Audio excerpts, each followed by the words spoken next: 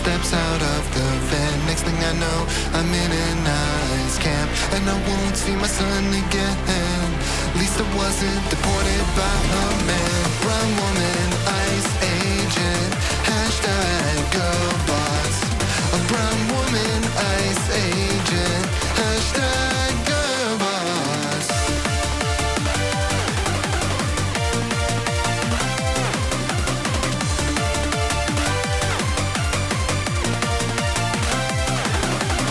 I got laid off by a woman CEO.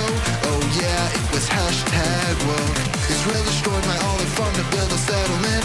Thank God the IDF has gay soldiers in it. We'll continue bombing Yemen. It's fine, the Pentagon will be led by a black man. Don't you know the world's inherently violent? That's why we need more women drone pilots.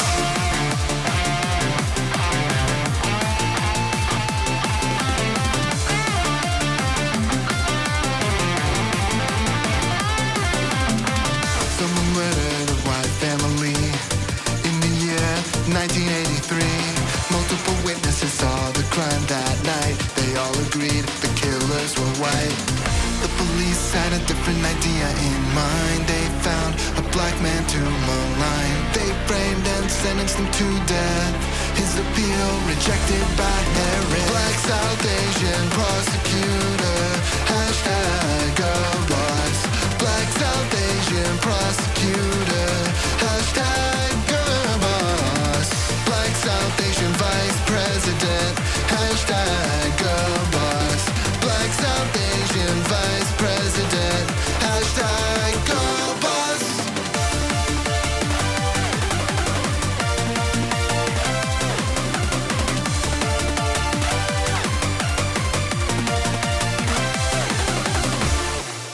What's going on, everybody? I hope everyone's having a fantastic evening, afternoon, pre-noon, no matter where you are in the world. I'm Hasan Piker, and this is the HasanAbi Broadcast coming to you live from sunny California, Los Angeles. Folks, we're live and alive, and I hope all the boys, girls, and envies are having a fantastic one, because today is a beautiful day. Today is a wonderful day. Today is a very special day. Now, you might be thinking, Hasan, is it a special day because you got an ascot on? It's not an ascot. It's technically a keffiyeh bandana. This way I get to wear a keffiyeh, but also at the same time, don't have to wear a big keffiyeh, you know, that type of situation. Or you might be thinking to yourself, Hasan, is it a special day because you went out last night, you're feeling good, you went out and you socialized with people, and you remembered what it's like to be a human being, what it's like to be around friends and peers. No, that's not the real reason, okay?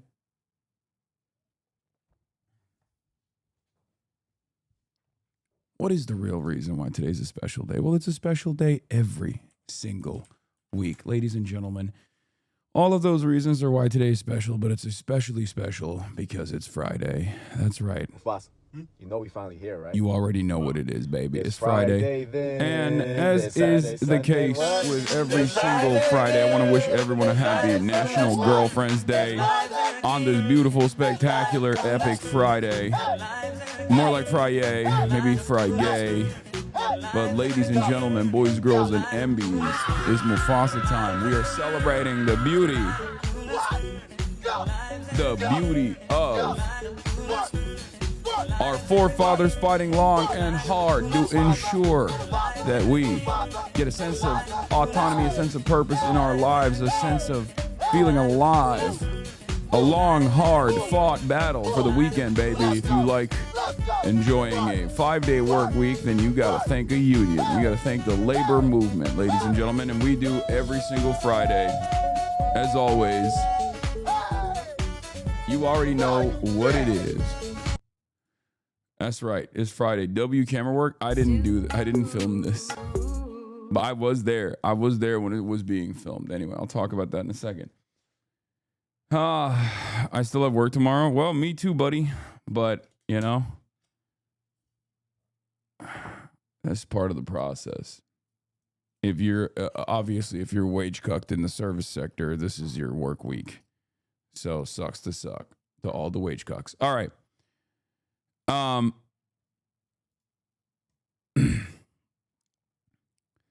Trump is firing the commissioner of labor stats. Nice. Okay, we got some big discrepancies that came out. We'll obviously be talking about that and a lot more, but this is the part of the broadcast where I tell you about my personal news about what's going on in the world of HasanAbi Piker in between the time period where I press the stop streaming button and press the start streaming button. So help me God, that's what I'm gonna do. If you think my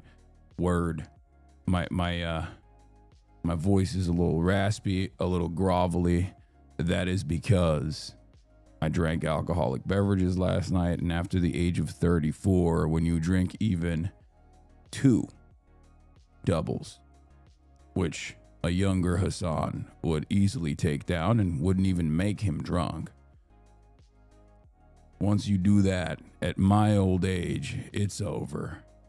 It's over. I woke up not in a new Bugatti. You were piss drunk. Were you piss drunk and shouting? No, I was not piss drunk and shouting, but Unc was dying. Unc was dead. Unc wasn't having a good time. I mean, Unc was having a great time last night, but Unc is not having a good time right now. But we'll be all right. Bro, stop exaggerating. You're not 70. It doesn't matter. It doesn't matter. Because I feel like I'm 70. Anyway, last night I ended the broadcast, as you guys all know, early, a little bit earlier than usual, but many of you are already used to it by this point. It's friggin' half day Hossie over here. You know what it is, right? And the reason why I ended the broadcast early, is because we had to shoot the Fear End podcast. You already know, greatest podcast out there, greatest podcast in the world. No podcast comes close to it. Except for apparently The Yard, which is what Cutie Cinderella is fucking listening to every goddamn time I get in her fucking car, but that's fine. It's neither here nor there. It's all good. It's all good. It's fine, you know. Oh my God, Vocal Fry, did you start HRT? Yes. I'm transing. I've never stopped HRT when you think about it. I've been doing HRT for the past 6 years, so. The Jojo Siva voice, what? I've been on the HRT tip. Because I have, why would she listen to her own podcast? I don't know. I wish she would. I've been, what is the Jojo Siva voice? I don't know what that is. Anyway, listen. Yeah, we did the podcast. We ended the podcast. And after the podcast was done, I went to Tara Yummy's birthday. There it is. I got a sticker. I went to Tara Yummy's birthday and I got the sticker. Tara Yummy's birthday. I got the sticker. I got a condom. I got a I Heart Tara Yummy condom. And I got an I Heart Tara Yummy lighter. Well, hold on. We'll do it with the left hand so you can see. Look. Look at that. Yeah.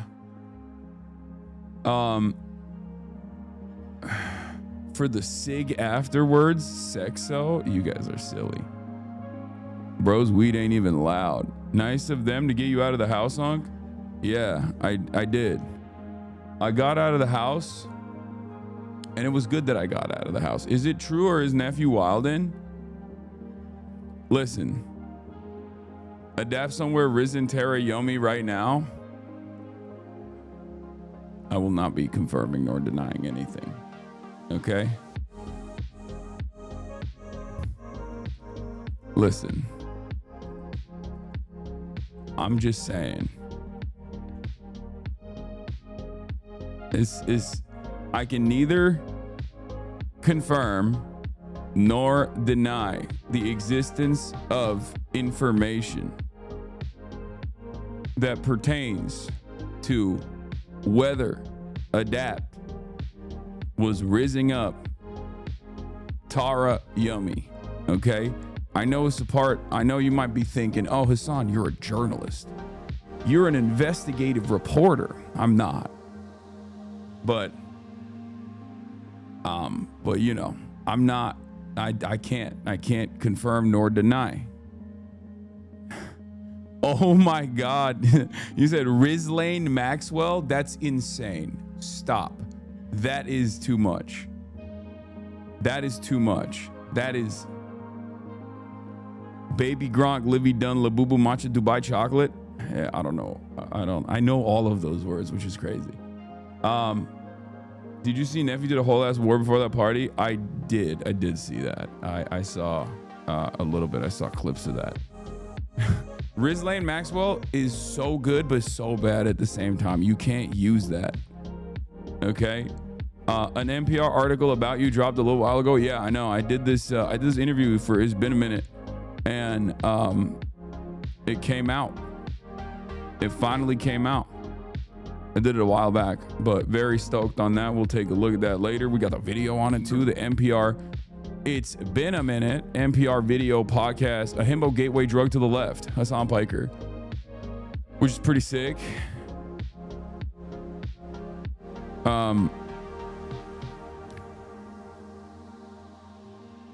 But yeah, personal news wise, ladies and gentlemen, had a great time last night. Saw a bunch of friends, saw a bunch of peers, hung out. It was great time. I drank I had to drink a little bit because I made a promise to Tara that I was going to party a little bit, you know? And I did. And even a little bit is just a lot bit for me, you know? Does this look like HasanAbi? I think it does a bit, brother. Which one? I don't think I look like either of these fools, but they are swagged out. I mean, they look incredible.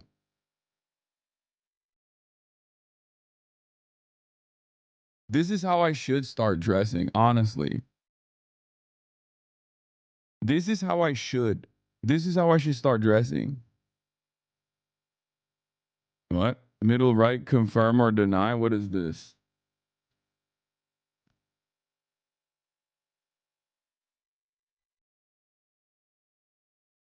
What is this? Middle right? What are you talking about? No party like a Tara Yummy party? What?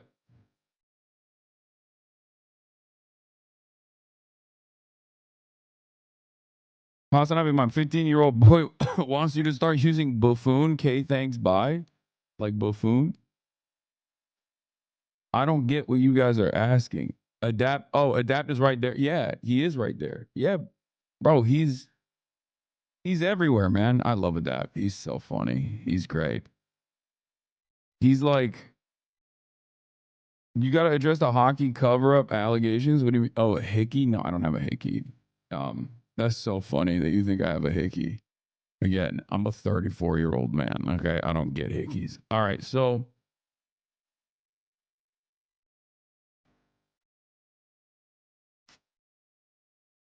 just so you know, Trump's going to pull something like that. Oh, El Salvador approves indefinite presidential reelection, extends presidential terms. Yeah. But he has a hickey Lamont. No, I mean, I can show you what, no, this is a new thing I'm trying, guys. Stop. It's a new thing I'm trying. Why do you have to fucking blow up my shit? I didn't want to wear a big keffiyeh. And I feel like if I just wear a bandana that is keffiyeh patterned, it's like, it gets the job done. You know what I mean? Can you guys chill? It's called fashion. God, you want to fucking blow up my shit every time, dude. Every time. God forbid a fella wants to do something new. Oh my Lord. Oh my Lord. Immediately. I'm like, oh, dude, you're expressing yourself? You're gay, dude. Stop. You're You're gay. You're lame. Stop doing it. Yeah, maybe I want to look like a little French man, okay? Like a little French gay guy, all right? Maybe that's what it is. Maybe I want to look like I'm in Scooby-Doo. Okay? What if I want to look like I'm in Scooby-Doo?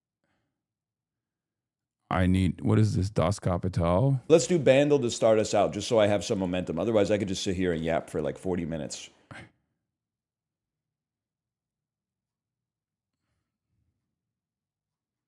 Just saw the clip of you explaining the labor theory of value without knowing about it. You need to read Das Kapital. Honestly, brother, it sounds like I don't need to read Das Kapital. It sounds like I simply derived it from base principles and That's fucking awesome. Bayesian priors. If anything, they should get me to write the foreword for the next edition. Marx, hit me up, bro. Okay, we don't have a blast off meme, it seems. Is Karl Marx on Instagram?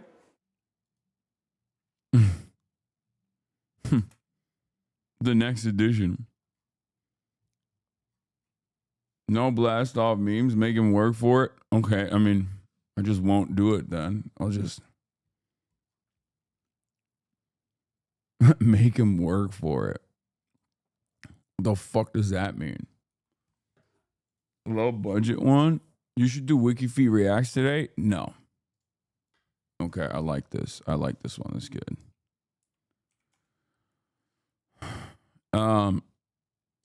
Trump moved nuclear subs near Russia. No, I know. We got so much. I know. I got that on there too. I got so much in here. If not mistake, I think CBP announced today they're closing, which I think funds NPR and PBS, the Piker Broadcasting Service. The Piker Broadcasting Service is still live and alive. Do not worry. Okay? Every day. Scott Jennings deserves the chair. Oh, dude, don't even get me started on Scott Jennings and what he deserves, okay? Scott Jennings, oh my Lord. Yeah, once PBS is completely crippled, then Piker Broadcasting Service is like the one and only, the only real PBS out there. You know what I mean? That's how this works. Chat, no sidetracking. I will cut you. I don't know why you said that. That's a little aggressive. Anyway, this is Friday, everybody. And as is the case with all Fridays, we have immaculate vibes, okay? Immaculate vibes.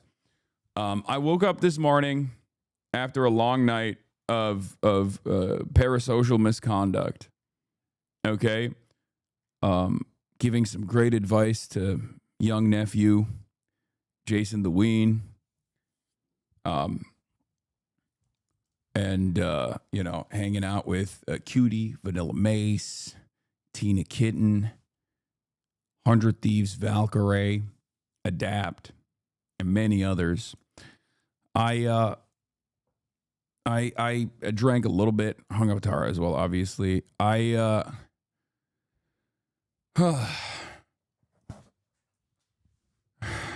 left early, I will admit, because I'm an old man. And Thursdays are my worst days because I ship.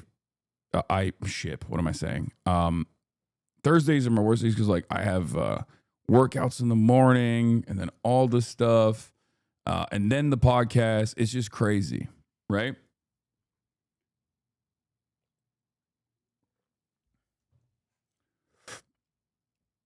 Was that fight real with FaZe? No, none of that is ever real. What are you talking about?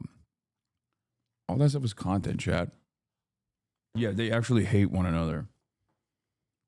Why not shift a work day? It just doesn't work. It works out the way that it does. The only time we have for the podcast that everyone has it's just Thursday night is the best time for everyone in the pod. It is what it is. So I have to go along with it. But yeah. Saw you've been doing half days though. Have those been more relaxing? No, not really. I mean, I haven't really been doing half days. My half days are still 7.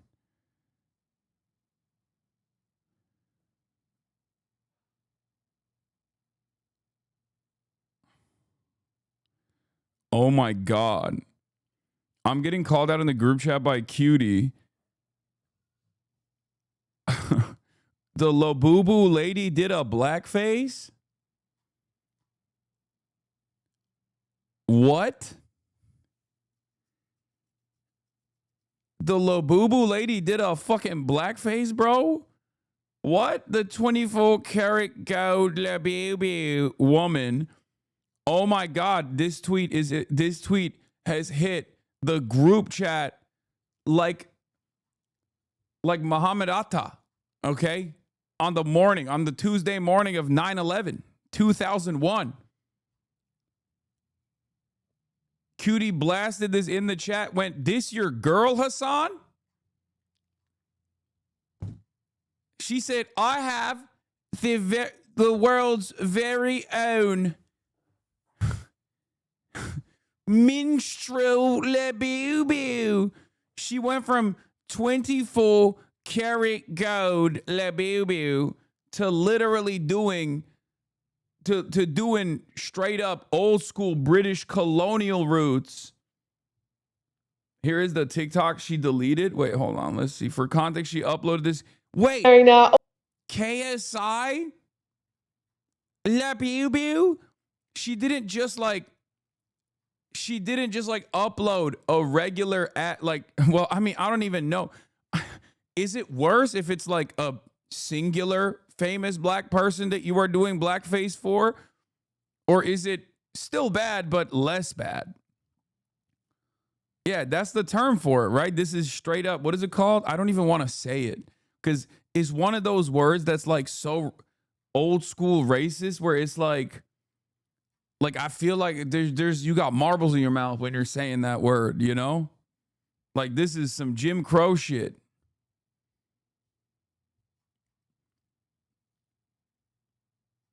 Yeah, it's bro. Oh, brother, what the hell? This is crazy. For context, she uploaded this KSI Labubu and deleted it 10 minutes later after backlash and is repeatedly saying she's not racist and blackface was not her intention. And I truly believe there were so many paint options just before picking up the black Sharpie. Of the world's first KSI Labubu. That's crazy, bro. White people are an unstoppable force. I swear to God. I know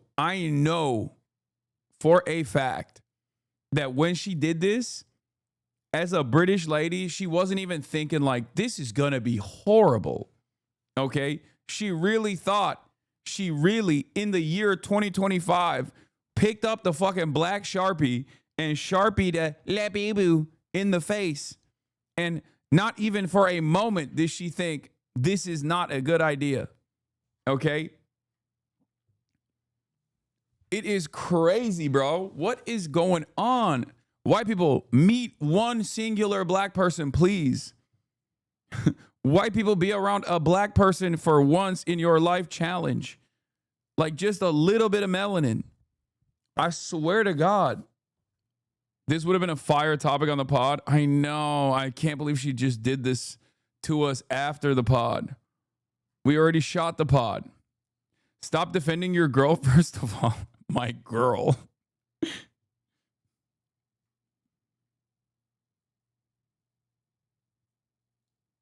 I don't understand. I do not understand what goes on in the minds of people where they just go, this is good. What is KSI? I'm old. I don't get it. No, you're just not British. That's why you don't get it. KSI is probably the most famous British YouTuber. He's black. And he is the most famous British YouTuber. But that, like, her saying this is a KSI baby is just irrelevant to the conversation, okay?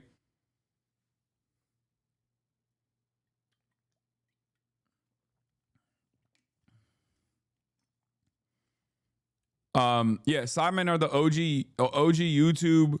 KSI is famous for being bald. And also probably the most famous, might be one of the most famous bald men in the UK, and certainly the most famous content creator from the UK in general. Nah, pushback hairline, bro, come on. Okay, yeah, he's also the most famous rapper. he's the most famous rapper from the UK. Hold on, let me give you a taste of it, okay? I know he like sometimes DMCA's people, I think, when they make fun of their music, but I'm just gonna show you like the best part. That's it. I don't know nothing, but no knows I see it. I'm in the thick of it. Everybody knows. They know me where it snows. This is peak. This is peak. This is peak. 116 million views, bro. This is peak. Anyway, I don't know why I'm also I mean, I don't know why I'm shitting on the guy. He just got hate crimed a little bit. But but yeah, this is crazy. My 9-year-old loves this song.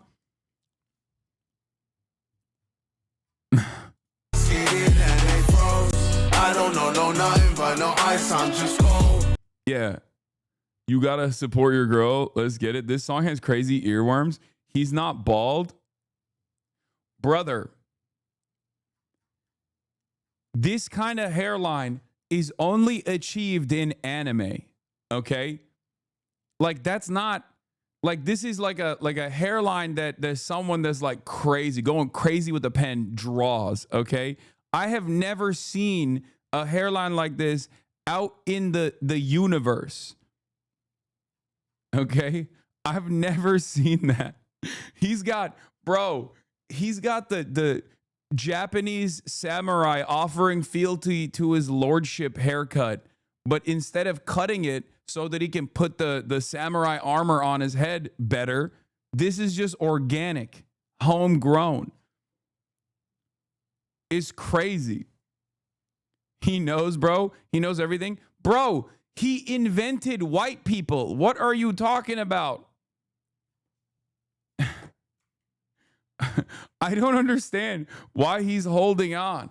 Just either it's like go to Turkey, man. Go to Turkey. Either go to Turkey or just, you know.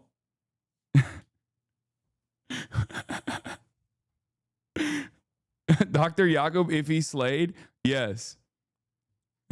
Dr. Yakub, but instead of inventing white people, he invented rap music. 40 something million songs or so I've been told. Anyway.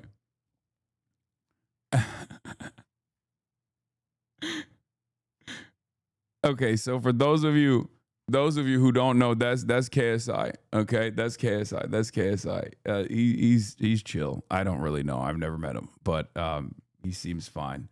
He's had some oopsies, but honestly, for my metric, it's like if you're a big content creator for many years, if you only have like a couple oopsies and no like serious crimes, you know what I mean? Then you're probably the best it's gonna get, right? You're not playing the best part. I don't want to do it to you. I don't want to do that to you. I don't want to do that to you. You're not playing the best part. Okay, you guys literally want it. You want the smoke. You want the devastation. From the screen to the ring.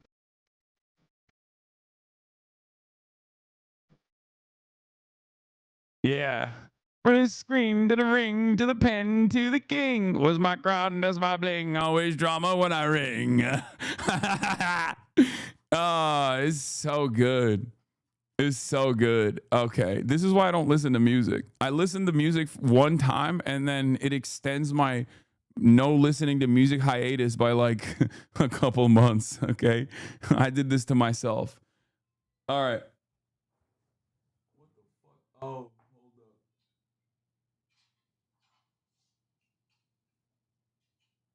Hold on. I gotta deal with something real quick. Anyway, we're getting started.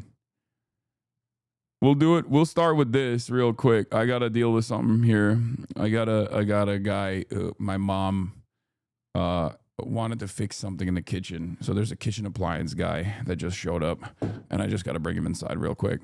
Greatest rule of thumb, of course, is that if you have to call yourself masculine or alpha, then you probably do not exhibit those qualities in general. People keep asking me whether or not we need a Joe Rogan to the left, or whether or not I am the Joe Rogan of the left. And I keep repeating to the Democrats, at least, that like a Joe Rogan is not going to solve their problems.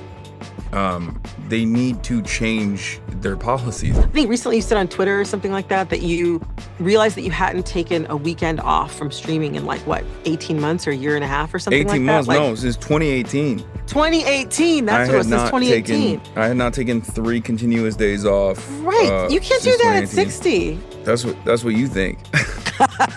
Sure. All right, y'all, if you are a regular listener to this show, then you know that for the past couple of years, I have been very interested in the state of masculinity. We've talked about the rise of bro podcasting, the male loneliness crisis, male body image, and there is one man that I think embodies all of these conversations, Hasan Piker. Oh, damn, the grays came immediately, right as soon as I got up. That's crazy.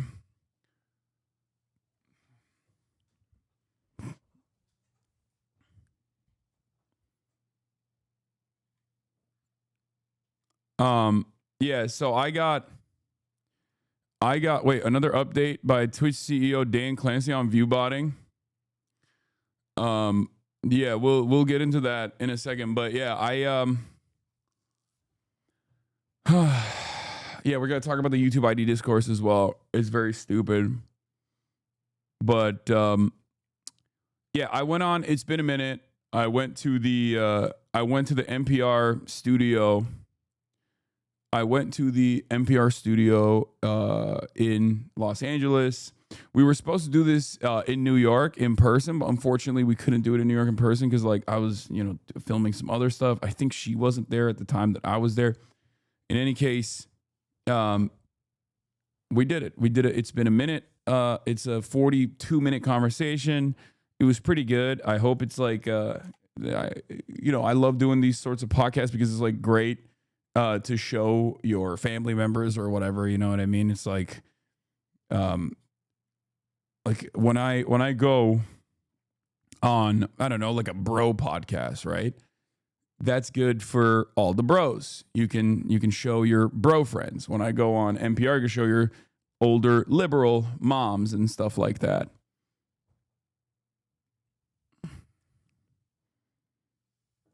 But yeah, we did this.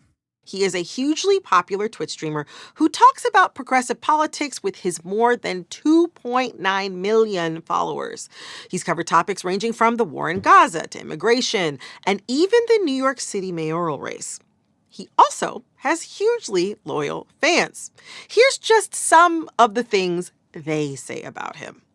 Shaka143 of TikTok says, "Tell him, Habibi." Swept the Leg from Reddit says, "He is a himbo gateway drug to leftist thought."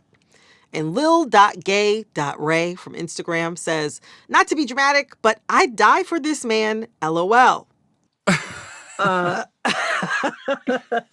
Hasan, I don't know if I've ever heard the term himbo gateway drug before. Is that how you describe yourself? Yeah, I think that nails it, I guess. What is this? The description, not to be dramatic, but would you die for Hasan Piker? For some of you, Hasan Piker needs no introduction. He's one of the leading voices in progressive political content online, boasting a massive 2.9 million followers on Twitch alone. He's polarizing, charismatic, and kind of a bro, and his fans love him. Just take his Instagram comment, for example. Not to be dramatic, but I'd die for this man, lol. With all the discourse about young men flocking to the political right because of online commentators like Joe Rogan and Theo Vaughn, some have started asking if Piker is the Joe Rogan of the left. A fan on TikTok did refer to Piker as the himbo gateway drug to leftist thought. Just gateway drug to empathy. Gateway in drug to a empathy. himbo format. I will say, I do think that this is a super useful example to get into something else that is kind of going on. You haven't just gotten attention for your politics. There's also been a lot of talk about your specific brand. Dude, Schizo Abe, dying for an online commentator is not revolutionary. Yeah, man, it's a joke. I don't know if you know this, but you know what's revolutionary? Taking an Instagram comment seriously. That is the peak revolutionary form right there. Masculinity.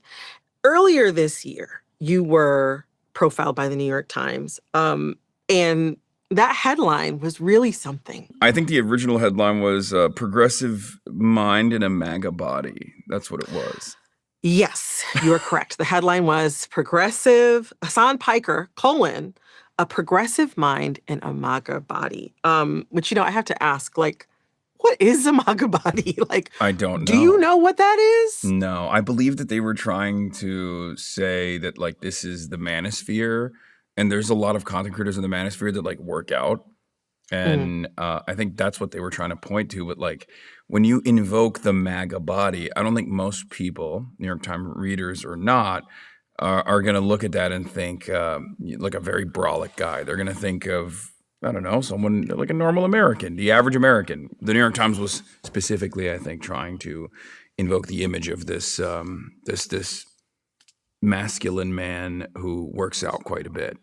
I find it interesting, perhaps the everyday person might think of a MAGA body as like, an everyday person's physique. Yet, it sounds like that headline kind of tied masculinity to a certain type of physique or masculinity to MAGA in a really specific way. For sure.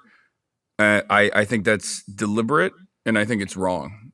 For which, like, I don't think masculinity is associated with MAGA. I don't even think masculinity is necessarily associated with working out.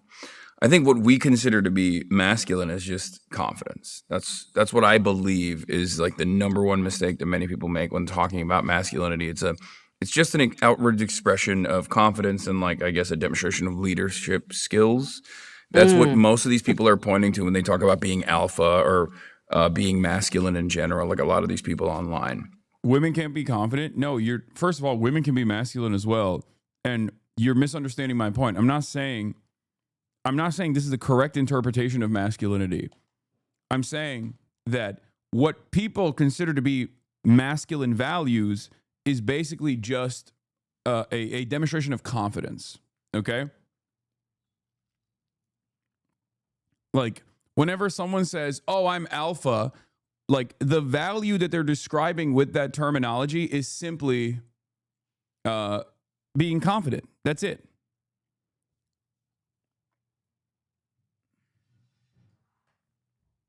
And it's ironic because none of those people are actually confident.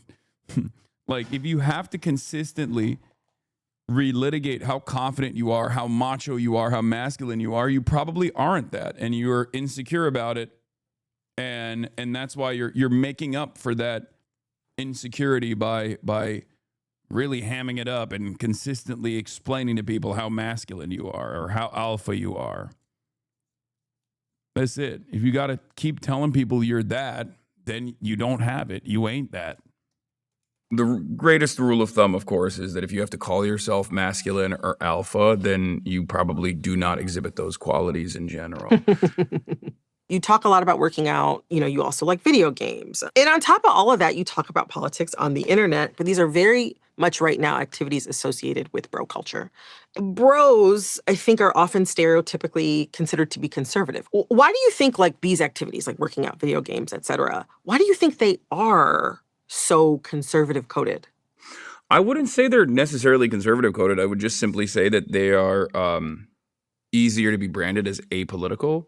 I mean, there's a very funny long-standing joke or meme in the gaming sphere where people will say, "Oh, why do you have politics in my video games?" Like, get politics out of my video games is like this rallying cry from Gamergate onward, and it usually is deployed at any video game that has like a black female protagonist, and then immediately that's like being considered as political. It's like the two genders, white man and political, and these guys will unironically say things like Call of Duty is not political, or Call of Duty wasn't political until there was like a black woman in it. Yeah, they just don't understand that like Call of Duty has of course always been political. I mean, it's sometimes making a criticism of American imperialism. In other instances, it's quite literally defending American imperialism, but it's never not political. It's just that a lot of guys don't read it as politics when it's something that they agree with or aren't putting much thought into. And I think that's what happens in a lot of these spaces for a lot of these hobbies is that we cede territory to right-wing actors because they get to angle it as though they're above the interests of politics. Don't try to read too much into this thing. Just enjoy it. which is interesting because I kind of do that as well. Like I say that same thing every now and then. Like I had Dr. Abdul El Sayed on yesterday. He's running for senator in Michigan, in the state of Michigan. Yeah. He's great. He's also kind of a bro himself. He loves working out. I've seen him post All-American. about it online for sure. Yeah.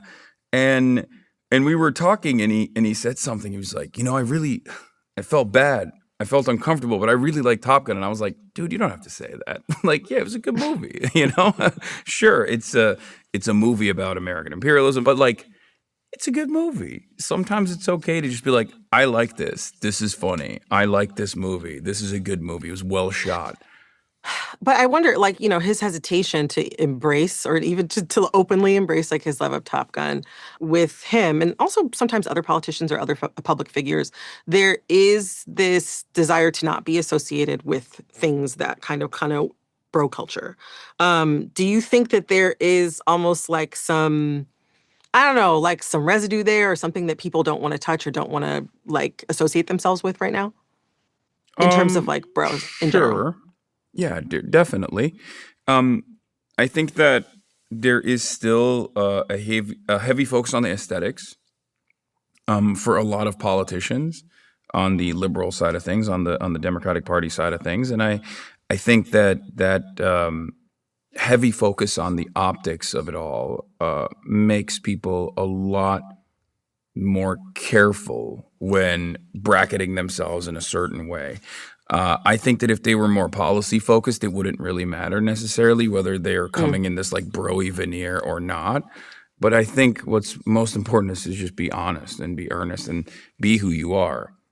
That's what I am, at least. And that's why it's always funny when, the New York Times is writing about me and they ask me like, do you feel like this is a carefully crafted, perfectly balanced out character that you've created? And it's like, no, it's just I just grew up playing video games. I like playing basketball.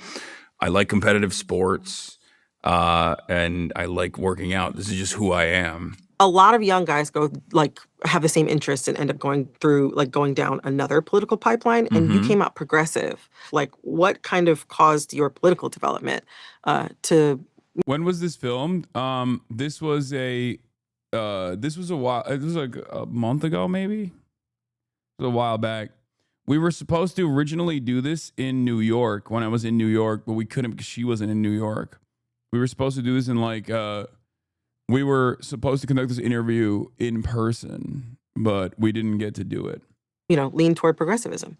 I mean, growing up in Turkey, I always had a much more liberal slant, I would say, especially because I saw the formation of the Erdogan coalition, the Erdogan government, and I saw the repressive nature of conservatism. One of my first interactions with government repression in general was when Recep Tayyip Erdogan sued one of the cartoon newspapers that I used to read with political satire. And that's when I was like, whoa, this is messed up. I don't really like this guy. Outside of that, I growing up in Turkey, always had an anti-imperialist slant. Brother, can you suck your own dick, pussy? Yeah, I can, actually. Don't care, bitch. Dude, lose 100 pounds. You're a tool, bitch. The fit is gay. Fit is mad gay. Can't lie. Don't fucking care about that broad. Don't care, bitch. Dumbass Turkey. German Turk shouldn't be a thing. Damn, this dude is so funny. Fuck bitch-ass Israel and bitch-ass Palestine. This guy is just like an equal opportunity angry man. He just hates everybody, I think, and himself. W.I.'s L Tortillas. Fuck Jason the Dweeb. Okay, well, that's a bridge too far. You get clapped for that. Okay? Disgruntled centrist? Yeah, not nephew. You can't do that. Yeah, 2018 account, 40 years old. I had to move my couch and recliner earlier, but I accidentally dropped it down the stairs. I witnessed the fall of the ottoman. Okay, good one, dude. I'm sure it was as devastating. How much of the current men's rights movement, which are associated with hate groups, only have oxygen because leftists don't take that space? No, I don't think it's because leftists don't take that space. I mean, I do. here's what I think about leftists not being able to quote unquote take up space. If you are on the left, on the political left, you are not being represented by party politics. You're not being represented by the liberal media ecosystem. You are, as a matter of fact, considered antagonistic to both the left flank of media. This isn't to say that they're leftists, liberals, right? And certainly considered public enemy number one to the right flank of the media. This creates an environment where you're catching it from both ends and you're just basically on an island by yourself. Okay? Right-wingers, no matter how far right they are, can still be elevated by the and represented by the right flank of media. Okay? That's the difference. This is precisely the reason why you don't see a lot of like leftist commentary in these spaces, because right-wing commentary, no matter how far right, still gets elevated all the way up to Fox News. There is a closeness to what even someone like Nicholas Fuentes is saying with someone like the Fox and Friends people. You know what I mean? Like they are on the same. They're one might be a little bit more extreme than the other, right? And there are certainly some issues like blaming Jews where they're completely at odds with one another. But overall, their worldview is close to one another. There's a closeness to it. Whereas for liberals don't want even basic social safety net expansion. Like liberals in the media, by design, as a consequence of their job, as a consequence of like what their role is in society, do not even want to present modest expansion of these social safety nets. And this is precisely the reason why people like Tucker Carlson get to flood the marketplace with commentary on Gaza, for example. Anti-Zionists who are on the left, anti-imperialists, anti-Zionists, have been talking about this issue for decades, myself included. But the most prominent voices in American discourse right now, American political discourse right now on what Israel is doing in Gaza are all right-wingers, and that is by design. The reason why it's all right-wingers isn't just because like the media wants or is more comfortable with right-wing voices as opposed to like leftist voices. That plays a role in it. But I think like that major motivation from even liberal outlets in general that will every now and then with sympathetic people that work in places like NPR, like such as this interview, right? They'll drip feed people like myself into these top rosters and my worldview into these like platforms. But I will never have the same placement as like Scott Jennings, right? Or someone who has my politics will never have the same consistent placement on liberal outlets in a way where even like the Podjohns can get it. You will never see Tucker Carlson's position on Israel on Fox News. Yes, but also Tucker Carlson came from Fox News, right? Like he is the perfect example of this, where like he already is an OG Fox News demon. He is a Fox News manufactured creation. Like they made Tucker Carlson. They gave him the largest platform he could possibly have, and then he took that influence and he took that platform, and now he can do stuff on the independent side, and he still carries a lot of weight with his voice. This is what happens. This is usually what happens. This is how right-wing voices are so much more prominent than left-wing voices, even on the independent media side.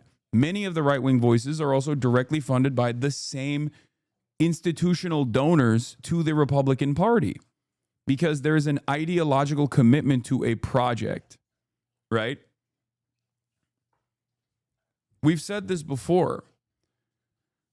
I talk about this all the time, but it's like, if you want to do a real left-wing broadcast, it has to be grassroots, because no institutional donor is ever going to fund a media initiative that revolves around dismantling a system that they benefit from, a system that they have designed, a system that they are purposefully participating in.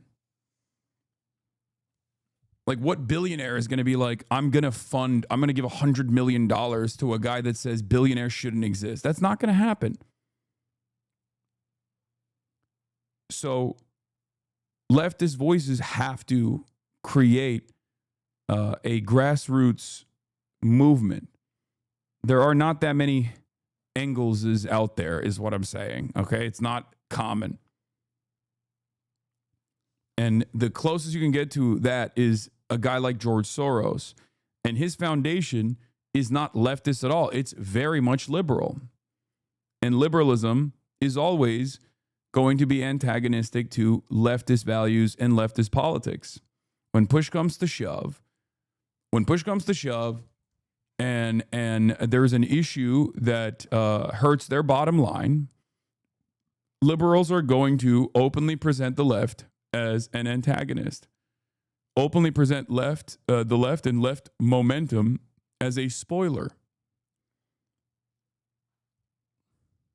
Which is a given usually for people on that side of the planet who are privy to the negative consequences of American empire, who get to experience it firsthand, or at least secondhand. But when I came to the United States of America, I think that's what was like such a radicalizing moment for me. It was healthcare. It was the ambulance bill that I got when I was in college. I was like, this is insane. What happened? If you can share. If not, understandable. I just blacked out. I didn't call the ambulance myself. I just woke up at the hospital, and then I saw the bill, and I was like, I can't believe it. And I already had this attitude that a social democracy is perhaps the best possible way to go about things, because I came from Turkey. I saw the importance of public education, free public college, and a nationalized healthcare system. Even if it's not the best funded, it's still really good that it exists, right? That's the attitude that I had. And then when I saw private healthcare here, I was like, oh, it's over. This is the worst thing on the planet. We need to put an end to this immediately. Whoever is doing this, they need to stop, was my initial attitude. I could see how that would be a complete shock if it's something you never had to think about before.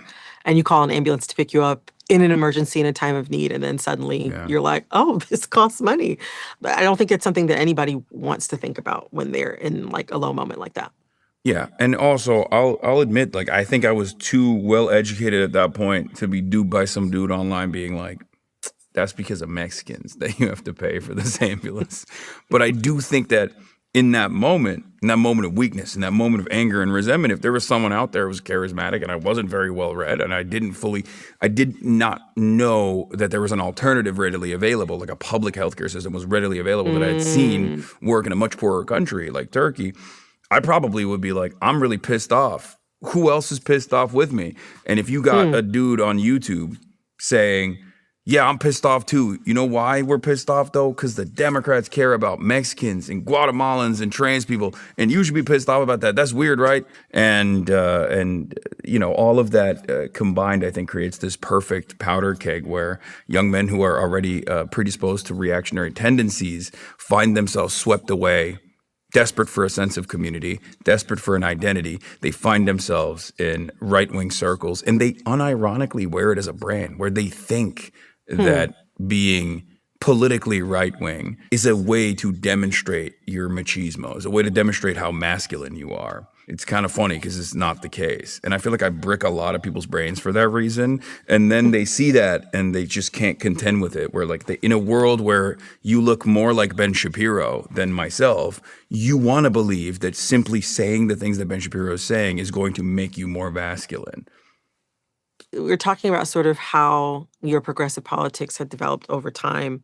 And speaking of your politics, like you have done interviews with AOC, Bernie Sanders, Zohran Mamdani, but also you've sat down with figures like Theo Von, and most recently, at least at the time of this conversation, the Nelk brothers, the Nelk or boys. the Nelk boys, right after they, The Nelk right brothers. after they had interviewed Benjamin Netanyahu. Yeah, that was crazy. That was something. It was something. What's your thought process behind engaging both progressive politicians and people who share similar politics to you, as well as, more conservative or questioning figures like, the Nelk Boys and Theo Von? So I bracket those guys off as like, I guess, apolitical. Like in the, they represent the median voter quite well, as a matter of fact, especially Wait, with how. you mean you just to pause, you mean you bracket someone like Theo Von more as apolitical, or you consider the Nelk Boys apolitical as well? No, you think they're conservative. I'm saying that they're conservative, but they're not a mouthpiece for the party in the same way that like the Daily Wire is, or the same way that Charlie Kirk is. So those guys are. Nelk is probably at the tail end of this. Like that's the closest to the Daily Wire and the PragerUs of the world. Whereas like the Theo Vons and Andrew Schultz and all of these other podcasts, like they just kind of go along with the wind. And they will find themselves swept away with like right-wing sentiment. I mean, to a certain degree, one might even consider it to be grifting, I guess. But I think it's more so just like someone who doesn't have a well-defined political worldview. The reason why I consider them in a separate category than like the Daily Wires of the world and the Charlie Kirks of the world, the Fox News of the world, is because like those guys are deliberately doing right-wing political propaganda, and their entire job relies on them being a consistent defender of the Republican Party and reactionary thought, whereas a lot of these other podcasters, they will change their attitude. While they command influence and attention within the base of support for the Republican Party, they will change their perspective. As they'll jump ship, I guess, far before any Republican commentator ever would. They're easier to convince, and therefore their audiences are easier to convince. Is that something you take into account then when sort of like debating these guys or having or like, streaming with them or talking to them? Yeah, absolutely. It's definitely something I take into account. What is this comment? Is this the guy Hasan who very much... So this is the famous Hasan who LARPs as a leftist but is really a Nazi at this point, much less tame than I heard.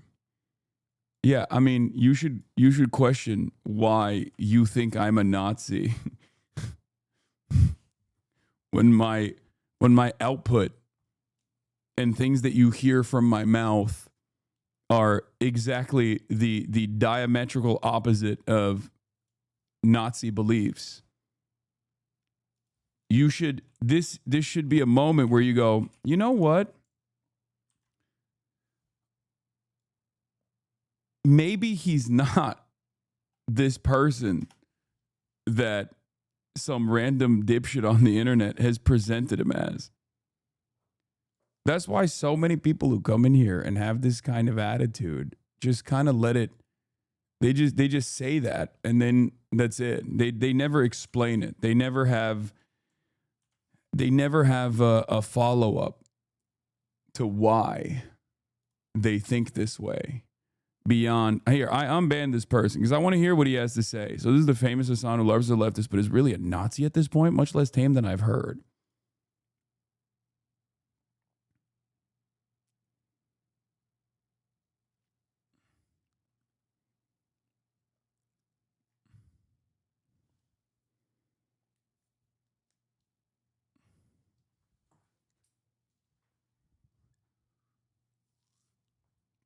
I suspect that if you were to dig deep and try to figure out what my worldview is, you'd find yourself agreeing with a lot more than you disagree with.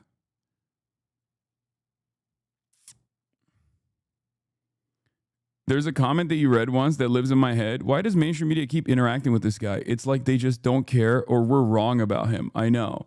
And it's really interesting because a lot of people don't just go, maybe this entire community that we've designed, not around real political opinions or anything, and just simply cultivated drama around this person is wrong.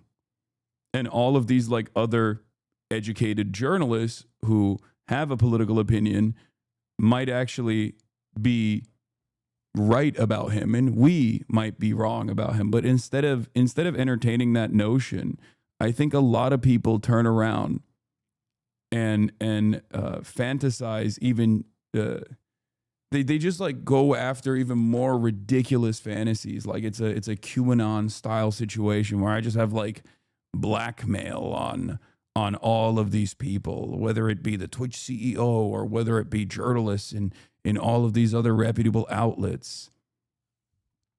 Or maybe perhaps all these outlets are wrong too. You know? Ladies, you paid $20K for this NPR interview? That's so funny. That's like when people say I'm on steroids. I take that as that's great. Thank you. Thank you for thinking that I'm competent enough to hire a PR team that is getting me all these media hits. And it's not just like my poor manager who is taking in all of these inbound requests that are coming in for these interviews.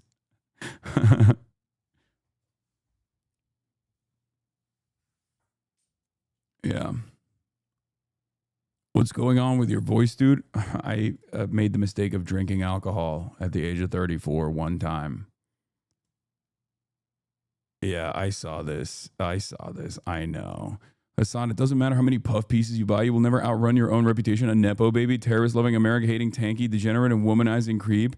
He for sure spends at least $20,000 a month on PR based on my experience. Based on my experience is so funny. Does that mean Ethan is paying $20,000 a month for a PR firm and they just haven't been able to like get him into any of these outlets? Is that what that means?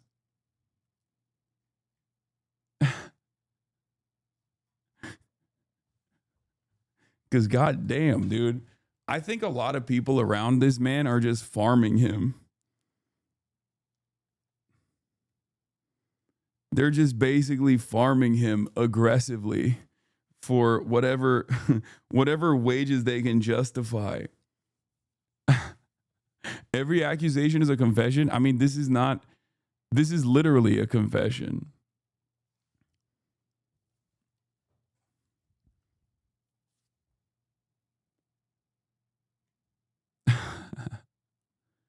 According to Taylor Lorenz, he's a meme in journalist circles because he keeps asking for a puff piece.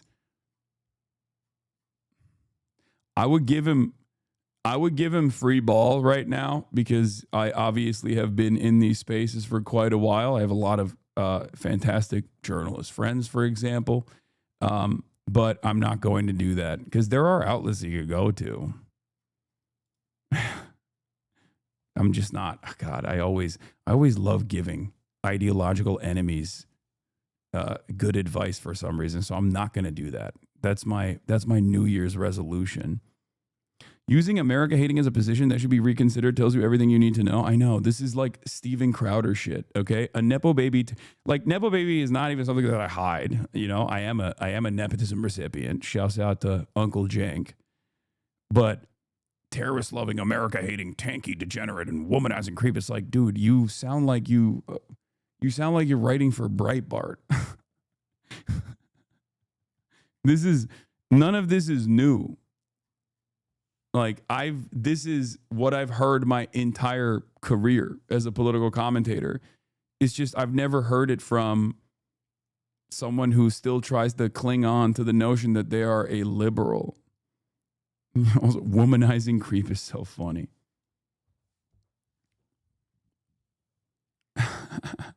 You hate America.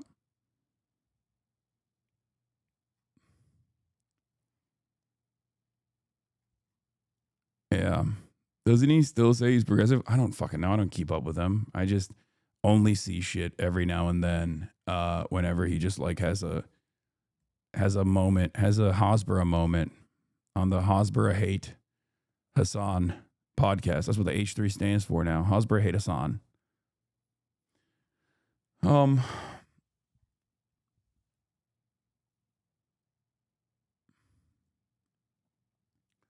Yeah.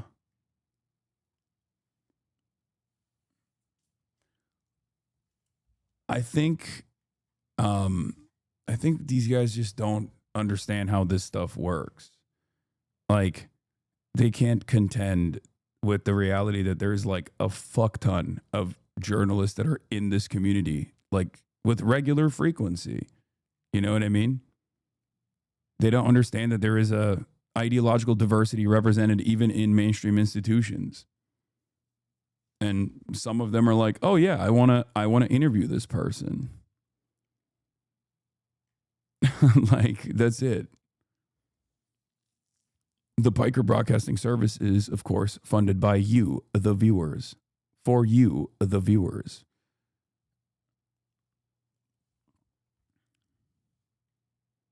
This one is funny, too. I don't even know what the critique is here. This is incredible. Hasan at various points refers to himself as a progressive social democrat, NPR for Zoomers. He says that his privilege allows him to do emotional labor of being more patient with people who have regressive or bigoted attitudes. I mean, it's literally true. And I don't say I'm a social democrat. I say my starting point was social democracy. I don't even understand. Like, this is just your failure to understand the point. Why do these guys get so ass mad anytime any of these outlets are like, yeah, we should do a, they think they can just like harass NPR and NPR journalists into submission. It doesn't work that way. Okay. These aren't like squishy liberal influencer types that are going to get really scared when they see like a fuck ton of brigaded comment sections. These are journalists who already eat that every day. Like they're hardened reporters who have already experienced an endless amount of hatred from the right. So when they see stuff like this, they know exactly what it is. You know, these are people whose ops are the president, and you're over here being like, this guy's bad. How dare you interview this person? It's like, okay, dude, good luck.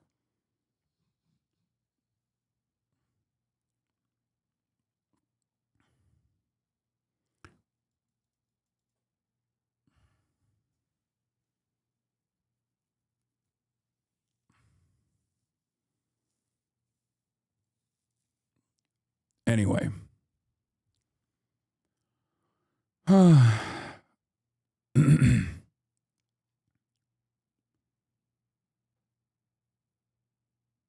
Yeah, Richie Torres is back on his bullshit. I know. We'll talk about that. Regarding PR, are you paying Hoscord and Hostwit $20K combined a month, or is it $20K each? I would like to know how much, so I should be requesting. Yeah. Bill me. Hasan, you got so old. That's what happens. You know, time passes. Seasons change. And last year I was 33, and this year I'm 34. I think what you, it's just a part of human nature. I don't know. I don't mean to freak you out, chatter, but you're also getting older every single day, as a matter of fact.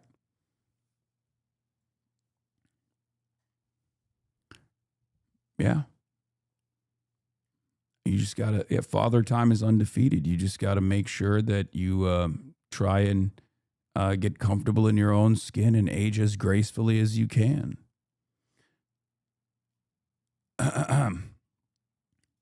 Where were we? Yeah. I am going to get into the news. This guy should start doing political commentary. He knows a lot. Oh, yeah. This guy that was being interviewed, I think he knows a thing or two. Yeah. He's been around the block a couple times.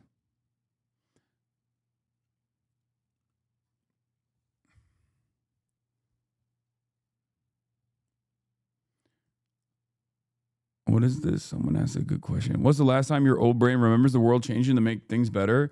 As recently as Zohran Mamdani's electoral victory in the Democratic primaries in New York, the dramatic attitude change where the Western world populations recognize the cruelty of Israel and the humanity of the Palestinians. These are all things that happen quite fast, as a matter of fact. It took years and years to get here, but the attitude shift almost happened. It's seemingly overnight, as opposed to for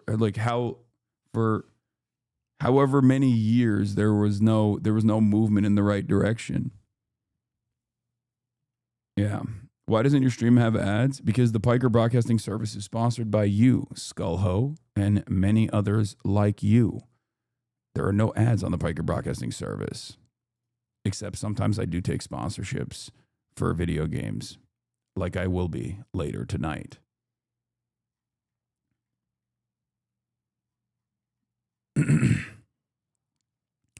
But yeah, let's get to the news. Because Donald Trump is doing the N-word, nukes, nuclear. That's right.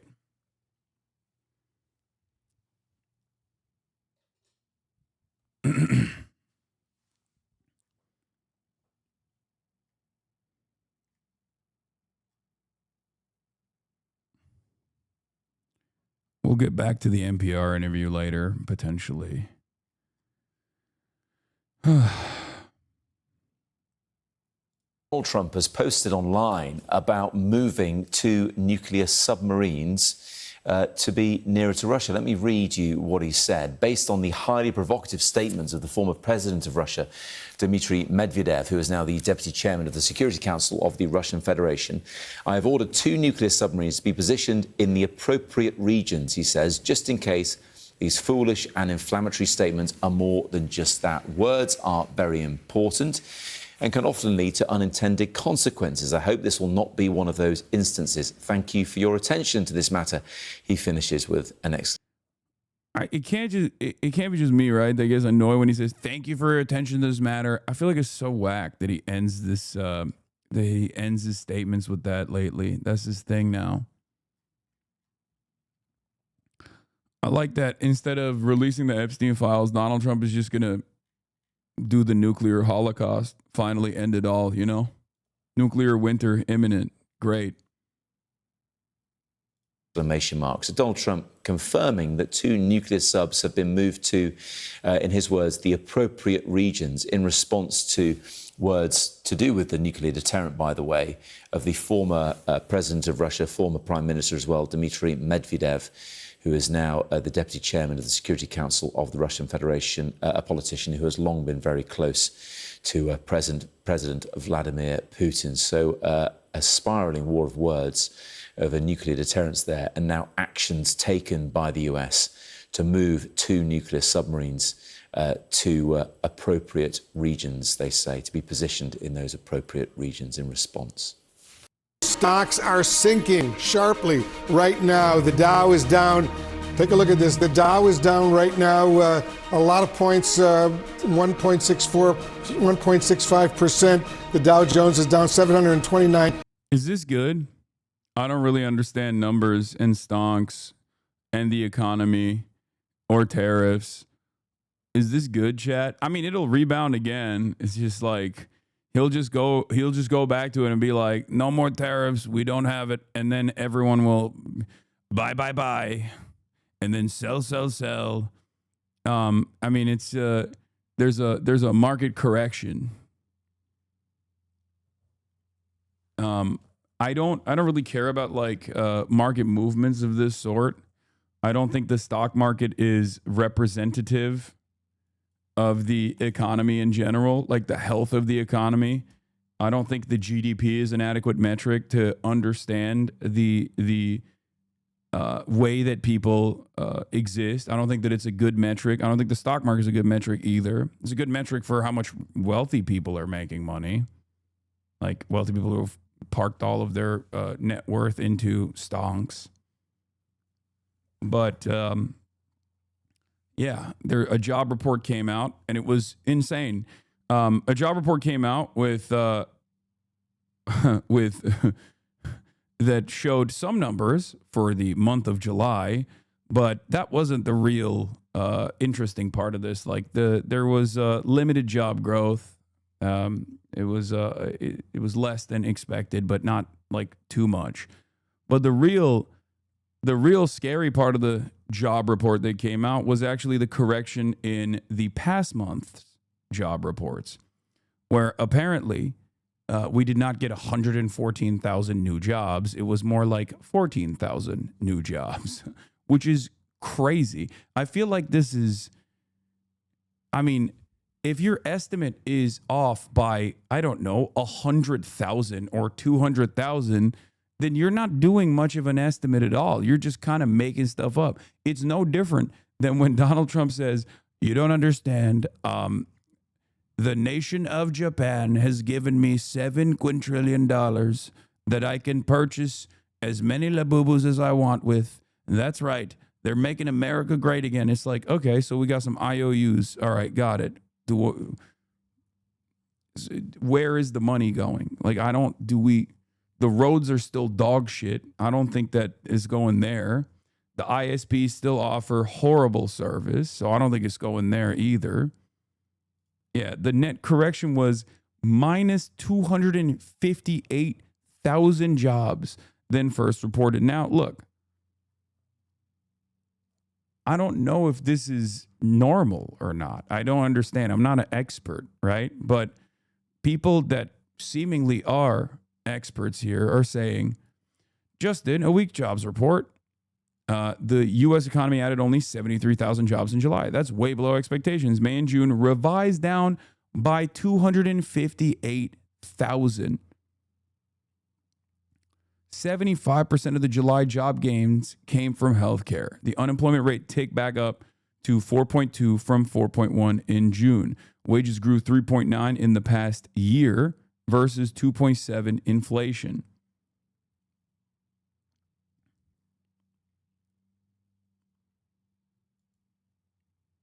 Heather Long continues, chief economist for Navy Federal, columnist at the Washington Post.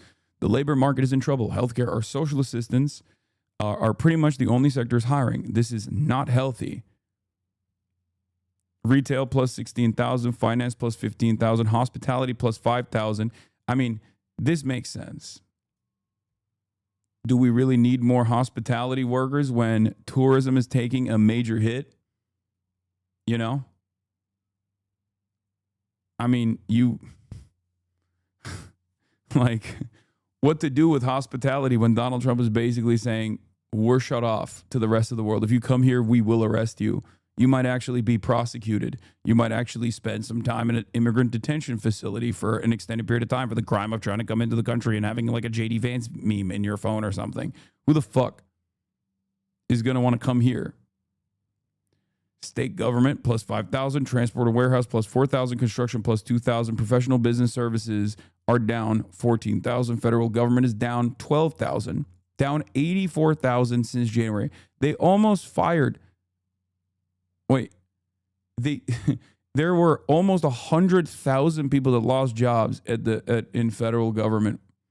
11,000 in manufacturing, directly tied back to tariffs and the tariffs mania, because on the one hand, with tariffs, the inconsistency and the instability might be good for Trump's close friends and associates that know that he's not going to pull the trigger on the tariffs or whatever. But obviously, foreign corporations that have manufacturing facilities on U.S. soil do not like that inconsistency. It seems like they will respond by downsizing. This is a predictable outcome, something that people warned about. Not me, again, not an expert, but experts have warned about. Local government down 3,000, information down 2,000. My company just had layoffs announced today. Jesus Christ.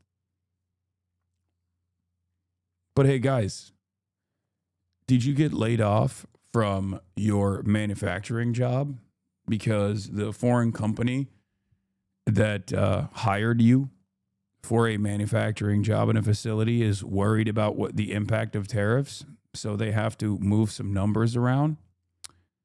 Fear not. You can become a fucking Gestapo officer. That's great. Can't wait until we have a nation that produces nothing except for pain and violence, both in terms of manufacturing weapons, of course, but also domestic pain, so that everyone can be a Trump-backed loyalist SS guard. Great.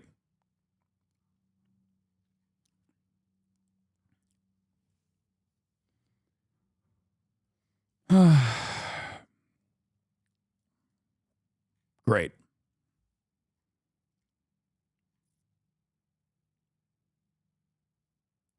I thought you meant like wrestling. No, I mean like literally. It's going to get to a point where the only jobs that are available are ICE agents, like snitch hotline person, concentration camp guard, brown shirt brigade. Great. Love that. Like arresting the remaining people that actually work in construction and things of that nature.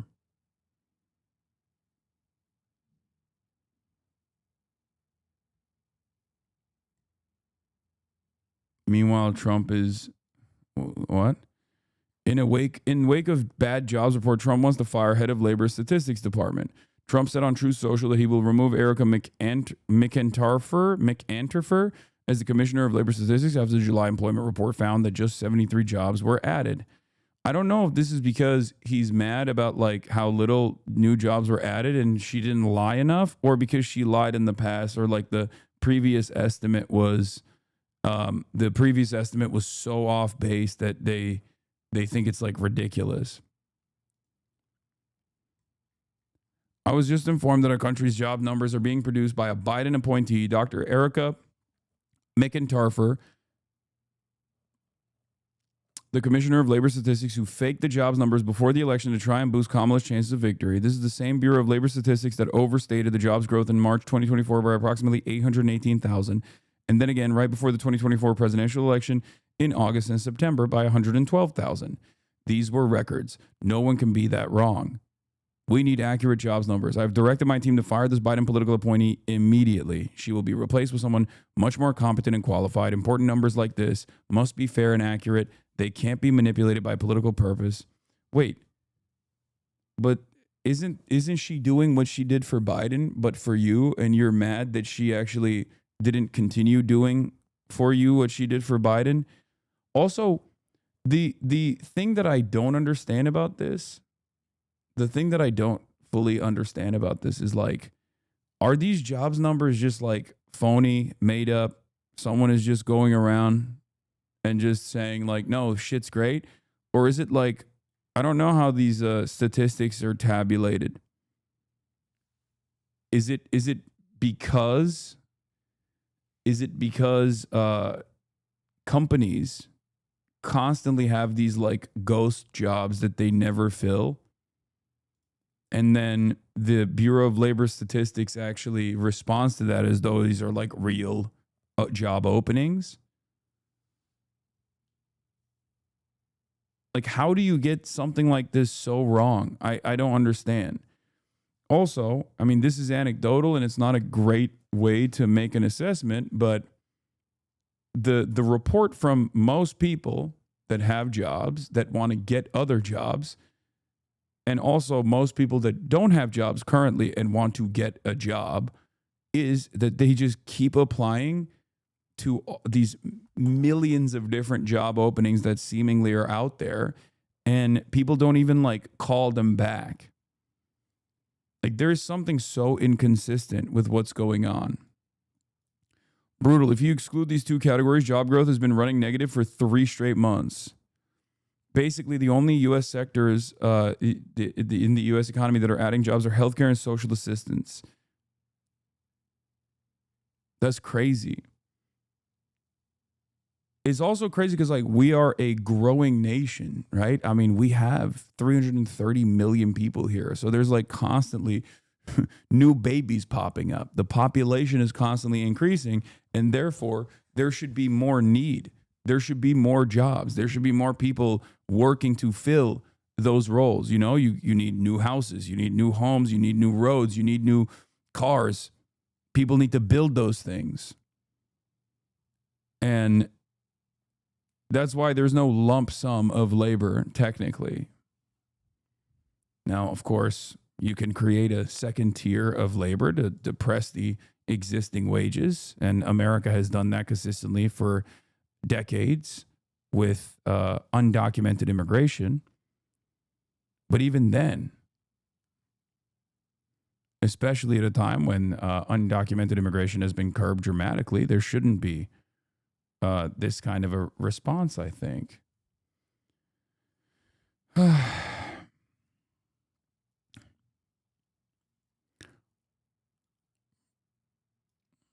Yeah, this is the other side of the story that David Dane correctly points to, which is that the only source of labor stability right now, the only sector of labor stability right now, healthcare and assistance, social assistance, is getting at least $1 trillion cut, with insurance being cut to 15 million people. So that growth will bleed in the coming months.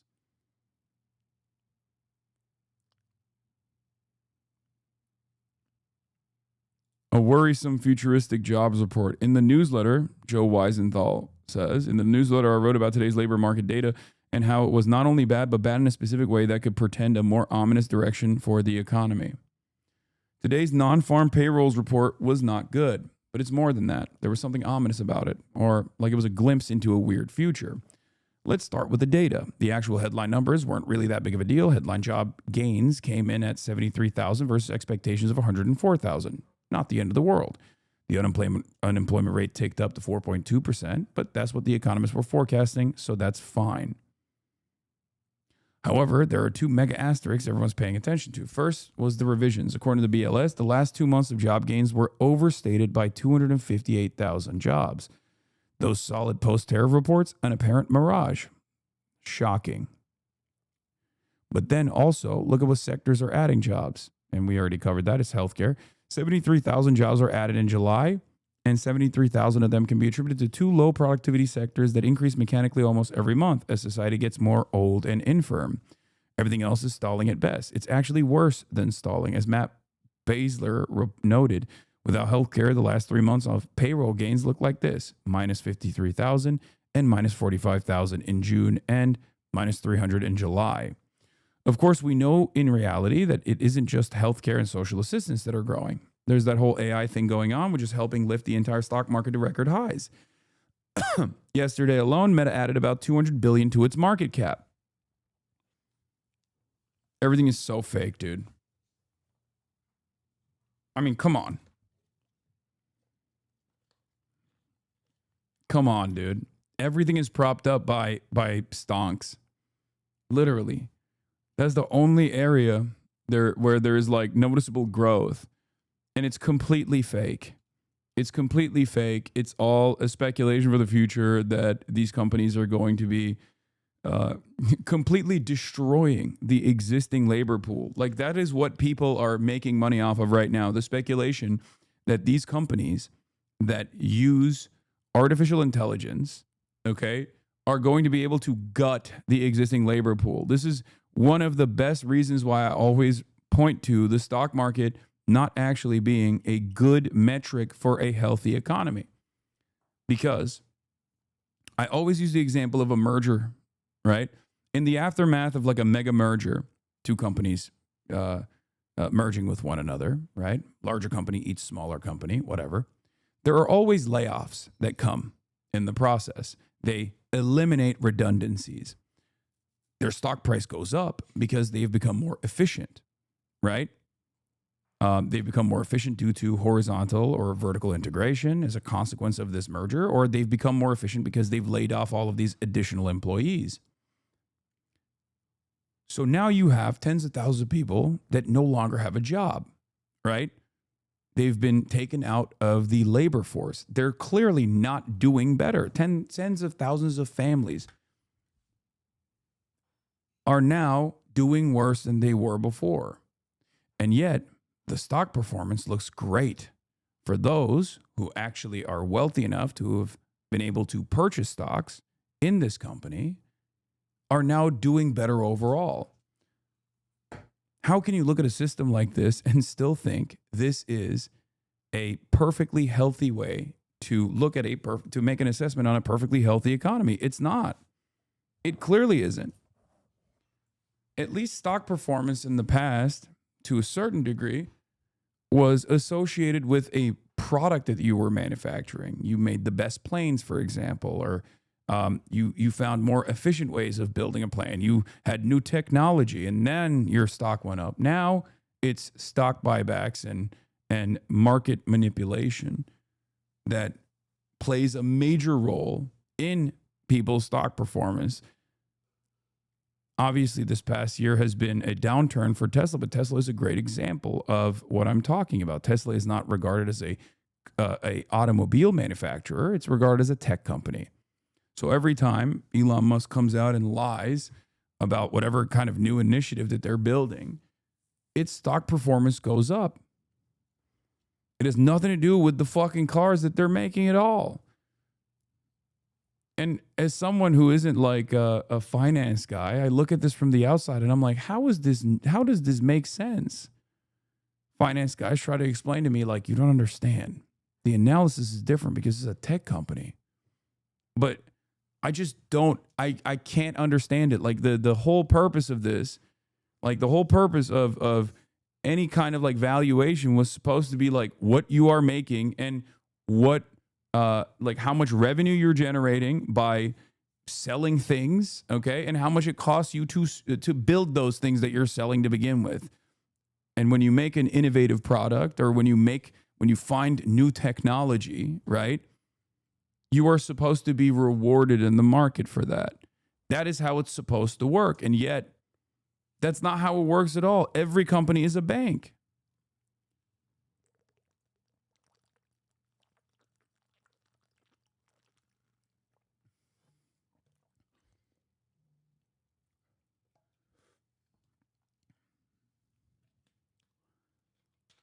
It does not make sense. Larger write-offs when the stock plummets. This is unproven tech. Regulators on the board. This is not an argument. I'm not simply talking about like what the stock market has become. I'm also like, people will sometimes hear me say certain things about like cryptocurrencies or whatever, or the stock market, and they misunderstand it. Like, I'm fundamentally saying that the way that the stock market has been designed is not an indication of anything but wealth consolidation. That's it. And not even wealth consolidation for Americans either. Wealth consolidation for an international consortium of capital owners. Faceless, lifeless capital owners. Numbers going up for them, regardless of whichever country they're in, as long as they've made this investment into a company, as long as they are shareholders. And nobody else. Everybody else keeps getting fucked in the process. But because we've also kind of created an environment where you feel as though you have a stake in this because you have a 401k, for example, a lot of people are deluded into thinking that they're doing better overall when the stock market's doing better overall. But within the stock market, the gains are privatized and the losses are socialized. So whenever companies are doing well, it's the wealthy that are doing really well as a consequence of that. And when the stock market is doing poorly, well, then everybody suffers. Of course, the wealthiest suffer significantly less. I don't know. I'm not a very intelligent person, especially when it comes to this kind of stuff. It's not my forte. But to me, it just feels so made up and so fake. And yet people defend this despite the fact that they're not getting anything out of it. generally speaking, the other big tech giants are more or less riding the same wave. It's great for shareholders. It's great for some workers. Again, with Meta, it's been hiring top AI talent with compensation packages that are in line with professional athletes. But if you ignore this very small slice of elite AI talent, the labor market within tech doesn't look that great. Microsoft has been another huge AI winner with its cloud business growing like crazy. And yet even they've been cutting jobs. The CEO, Satya Nadella, even posted a memo about how the pace of layoffs at his company have been weighing on him. This is a weird state of affairs. Normally when a company's profits and stocks are booming, you just sort of assume them to be in hiring mode. No, you don't. That's it. That's what I mean. Like, you don't. You just don't. That's not, when has that been the case in like the last 25 years? You know what I mean? I feel like that's just never been the case. And this is a, gaming adjacent community. So I think a lot of you actually know this better than anybody else. Company, game developer comes out with a fucking banner, prized AAA title. It's incredibly expensive.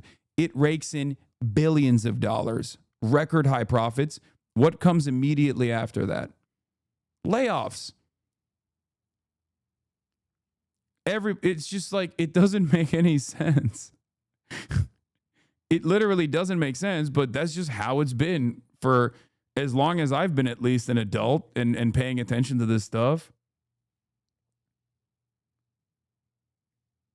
It's crazy. Yeah, Microsoft has reached $4 trillion in valuation after solid results. The only other company that has like a big T valuation is also, as Trump calls it, NVIDIA, right? What's the reason for both of these companies' valuation exploding? AI. What does AI do? They are experiencing tremendous stock performance for focusing their efforts on something that is a labor displacement mechanism. It is shredding labor. It's supposed to work to shred labor. Now, I'm not against AI. I'm just saying, without regulation, without some kind of insurance that when the company tries to become more efficient by utilizing AI, they instead of firing employees, they have to give commitments, assurances to its labor force that they actually just lower the time that employees work and also boost their pay directly adjusted to the output that they have. With AI, if you are capable of doing 24 hours of work in a matter of 12 hours, then you should be paid for 24 hours of work in the 12 hours that you work, or you should at least work 6 hours to do the 12 hours of work now. That's how it's supposed to work. This is, of course, entirely antagonistic to capitalism. You say dream on, but I'm explaining to you something that makes sense, right? Like, I mean, you're not a boss. You're not Mr. Bill Gates, right? You're a guy that is watching me on Twitch. From your position, you should be advocating for this. This is what you should be advocating for. Less work, more pay. After all, your fucking output is higher now. You are making more money for the company. You are more valuable as an employee. Your productive output has grown dramatically due to technological innovation. But companies look at that and go, hell yeah, now we can make one guy do the work of 10. Fuck the 9 other guys. We're firing them. And then the stock market goes, this is amazing. Thank you for firing the 9 other employees and making the one guy do the work of 10 now. We are going to reward you. This is efficiency. A higher profit margin.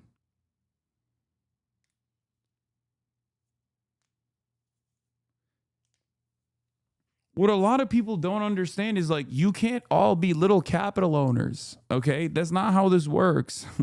Like, everyone has this Sigma grind set mentality where they're like, dude, Just you wait, man. I'm gonna put that little bit of money I have aside and become a little boss of my own. I'm gonna become a capital owner myself. And it's like, that's not how this works.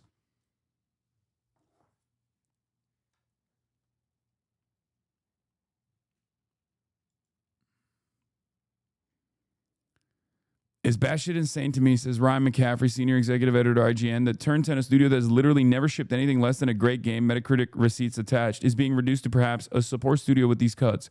What an absolutely brutal business gaming is. Jason Schreier reports, many of Xbox subsidiaries are getting hit by the layoffs this morning, including Call of Duty studios such as Raven, big cuts at Forza Motorsport developer Turn 10, nearly 50% of staff per source.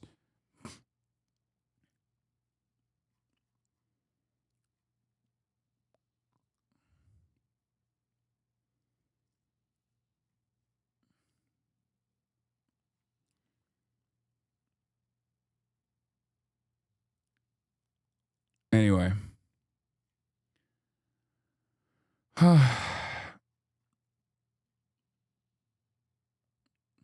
But in this current system, investing early seems to be the only way anyone even has a chance to make it out of the rat race or be super talented. Okay, good luck. That's it. That bug has already hit you. You know what I mean? You've been duped. You've been duped. You've been duped. What capital do you have? What capital do you have? You can't make these major market moves that wealthy people can, okay? You got meager wages and maybe a little bit of disposable income, and you think that that is going to allow you to be able to get into the capital ownership class. This is precisely what I was talking about with like 401ks. People assuming that they actually can kind of game the system to their benefit when the system is designed to keep you servile.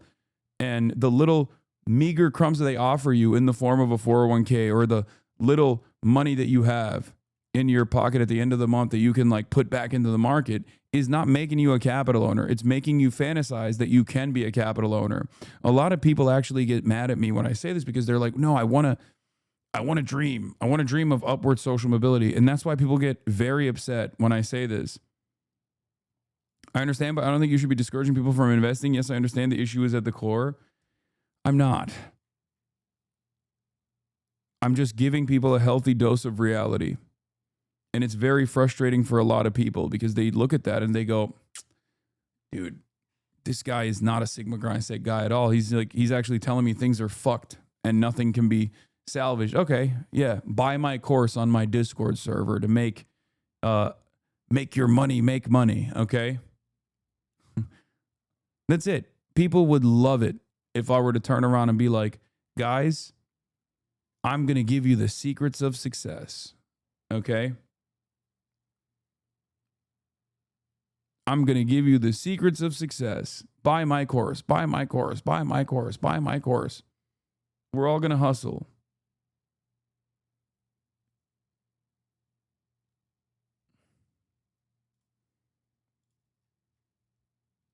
As the resident brokey, I made $120 in brokey investments this year, but the day trader Nepo Baby made $120,000. Yeah.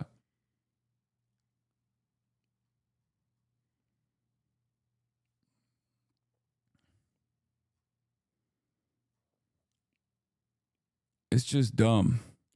So if you think about the current state of the U.S. economy, there's something vaguely futuristic about it. A very tiny handful of people getting generationally wealthy and powerful. A broad swath of people seeing their personal balance sheets improve because the stock market has been so hot. You could argue that the stock market has become something of a privatized UBI for people fortunate enough to have bought in.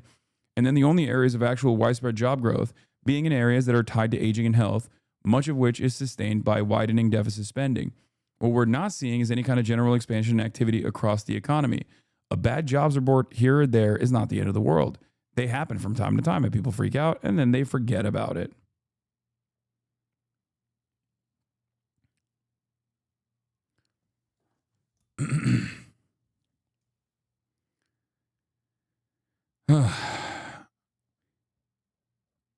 However, the specific contours of this moment feel like a glimmer of a stranger, less comfortable future. It's interesting to observe the market today. 2-year yields are down sharply, about 21 basis points, as you would expect, because the weakness in the data make the case for sooner cuts and more of them. Odds of a September rate cut are now at 88%. Just yesterday, they were less than 40%. And yet the action at the long end of the yield curve is less dramatic, with the yield on the 10-year down closer to 15 basis points. The market is telling us that over the long term, conditions will still warrant elevated interest rates, even if we're in a moment of stall. In fact, this is generally a problem for both the Fed and the White House. Today's data certainly makes the case for cuts look stronger. In fact, at 8 a.m. this morning, Fed Governor Waller put out a statement explaining why he voted for a cut this week, and the argument holds up well.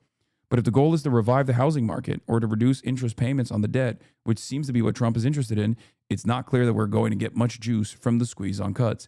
This is literally capitalism killing itself. Okay? We are experiencing the final stage of Reagan-era neoliberalism in the United States of America. Uncontested capitalism in the aftermath of the dissolution of the USSR with no ideological market competitor, basically eating itself alive, because every company wants to monopolize. Every company has a tendency for corporate consolidation because that's the only way you can engage in price fixing, you can engage in price leadership, and keep up shittier and shittier, increasingly shittier and shittier products, increasingly shittier and shittier services, while simultaneously boosting the prices. Okay? It's like Amazon. You capture the market, and then after that, you slowly but surely raise the prices. And if that's the case, and there's no regulation whatsoever against endless amounts of profit seeking from corporations, and corporations basically use the government like a fleshlight, okay? What is the other outcome here?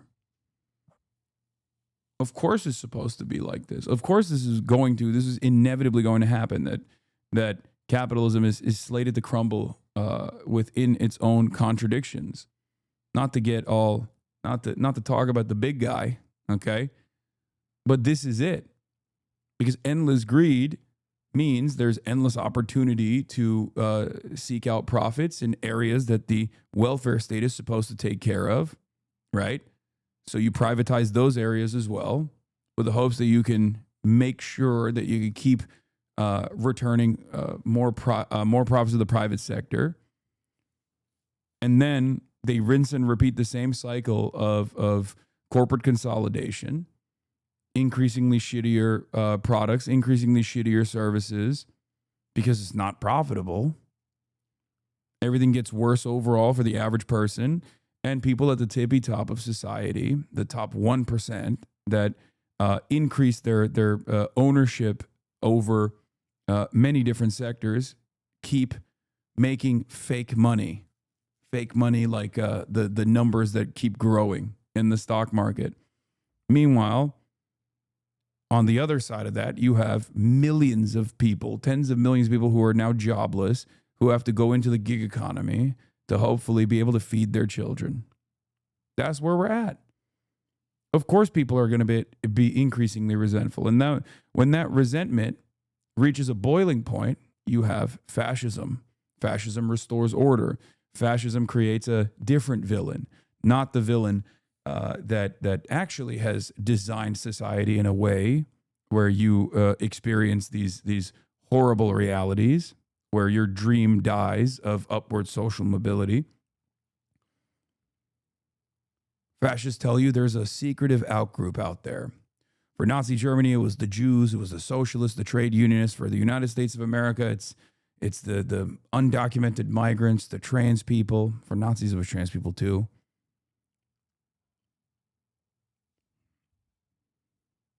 It's always how it's worked, and that's the direction that we're going towards right now. Yeah, fascism is capitalism in decay. And capitalism is slated to decay if we just only try to max out corporate profits. Anyway, maybe things will turn around for the better. Who knows? But as long as liberals hyper-focus on their true enemy, which they think is people like myself, saying it's your bosses and it's the corporate profit seekers that are actually at fault for the way that this society is designed, I don't think there will be a lot of momentum in this direction.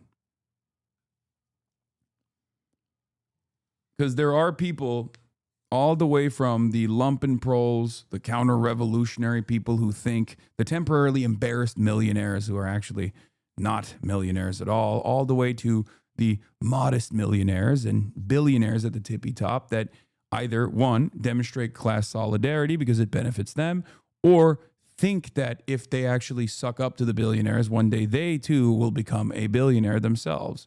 They defend a system that doesn't help them at all and actively fight back against anyone who tells them there is a different future out there. There is an alternative method out there. There is an evolution from this previous evolution, because obviously capitalism was good in its inception. It was a better version of the previous methods of commodity production. But it's time for an alternative vision. Points right now, that's a big number. This morning's lackluster jobs report and President Trump's new tariff policy clearly having a major impact. The Labor Department says just 73,000 jobs were added to the U.S. economy in July, far fewer than expected, and revised figures show June with the weakest job growth in more than 4 years. President Trump is also cementing his break with America's longstanding free trade policy as he announces sweeping new tariffs for the entire world. More than 60 countries now face higher rates. The new tariffs for any country with a trade deficit is now at least 15%. And more than 24 nations are being hit with an even higher percentage. These new rates will go into effect on Thursday. CNN is covering all the angles with Kevin Liptak over at the White House. Matt Egan in New York. Matt, let me start with you on the jobs report. Update our viewers. Yeah, Wolf, this was an ugly report about the most important part of the U.S. economy, the job market. We learned this morning that the U.S. economy added just 73,000 jobs in July. That was weaker than expected. The unemployment rate went from 4.1 to 4.2%. My impact. And as expected, still low, but moving in the wrong direction. But the big thing here that has economists and investors on Wall Street alarmed is the fact that the U.S. economy added almost no jobs at all in May and June. There were these massive revisions downward to those 2 months, showing that the economy added about 250,000 fewer jobs than previously known. June at just 14,000. Some context, that's the lowest since December of 2020. When you dig into some of the Hasan, listen to me. Don't even give Republicans the fake W that the market is good, because it is not. These bullshit tariff dips left and right are dog shit for the market, and Kamala would have given us a higher stock market. Bro, I don't think you understand. I am fundamentally at odds with you if you think that I give a shit about the stock market performance. Okay? I just spent the last hour explaining to you in great detail that, like, the stock market performance does not actually mean your situation is better overall, or the average person's situation is better overall. And you just came in and you were like, well, my stock portfolio would look better if Kamala Harris was the president. That attitude is at the heart of why we are not getting the changes that are necessary and bouldering towards fascism. That's precisely my point. My point is, unless we move away from this kind of attitude and re-envision what a healthy economy looks like by putting labor first, by putting average Americans first and their existence first, we are cooked. Sectors, almost all of the job gains in the month of July came from one sector, and that is healthcare.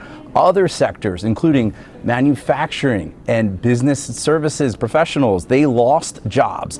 Leisure and hospitality, job growth in that key sector, that's bars, restaurants, hotels, it's slowed to almost a complete standstill. And so why is this happening? Well, two big things. One is the immigration crackdown.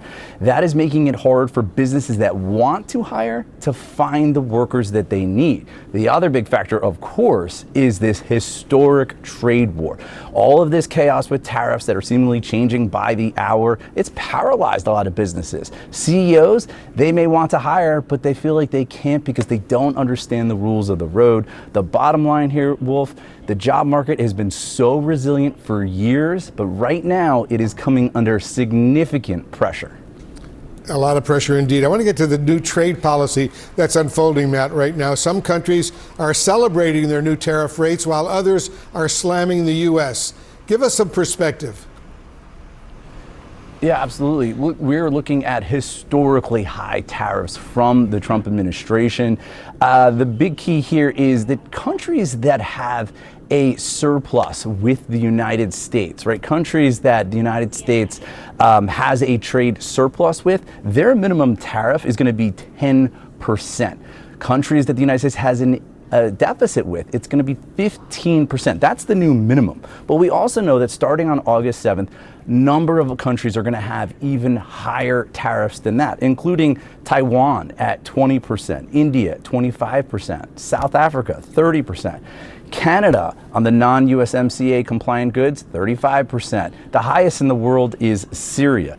The other big development is the White House has announced a 40% tariff on transshipments. These are goods that go from high tariff countries to low tariff countries before they come to the United States. This is a 40% tax on top of existing penalties.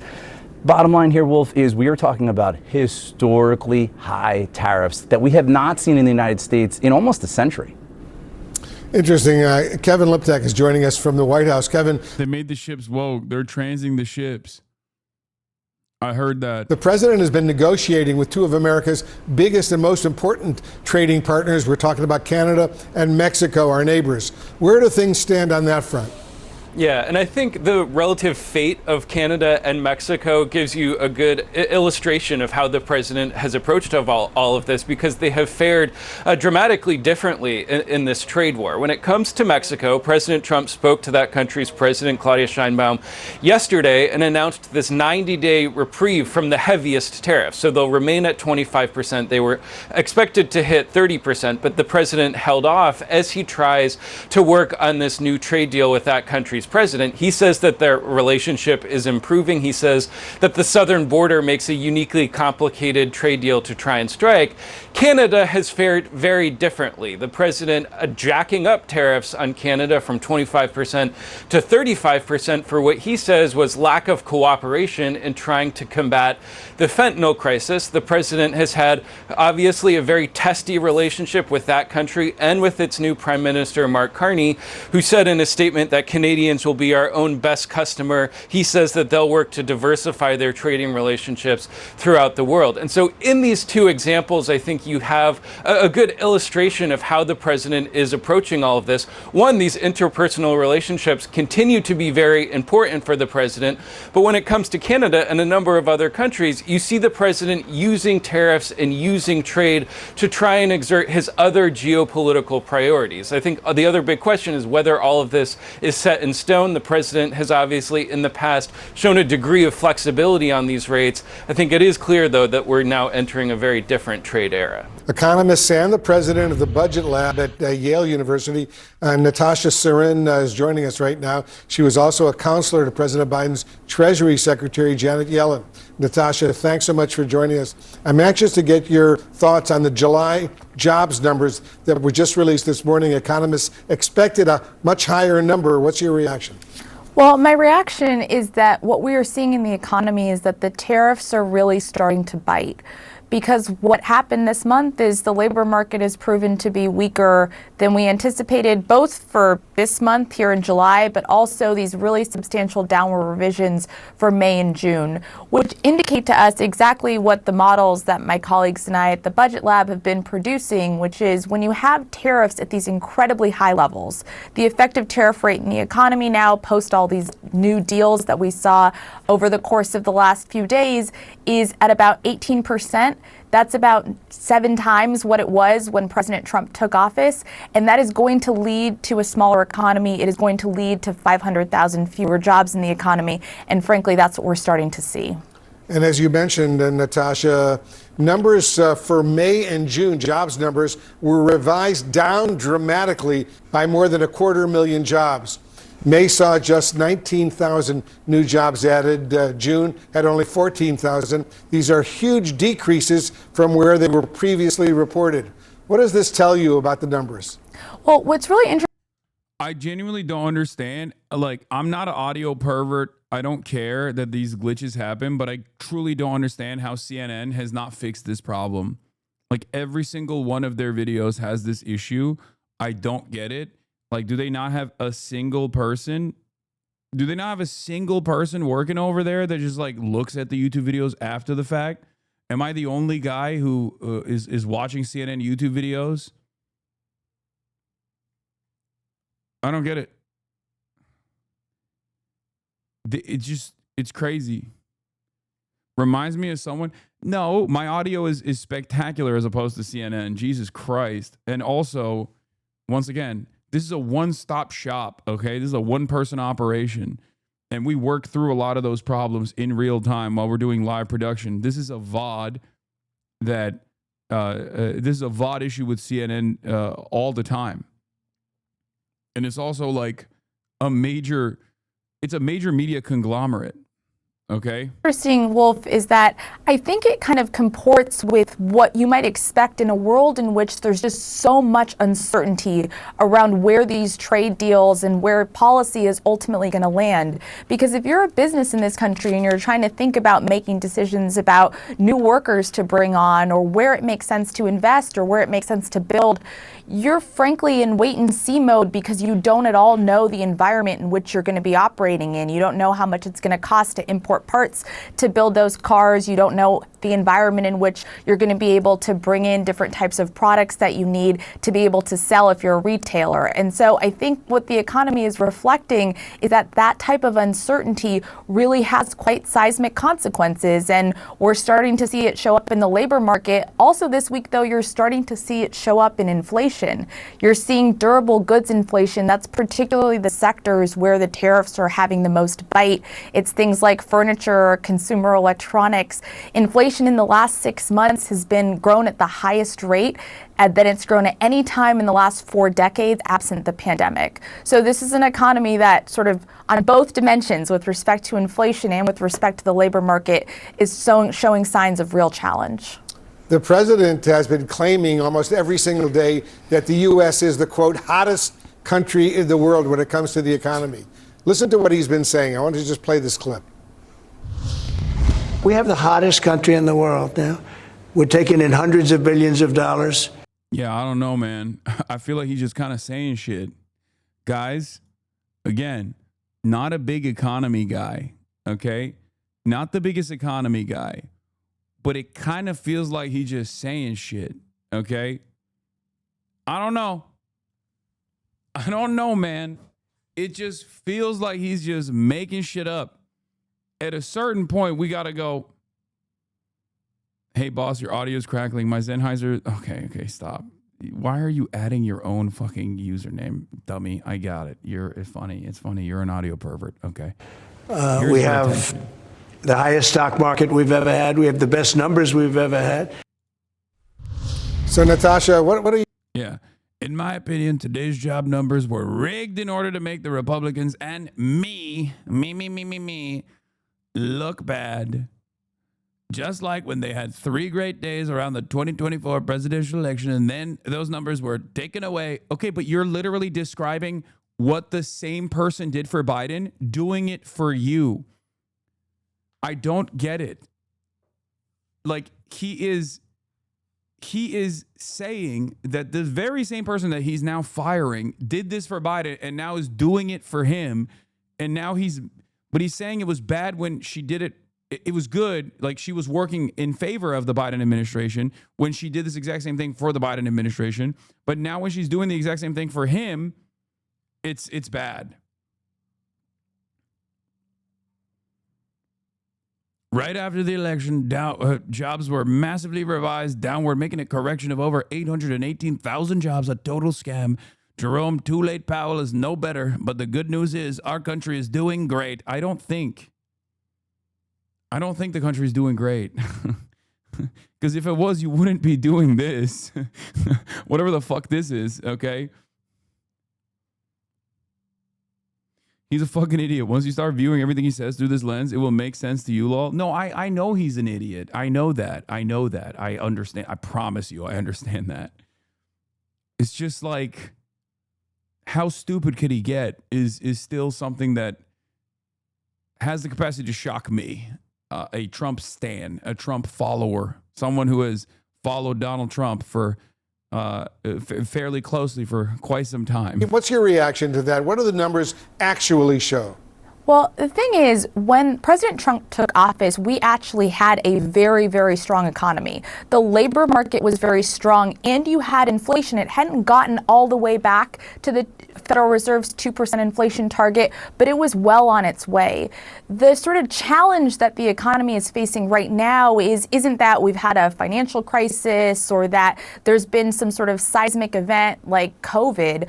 What's happening right now is we have this man-made crisis that's come as a result of these trade wars, where it's impossible for businesses to make any real decisions. Like one of the funniest parts about this like horrible situation overall is that things are slated to head in this direction regardless, unless the Democrats or the Republicans make the necessary changes that actually improve people's living conditions, living standards, and dramatically restructure the way that our economy is organized. They're never going to do that. Their job is to literally not do that.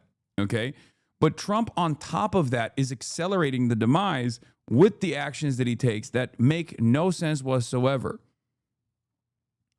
It does genuinely feel like this is a necrophilic state that we're in, where it's dying, and the remaining things that we have, the remaining industries that we have, and the remaining like state.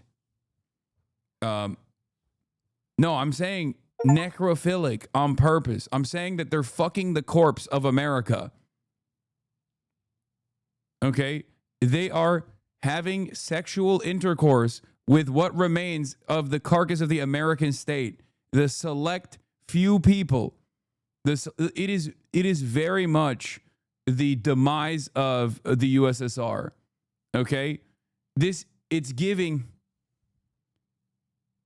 Wait, why'd you say gaming? Why are people saying copium gaming?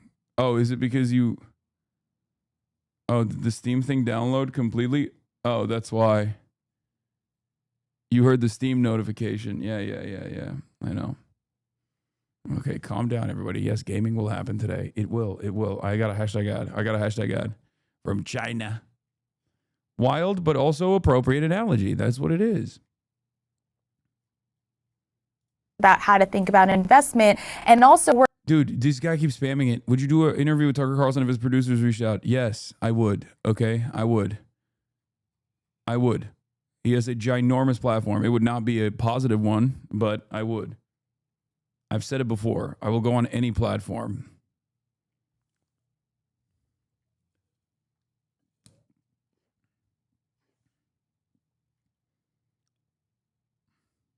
consumers, because essentially tariffs are a tax on literally everything the American consumer is buying. When you tax those goods, you make them more expensive, and that impacts the pocketbooks of the American people to buy those goods, but also changes their choices about other goods that they're going to be able to buy if the prices of things they need for things. Breaking news this morning, economic news, brand new jobs numbers just out. You can see them behind me. In July, the U.S. added just 73,000 new jobs, below expectations, the unemployment rate at 4.2%. But the big news, really big news, major revisions for May and June, major downward revisions. Those months much, much worse than thought, really making them two of the... It's crazy because like they cooked Brandon when this happened. Trump literally brought it up. Trump brought this up with the Brandon regime too. Max Blumenthal, don't agree with all his takes. Obviously, neither do I. Calls it the necro economy, a corpse that produces no real goods in manufacturing. Only remaining goal is profiting off death and weapons. The deadly health insurance industry scam, the inefficient and deadly weapons and war industry are the only real things left, and the fake bullshit like AI and crypto. Like, what is... Like, there's nothing there, okay? With AI and cryptocurrency, there's nothing. There's no output. It's just not real. It's not a real thing. It's not like a tangible product. I guess you can say with AI, like, it's supposed to be more efficient manufacturing, more efficient everything, but that efficiency comes at a cost, and that cost is the evisceration of labor. So what's supposed to happen? We just have like a 99% of the population be like servile little serfs, and the top 1% is just like unimaginably wealthy, and everyone else is just a slave. Like, and it's all held together. There will be tremendous resentment towards that sort of thing, but all of that is held together by like a fascist military state with, I guess, the only remaining jobs being relatively well-funded soldiers that are there to make sure that any kind of discontent is stamped out violently.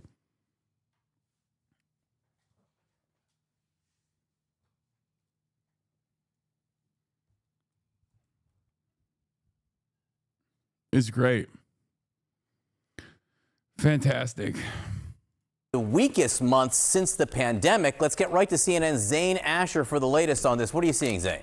John, I don't know what to say. I mean, this number is bad. You mentioned the downward revisions, but if you look at this number, 73,000 jobs added compared to 115,000 that was expected. And you have to remember that... Actually, I take it back. It won't even be, it will be cyberpunk. It won't even be like, there will be no function of the state, not even for military purpose. It will just be like private military brigades, PMCs that different corporations hire and are just like at a constant state of warfare with one another, and also consistently killing the working poor, you know?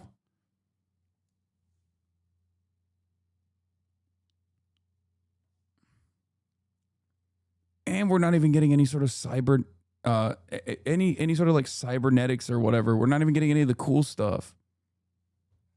No lifelike AI bot, artificial girlfriend.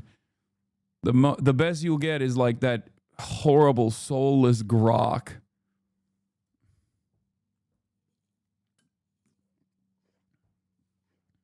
In order for us not to be in the danger zone in this economy, the economy should be chugging along at least 100,000 jobs every month. The fact that this is below that is significant. You have to go back to October last year to find a worse number.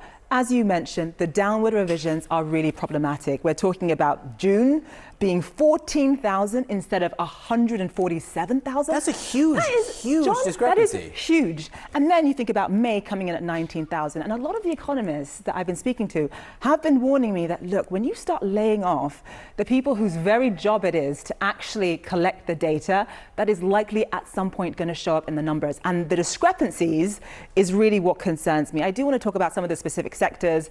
I'll start with some of the positive numbers that we got. As we've spoken about time and time again, a lot of the jobs growth has been driven by healthcare, right? This is a care economy. You have an aging population. That seems to be doing relatively fine.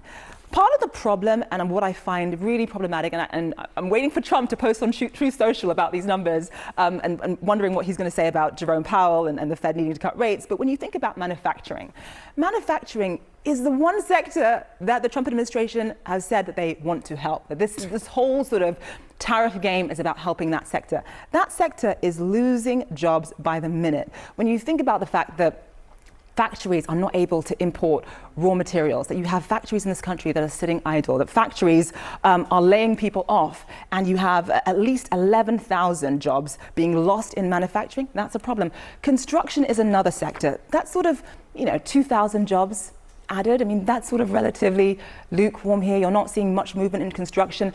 That's a sector that is definitely dependent on immigration. And when you have the fact that A lot of people in this country who are immigrants, who are from elsewhere, are scared to show up to building sites. That's also a problem as well. We're seeing wages in construction actually soar and activity go down as well. Retail as a sector was okay, added about 15,000 jobs, sort of chugging along. Retail has obviously been problematic because of a little known company known as Amazon, but also retail is heavily dependent on tariffs as well. I'm really curious about what Jerome Powell is going to say, not just because of the headline number, because it's not really just about the headline number, as you know, John. It is really about what is beneath the hood, but also these downward revisions, which tell you that when I came on here last month telling you, the economy is resilient, that wasn't actually the case because of these downward revisions. If we can get that other board up, because that's the one that actually tells the story. When you see job growth from month to month of 14,000, 19,000, and then in the 70s, hopefully that can come back up, because that's the news here. You've got three anemic months of jobs growth. Put that side by side with this new announcement that came overnight of these tariffs, which may or may not go into effect. See, right here, this is the news. This is you the look news. at this. These are, and I'll just walk around. These are two of the weakest months we've seen since 2020. 14,000, 19,000. Those are very, very weak numbers. And it's also just statistically, and for those who keep track of things, way off from what they said before. But if you looked at a 3-month stretch like this, you say, wait a second, we've got an economy that's got some real challenges. That's got a lot of work to do. And when you think about the fact that Liberation Day, April 2nd rather, Liberation Day, we were sort of wondering when we were going to see the... It's so great. It's so great to call it Liberation Day. Last bar seems fake.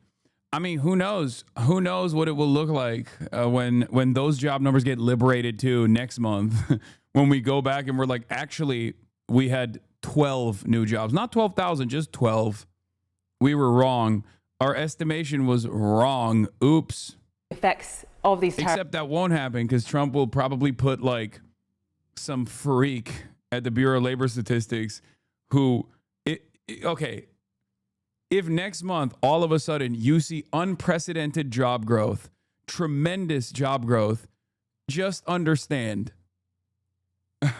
that the new guy is in charge, okay? Next month, we have we found out there are 1 million new jobs. It's crazy. So many jobs, more jobs than there are people. It's no one's ever seen anything like it. It's so much job. It's jobs. We're doing so many jobs. Jobs like you've never seen before.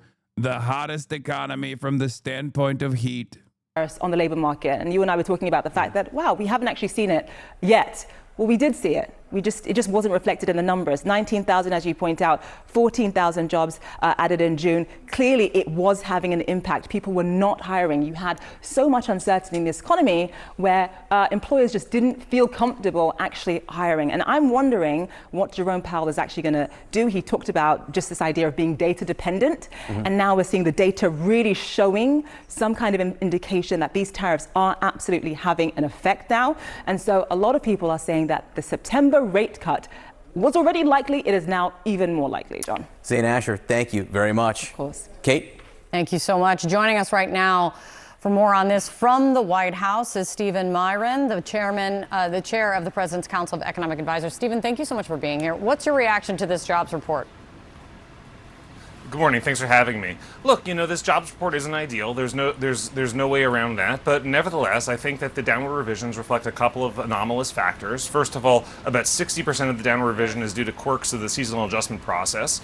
Then on top of that, there's the fact that the president created in a household survey since the president took office, he created about 2.5 million jobs for Americans, whereas we've eliminated about 1 million jobs for foreign-born workers. That's a result of our strong immigration policy of our.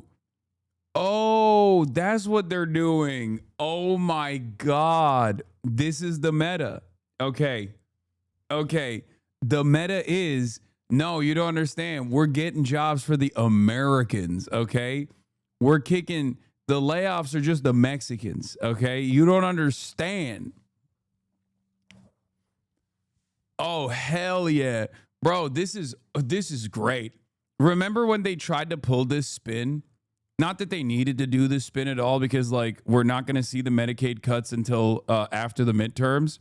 But they were like, No. You don't understand. We said we weren't going to cut Medicaid, and now we're cutting Medicaid by almost a fucking trillion, okay? But that actually is for the Mexicans. We're cutting off Medicaid for the Mexicans. Your Medicaid is fine. They just literally slam that talking point on everything. No matter what. Whichever way this goes, they're like, no. You don't understand. The job layoffs are Mexican layoffs. Mexican-style layoffs. Americans are getting good jobs. I don't know how long you can lie like this, for the record. I don't know, like, because at a certain point, people are going to be like, this is not happening. I thought it was just the Mexicans, but I don't think it's just the Mexicans. I think my job, I lost my job, you know? So, yeah, J.D. Vance, I was told 6 months ago that America's losing jobs and the foreign-born gaining jobs was an irreversible demographic fact. Turns out you just needed a new president and a new immigration policy. Holy shit. I thought this was a typo. In the last 4 months, native-born Americans have gained 1.8 million jobs. Meanwhile, 1.5 million foreign-born workers, legal and illegal, lost a job. A sharp reversal of the last few years. Hell yeah. I specifically note legal plus illegal immigrants because the government does not separate the two groups in their data on foreign-born workers. However, based on numbers, a large percentage are certainly illegal immigrants. Yeah, no, this is certainly... No, this is happening. This is for sure.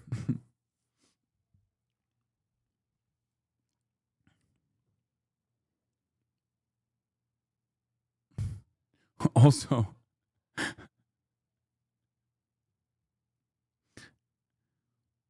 once again, having to remind myself that Americans would quite literally rather be unemployed than work any sort of agricultural job. Yeah, no, you don't understand. They're lining up, dude. They're lining up, dude. You don't understand. They are working the crops left and right. Evet. Gitti. He's going to send me a quote for something that is broken, like the fuse box or something. Okay. 0, why people lost their jobs? I swear to God, bro. Come on, bro. No, you don't understand, bro. You don't understand, King. You don't get it. Okay? White people are getting the jobs. They're getting good paying jobs right now. I promise. Not your cousin. Not you. You're white. You just didn't get it, but there's, I'm sure, white people out there that are getting the good jobs, I promise. Strong border policy, keeping America safe, and eventually the outflow of foreign workers in this data. Yeah, 85,000 Mexicans fired from the government, from the public sector. The public sector was just using the 85,000 Guatemalans that they fired, you know, and pushed for an early retirement. That's what happened. This makes sense. I believe this. We're bound to show up in the establishment survey, as they finally did this morning, too. Finally, we've been hearing a lot about uncertainty over the last few months, but that's all resolved now. We're creating trade deals left and right that have unlocked enormous new potential for the American economy. The tariff uncertainty is fading away. Tariff rates are settling in. The one big beautiful bill is now law. There's no more uncertainty over the tax bill either, over potentially the biggest tax hike in American history. And on top of that, there are such strong, powerful incentives in the one big beautiful bill for investment. Things like full expensing on investment in equipment and R&D, on new factory structures. These are huge. So it's all going to get much, much better from here.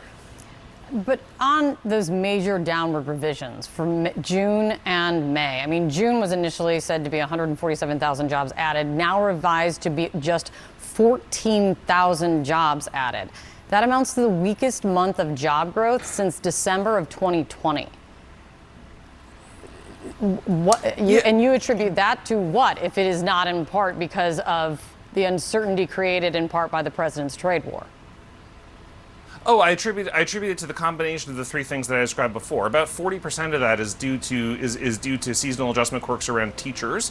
Some of it is due to declining foreign-born employment, even as we created more American-born employment, and that is going to net out in a way that you see ultimately reflected in the data like that. And then finally, there's the uncertainty, right? Don't forget, we were in the midst of restructuring the global trading system in a way that hasn't been done in decades. The president is standing up for American workers and American firms for the first time in decades, And of course, that was going to induce some uncertainty. It induced some volatility in financial markets, and we can see it induces some volatility in economic data too. But that uncertainty is resolved. The tariff rates are set. The one big beautiful bill is law. It's going to get better from here. Congressman Stephen Lynch, a Democrat from the Commonwealth of Massachusetts. Congressman, thanks so much for being with us. Major downward revisions for May and June, making them the worst months since the pandemic. A miss on the jobs report just out. I want you to listen how the chair of the Council of Economic Advisors at the White House, Steve Myron, just described it to our Kate Baldwin. You know, this jobs report isn't ideal. There's no way around that. But nevertheless, I think that the downward revisions reflect a couple of anomalous factors. Not ideal. How would you describe it? Well, we're seeing in our area, we've got 30% unemployment among the ironworkers union. A lot of those building trades are being affected by the 50% tariffs against Canadian steel, where we get most of our fabricated steel from, aluminum as well. So in the building trades, we're seeing, they're probably the tip of the iceberg, but they're the first, I think, to be impacted. And I think that the impact will continue to grow from there. It's not an anomaly. This is the beginning of a bad sequence. Bro, everybody said this was going to happen. Who is this supposed to be a surprise to? Like, literally everyone said that this was the inevitable outcome of the inconsistent messaging coming from the administration about, like, molesting the money over and over again. Not that it matters, because obviously the wealthiest people don't actually suffer here, because they can just like move their assets around in the market because their wealth is directly tied to stock performance.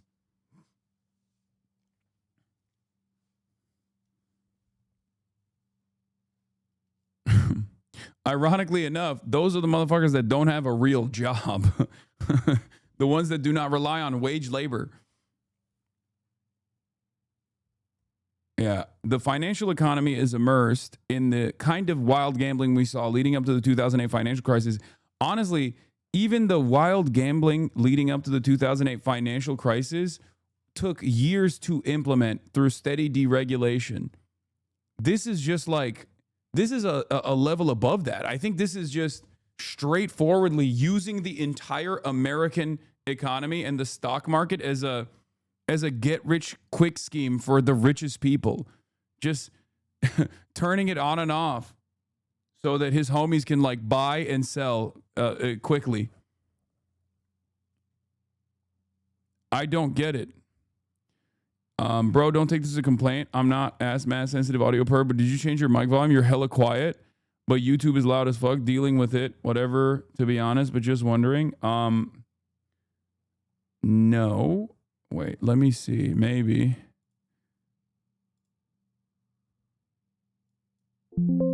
Hold on. I think that's what's going on. I cranked it because I couldn't hear it. Hold on.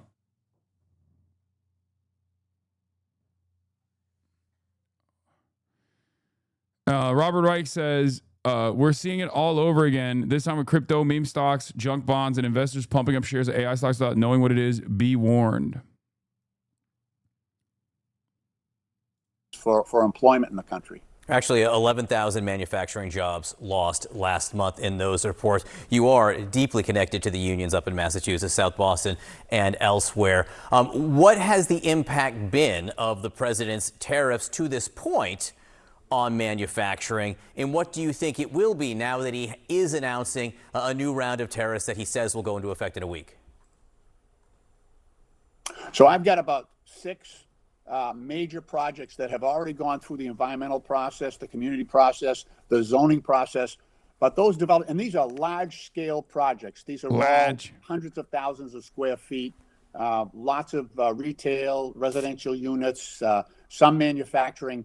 All those projects are stopped because of the uncertainty. How can you put a bid in, or how can a developer get financing when the cost of your products, whether it's steel or concrete or aggregate or lumber, which is also historically high right now, around 20% lumber from Canada. How can you give a bid to an owner when you don't know what your costs are going to be? Your margins can disappear like that, and so we're seeing the banks also very reluctant to offer financing on favorable terms because of the uncertainty. Folks, let's go down to Washington, D.C. Oof, it was loud. Megan Casella, pretty big headline happening right now. Absolutely, Brian. We're just hearing from President Trump via Truth Social that he is firing the Commissioner of Labor Statistics. He says effective immediately. This, of course, coming after the jobs report this morning showed lower than expected job growth for the previous month, as well as major downward revisions for the past two. So the president focusing on those revisions in particular in this Truth Social post, saying he's firing Dr. Erica McIntyre for the Commissioner of Labor Statistics because she was a Biden appointee. She was appointed to her job in January 2024. He says this is the same Bureau of Labor Statistics that overstated the jobs growth in March 2024 by approximately 818,000, and then again right before the 2024 presidential election. He says these were records. No one can be that wrong. We need accurate jobs numbers. He goes on to say, I have directed my team to fire this Biden political appointee immediately. She will be replaced with someone much more competent and qualified. That's some China shit. Numbers are not looking good. Let's not publish the numbers anymore. That's so funny to think that that's China shit, especially when China is on the exact opposite trajectory, all things considered. Like, no, dude, I don't think that works anymore. No, it's happening in America. It's not happening in China. That's not China. I wish we had China shit going on here. Okay? What do you mean? I wish we had China shit going on. I wish we had a fucking command economy and central planning and a robust industrial manufacturing base and jobs and consistent building, rapid urbanization, a network of high-speed rail and public transit that's readily available and very affordable. No inflation crisis whatsoever. That's China shit. It's so funny because, like, I think, like, one of my biggest points of vindication beyond people finally coming to the conclusions I arrived at a long time ago on Israel has been China. More and more younger people that aren't as readily hopping on like the America is good and all the enemies are bad the attitude are, because there's nothing to look forward to being in America. They're seeing all the cool stuff China's doing and they go, oh my God, maybe China's not so bad. They're not talking about the Chinese economy. I think they're referring to the tendency of the Chinese government to shut down publishing data when it's not very positive. For instance, the youth unemployment rate. Sure. But once again, all things considered, they are doing much better than we are. And we're doing it here. Important numbers like these must be fair and accurate. They can't be manipulated for political purposes. He says much more about McIntyre and about the revisions that we saw this morning, Brian. And towards the end of this very long post, he goes on to say, Jerome, quote, too late Powell should also be put out to pasture. So again, returning to those strong words for Jerome Powell here, Brian. But I want to emphasize a major, major move here. Also, this is quite literally America shit from Trump 1, 2. COVID testing. Numbers look terrible. We need to stop testing for COVID. Was literally the Trump 1 attitude on COVID, which is hilarious because they did not do that in China. They did the exact opposite in China. They were heavy-handed with their zero COVID policies for sure, and it created a tremendous resentment. People literally started rebelling against the state, and then they stopped it. But like, that was... That was, again, Trump 1 as well as Trump 2. He's just doing it for everything else now. It's great, man. It's awesome. Fantastic stuff. We are doing so good. I love it. By the president. Those jobs numbers that come out every month, yes, they are subject to revisions. These are larger than normal revisions that we saw this morning. That's part of what you've seen the market reacting to. Day in Trump's economy. Wake up, check the news.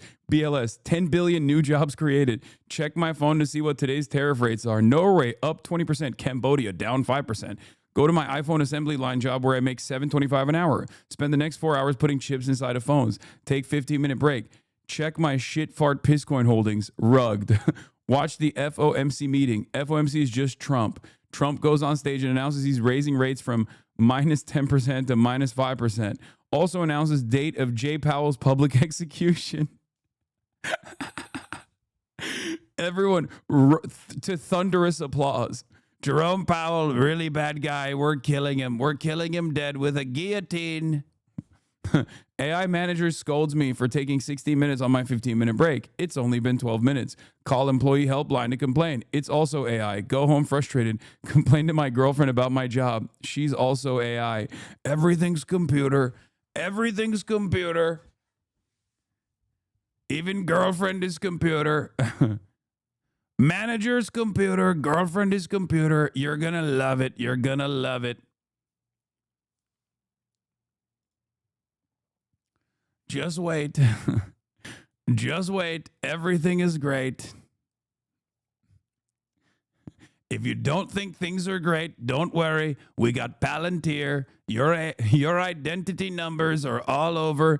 We are tapping in directly to your personal messaging on social media to make sure that there is no discontent. When we find out there is discontent, don't worry. Computer will come for you. And to make sure you no longer say you don't like it.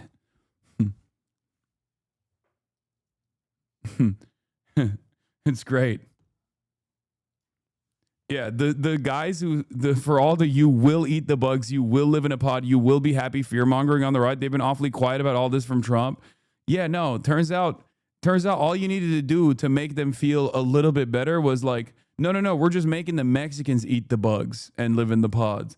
That's all you need to do. You just need to say Mexican. And everybody goes, oh, okay. Oh, it's not happening to me? All right, got it. Cool.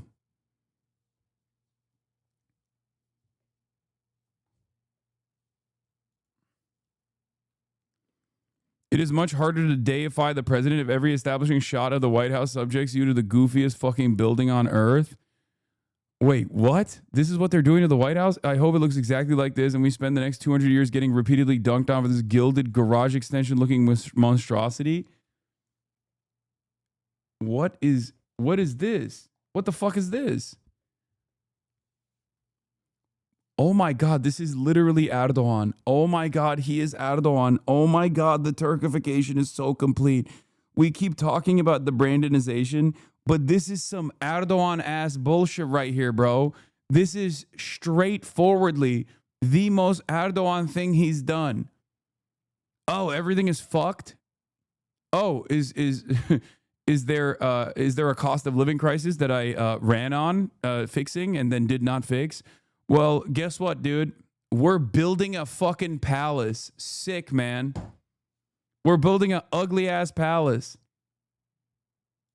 The new Rose Garden is finished. Oh my God.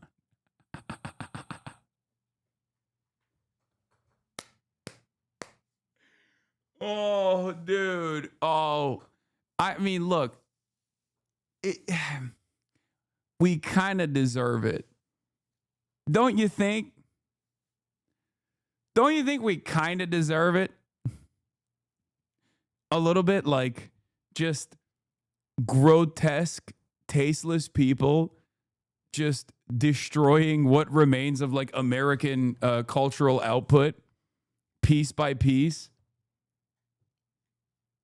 Like, this is, God, I think it's lame to say, oh, this is idiocracy, but this literally is idiocracy. It's hard to say it's not. This is going to be like, what, sponsored by crypto.com and shit too, I assume, you know? Sponsored by Palantir and crypto.com. Sponsored by Trump Coin. The Dorito Steak.com ballroom is brought to you by Fartcoin. It's the greatest coin powered by farts.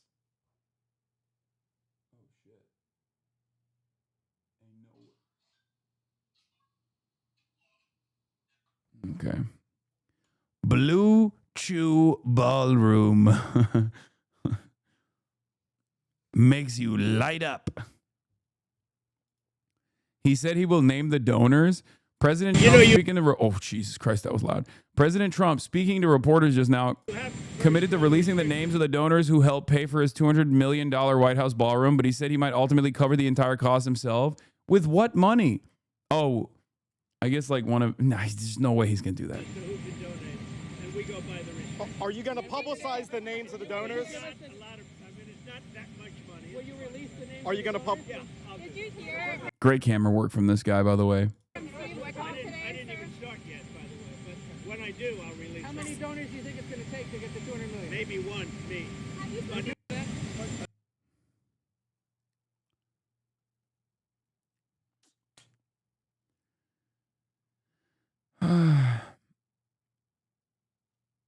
The ballroom building pic is AI, but the real render isn't any better.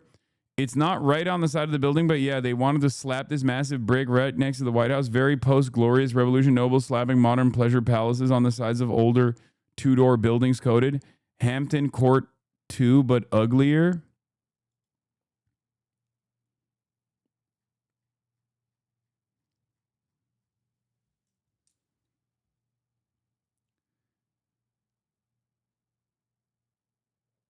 Connor Banger on the White House. Stupid. It's an extension. Why are you complaining? We're making the White House even bigger. Oh, yeah, by the way, speaking of NPR, the Corporation for Public Broadcasting is shutting down following loss of federal funding.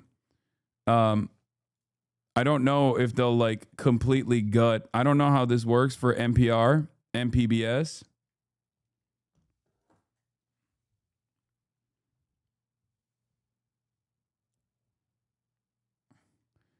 But yeah, the Corporation for Public Broadcasting announced today that it will begin an orderly wind down of its operations following the passage of a federal rescissions package and the release of the Senate Appropriations Committee's fiscal year 2026 Labor, Health, and Human Services, Education, and Related Agencies Labor Appropriations Bill, which excludes funding for the CBP for the first time in more than 5 decades. For nearly 60 years, the Corporation for Public Broadcasting has carried out its congressional mission to build and sustain a trusted public media system that informs, educates, and serves communities across the country. Through partnerships with local stations and producers, CBP has supported educational content. Well, why do you need this? Why do you even need local publicly funded broadcasters when you can just like have AI make up whatever is going on? You know what I mean? Don't worry. Don't worry. AI will just make shit up. It will just hallucinate an alternative vision that is reflective of Trump's goals and what Trump wants you to feel like is going on. You know? This is devastating. This is truly devastating. For the record, one might say, oh, well, Hasan, you're a fucking independent broadcaster. You're independently funded by us, the fans, so this doesn't matter. But I have long been an advocate for good media, good mainstream media, because I can't do my fucking job without there being real reporters. Okay? I need there to be real reporters. There is nothing to add media literacy to if there is no media to begin with.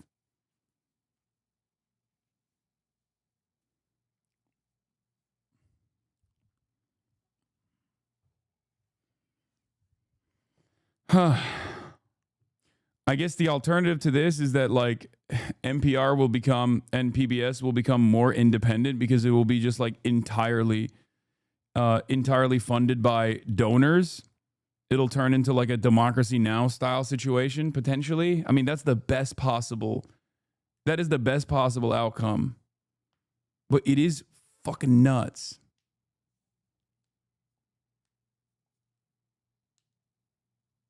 That's the most hopeful outcome.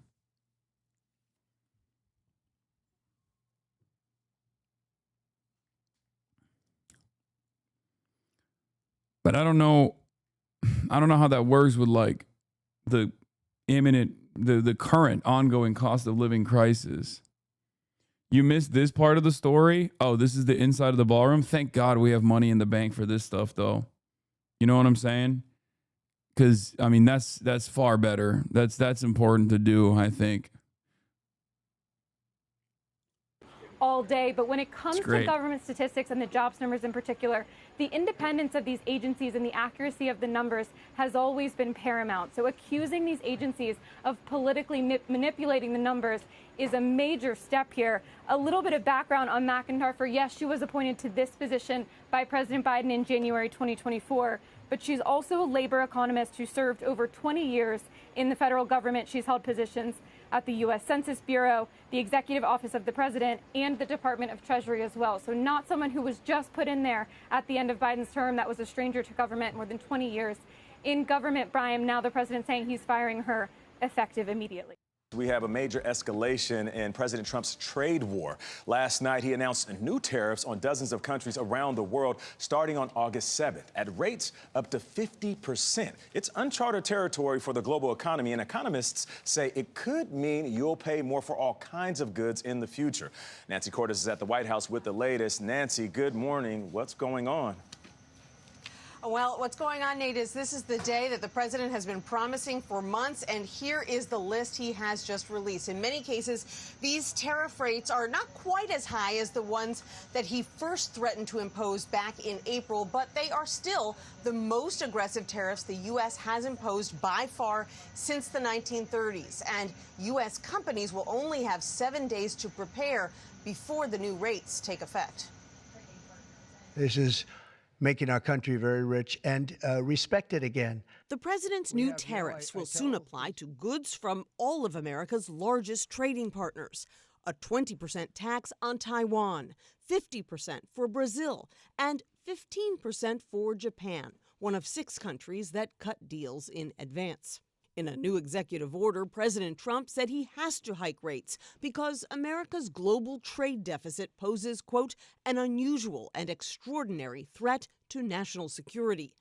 Democrats called it chaos. This is a deal, all right. It's a raw deal for the American people. Trump is even hiking his existing tariffs on some Canadian products from 25% to 35%. They've been treating our farmers very badly. They've been treating our country very badly for years. The new rates will likely bring in more money for the U.S. government, collected at ports of entry by U.S. Customs. But it could also make goods more expensive. Already, U.S. inflation is creeping up after Trump imposed 10% tariffs in May. Furniture, appliances, and computers all cost more. We now have a 25% tariff on this product that we didn't have a week ago. Barton O'Brien owns Baydog, a pet gear company based on Kent Island, Maryland, with a staff of 7. He makes his products in China, Vietnam, and in... I told you, this was another lock early on. Even from before the election, I told you, when Trump comes in and he says he's going to put these tariffs in place, he is going to hurt the small business owners that voted for him. Okay? Because all of these, like America is propped up by these small business owners that have like a couple people that they've hired that rely almost entirely on drop shipping, basically. Like getting their products from China and then selling it with a markup to Americans. The funniest version of this, of course, is the MAGA stores. But yeah, I said this to Bradley Martin months ago. Yep. Dude, that conversation is so crazy. Look back at that conversation that I had with Bradley Martin about every single thing that I said that was going to happen with Donald Trump. Every single thing has happened. Literally every single thing that I said was going to happen with Donald Trump has happened. Like 100%. And it's not even, I mean, just like every single thing that I said was going to happen with the election and all of the failures that I pointed out with Kamala Harris and her campaign also unfolded fairly quickly in real time. Great stuff. Yeah, and sells them in 2,000 stores here in the U.S. The only way for us to survive as a business is to raise prices and probably cut expenses, which means firing people. So tariffs are going to hit small businesses first, and they're going to hit small businesses hardest, and they're going to put a lot of us out of business. Now, the White House argues that the tariffs are going to incentivize companies like his to move production to the U.S. where there's no tariff. But O'Brien told us that that would cost so much more that he'd have to hike the price of, say, his best-selling harness from $30 now to $150. In other words, Vlad, no one would buy it. All right, Nancy Cordes for us this morning at the White House. Thank you, Nancy. More on how these tariffs could impact you. We're joined by our senior business and technology correspondent, Jolene Kent, here in studio. Jolene, good to see you. Good to see you, too. Good morning, All everybody. right. Good morning. So we've talked a lot on this show about how these tariffs will mean higher prices. You just heard Nancy's tag there. We will be absorbing these costs. Cutie really picked the worst time to start a business. This is kind of true. Especially one that relies on like almost entirely Chinese made goods, like with virtually no market substitute here in the United States of America. Cause like her entire business is like imported goods. But like, I don't think there's anything that she could purchase that has a market substitute anyway. Like, do we even make those little trinkets here in America? I don't think so. Like, what could she source? What could she source from the United States of America?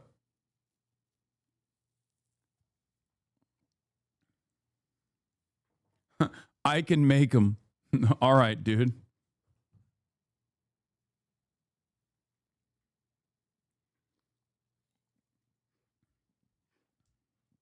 Yeah.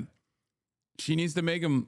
She needs to make the little trinkets homegrown and sourced with local labor. So instead of like little labubus and stuff, you're going to have bullets. Different kinds of bullets made in an American factory. That's the only thing that's like size equivalent. Bullets and soybeans. La bullpup. La bullet. The question I have is, what kinds of products are going to be hit the hardest? Well, we're already seeing, if you think about what's coming from Canada, we import so much lumber from Canada. So we could see lumber prices go up, which could make housing more expensive. You think about that 50% import tax on Brazil, for example. Coffee could get more expensive. Clothing. We're already seeing furniture prices tick up, as well as computers and appliances as well. How quickly will customers notice a difference in prices? Okay, so it's all about the dates. So we know that the Canada new import taxes have already gone into effect. So that's happening now. That could hit companies. Yeah, with coffee, there's like not really much you can do about that either. That's another one that's just like kind of region cucked. You know what I mean? Like, what do? You're just straightforwardly region cucked.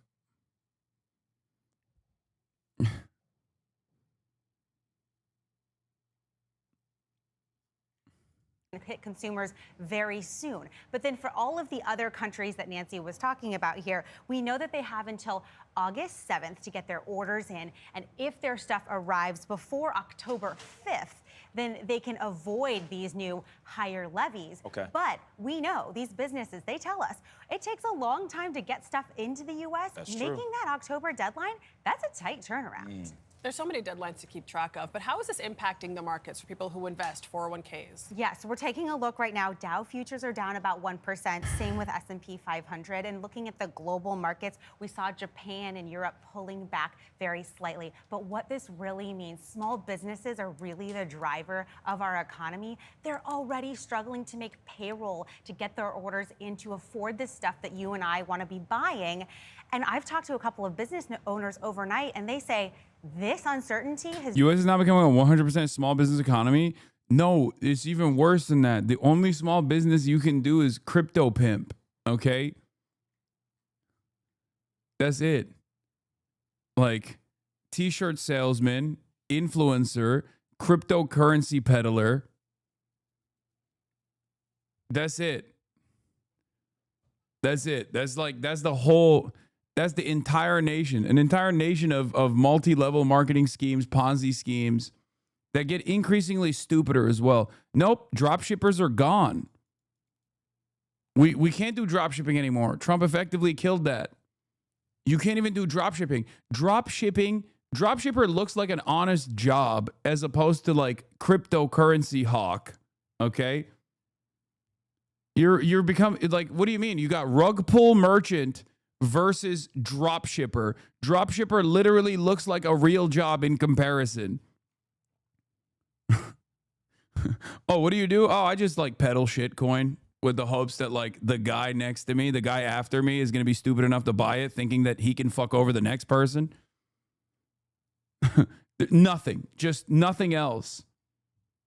It's just heightened, and they're looking at the holiday season thinking, oh my gosh, what about what I'm going to be able to sell? Can I stay open? So one of the things that I'm really curious about is how this fluctuation in tariff policy has affected consumer sentiment. We've already seen numbers in Las Vegas. People aren't going to Vegas in the way that they had in years past. That is a leading indicator of how people feel about the economy. And the other side of that is Procter & Gamble, for example, the maker of Tide and Bounty, household products. They say these tariffs are going to force them to raise prices. That's coming from the CEO, one of the biggest companies. So if that's how Procter & Gamble is feeling, imagine what you might be paying at, your big box store when you think what you're paying on Amazon. Yeah. And those are staples, right? The laundry detergent and the paper towels. I need those paper towels. No, big time. I got a lot of big kids. time. So many paper towels. Jolene Kent, thank you so much.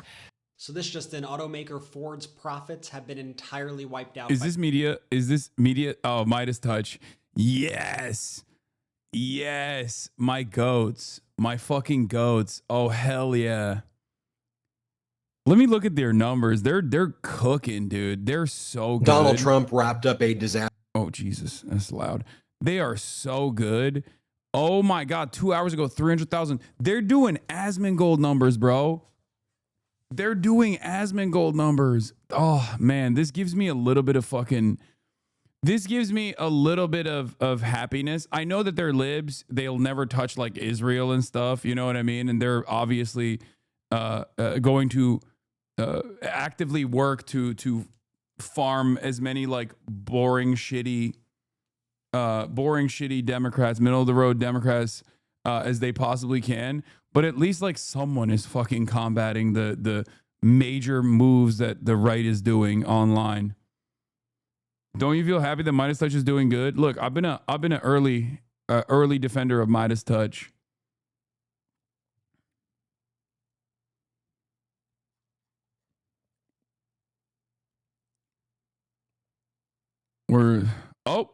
Wait. They did talk about Israel. World turns against Netanyahu over Gaza crimes. Didn't do that well though with the audience. Now did it? It's okay though. Even they're talking about Israel too now. Netanyahu's on the thumbnail right there. What do you mean? I've never heard of these guys. BTC is farming Trump too. Yeah, Brian Tyler Cohen is another guy that's been like actively farming Trump. 400K, 5-alarm fire, Bondi pulls bombshell stunt ahead of midterms. Trump caught with brutal Epstein question 22 hours ago, 700,000 views.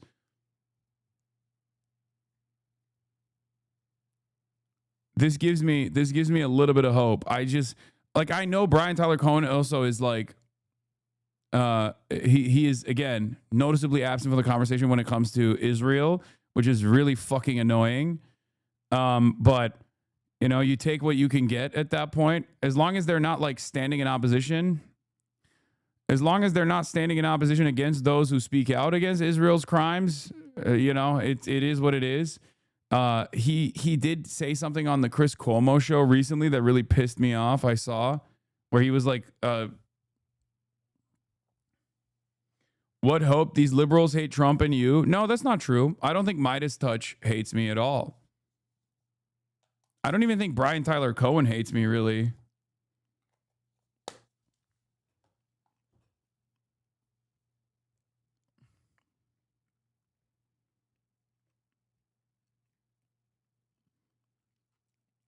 Yeah, I've been on. Some do. I don't know percentage. Yeah, I did a spot on Midas Touch at the DNC. Now, this isn't, you need to understand something. This doesn't mean that these guys are on board, okay? I'm just saying that, like, with the wave of psychopathic far-right commentary, Tim Miller definitely does not like you. I mean, Cam says he does. So I don't know.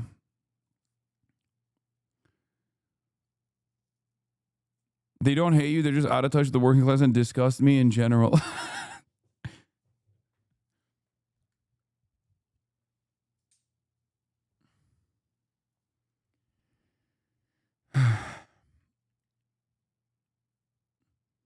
I think younger libs are much more open to you than older libs tend to be. I mean, yeah.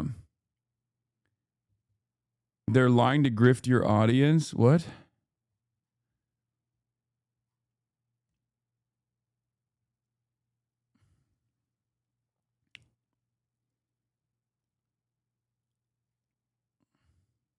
Yeah, here it is. You found Bush era liberalism.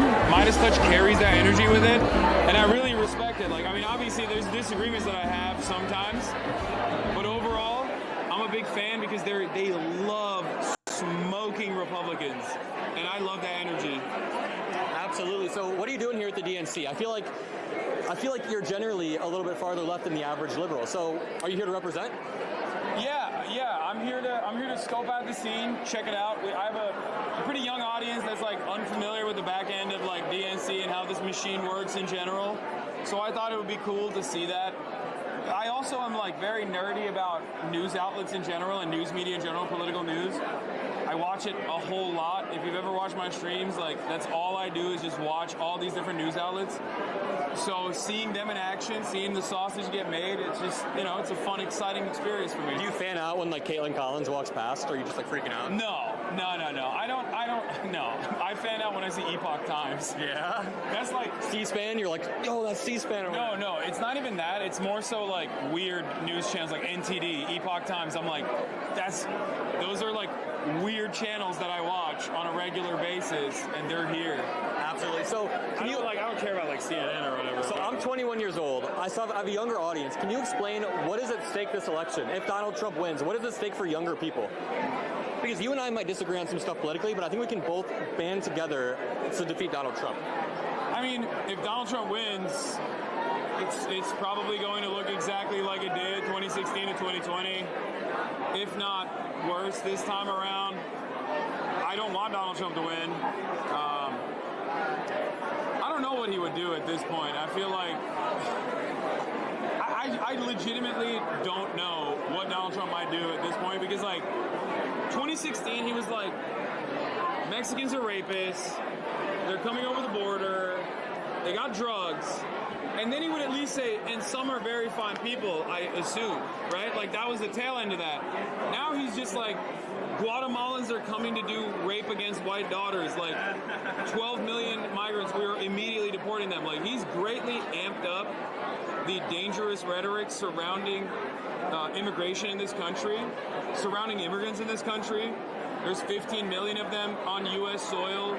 They're everywhere, all around us. They're just like you and I am genuinely terrified of what like the Republicans will inevitably end up doing in terms of their handling of like the undocumented migrants that are living here. It's like, how do you deport 11 million people without crashing the economy, having violence, or accidentally deporting American citizens? And something I'm worried about with Donald Trump is that if he gets a second term, he doesn't learn from his mistakes much, but I think he'd learn from appointing people like Mike Pence, and he would make sure he only has loyalists around him. People who would make sure, like J.D. Vance, for example, has said that he would not have certified the results in the same way that Mike Pence did, right? Yeah, I mean, yeah, he has more sycophants around him. But like, listen, the question that you ask is actually the right question, which is, how do you deport migrants? How do you deport 15 million people living on U.S. soil without an unimaginable amount of violence? You can't. It's concentration camps. It's Hitlerian policy. It's completely unacceptable. And not only that, but also, you just mentioned like American citizens being deported, right? That happened already. It happened with the Bracero program. It happened with Operation, I won't say the name of the operation, it's just the anti-Mexican slur, anti-Latino slur. And Donald Trump routinely brings up that policy, the mass deportation of Mexicans, and hey, what's good? And including American citizens of Mexican descent. 1.3 million of them were deported in this country, and Donald Trump talks about that every rally. He talks about that shit like it was awesome. And he keeps saying it, and he keeps saying he's going to do that. And it blows my mind that there aren't more news media professionals out there or more politicians out there being like, you want to deport 12 million people? Like, what the fuck are you talking about? That's insane. That is literally like Holocaust-level cruelty.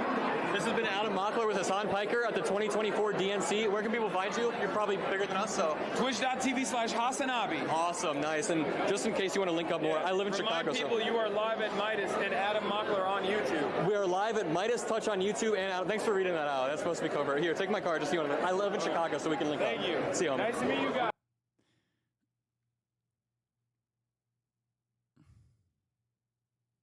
Was this pre or post most lethal military? No, pre. This was like, I think, this is day one. You can literally watch me become more and more resentful and angry as by day 3, I was out. I was like, this is so bad. Every single day that passed, my hope and optimism went away. Did you know you had a crystal ball? Yeah. It's so funny because, like, I'm willing to fucking work with Democrats all the time. And all of my fucking biggest naysayers are constantly trying to present me as this, like, massive radical. And it's like, no, dude, just listen to what I am saying, please. Instead of listening to, just listen to the warnings that I am delivering. Instead of just fucking assuming that I have like some nefarious purpose in mind that's somehow going to be bad for everybody. Jesus fucking Christ.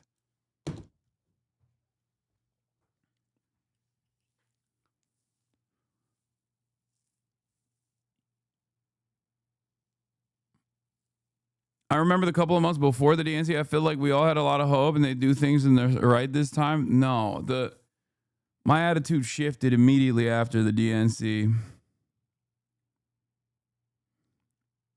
Your main YouTube channel should take notes from MT, Brian Tyler Cohen, and Kyle Kalinske. It's performing bad lately. That AI bot channel, HasanAbi Archive, is taking all the views. It's a shame that it's thriving and it has more views than your main. I don't think you're right about that. We've been posting a lot more videos on the main channel, and the main YouTube channel has gotten more views, more monthly views overall than it ever has before. But you're right about the archive bot channels. They are a burden for sure.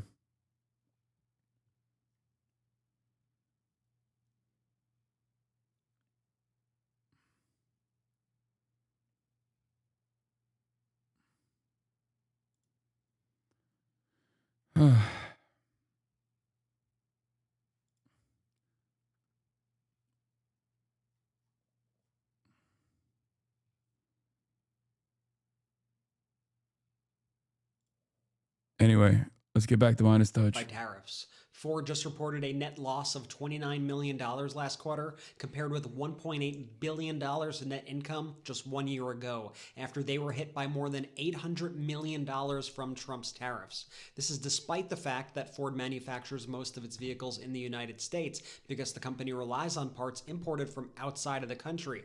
Plus, they were also hit hard by the new Trump taxes on steel and aluminum.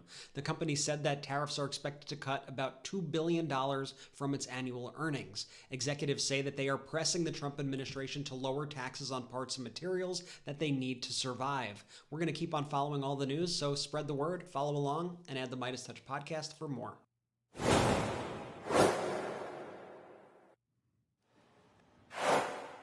President Trump demanding that major drug makers lower the prices. That the archive channel is 500K views on your Jubilee reaction. Jesus Christ. That's crazy. Okay, maybe they are cooking me a little bit. Holy fuck. This is a bot channel, man. It's crazy that a fucking AI-edited AI bot channel. Oh my God, they've already... Hasan's incredible interview with NPR. This Kamala Harris book makes no sense.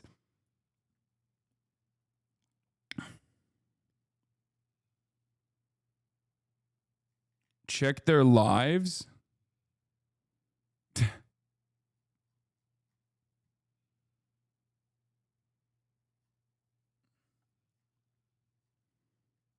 Clankers. They charge Americans in the next 60 days. In a series of letters sent yesterday, the president told companies to offer the full portfolio of their drugs to Medicaid patients at the same prices paid abroad. This is what's known as most favored nation rule. Trump also told drug makers to guarantee that Medicare, Medicaid, and private insurance patients get the same lower overseas prices for all newly approved medicines, and he demanded companies create a direct-to-consumer option for certain drugs. The efforts are likely to be met, obviously, with fierce pushback from the pharma industry. Experts say it's also unclear whether the president has the authority to force drug makers to lower their prices without the help of Congress. We're going to talk more about this next hour with former FDA Commissioner Dr. Scott Gottlieb. And I don't know what the answer is, but we're importing price controls. I guess once the price controls were being levied in Europe is when, I guess, pharmaceutical makers should have taken a stand, probably back then. Once it happens over there, you can see why the president says, why should they, their citizens, get these prices when ours are paying 10 times as much? But so fine. For the drugs that have already been developed, maybe we're able to keep those. But long term, you see about innovation for drugs over in Europe, there's been almost none. And that's why they want, and defense and research and development. People want Europe and overseas to step up to the plate because it's really harmed innovation. Is that going to happen here on the future drugs? Why wouldn't it happen here? So this could be the unintended. I haven't seen these guys get this sad and this scared since the Zohran Mamdani victory. That's so funny. I don't understand what's going on. Why is this happening? This is not supposed to happen. What about the innovation?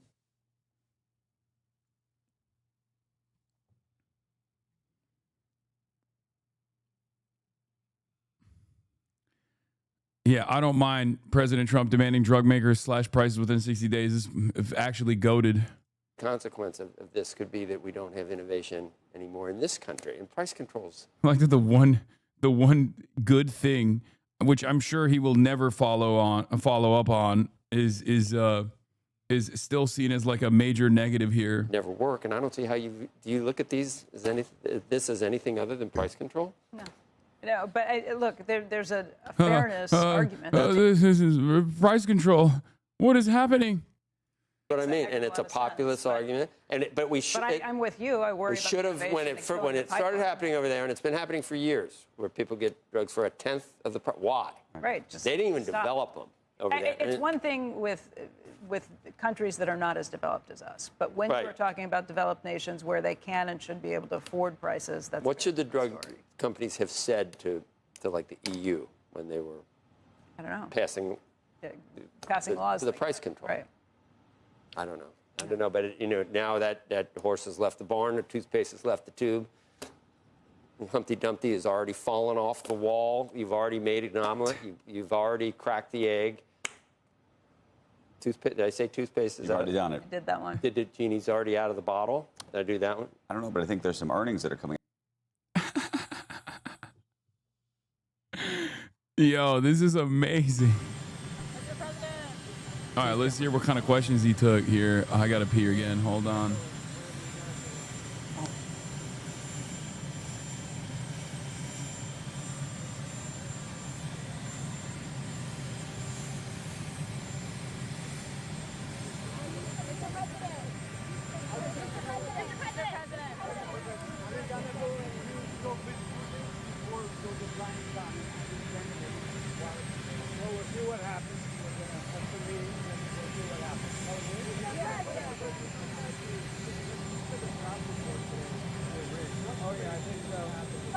Just before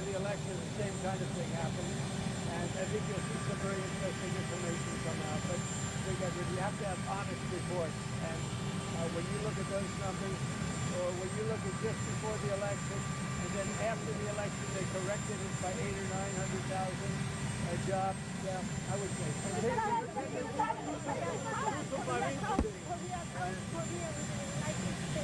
We have a great relationship. Yeah, we have a great relationship with South Korea. Are you open to negotiate with Brazil? The Brazilian President Lula said he'd like to call you. He requested a conversation. Would you talk to him now? He can talk to me anytime he wants. So are you open to tariffs? Yeah, he can talk to me anytime he wants. What is on the table for Brazil? Well, we'll see what happens, but I love the people of Brazil. What evidence do you have? Why you saying the two I love the people of Brazil. So why did you Marine close to Russia? Because the people running Brazil did the wrong thing. What evidence do you have that was raped? 7 years. 7 years. The time that you learned that people were being stolen from Mar-a-Lago, the time that you picked that you took Jesse Epstein. Yeah, I don't understand your question. What's going on recently? I'm seeing a lot of annoying institution defending liberals in your comments being annoying. I don't know what you're talking about. Where? Say it? Where are being deployed nuclear submarines. Oh, yeah. Well, we had to do that. I'm sorry to burst your bubble, but the entire plan for this announcement is botched and screwed all fucking over it. He put out a bullshit attempt to fix his own undoing of Medicaid, botching of trade deals, and failed Canadian drug import plan. He's doing fuck all but Medicare for all and under any other name. No, I know. That's why I said, like, he's not going to follow through on it. He's going to fuck it up somehow. Do not make no mistake. Under no circumstances will Trump ever do anything right by regular Americans, okay? He'll find a way to fuck it up. We just have to be careful. And a threat was made, and we didn't think it was appropriate, so I have to be very careful. So Is this audio better? where are the submarines being deployed? The nuclear submarines? Say it? Where are being deployed the nuclear submarines? Oh, yeah. Well, we had to do that. We just have to be careful. And a threat was made, and we didn't think it was appropriate, so I have to be very careful. So I do that on the basis of safety for our people. A threat was made by a former president of Russia, and we're going to protect our people. Will Hillary Clinton finally be investigated for election fraud? I hope so. I hope so. I don't know whether or not that'll happen, but I hope so. Mr. President, why did you fire the head of the Bureau of Labor Statistics? Because I think her numbers were wrong. Just like I thought her numbers were wrong before the election. Days before the election, she came out with these beautiful numbers for Kamala. I guess Biden/Kamala. And she came out with these beautiful numbers trying to get somebody else elected. Then right after the election, I think on the 15th, November 15th. So she pumped your numbers too. I don't understand. Like, she did the same thing that she did to Kamala. She had an $800,000 or $900,000 massive reduction. Said she made a mistake. No, that woman's numbers are. Say it. Yeah, one of the governors, as you know, of the Federal Reserve has just announced she's resigning. I understand it was over the fact that she disagreed with somebody from her party. She disagreed with Too Late. You know who Too Late is? Yeah. She disagreed with Too Late on the interest rate. So we'll see what happens. But we just found out that I have a open spot on the Federal Reserve Board. I'm very happy about that, John.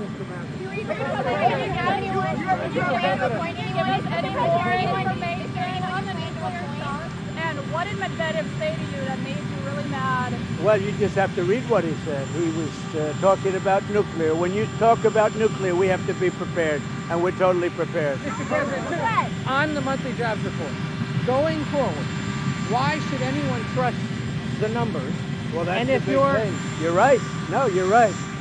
Why should anybody trust numbers? You go back to election day. Look what happened 2 or 3 days before with massive, wonderful job numbers, trying to get him elected or her elected, trying to get whoever the hell was running. Because you go back, and they came out with numbers that were very favorable to Kamala, okay, to trying to get him elected, trying to get her elected. And then on the 15th of November or thereabouts, they had an 800,000 or 900,000 overstatement reduction. right after the election. It didn't work because you know who won, John? I won. But here's the thing. Your supporters have had issues with these numbers. I've had issues with the numbers for a long time. But today's, we're doing so well. I believe the numbers were phony, just like they were before the election. And there were other times. So you know what I did? I fired her. Right. And you know what? I did the right thing. If any government official going forward is presenting data or information you don't like, should they fear for their job? I've always had a problem with these numbers. You know, I was thinking about it this morning.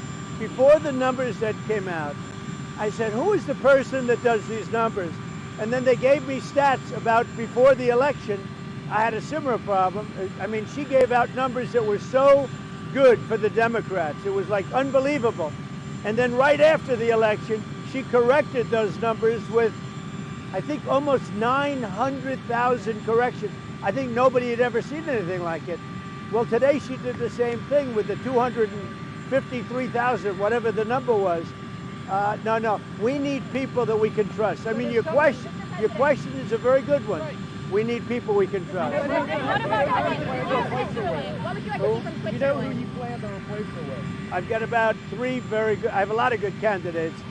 I will say everybody wants it. I've had more phone calls, but I have 3 people that are good. Do you have a background in labor statistics? You know, I could do a long-term thing or I could do a temporary.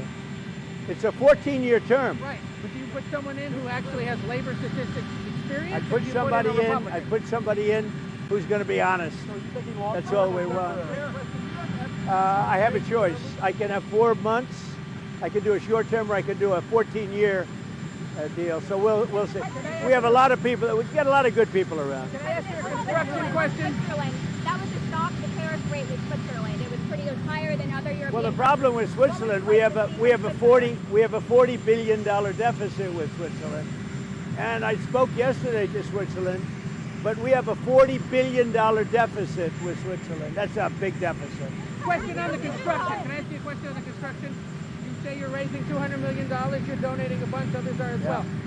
Are you blocking foreigners from donating money to build that addition? Honestly, I never even thought of it, but it doesn't matter. I'm putting up my money, but it doesn't even matter. They've wanted a ballroom at the White House, and it's been very popular. You know, when we put it out yesterday. You're not ruling out that a crown prince or some European I'm not looking for that. You know, you have very strong restrictions as to who can donate, and we go by the restrictions. It's not a lot of. I mean, it's not that much money. Will you release the names of the donors? Yeah, I'll do that. Okay, we've seen some of this already.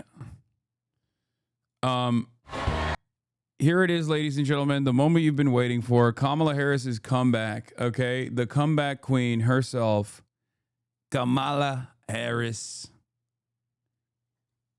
She has a book. You thought Kamala Harris wasn't doing anything, okay? As big enjoyers of Kamala Harris, we all were confused as to why she wasn't saying anything about how Trump was fucking up the economy, how Trump was fucking up the planet, how Trump was further accelerating the demise of Gaza, you know, all things that she would do differently. Okay? So many of you, understandably, were shocked because you expected a lot more. This guy's saying slurs when you go AFK. What? What? I mean, I think this is a crazy person, but they're not saying slurs. What are you talking about? Do you think Alhamdulillah is a slur? Or Inshallah?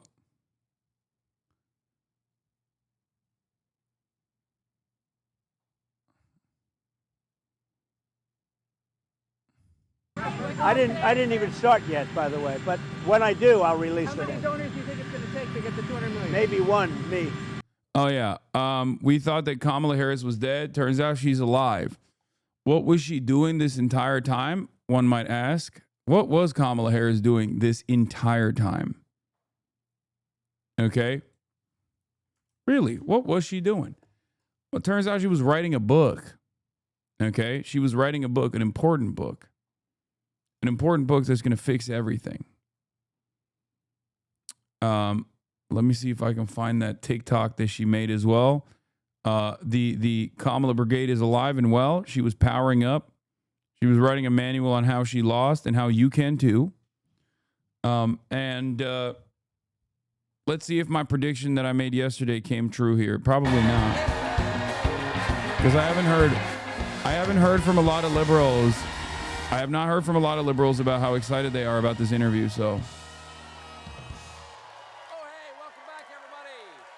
wait, pregame with this. What concerns do you have about Vice President Harris's ability to beat Donald Trump if she were at the top of the ticket? Look, I wouldn't have picked Vice President Trump to be vice president. But I think she's not qualified to be president. Let's start there. Number one. The fact is that... Are you kidding me? It's is the that I think I'm the most qualified person. Killing it. I miss him. This is so funny. Why is, bro, what a fall from grace, man. This is already brain-breaking content, because it's like a person with so much power and so much influence that just like dropped the ball in spectacular fashion, did not fight nearly as hard enough to like make sure that Trump didn't win. But also on top of that, for the worst reasons too, for the continuation of the genocide and refusal to do right by the American working class.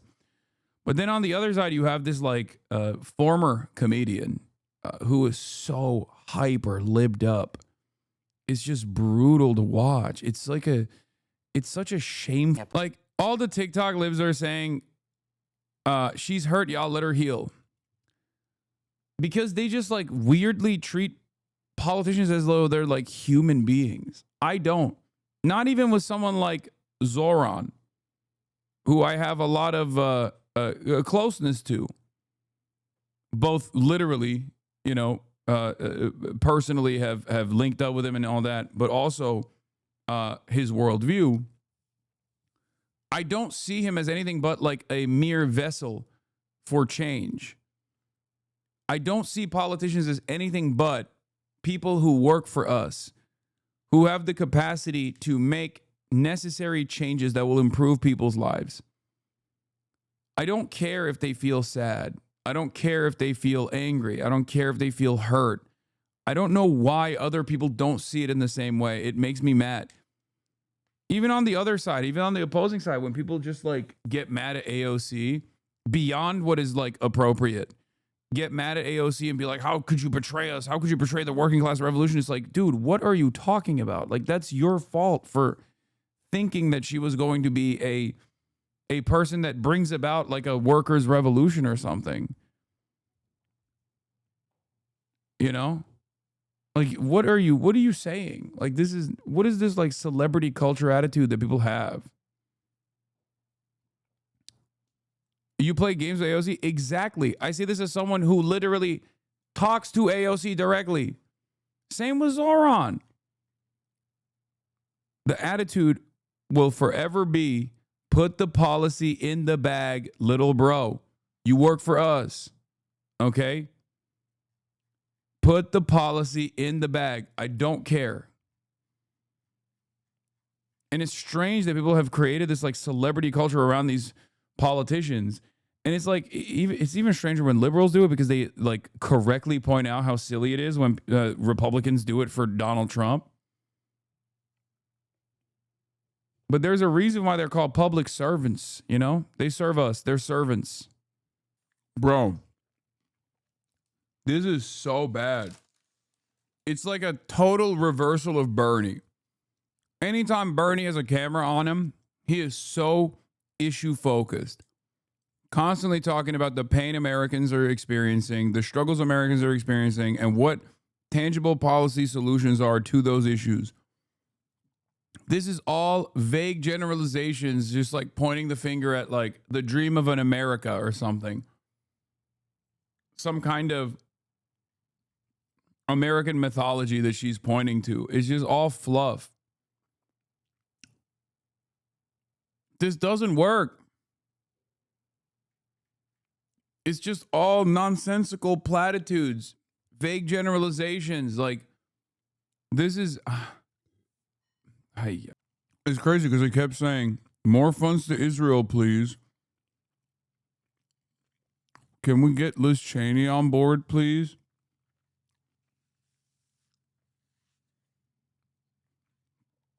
That's what she kept asking the community leaders.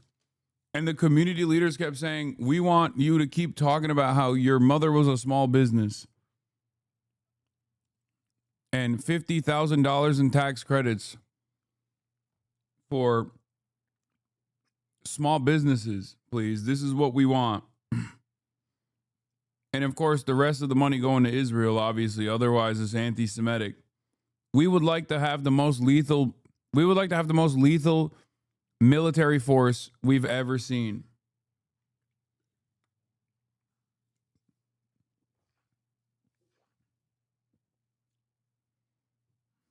I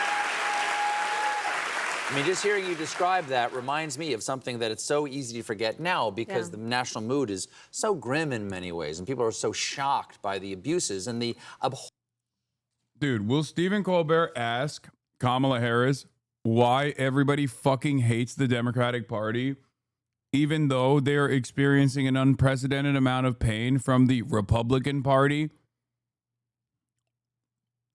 Will Stephen Colbert ask what could have been done differently? What were some of the biggest weaknesses of the campaign by her estimation outside of, I don't know, the 107 days that she keeps repeating? I mean, she literally named the book after an excuse. corruption and the violence against neighbors here happening in the United States by our government, and the free reign being given by Congress and the Supreme Court to this president, that just less than a year ago, things were very joyful.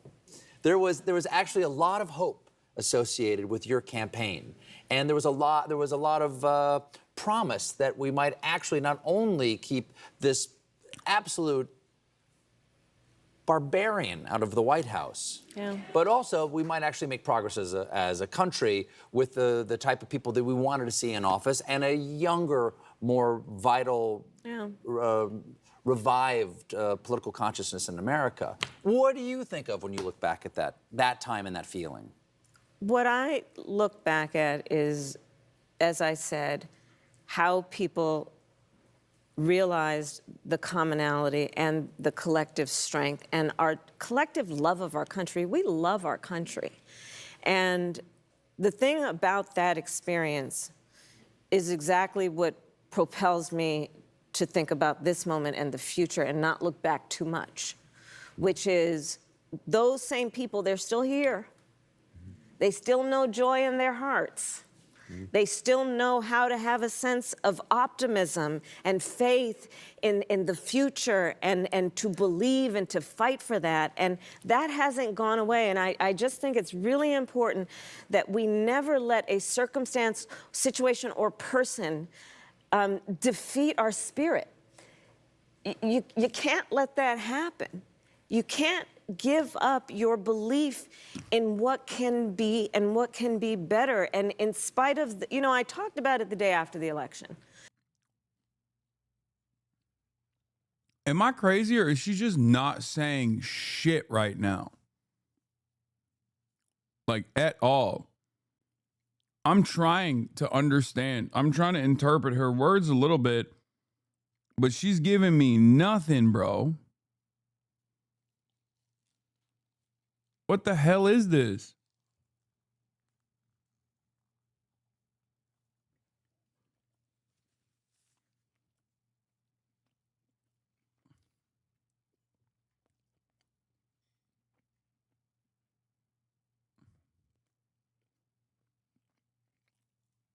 And again, I talk about it in the book. That was a rough bleeping day for me. And it was important to me in my speech that I gave that day, the next day after the election, to remind people to not give up. I am so aware of the joy that was there and the hope and the enthusiasm. And I just think that we have to remember it was not just a candidate that gave that. It came from the people who naturally have that, and this election cannot take that away. But let's be clear-eyed about it. Right? And let's be clear-eyed about what's going on. And that's why, you know, people are taken to the streets, and people are organizing, and people are talking with each other, and they're talking about the issues, and they're and articulating what we know is wrong and what it should be. And so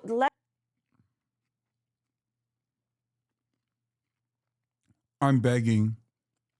Talk about one of the issues, please. Just one.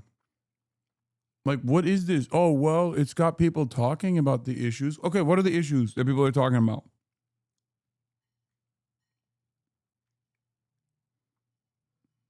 Name something that's going wrong in the country. Because the only thing that they've talked about so far is that, like, you know, Trump is bad, but without even, like, describing what he's doing that's bad and horrifying. And how Trump makes us feel.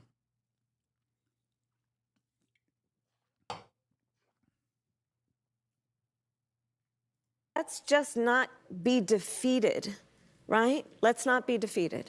The book. Like this, the book.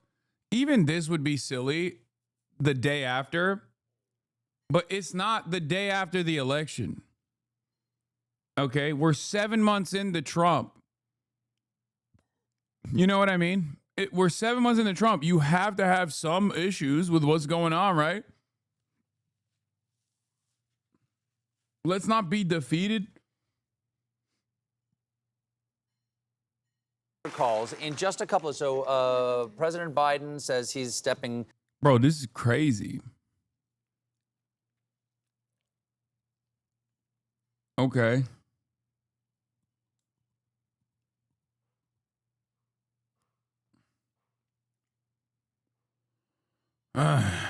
Out of the campaign at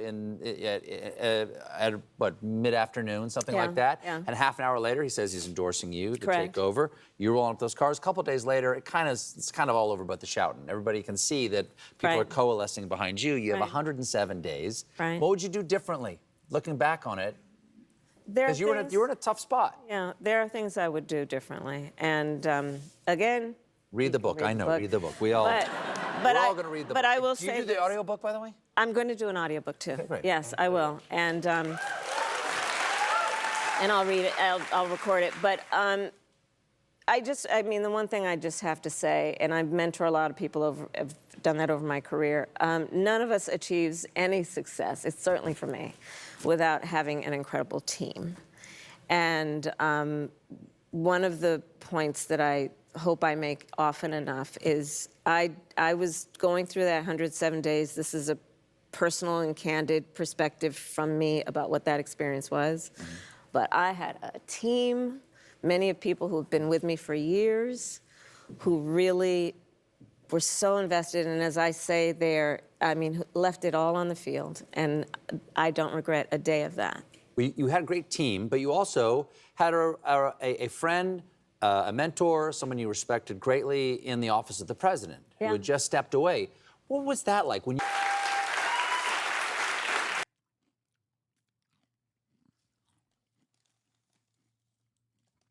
It's funny because Joe Biden has been talking about how he would have won the election and Kamala fucked it up.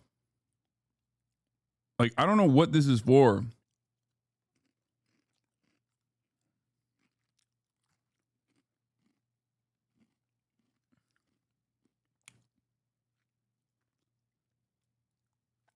Yeah, you know who was piling on Joe? The voters.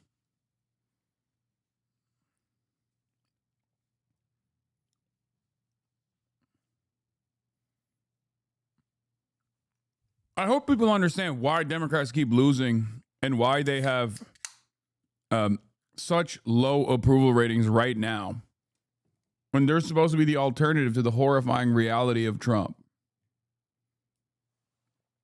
Because this is the alternative. This is the leader of the alternative, the former leader of the alternative.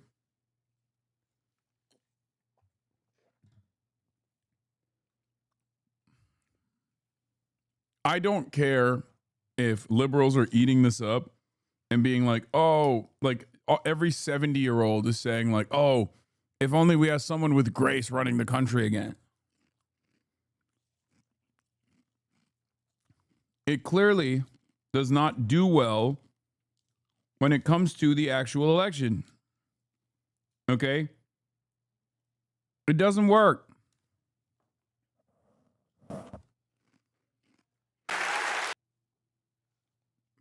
Colbert treated this like a person, like a random person selling a book. And not like one of the most important political failures of this past decade. Like, this is even shocking by Colbert standards. And not only is it still shocking by Colbert standards, what's the takeaway here? We didn't learn anything about why she lost. No responsibility on anyone. You would think that she didn't even lose the election, listening to her speak like this. That no election took place at all, I guess.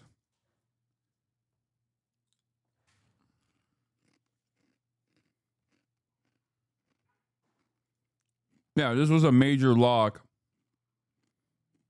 This could be an adversarial interview with a very powerful person that gets to the heart of the Dems' base deep disgust with their party and the failures that led here, but he's probably just going to ask herself, like, now is bacon really a spice? Come on now, while she cackles maniacally.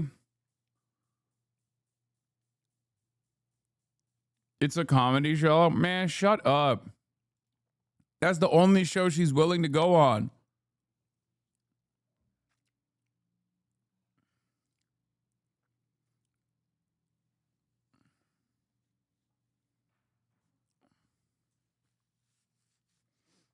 Where was the comedy when he was ripping into fucking Zoran? You got to literally pry things out with pliers.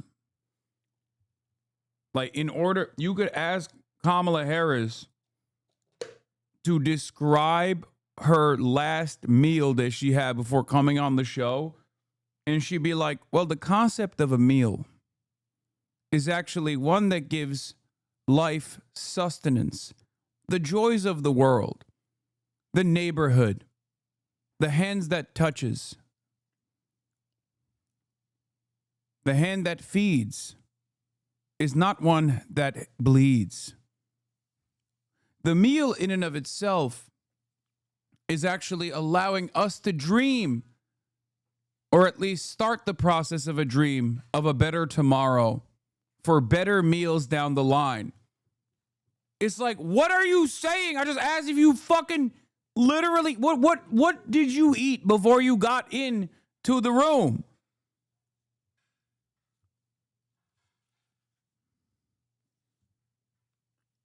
It is so fucking annoying because it's not like she is a brilliant communicator and using like, I don't know, using her extensive vocabulary to describe something so profound.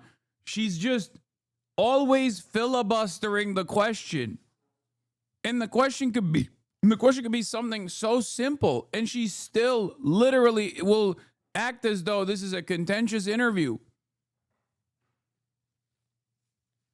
Yes, I accidentally burped. God damn it, dude. Shut up.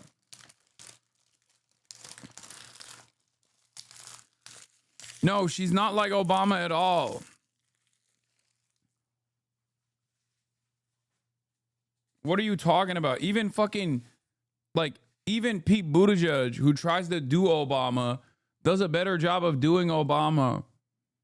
Because, like, Pete Buttigieg has an idea behind what he wants to say. He knows what, like, policies he wants to either advocate against or be in favor of, and how hard he wants to be in favor of those policies. Like, he'll moderate his position. Like, There's some meat there. There's no meat here. There's nothing. There was nothing in this conversation. This was 28 minutes of nothing. I didn't learn a single damn thing in this convo other than the fact that Kamala Harris likes to wear headsets that have wires on them because she was in the Senate Intelligence Committee today. She found out that like your wireless headphones can be hacked into. That's it. That was the only new intelligence that came out of this.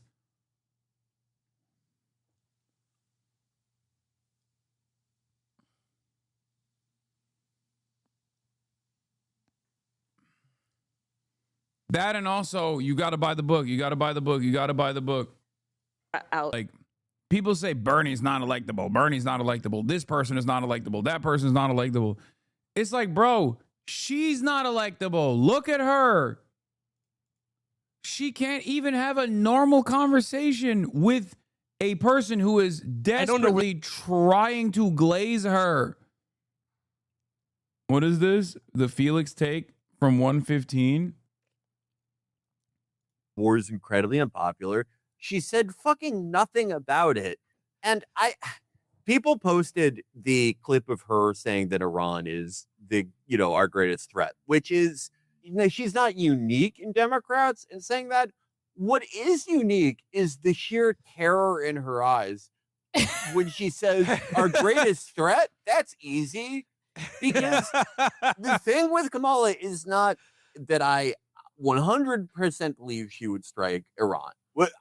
I don't know that for a fact. Sure. What Guess we'll never know, because she threw the election. She did everything possible to make sure she lost the election. Well, what I do know is that more than any other Democrat who has run for president in our lifetimes, more so than Bill Clinton, she has no beliefs. And I don't mean that in that like she's a genius, cynical operator. I mean, she just has never thought about that part. And she has not thought about it so much that when she gets asked questions like that, she goes, oh my God, what? I know this one. Fuck. No, literally, it's not. It goes beyond policy, man. It goes beyond policy. You could literally ask her if she thinks, if she prefers like club sandwiches or a hamburger, and she just like fucking short circuits, man. It's like a robot. It doesn't make any sense. Like, what are we doing? What is going on?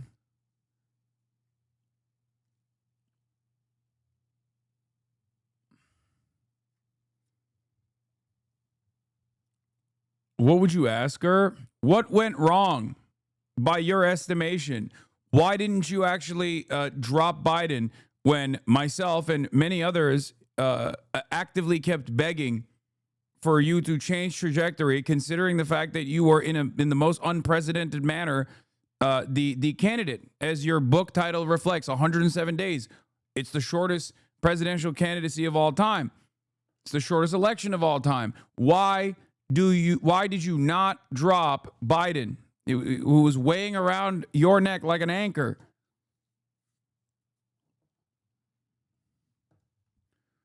Why did you refuse the 37 different polls that came out throughout the election in the 107 days that said that you would perform better in key states if you actually took a position on Israel, Palestine that was different from the Biden administration? Here are all of the different polls that existed at the time that said your approvals would go up. People would be more likely to vote for you if you actually took a stance of firm commitment to a ceasefire by denying weapons transfers to Israel. Why did you say there's no daylight between you and Biden when asked what are the differences between you and Biden, when you are the reason why you're running for president? The reason why they're asking you that question to begin with is because Biden was unelectable.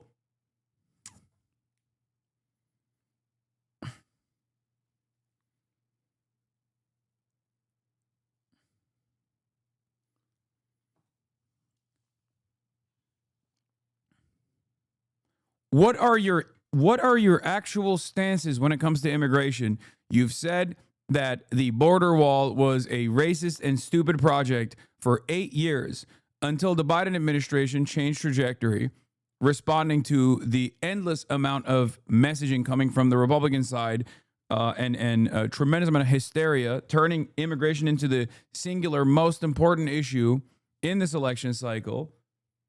Why did you change your attitude on the border wall? Why did you go on? Do you feel like it was smart to take a right-wing stance on a lot of these issues and try to outflank the Republicans? Do you feel like it was smart to run around with Liz Cheney? Do you think like it was a great idea? Who gave you the great idea to send Bill Clinton and Richie fucking Torres to Dearborn, Michigan? Who gave you that brilliant idea? Why did you listen to your brother-in-law, who was the chief legal counsel of Uber, when he told you, according to reports, to drop the anti-billionaire populist messaging? I'm not a professional journalist. I'm not like a long-standing media professional. I'm just a fucking Twitch streamer. Don't you want to know the answers to these basic questions that I just asked? Don't you think that this would be a far better interview?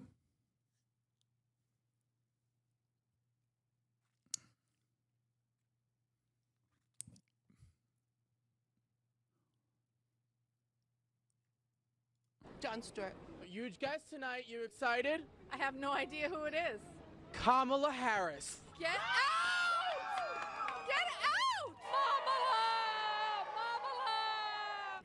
John Stewart. A huge guest tonight. You excited? I have no idea who it is. Kamala Harris. Get out!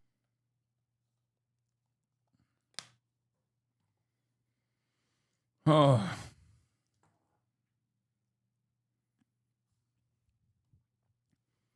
Why'd they stop calling Trump weird?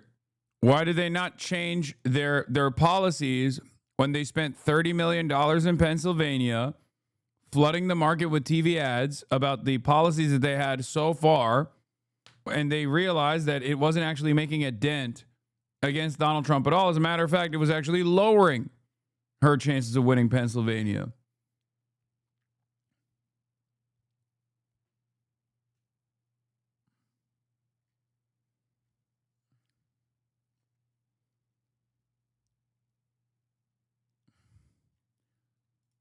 Why did you choose Tim Walz as your running mate if you were going to do this shitty fucking middle-of-the-road neoliberal campaign? That's another question. Actually,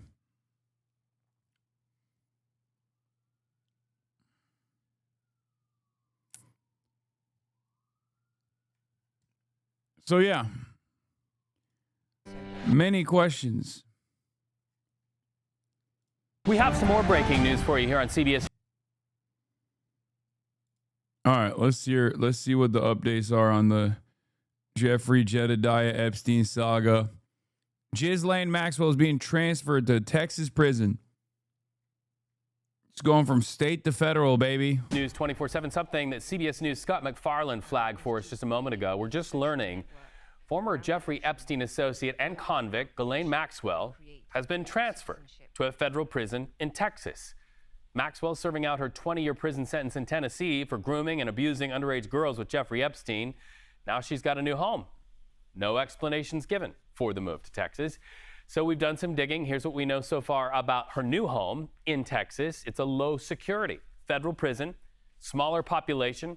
It includes another high-profile inmate, ex-Theranos chief Elizabeth Holmes. We'll continue to ask questions about why Ghislaine Maxwell has been moved while serving out that 20-year prison sentence. Of course, this is on the heels of her meeting last week with the feds and a chorus of accusations that there is concern that she could be looking at a presidential pardon. Of course, Mr. Trump saying he can, but has not signaled that he would or that he's even been asked for a pardon for Ghislaine Maxwell. A lot of questions here.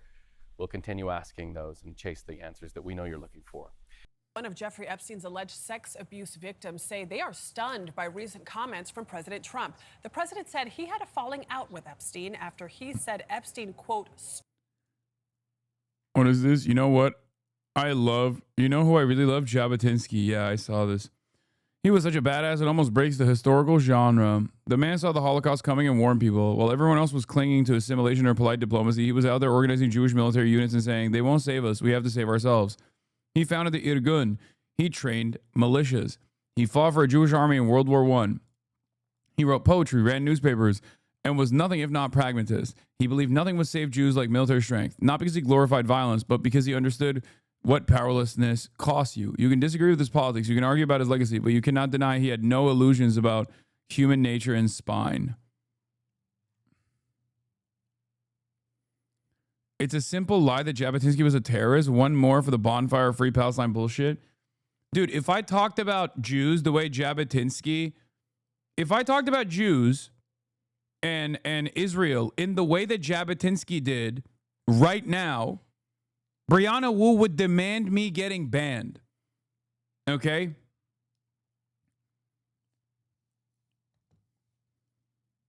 What's so crazy about this is like, because he was honest. He was honest about what the fuck was going on with Israel. Like he was honest about the colonial process of Israel.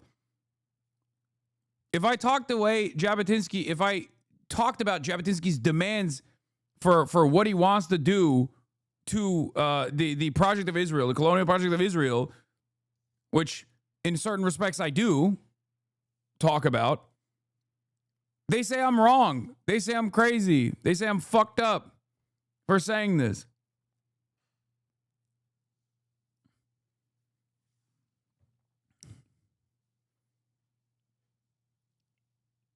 Who's Brianna? Brianna Wu is I don't know how to describe her. She's just stupid. She's a dumbass. That's it. She's just a fucking idiot who literally got like she had no opinions whatsoever on Israel-Palestine before October 7 by her own admission. And you know, as an adult woman, she got her fucking mind melted by sex pestiny of all people. And became slowly but surely became a major Israel dick rider. Check logs for an insane Jabotinsky quote. Fossa clapped me.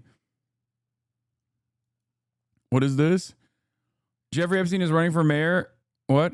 What the fuck? What is the... Oh, Jabotinsky quote.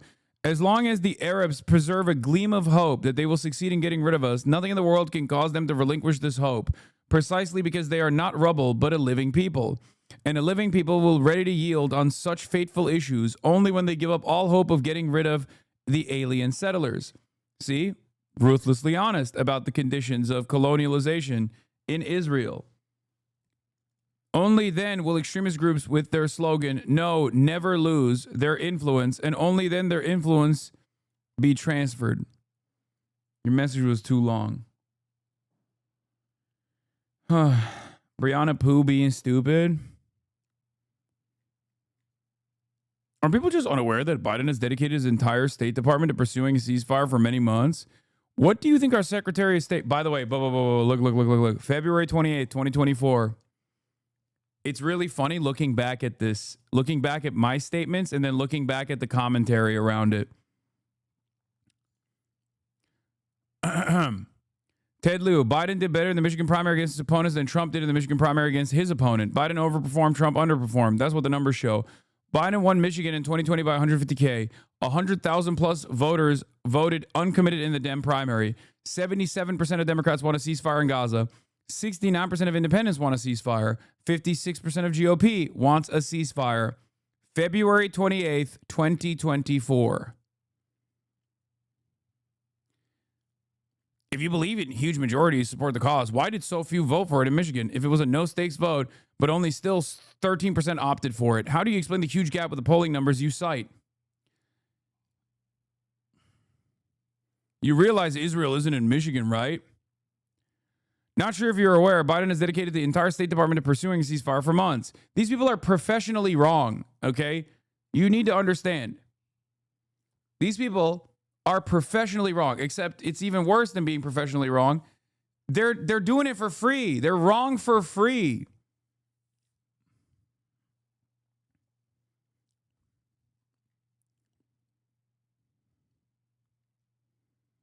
Isn't he literally trying to negotiate one?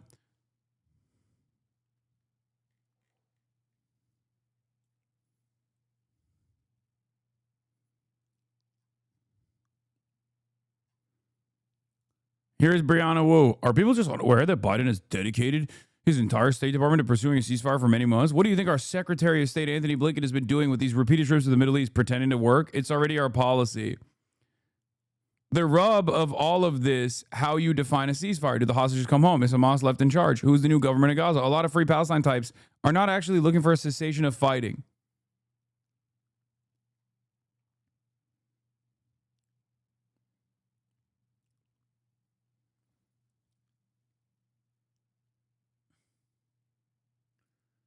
And it's so funny because these people that have been professionally wrong this entire time, like without getting paid to be wrong. Well, some of them are getting paid to be wrong. But what's so funny about this is they're still doing it. They're still doing it in my fucking replies. Okay? Where I said that all it takes is one fucking phone call, and here's why, and I laid it out. I said one phone call is all it would take to stop Israel's genocide. If Israel doesn't comply, shut off weapons transfers.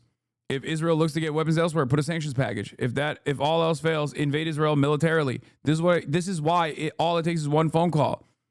And motherfuckers were still up my ass, who have been wrong the entire time, still in the fucking replies being wrong. At some point, you just have to have, like, even this person. So that's way more stuff than just a phone call. Yo, have the fucking decency to sit this one out. Okay? One of my friends said this tweet was stupid and then tried to compare it to Trump. If I'm so stupid, why are they wrong all the time and I am right? How are you going to be worse off than a stupid person?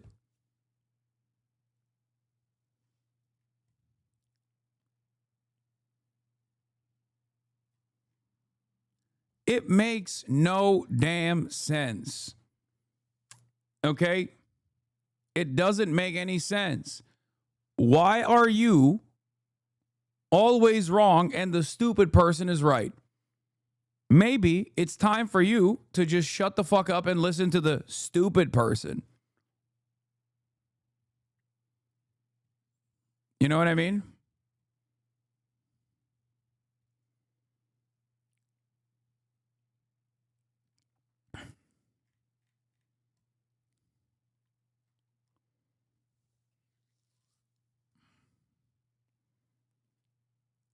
It just doesn't, it's so stupid. It's so dumb. Anyway, let's get back to Virginia Giuffre. Virginia Giuffre's family questions Trump's Epstein comments. Stole Virginia Giuffre, who worked for Trump at Mar-a-Lago. Now her siblings say that they want to know what the president knew and when about Epstein's crimes. Scott McFarland has more from Washington. Virginia Giuffre was one of Jeffrey Epstein's most vocal and visible victims. Jeffrey was a sick pedophile. You should take Pegasus advice, little bro. I have no idea what this is. Are you talking about the spyware?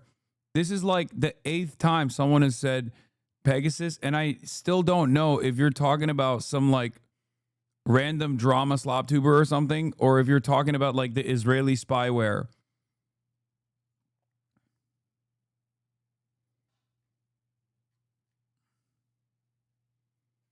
Dude from Yu-Gi-Oh! People always say this is like a slop tuber or something. But I don't know what his advice is. You can relay it to me. Oh, you know he's a slop tuber. That's so funny. I love that you were like, nah, the slop tuber. Okay, what's his advice? What's the advice of this slop tuber that I've never heard of in my entire fucking life, who I suspect, considering that you're in here demanding I listen to him. He's probably made a shit ton of videos on me. What's the advice? I'll bite. You won't be able to link the video most likely because you're not subscribed. You have to be subscribed to be able to link a video.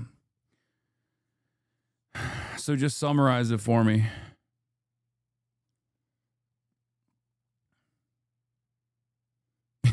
Also, it's really funny to go to the stream of a political commentator and be like, hey, you should listen to the advice of this slop tuber that I'm admitting is a slop tuber.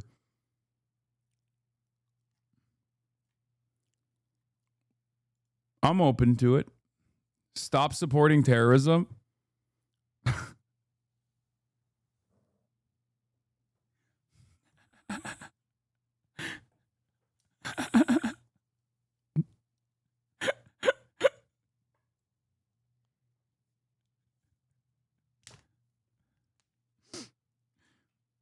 That was good advice. Thank you.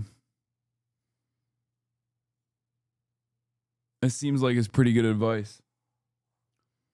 Don't worry, I don't support Israel. Bro, how does this shit not get old to you? It's pretty funny. Come on, man. This guy is he's trying.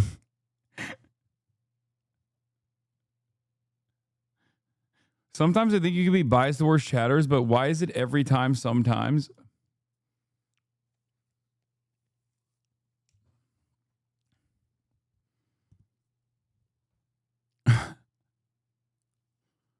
That's the advice that he's giving me. Well, he should just get back to whatever kind of slop he's doing.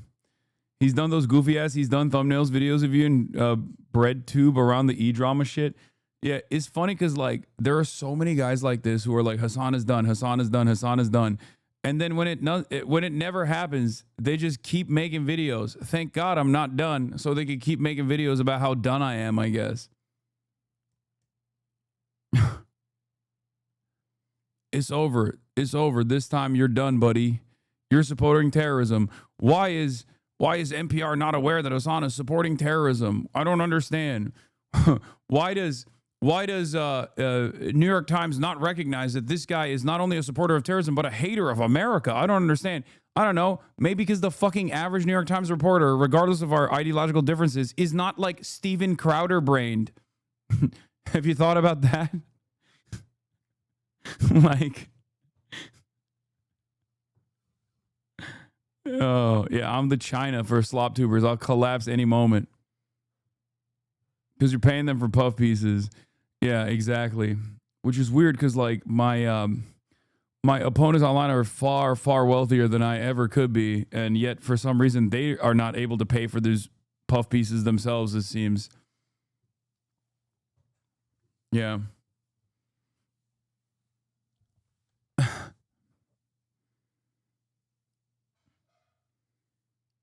Lol, that dude Pegasus made 82 videos about you. 82 videos to say I'm a terrorist? You couldn't get that away? You couldn't do that with one video? You needed 82 videos to say I'm a fucking terrorist?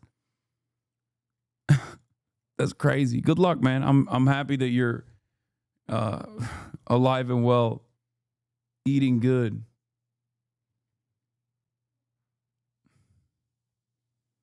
I'm sure people will get bored at some point.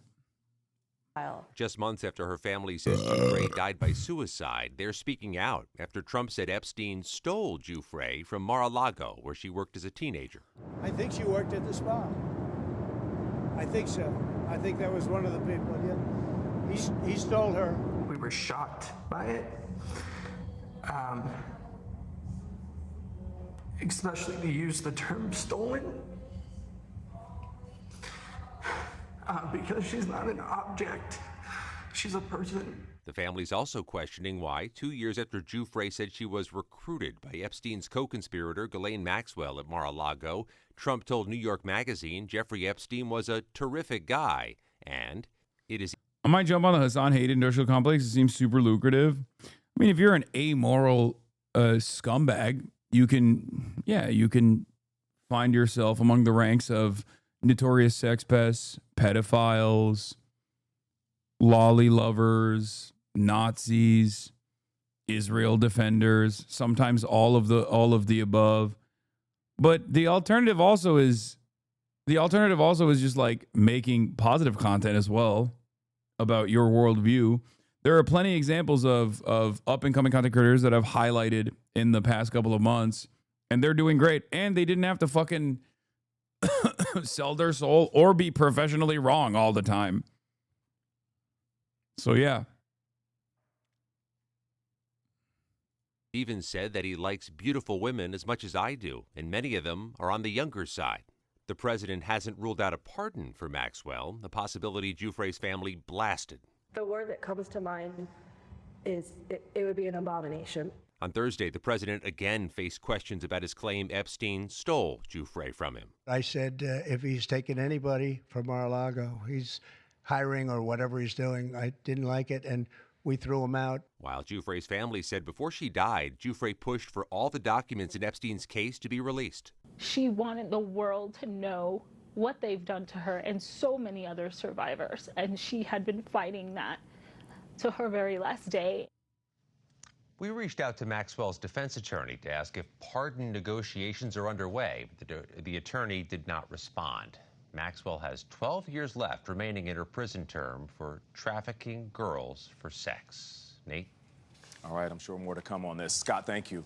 And I want to bring in the members of Virginia Roberts Giuffre's family, her brothers, Sky Roberts and Danny Wilson, as well as their wives, Amanda Roberts and Lynette Wilson. And I'm just so grateful to have all of you here tonight to talk about something that I know is really painful, but also really important for each of you. And Danny, I think it's hard for anybody to imagine the emotional toll the last few weeks have probably had on your family. What made you decide to speak out tonight?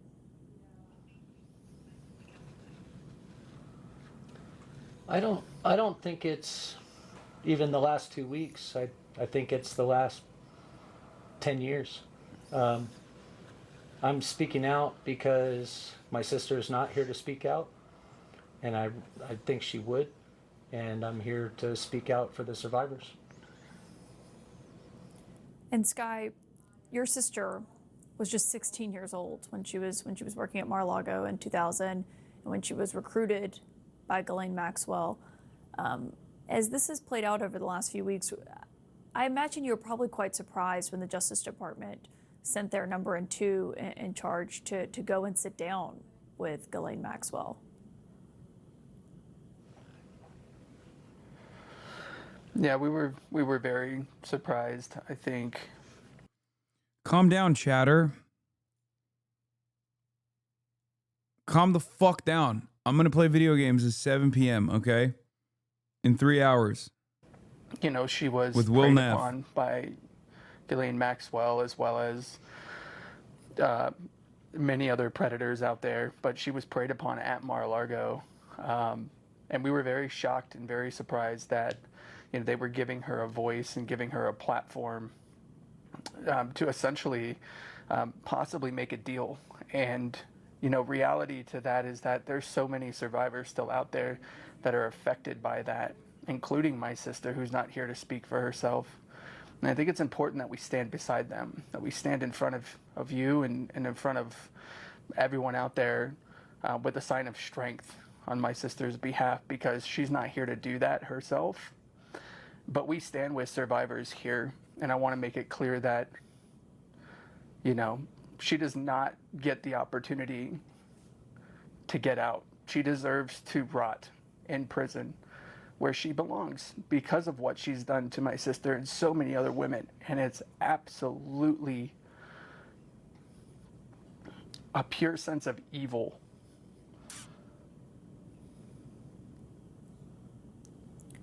A pure sense of evil. I think some people remember this and think of Jeffrey Epstein, but may not remember Ghislaine Maxwell. And I know that y'all as a family have said that at times Virginia said that that Maxwell could be more cruel than Epstein was. And Amanda or Lynette, I wonder what either of you remember about what she had to say and her view of that. Yeah, I just remember very vivid and specific conversations with her and talking about Ghislaine and almost describing her as this puppet master, you know, and being this organizer of things and being so viciously cruel to the young women, and knowing that they were so vulnerable and young, she targeted them specifically, you know, and she was also very complicit, like, in those actions. She wasn't just like a recruiter. She participated and viciously participated with these girls and abusing them. And so she just described her as this monster, you know, of a nightmare. Well, and, you know, Lynette, remembering that, I wonder, you know, as we're in this conversation of whether or not she'll be granted immunity to speak to Congress, or whether a pardon would be on the table, or even a reduction in her sentence that she's serving right now. Not only what message that would send to someone like your sister, who was so outspoken about this and such an advocate, but also to the survivors, the other survivors in this moment. I mean, I think that's really the point, and a big reason why we are even speaking out, because it does send a message to the survivors that, you know, if you're in power, if you've got money, if you've got connections, then you're above the law.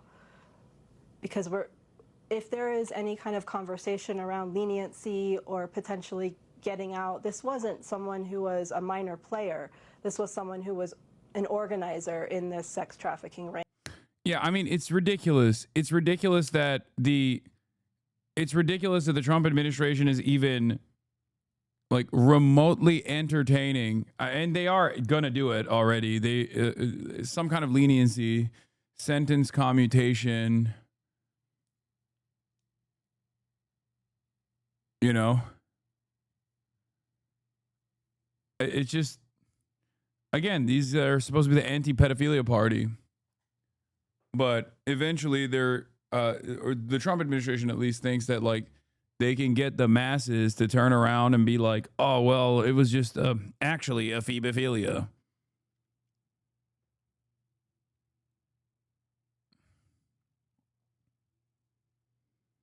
Every day, more questions are being raised about that Jeffrey Epstein prison cell video. The Department of Justice and the FBI released with great fanfare. Look how transparent we're being. They described it as the full raw surveillance video from the camera near the child sex trafficker's prison cell the night before he was found dead. It was their so-called look. Here. I feel like the end point of this is just like anyone that's ever been criminally convicted of like sex offenses is actually a victim of cancel culture. You know what I mean?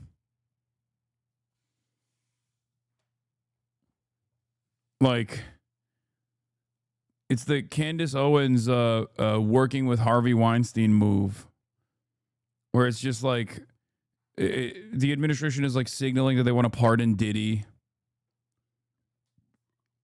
That's where we're going towards. Here's the video. Right away, people noticed at least a minute was missing. Now, the explanation Attorney General Pam Bondi gave didn't make that much sense. It was something about a tech glitch. And the confusion's gone on for the last 3 weeks. Now there's new reporting. The FBI actually has in its possession a copy of the video with the missing footage. So what exactly is going on? Will Summers, a senior reporter for The Bulwark, who has been closely covering this story, and he joins me now. So I want to just start on the missing minute, okay? People noticed the missing minute, I think, in the time codes and in the metadata. And I want to play Pam Bondi's explanation of the missing minute, which I just want to start off in saying my inclination is not to think that, like, they edited the video and that he was murdered in his prison cell. I think he probably did kill himself. I'm trying to be, like, rational about all this, but they're being weird. So here's Pam Bondi. Take a listen. The video was not conclusive, but the evidence prior to it was showing he committed suicide. And what was on that, there was a minute that was off the counter. And what we learned from Bureau of Prisons was every night, they redo that video. It's old, from like 1999. So every night the video is reset, and every night should have the same minute missing. So we're looking for that video. Okay. So, Will, now CBS reports there's a version of the full video. So was she lying about that? Like, what's going on? It's really hard to know. I mean, I think like with so much of this Epstein situation, there are all these unanswered questions, and the government, in its attempts to close the case, keeps creating more questions. On one hand, perhaps, we were promised here the full and raw footage were their words. And now they're saying, initially, as you said, she said, there's 1 minute missing, which we, by the way, forgot to mention initially. And now it's reported that there is a minute, and there's all these the metadata suggests that there's, in fact, maybe 3 minutes that were missing, or maybe the tape was weirdly sped up. So there are all these issues that the government really seems to be in no rush to answer. There also is the point that Julie K. Brown made, which is that, at one point in the video, you see him walking in, right, through those doors, but that essentially there's another avenue to reach the cell. So it's not even of the cell, it's of like the entrance to a block that the cell is in, and there's another way to get to the cell. So like at some level, it's not even clear what this shows. It doesn't really prove anything. I mean, the CBS analysis really goes into it. And as you said, Julie K. Brown, who's followed this case so closely, has said the same thing, that this doesn't, the government presented this as sort of case closed, that if you watch this video, you'll see that no one came in. But in fact, people could go in another way. And through the analysis of the video, CBS showed that people are able to access the block without being on the video, or they're able to access it without guards. So all of these things the government is saying, on one hand, maybe their analysis of the video was just really botched and rushed, and that creates its own issue, or combining that with the weird way other things in this case have been handled, with the president telling everyone to move on, get over it, insulting people over it, you wonder, is there something else going on here that's more sinister? I mean, again, All right, let's hear what the MAGA base is saying about the Epstein stuff. After the Hogwatch, I'm going to move on because there's no any new updates beyond the fact that Ghislaine Maxwell has been moved to a Texas federal prison, which is weird. Oh, this is old? Wait, this was published 23 hours ago, though.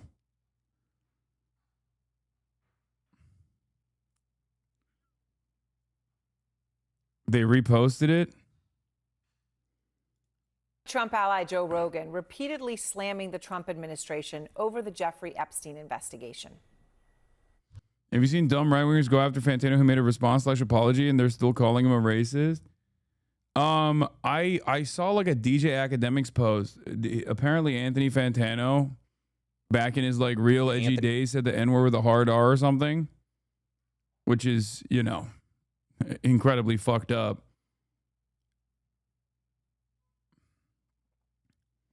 He was quoting as a quote. I mean, still not I'm not going to sit here and be like, oh, this is appropriate. It's not. But let's watch the video. This gets brought up every few years. I'd never heard of that. Fantano here, internet's busiest music nerd, and in case you haven't noticed, I'm getting torn apart on Twitter, which is nothing new for me personally, but the discourse seems to have reached a fever pitch that's making a lot of people concerned and angry, and even thinking I'm covertly a racist, bigoted person. Now, these are the same sorts of allegations that I have fought against and won before, and I'm happy to do it again because I have nothing to hide and I know they're not true. I don't want to waste anyone's time, so let's just get straight into it. With Exhibit A, this clip right here, which has just been going absolutely viral, and here's my explanation for it. Early on in my YouTube career, I had some pretty lax views when it came to quoting the language of others, and my point of view was, what does it matter? It's not me saying it. I'm relaying a lyric or a sentiment or a point of view expressed by someone else. I'm even embarrassed to say that I don't think it was until a few years ago that I actually changed and censored the text of this 2014 on Death Grip's review title. And as you can see in the comments of this video, there's even a lot of discourse and jokes flying around about me not saying the title. And at the time, this sort of thing left me feeling like this is more or less a moral gray area. I extended this attitude into other pieces of content I have made, like this one, where it is also clear I am quoting someone even in the tightly edited state this clip has been presented in. And the reason I'm doing so... Yeah, I love Anthony Fantano. I think he's a great dude. And I knew that he, like, I didn't know the extent of it, but I knew that he was like an edgy guy, right? Initially. And that's, by the way, not a fucking defense of people being racist. Okay?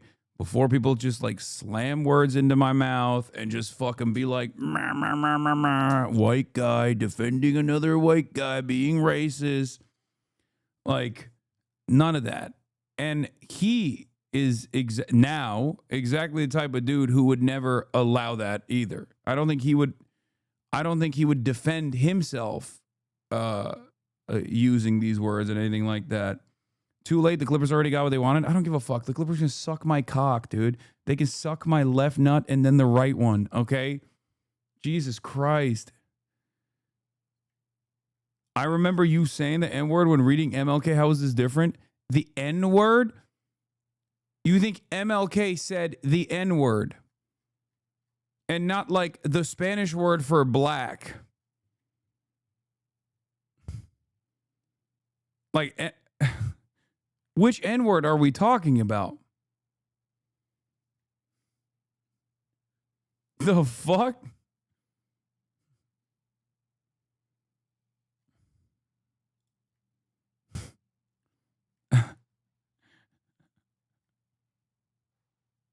MLK, I have a dream that one day every American can have a nuclear weapon. That's what he said. Yeah, he's great. A white telling the black community who's allowed in the culture and who isn't. I don't care. Dude. That's on you, man. If you think that he's like a cultural gatekeeper for black culture as a white guy, I don't know what to tell you. No, he's just a fucking music critic, man. Holy fuck. He's a music critic. He's a music critic. He's a music critic. He's a music critic. What he did was inappropriate. Okay? That's it. And I'm sure he'll explain how he also, this does not reflect who he is now. Is to voice disagreement with calling people racial and homophobic slurs as a bit, which is what the original content creator I was quoting was doing. And he himself has since apologized for this whole era of his career, but I'm not getting deeper into... I guess he's talking about like iDubbbz. Is that what you guys were saying? I'm piecing it together. Oh, it's so funny how quick people get whipped up into a frenzy when directed by like horribly racist right-wingers that will cynically weaponize cancel culture shit. And everybody hates it normally. Like, everybody's supposed to hate it. But, I mean, this is the classic, like, 2016 era shit where it's like, you said something fucked up 12 years ago, 13 years ago, and every couple of years, we're just going to keep recirculating it to get people mad at you. It's like, yeah, everyone has done something fucked up, okay? Some way more severe than others. What you have to focus on is who this person is now, who they became, okay? That's it. Not even right wingers is academics, Lackey, and certified Jared, Drake Dick Rider. First of all, academics is a right winger. What are we talking about? It's just an overload of Ack fans, Drake stands, and people that hate his music. He's acknowledged and talked about these things many times, which sucks. Fantano has done plenty of work promoting artists and expressing humility within his views. So this is silly in retrospect. Meanwhile, people like Tucker Carlson exist. I know. In a weird way, I think this does make like, this is a broad thing that I'm going to say.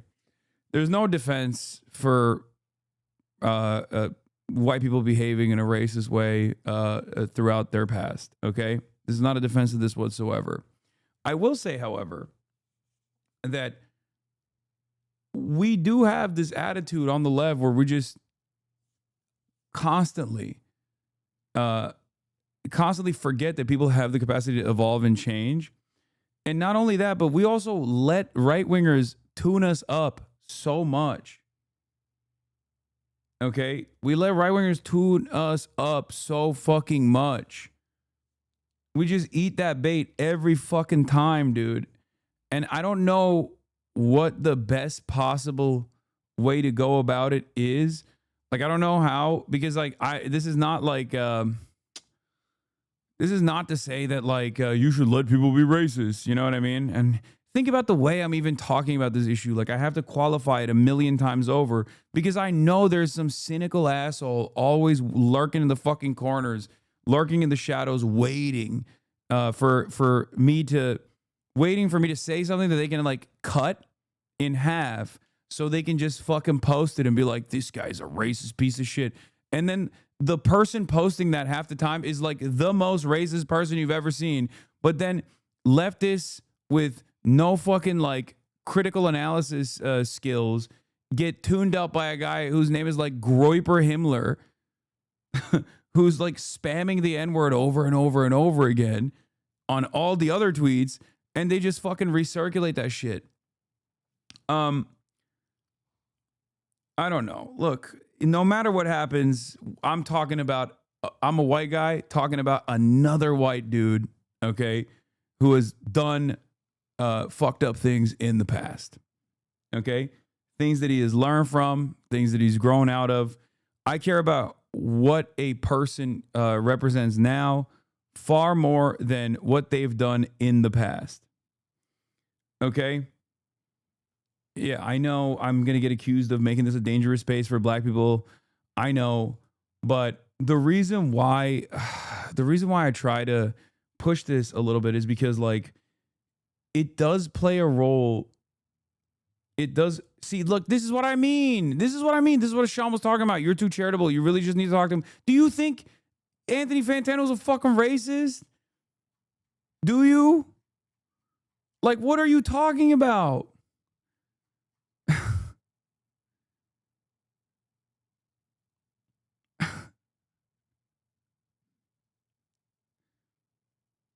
This is an indefensible position.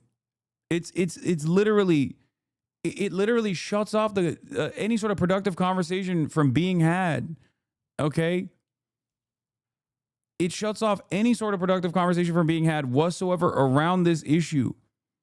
This is a major problem for the left. 100%. This is not to say like we should make excuses for racists, okay? Or, oh, well, they apologize. If you don't want to fucking forgive someone for not checking themselves, not recognizing their privilege early on, and behaving in a way that is racist and harmful, then that's on you, okay? But if you want to think about like any sort of broader shift, broader ideological shift that we can bring people on board to, you have to be, no matter what happens, you have to be a little bit more open-minded about people's capacity to change. That's it. That's it.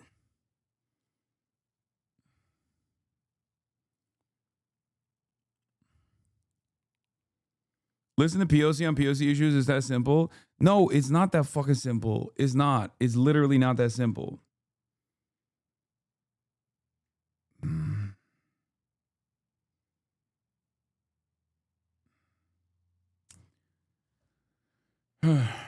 Anyway, we have to find a way, and I don't know how, but we have to find a way to like overcome this tendency that we all have for substituting self-defense for purity. Because the interest, I think, is reasonable. It's not always coming from a place of just like, fuck everyone else. It's not always coming from a place where it's like entirely about ideological purity and maintaining it. I think it comes from a place of self-defense. Okay?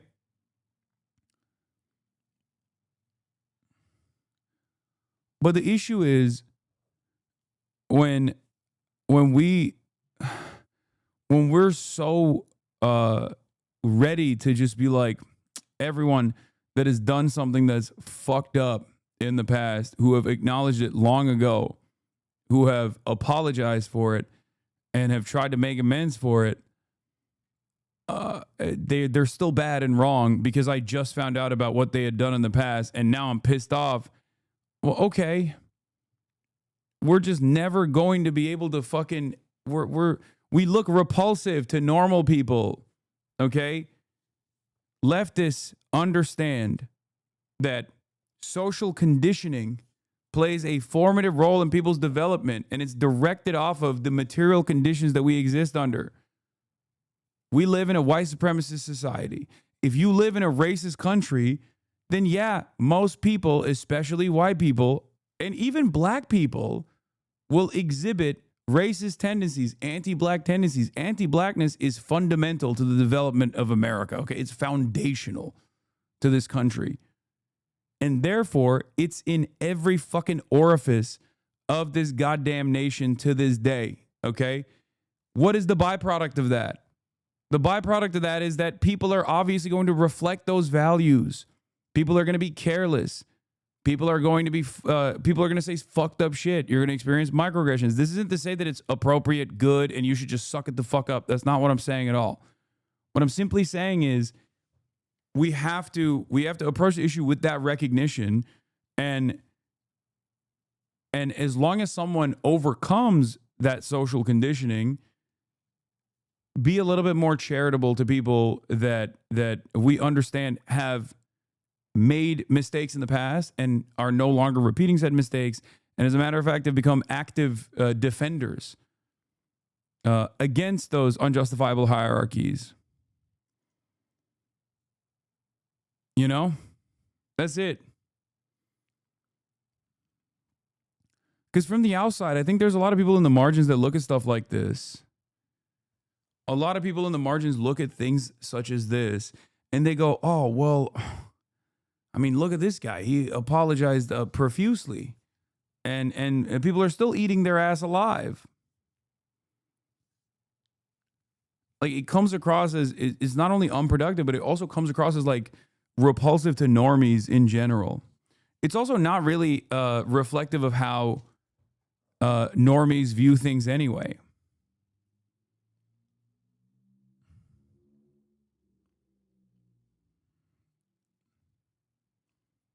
I don't get it. I try to do, to be fair, normal people do the same shit. No, they don't. No, I don't think that's the case. What is repulsive to normie black people, though?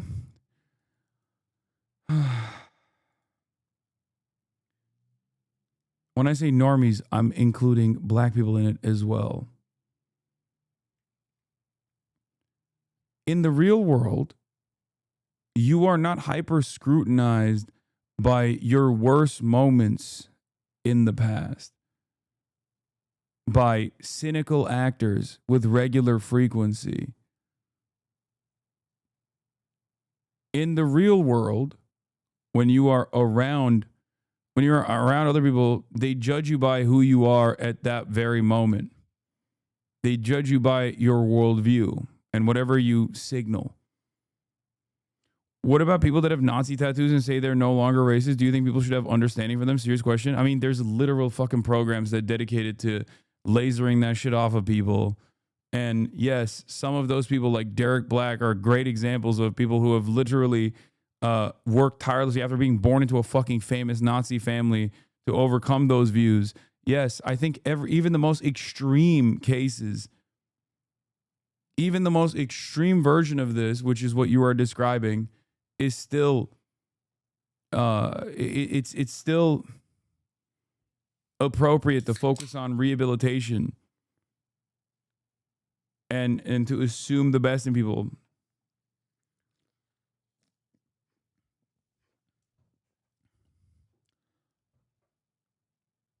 Sometimes I feel like people that go, Hasan, what about someone that just was racist yesterday and today magically says he's not racist? Should we apologize for them? Should we defend them? You know what that sounds like? That sounds like Steven Crowder being like, what if someone turns trans on the moment of their fucking weightlifting competition? Like, that's not a real thing. And you can make that fucking calculation on your own. You know what I mean? You're an adult. You have the capacity to figure out whether or not someone is being fucking cynical in that very moment to test your ideological purity or your boundaries. You know what I mean? It's so stupid. It's like an inherently reactionary way to view the world. It's very frustrating for a multitude of different reasons. One, because I myself had opinions that I've reformed on, as you guys know. It's not a secret, okay? And two, it just shuts off the idea, the fundamental idea that leftists should believe in, which is people's capacity to change for the better, okay? It's something that I have been yelled at for years and years. And thank God I never fucking listened to people. And I will consistently continue to defend this principle till the day I die. This is not making an excuse for racism. This is not making an excuse for continuation. It's not like, oh, we need to protect racists. I'm not saying any of that stuff whatsoever. But I have always explained to you that we all have an intersectionality of privilege. Okay? Every last one of us have privileged blind sides. Blind sides born out of one privilege that we exhibit over another. Okay? Especially when you focus on the entire planet, all of a sudden you can expand on this. Like many Americans, right? Like a black person that has experienced anti-black racism is worse off than a white person that has never understood that experience whatsoever. But a black person in the United States of America that has experienced anti-black racism is still fundamentally in a better place in society and can experience a privilege, a blind spot of privilege when it comes to Western chauvinism. As when we talk about like an internationalist perspective, for example. And plenty of people do that, by the way. Plenty of people do actually experience that blind spot.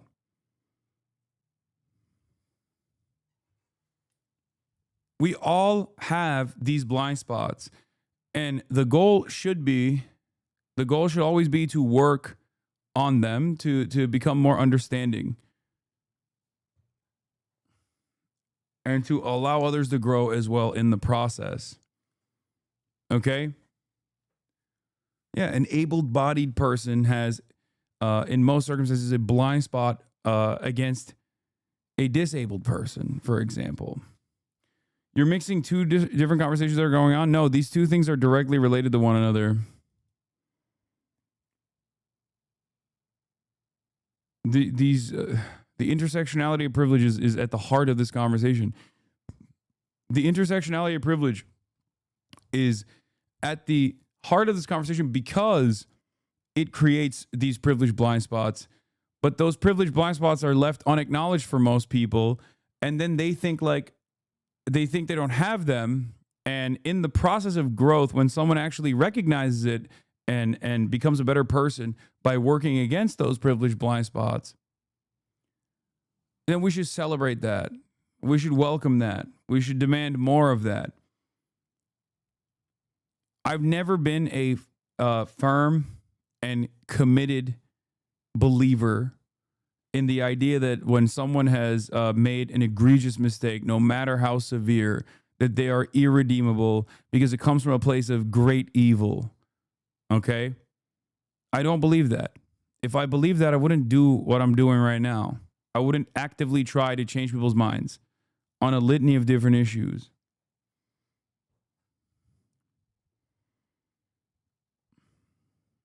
You understand?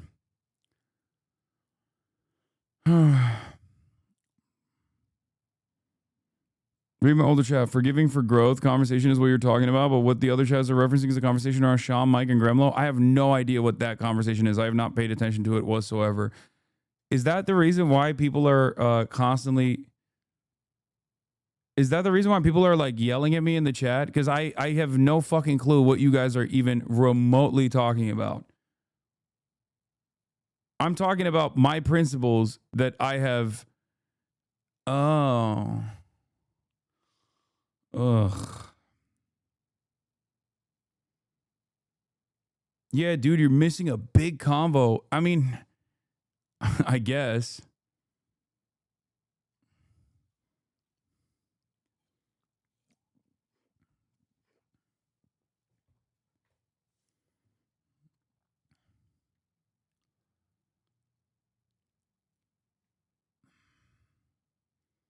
Tension's just high right now.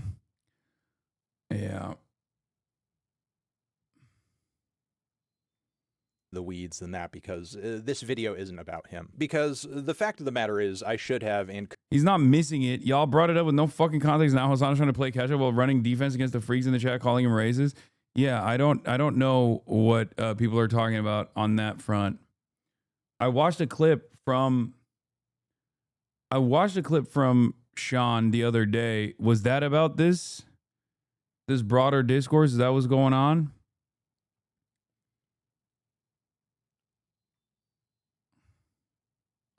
Yeah, I don't think that's a... What is this? This week has just revealed that an overwhelming amount of people who identify leftists are devoid to practice and education, especially about marginalized communities, and they just take whatever take is spewed by big names. That is scary. Oh.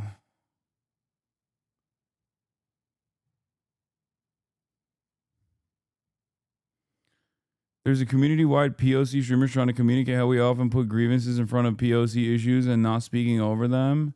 There's a community-wide with POC streamers trying to communicate how we often put white grievances in front of POC issues.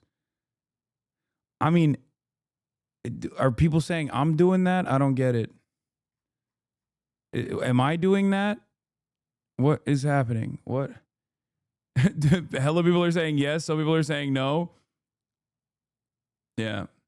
You guys know my exclusive hyperfixation has been the whitest issue of all time, which is Israel's genocide of the Palestinians, which I've dedicated pretty much every single day to covering for the past 22 months, which is, of course, the peak of white issues.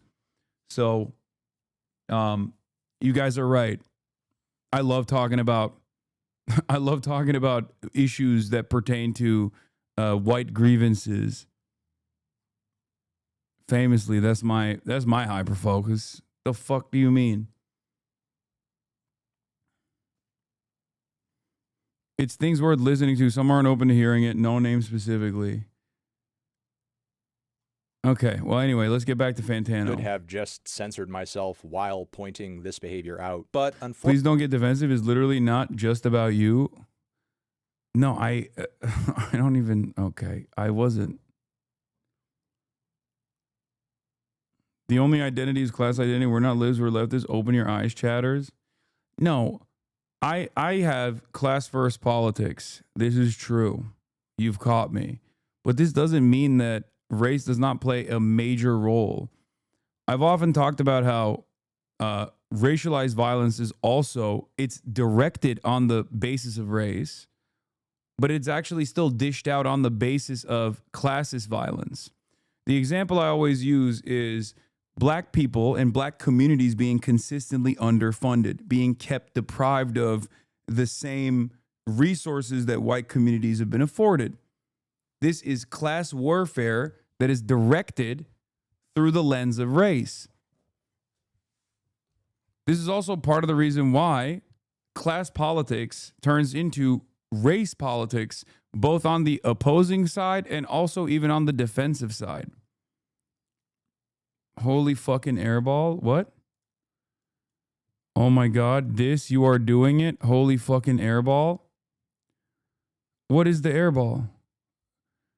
This is something that I've said a million times over. This is not my first time having this conversation. If you guys think that this is not a conversation that was taking place when, once again, I had, 100 people in this community versus right now, you'd be wrong. Here, I'll give you an example. The famous Lee Atwater quote of using racial dynamics and racial politics, anti-blackness, and the way that anti-blackness has obviously changed throughout time is a decent way to understand this, right? The ultimate goal is to deprive people of social safety nets. But the way to try and successfully get that across is to talk about welfare queens, like a heavily racialized element, to make it seem to get white people on board with their own personal demise by saying, oh, well, black people are using these social safety nets.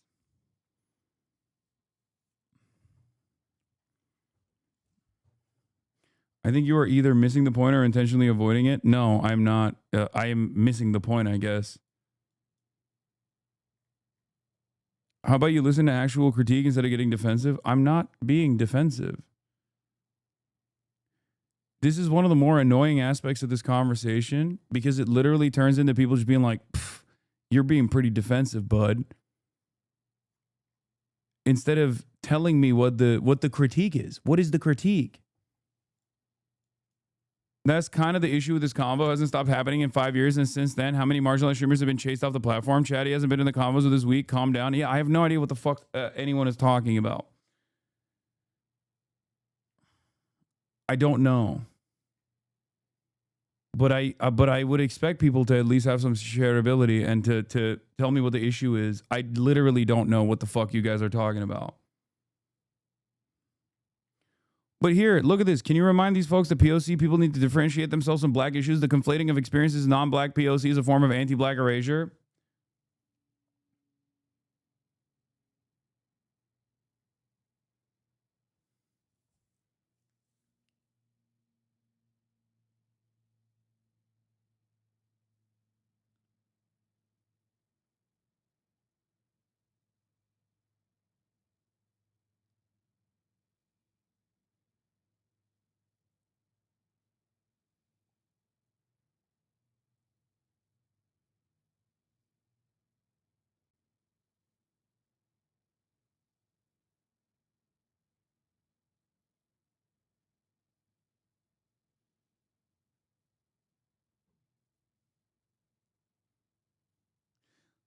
This isn't the reason why we're not going to get health care, but it certainly doesn't help. You know what I mean? Like, I'm not going to do we're never getting health care because of this. It's not, this isn't the reason, but it's certainly not helpful.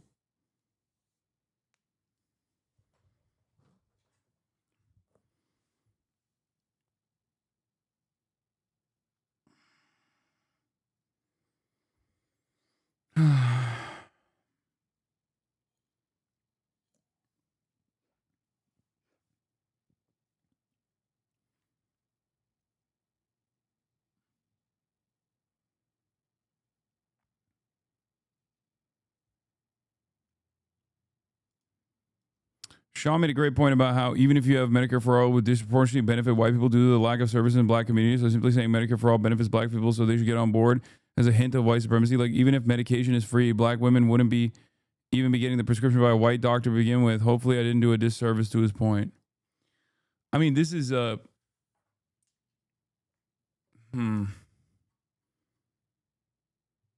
mean, yeah, this goes back to white supremacy and anti-blackness being foundational in American politics. But ultimately, that doesn't mean Medicare for All is bad. And it doesn't mean that Medicare for All is bad for the black community either. I think we should be working to abolish both of these unjustifiable constructs, whether it be paywalling healthcare, but also simultaneously trying to eradicate white supremacist attitudes everywhere that it exists. It reminds me of a conversation I had with like a liberal that was anti-union and saying that we're an anti-union liberal was like, racism won't be ended when unionization happens. Yeah, but well, one, in the United States of America, there's a higher union participation in the black community than there is in the white community, for the record. That's number one. There's different reasons for that. But number two, unionization or socialism is not going to eradicate racism but it at least will improve people's material circumstances so that the environment is less hostile to solve those issues as well. That's it.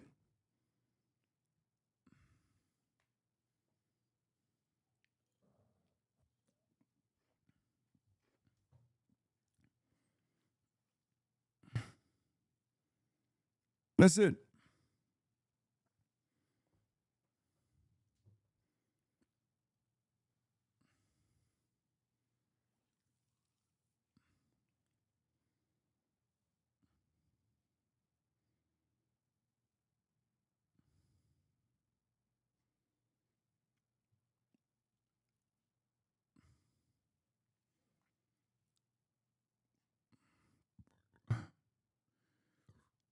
You said it's like saying, yeah, you get high-speed rail too, but there's no metro in their community. Okay, but I mean, okay, now I'm talking to Sean through someone else. Like, I would rather just talk to him directly than to talk through what chatters are saying.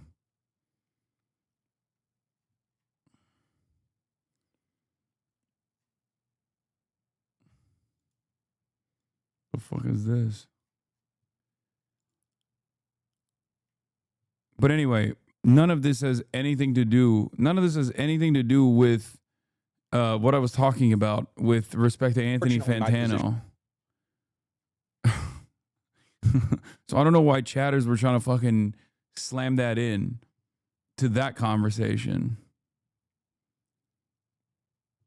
Left me feeling kind of nonchalant because it's not the words themselves, but the sentiment of them that's being expressed that's truly disgusting. And sure, while that is true on some level, explicitly quoting him was in bad form and just unnecessary. I would have still gotten my point across and done so without upsetting anybody had I taken that approach. And I feel this way now because of an important realization I only made after tons and tons of people were watching me, that I don't make content just for me, I do it for an audience. And I can't dictate what anyone watching may or may not find harmful or offensive. No more than with a review, I can dictate what music you do or don't like. So I would rather err on the side of caution and not hurt anyone by explicitly voicing language that doesn't exist in a vacuum, even if I am quoting it. And that's actually been my approach for a very long time now. I mean, this clip may be new to you, but it's actually almost 10 years old. If this was ever something I made a regular habit of doing, believe me, you'd be seeing more examples than this. All I can do is take ownership of having quoted these words in this way, and obviously say that I'm sorry, which I am in fact sorry about this. Now, there are going to be some people watching this video who will say, no, that's not enough. I know you're a racist. I saw a clip of you laughing at Trayvon Martin's death, which I guess this is the clip. Vegan invited me to an event that taught me about PETA's buying guide / neoliberal whiteness and Trayvon Martin. Okay.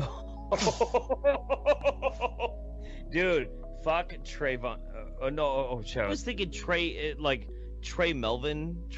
I had a big thing with Trey Melvin. Which I will agree, that doesn't look good. But believe it or not, the way this clip has been presented is a lie, and it's been heavily edited too. First off, I gotta say the Drunken Peasants podcast where I was appearing in that clip is explicitly not a right-wing podcast. While yeah, it's true the show has featured a pretty wild range of guests over the years and the humor tends to run a bit edgy, they also regularly make fun of right-wingers, alt-right psychopaths, and the president. And in this clip that you just saw, I'm reading a super chat that is on the screen that was sent in by a viewer of the show. And the reason I'm jumping into reading it is that partially it is a dig at me, because on the show it's not exactly a secret that I'm an openly liberal vegan. And from there, here is what actually happens. A vegan invited me to an event that taught me about PETA's buying guide / neoliberal whiteness and Trayvon Martin. Okay.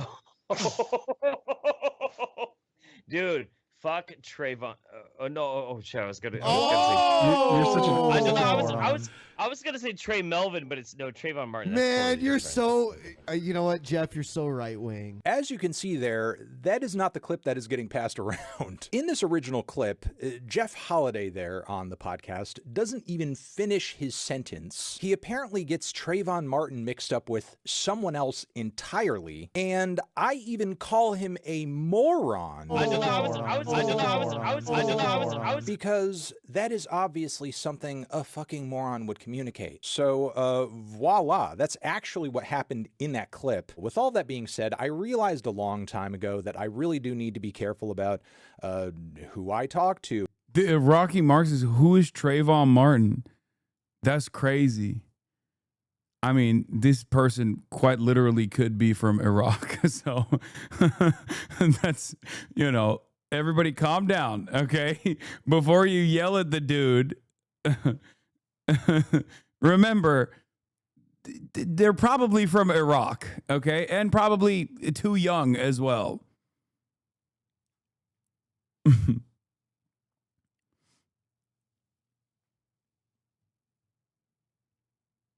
What is this? Yeah, true, but as white people, will they be listened to? It's not better to mainly focus on what you would be better and work together across boundaries. What? Hasan, I hope you do talk to Sean about this, even if it's off stream. He realized the really important points about how leftists can reach marginalized audiences better and build a truly diverse coalition. I think the community really needs to hear it. I'm not sure I get your meaning, but I'll say there's no hope for leftist movement that is segregated, and that's how it's been forming, and I've noticed it for years. These divides need to be bridged, and Hasan is good at building bridges. I mean, I try, but I'll be honest with you.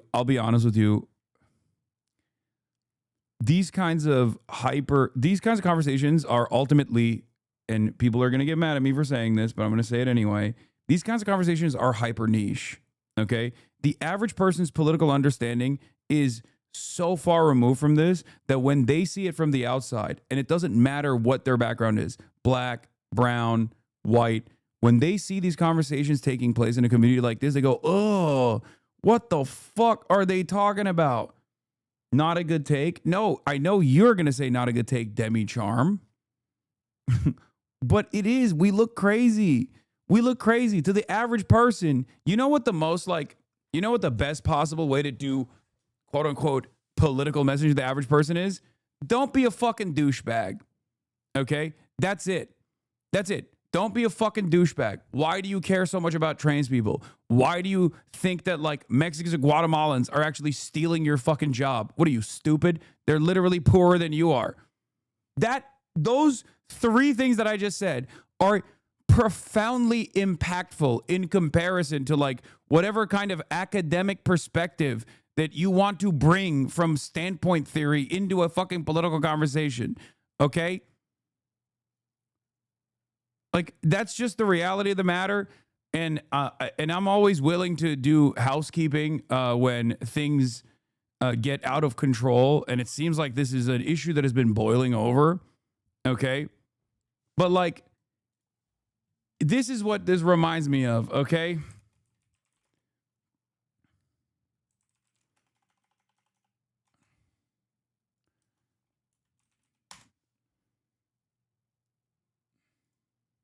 If we want to defeat capitalism, we are going to need a party that will organize working people to fight for the demands that we want and to win socialism.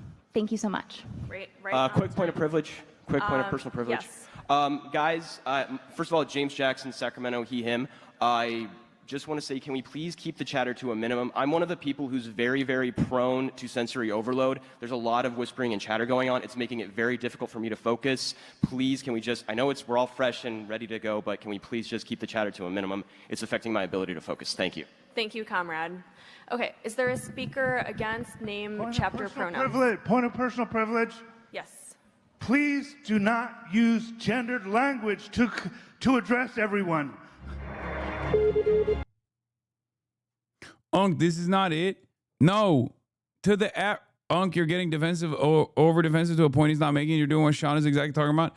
No, man, I'm saying regardless of the veracity of certain fucking claims being made, okay, and certain demands being made, to the outsiders, that are completely uninitiated to our worldview, regardless of their fucking background. That's how we come across. Like, can you imagine doing discourse like this with, like, I don't know, Black Boy Max and his community?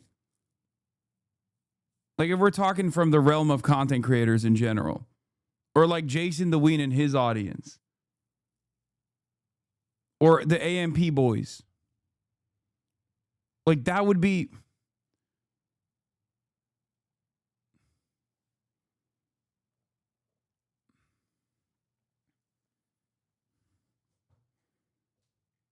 I think we're talking past one another, okay? And that's the problem. But yes, I will talk to Sean about this.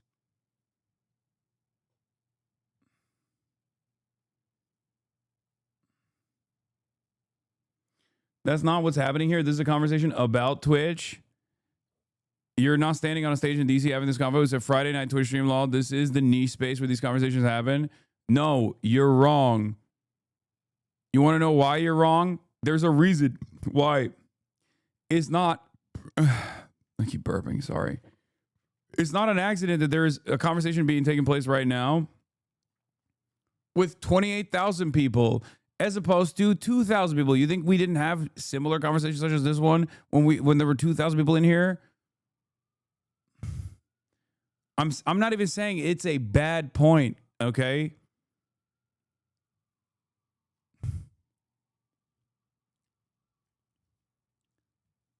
There are people who this is not a comparison to anti-black racism that black people experience, but there are people who fucking walk all over me on a daily basis, call me a fucking terrorist, Islamist fundamentalist, demand that I get fucking deported, try to literally alert the authorities to get me deported. I still talk to them, okay? I still talk to them. I still try to get them to understand, and many of them do change their minds in the process because that's just what we're supposed to do. We're supposed to eat it, okay? Everybody has some kind of valid concern, valid point of frustration. But there are some instances where you just gotta fucking eat it. Obviously, doesn't mean that you're supposed to, allow people to walk all over you and just like open up the floodgates of discourse to just like active, overt white supremacists.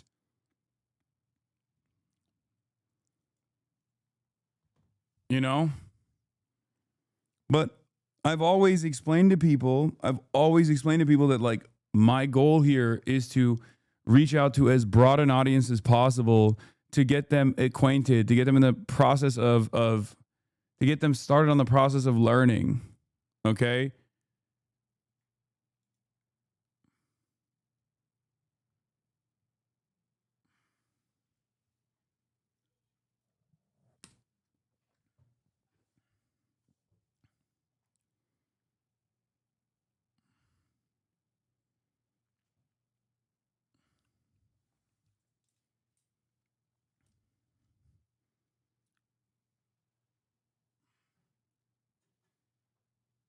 I mean, it's not the same, but it's similar when you do IRL streams with guests and you bring up BDS when buying drinks or guests just blue screens. Exactly. No, I understand. I understand that. There are certain things that I'm like willing to entertain, certain awkward moments that I'm willing to entertain, and certain moments that I'm not. Everyone's allowance is different. Okay, depending on their own personal experiences, everyone's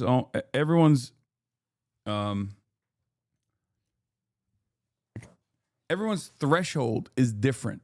Okay,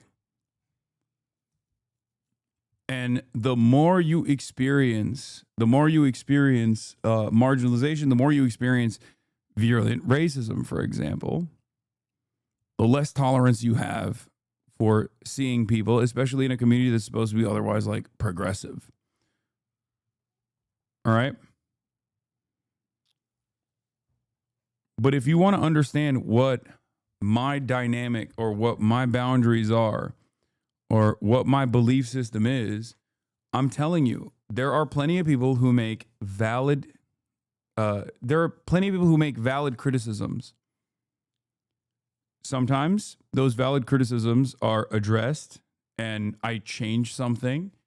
But there are plenty of instances where I don't, because I know those criticisms are valid and I'm still refusing to change it because I have a different, more dynamic vision of getting more people on board. The example I use is oftentimes from the perspective of like transphobia and trans issues. People get real mad, right? When I'm talking about trans issues, like there are trans chatters that'll sometimes be like, this is fucked up the way you're talking about this. I don't like the way you're talking about this or whatever. And I try to explain to them, like, this is ultimately a space that you can go to, okay, to enjoy, to learn things that you didn't know. But when it comes to trans issues, like, I'm not speaking to you. You're trans, right? You already know what the fuck is up. I'm speaking to people who are transphobic. When I talk about black issues, I'm not an expert. I'm not a black person. I'm speaking to anti-blackness and the anti-blackness that people have. I'm speaking to white people. Okay? Sometimes even black people as well, because anti-blackness is so pervasive.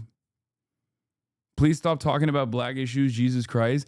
See, this is what I mean. I'm not going to do that, okay? Shut the fuck up. This is so fucking stupid. Shut the fuck up. Shut the fuck up. What do you mean, brother? What do you mean? What the fuck do you mean? How is this any different than when fucking people come in here and they're like, why do you speak out for the poor? You're rich. The fuck? That's literally every single thing I've ever done. I'm a white man. I am a fucking rich white man. What, are you stupid? I shouldn't be talking about any of the things that I'm talking about then.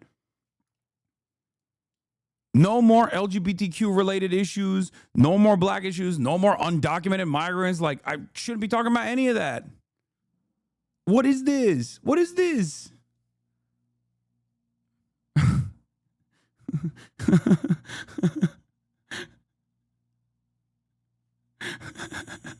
It's so stupid.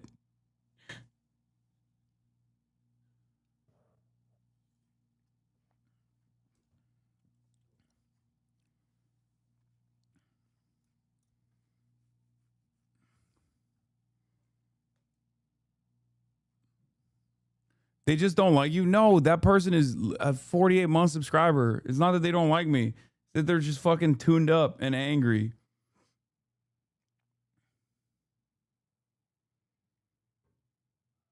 Yeah, I can only speak on issues that pertain to a 34-year-old dual national American Turkish citizen.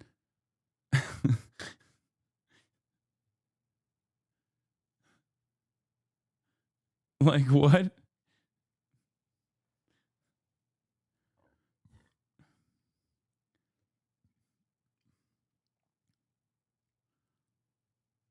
What does this mean?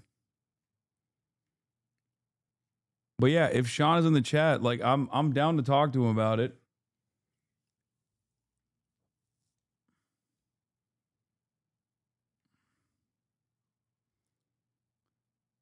And I think people need to fucking stop. Like, you can have disagreements with me. You can have disagreements with Sean. You can have disagreements with everybody. But if you wait for me to fucking give Sean the go-ahead and to agree with him for you to, like, change your perspective, then that's ridiculous. You know what I mean? That's fucking crazy. Like, don't do that. Listen to people about their own personal perspective. You can agree with them, you can disagree with them, but don't just fucking, you know, don't just like immediately fucking attack people and be like, you're being a liberal or whatever, okay?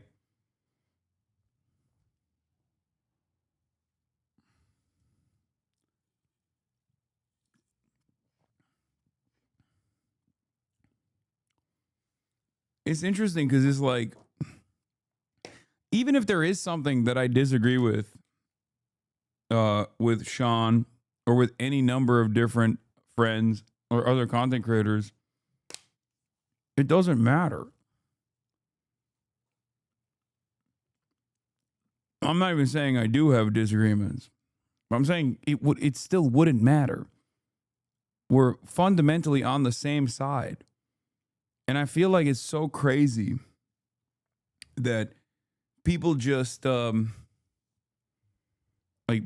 are just like fucking writing each other off.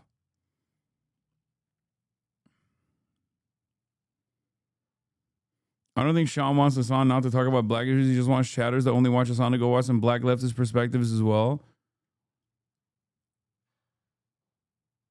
Don't be like those strength. Yeah, I mean, that I agree with that, by the way. Yeah.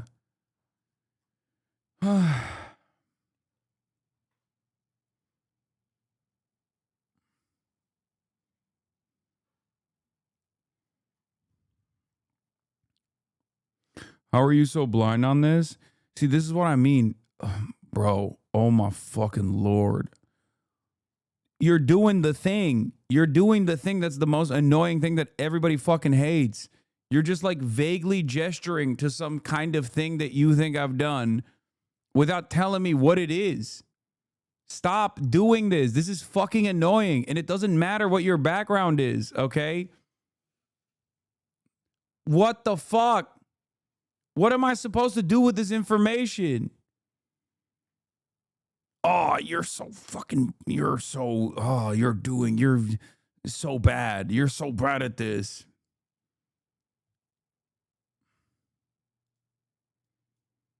I can explain what I mean. You want to come on? You can come on. There's a fundamental issue here. That is that we don't do gaming anymore. That causes the space to boil over. I know. I'm going to be gaming in a little bit.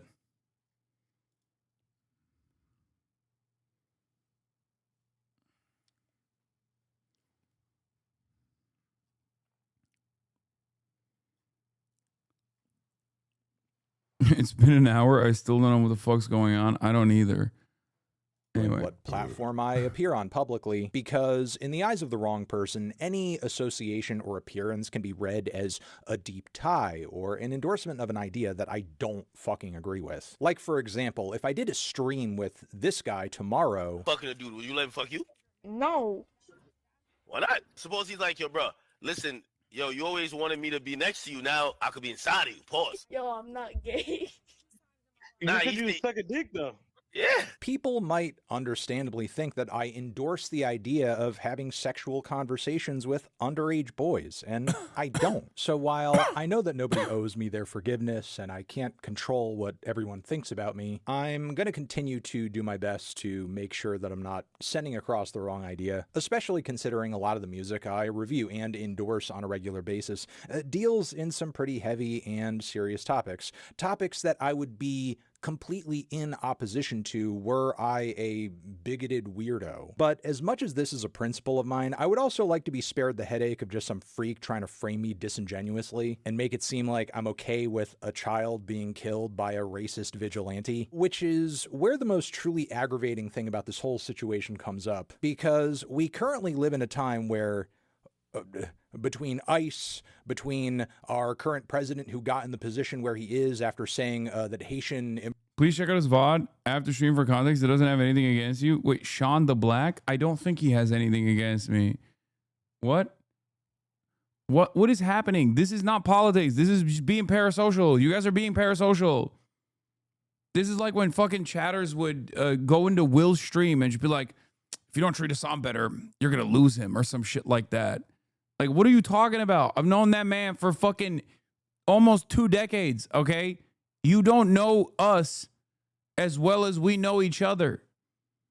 Please, I know your intentions are pure here, okay? But don't do this kind of stuff either, okay? It's all good. Okay, lol, I'm sorry. Oh, it's all right. You're fine, chatter. I wasn't, you know. Oh, yeah, my fucking banners are broken.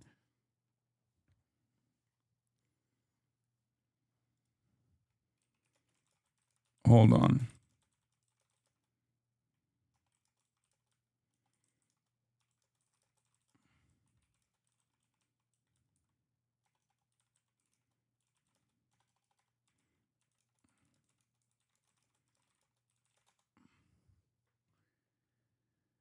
How are they still broken? Just replace them. Sean, I DM'd you on Discord. Immigrants are going to eat your pets. White supremacy is like really at a fucking peak right now. And because of that, it's vitally important that when things are being called out as legitimately racist, that those accusations actually mean something. But I guess instead what some people would rather do is water down the impact of that, deceptively edit clips to make it look like I like it when children are killed. All right, I don't think I have anything else to say here. If there's something I've missed, I will try to circle back. That is, if we are talking about a case of something I've actually said. You should have hand waved this when the video was being spread by a Drake dick rider. Yeah, it was DJ Academics that blasted it. I hadn't seen it. I wanted to just hear what he had to say. I don't think Anthony Fantano is racist. I think he was, much like many people and their starting points in America, probably exhibited a lot of not so great tendencies in the past, but he has actively worked against that. He's dope. He's great. I can't even speak on his like music taste because I don't listen to music. So that I don't really care about that at all. Maybe that's why I like Melon Man so much, because I don't have like a favorite album that he's given a light 6 to that has made me want to firebomb his house or something, which I feel like a lot of the animosity comes from. You know what I mean? He doesn't like Yeet. Oh, okay, never mind. I hate him now. That's fucked up.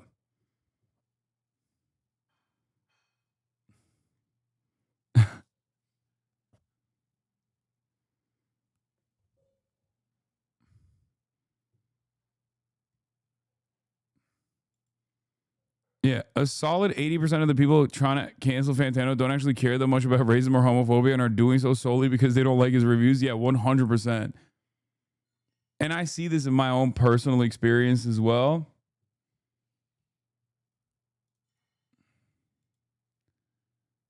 All right, here, I'm calling Sean.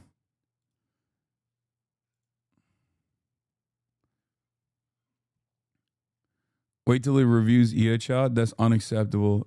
Anything but a...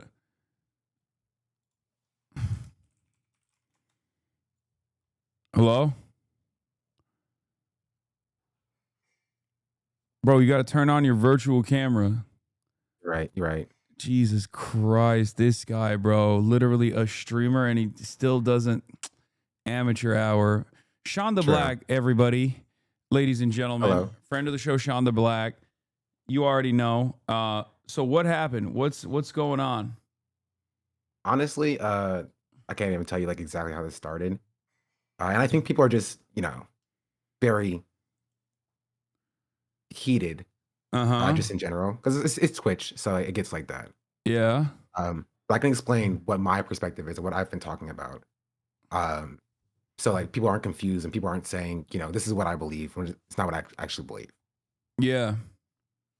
I guess I can start with kind of the overall issues that I think people are seeing with the chat. I can speak to like what my experience on that has been as well, and it's about just frustrations about the space being overwhelmingly white, as all spaces tend to be, and that leading to chatters not necessarily listening to marginalized people when they have issues. And so this kind of came to a head with like the Lolo situation. That's kind of how it started, where people were being like, the chatters were like reflexively defending Lolo and yelling at and accosting the victims. Wow, like just like off of reflex. I didn't see any of this because I don't have Twitter on my phone, which is a great thing for me at least. Yeah, I also don't. This is not about like you specifically. I don't blame you for like really any of this. It's just a more of a chat focused conversation, the way the communities operate. So what happened with the Lolo situation, and then when Mike got banned, there were people who were kind of weaponizing or coming after or attacking marginalized people that did have an issue with what Mike was saying. I'd say that, there probably were people who were going, probably harder on Mike than I probably would have. But they were coming at Mike, or coming at the people who were saying, hey, what Mike is saying was unacceptable. And it kind of feels like it kind of led to this culture of, if you are a marginalized person and you're speaking up about something that upsets you in the space, then you will be kind of ejected from the space because you're not like playing ball. Mm-hmm. And that's something that I felt that I've seen from my perspective. I know we talked about the Dean stuff a while ago. Yeah. Where we didn't have an agreement on that, and that's fine. But Wait, the way let's reflect on that though, for people who have no idea, because there's people in here that don't know even who Mike is and why he got banned. So Dean is a liberal TikTok debate guy. And apparently in the past, not that long ago, as a matter of fact, only a couple of years ago, he was like a MAGA guy, and I think he got canceled or he got called out for saying slurs back in the day, right? Is that, am I getting, because I'm unfortunately not very tapped into everything that's going on. But he's the guy who always on TikTok with the rest of the TikTok debate guys will debate Trump supporters, and he'll be like, why did you vote for Trump? And I personally think that's unproductive, and I've tried to communicate that to him, and with the hopes that he will move away from that and move away from liberalism in general, and have a more well-defined worldview. But I also think it's partially because he's young too. Yeah. And my frustration with that is not necessarily with your perspective of trying to do outreach to Dean, because he is a young person, but more of frustration with the idea that for a lot of young white people, they can have that experience and they can have this radical shift in their perspective, and they are oftentimes elevated to the point of the leader in the left space. When it comes to marginalized people talking about their own perspectives, they are kind of like ejected from the space, being like, I hear what you're saying or whatever, but like, we're also doing this thing right now. And that's where my frustration with that came from. And so, because I agree with your perspective of doing outreach and talking to people and getting in spaces where the left usually isn't in. I think you do that very well. The issue with that oftentimes comes is when they're like, the people that are brought in are oftentimes elevated to the space of like the leaders in the left, while like marginalized people are still talking amongst or trying to talk about their issues and their perspectives. Well, I don't think he's on the left at all, to be fair. Like, I mean, I don't even think this person is on. I would like for him to be, but I think that there would be a lot of growth for that to happen regardless. I agree. The issue being is that he's still a popular voice. So I think it goes deeper than this. Is like, I'm just describing like white supremacy at this point. Like him being a voice, even in like liberal spaces, when there aren't necessarily voices of like black voices in those spaces to the same degree. Yeah. Like Harry Sisson, going on like Adam Friendly's podcast, or getting invited to the White House, or talking all the opportunities that he has. There are like black liberals who are in similar circles, but they're also still not taken as seriously as Harry Sisson is, because Harry Sisson is a young white man. And so there is just a difference in experience when marginalized people share their perspectives, even in liberal spaces, but that extends also into like leftist spaces as well.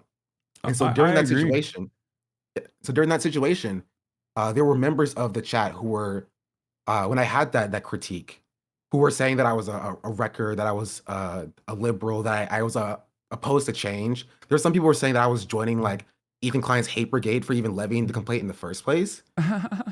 And so I was just like, it's kind of weird, because I've been in this community for so long that I thought that I would be receiving a little bit of grace and a little bit of charitability when I levy a critique, that like I'm not immediately ejected, being like, oh, I'm actually a wrecker, I'm not a part of this space.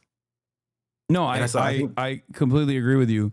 I think that it goes both ways, and it should be more charity extended to someone like yourself and your complaints, rather than more charity extended to someone who in the past, or even continues to continues to actually demonstrate that they're like a leftist or a progressive, but just because they resemble the same background as a person or the same life experiences that like a white person has had, I think that's where it comes from. Like there are a lot of people in this community that are fairly progressive, but I think that they weren't necessarily fairly progressive in the past. So when they see someone like, when they see someone who has been racist in the past, they see themselves in that person. So they're way more inclined to listen to their complaints than to listen to your complaints. And that is, you're not wrong when you say that does come from a place of, I mean, there is definitely a blind spot that people have there towards a black content creator in this community that's like experiencing something or making valid concerns.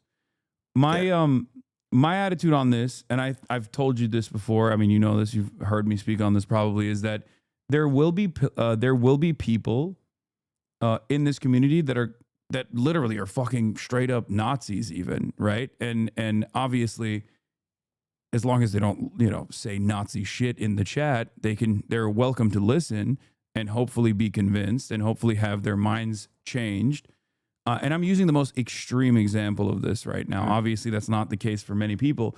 But given that we do live in a white supremacist country and anti-blackness is foundational and it is exhibited in every orifice of modern society, that I and also because of my own personal privilege as well, I am way more like I have way higher tolerance for that kind of thing than someone who is a black would in that situation, because like you're experiencing anti-blackness every single day of your life, and it has shaped your life in a very meaningful way. But that's what I always try to stress to people is that when I talk about trans issues, when I talk about black issues, when I talk about undocumented migrants, the goal there is to get people in the margins on our side. And they're not going to come to our side on every single front immediately. But I think through time, people become more understanding and change their minds. So it's not a completely safe space. Yeah, and I understand that. I think a part of the problem is the fact that some of the people, when they do come in, a lot of people in chat think that their learning is done. They think that they've arrived at the leftist position. They've heard everything we're saying, and they're like, okay, we got it, we're here. 'Cause I feel like a lot of those people have came into my chat when I love these critiques the last 2 days, and are saying, you actually don't understand this. This is actually what was going on here. Trying to explain to me like the foundations of like white supremacy and why I'm incorrect for explaining the core tenets of it and how it manifests itself in leftist spaces. And so I think people who are who listen to you and understand your perspective will then turn around and be like, I'm not going to go any further. I'm not going to do any more reading. I know people like other people on like leftier than this space have had that critique as well. But when it comes to talking about black issues and the black experience, when black people are talking about, hey, this is what my experience is, and this is what I'm seeing in this space, they think, well, I'm already done learning and I'm a leftist. So therefore you must be wrong when talking about your experience. And I think that's coming out of some chatters when they are, especially like when they start, like when they call me a liberal, because this is the thing that like, that really irks my brain. Because our chatters who will position it as like, Sean's a liberal, he's doing identity politics when he talks about black issues from like long-term community subs. And that's, that hurts my feelings a little bit because I've been in this community for so long. I thought that people would understand my perspective and what I'm saying, and that I try my best to not exhibit, like liberal tendencies. But like, I feel like I'm being put in this box of like, oh, if you critique this space, because this is a leftist space, you must be a liberal because you're not 100% on board with everything that's being said here. And therefore we don't have to, regard any criticism that you have as serious because of that. Yeah, no, I agree with you. I also don't think that like everyone is always going to agree 100% either. Like we can have reasonable disagreements on certain things, you know what I mean? Or place emphasis on certain things more so than others. Like that's a normal and healthy part of discourse and normal and healthy part of like coalition building as well. And I think people need to stop being hostile. And also on top of that, they shouldn't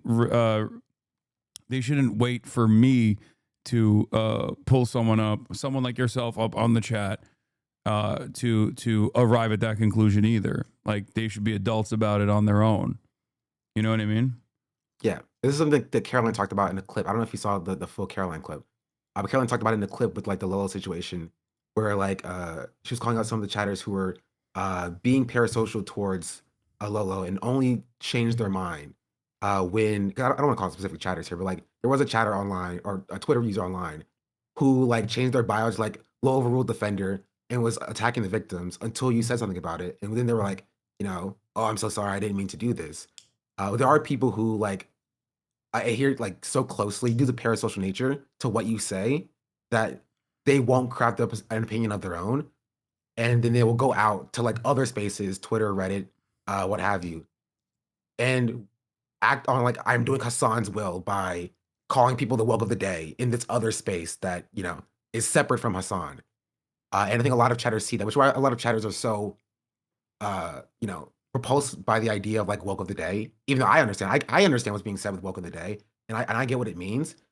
The way that it's utilized outside of the space is so far from the intent, what it was actually used for, that when they hear it in this space, they're like, okay, this is bad, this is not good, I don't like this.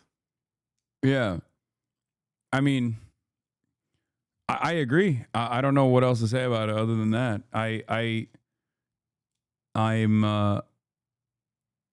don't know what more I can do to make sure that people are not, I guess, like defending people parasocially and only changing their perspectives after they hear my take on something. You know what I mean? Yeah, I don't know what there is to do. I don't think it's why part of the reason why I didn't necessarily think this conversation needed to be had, because like we agree on pretty much everything. I share your perspective on a lot of things, and I think that some chatters like were utilizing my words to try to get my point across, not in the best way. But also some people also just imagined that when I was talking that I had a disagreement with you, even though we've spoken about some of these things before. I understand what you do for the left. I understand why it's important. It shaped a lot of what I do and what I try to advocate for as well. And so I think my overarching point is to not treat, good faith critique, because there's a lot of bad faith, but not treat good faith critique as though they are like foundational disagreements that we need to stamp out because they're like, liberal, or that they're, not real or something like that. Because we do have a lot of agreements. Yeah, no, absolutely. I mean, there's like, I love FD Signifier, for example. But there are disagreements that I have with him, both in private or in public as well. And ultimately, I would never let that get in the way of, because it's not like foundational. It's not like we're not having disagreements on anything that is outside of like methods, for example, or even like Bad Empanada. Yeah.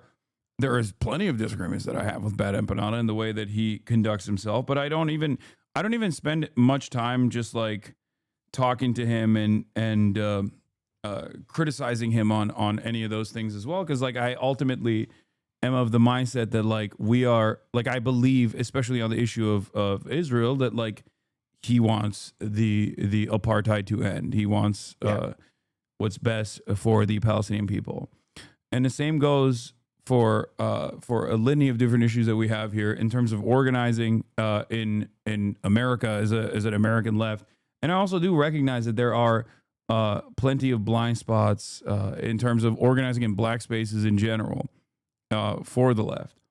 So I think you're right. I think that like I've talked about this before, especially with like the Zoran stuff, because there are plenty of young black leftists out there. And there are plenty more that could potentially become young black leftists, right? Who are just like kind of rudderless and have checked out of politics altogether. And I think that's an environment that we need to tap into. And it's not going to happen if it's like, if we're pushing away people, if we're being off-putting. Yeah, especially when you were like you're trying to do outreach in those spaces. I think FD's video speaks to that specifically about just there's a very clear conclusion or a thesis for that video is just talk to Black people, get their experience, understand what they experience, and then speak to that experience as well. Yeah. So I was talking about this in the clip from a few days ago, and that is we've shaped the media ecosystem around, how do we attract straight white men? Straight white men are going right. How do we stop that from happening? How do we engage with those men? And we've radically shifted the media ecosystem around young politics, around those men specifically. Why can we not do the same thing for Black people as a whole, as in general? Why can we not speak to their issues? Because it seems like the Democratic Party, for some reason, has a way of doing so. They have a stranglehold on the Black community, and they can speak to Black issues. What are we doing when it comes to the Bernie Sanders of the world? How are we feeling when we're doing outreach with those people to attract those people into our spaces? And I think part of it is that the spaces are already overwhelmingly white, which means that it already inherently is off-putting towards Black people who want to see themselves in the spaces that they occupy. And the second part of it is that I think when it comes to getting the Black perspective, I think people oftentimes fail. I think Bernie Sanders didn't do as well as he probably could have in that regard. I think Zohran Mamdani is doing a lot better than Bernie Sanders is doing, and which is why he's succeeding a lot more when it comes to young Black voters. Yeah. No, well, I think that the reason why both Bernie and Zohran Mamdani are more appealing to young Black voters goes beyond representational politics, though. I think it's just more so like the turnout machine, older voting demographics, and their tendency to be more conservative or more safe in terms of their voting patterns. At least something that I've seen. You might speak to this a little bit better than myself, of course, but. I think there's a lot of different complications there, but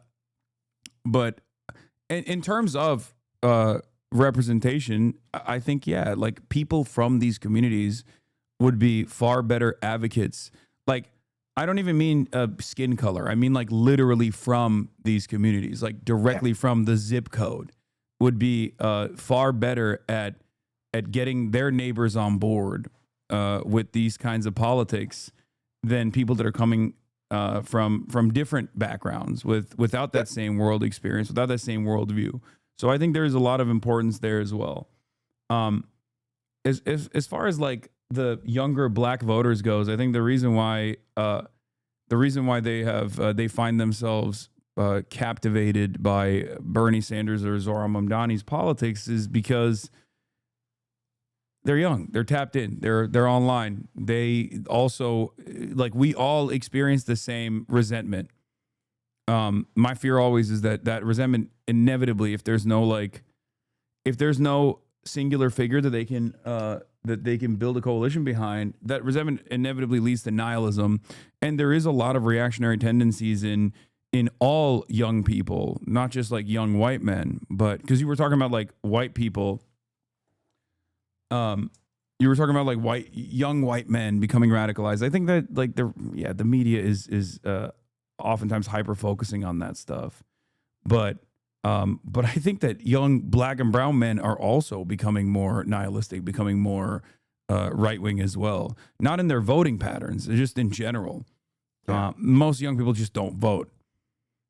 But I think when they're exhibiting, when they're talking about their own political worldview, I feel like they find themselves leaning more in the direction of being apolitical, which is usually a substitute for being right wing, without even recognizing that it's right wing. I feel like we've lost this space of being apolitical to the right pretty handily. So that's part of the reason why I try to be more graceful with having these sorts of conversations whenever there's people that are coming in, unless they're directly attacking me on the basis of being a terrorist or something. I'm usually I try to be as forgiving as possible because I know that they just don't know any better. Yeah, I think there's a lot of truth to that. The only thing I would push back on is yes, there are young Black and brown men who are also being radicalized. I think the difference is that they're not being marketed to in the same way that young white men are, because young white men are seen, or I think young. We said it with older Black voters being seen as more conservative. I think that's also true, but young white men are not seen as like a part of like a monolithic group or monolithic force in the same way that like young marginalized men are. So like Oh, for when sure. young black men are being seen as reactionary, that makes the black community seem as more reactionary. Oh, In the no, lens of how it's looked outside. Yeah. Oh, 100%. You're absolutely right about that. I mean, I've talked about this before with like the root.com style article heads that write like black liberal academic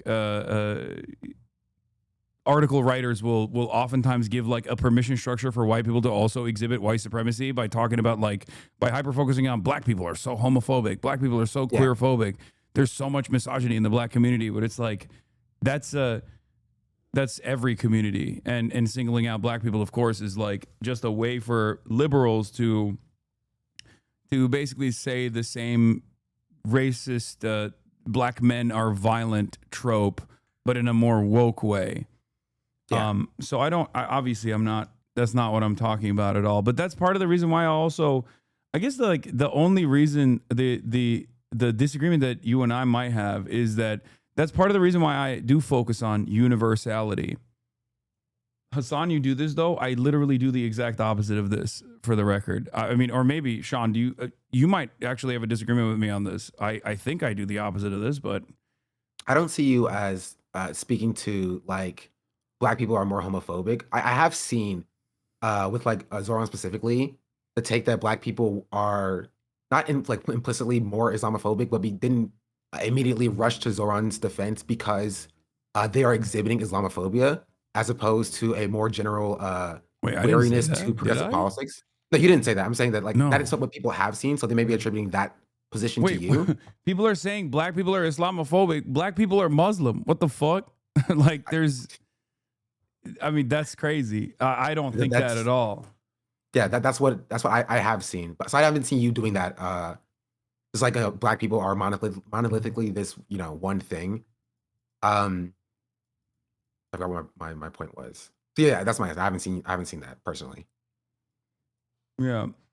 Oh, okay. I remember on universality. We actually might have a disagreement on universality specific. I was talking about this morning as well. Yeah. I think there are limits to universality that I think are not adequately addressed in leftist spaces and in like progressive leftist politics when it comes to things like free healthcare. I think oftentimes when marketing leftism or progressivism to black people, people will just drop like free healthcare as like, oh, of course, why wouldn't black people like free healthcare? Free healthcare will help them specifically, along with helping white people. Oftentimes losing the fact that healthcare affordability is different than healthcare access, and a lot of times like access to like healthcare clinics, doctors that will actually listen to black people talking about their pain and prescribing prescriptions because of medical racism, stuff like that. When it comes to like access or like actually getting equal services to white people is not a specific focus that is talked about on the left. We're always focusing on like affordability or college. Like free college is a great policy, but it's very hard to do and it's very hard to implement in a way that is equitable when black people are still faced with admission discrimination. Yeah. And that is something that I think is missing on the left, because we always focus on like the economic policies about like affordability without talking about the access part of it. And universality is only that would be a part of universality, but for some reason the leftist movement currently is not focusing on that part of universality. Yeah, I mean, I always say that universality is a marketing tactic. Like I like the example I use is not on anti-blackness, but I usually use it for like transphobia, where I always say like, no, you say you want Medicare for all, and if people are like, well, what about trans people? They get medicine too. It's like, yeah, they're gonna get medicine too. Shut the fuck up. Like my argument is that. And the reason why I take a class first approach on this kind of thing is specifically because it's the broadest, the broadest filter that you can have, but that doesn't mean that you're supposed to compromise on other issues of inequality. Yeah, I feel like a lot of the time it comes into the point of, especially when you're talking to black people, which is what this conversation is really about. It's like, speaking to the experience of black people. When you're talking to black people and you're talking about the issues that they face, universality may not be the best way to bring them on board with the mission, right? When you're talking about like, free buses or free public transportation, that's good. But if you're talking to a person in an underserved community where they don't have access to public transportation, they're not going to see that as a policy that works for them. Even if your plan about, public transportation is expanding access to public transportation, that's the avenue that you should take when marketing that policy to that person. And I so think you bring up a it's really good point. I think that on the national stage, like talking about universality is one thing, but I think it's also important to stress that there are plenty of underserved communities that don't even have the bare bones, like don't even have the basics, like a foundation to build on in terms of like any sort of expansive universality that that you can focus on as well. Yeah, I mean, I agree. I think that's a good way to market it. It's a good way to talk about these policies in general. But I mean, I will say, I don't think people, when they say Medicare for all, they're not. That's actually a really good point that you made, unironically, because I always have been like, I don't understand why won't people listen to Bernie's message on Medicare for all? Like, that's going to help black people too. Like, as a matter of fact, it's going to help black people, a higher percentage of black people than it's going to help a percentage of white people, because like black people are underserved. But I do think that it's I mean, that I don't think that Bernie Sanders was trying to do like a FDR style New Deal where they would just like write black people out of this conversation. But I do think that it's important to stress that this would also mean that you should build a foundation to begin with, so that it's not just like a promise of everybody getting healthcare and then underserved communities just staying behind, like America always has kept them behind. Yeah, but I think it's purely the way that it was viewed, or how it is viewed from the black community, and why Bernie seemed to have struggled with like the middle aged black vote, and how they view policies from like progressive candidates. Because I think they understand that this would be in general be a good thing if they had equal services, but there's still a disparity in the way that white supremacy serves white people and still underserves black people in all regards. And so they feel like if you talk to them and you're not bringing up that fact, you're like, okay, you don't really understand my perspective. You don't really understand what I'm going through. So why would I vote for you? Why would I support you when it feels like you have your own plan for the white community and you just want us to come along for our vote? Even though Bernie Sanders would have helped everybody in this country. Like, that's not a question. Yeah, it's just also the way that it was viewed. Chatters, like Sean is not saying Sean is a Bernie bro. Like, he's not saying that like Bernie Sanders is bad, right? I mean, maybe I don't think you are. To be fair, I couldn't be a Bernie bro. I couldn't vote for him in 2016 because I am pro Bernie Sanders. I like Bernie. I like what Bernie Sanders is doing. I'm not saying Bernie Sanders is bad. I'm saying that Bernie Sanders, or like, it's not even about Bernie Sanders specifically. It's about like the white leftist movement, the progressive movement, and how it oftentimes messages to people based upon their experience. Someone in the chat said FD had an interesting point, saying the highlighting how these policies will help black people is a poison pill given how racist America is. But I think he has like a more a pessimistic approach on this issue. I mean, FD's older than I am, so he has like he does have a more like, he has to tune into like the older, not calling him old, but like older black vote. So that he might be correct. For sure on that. But I'm speaking to what I've seen in my community as well.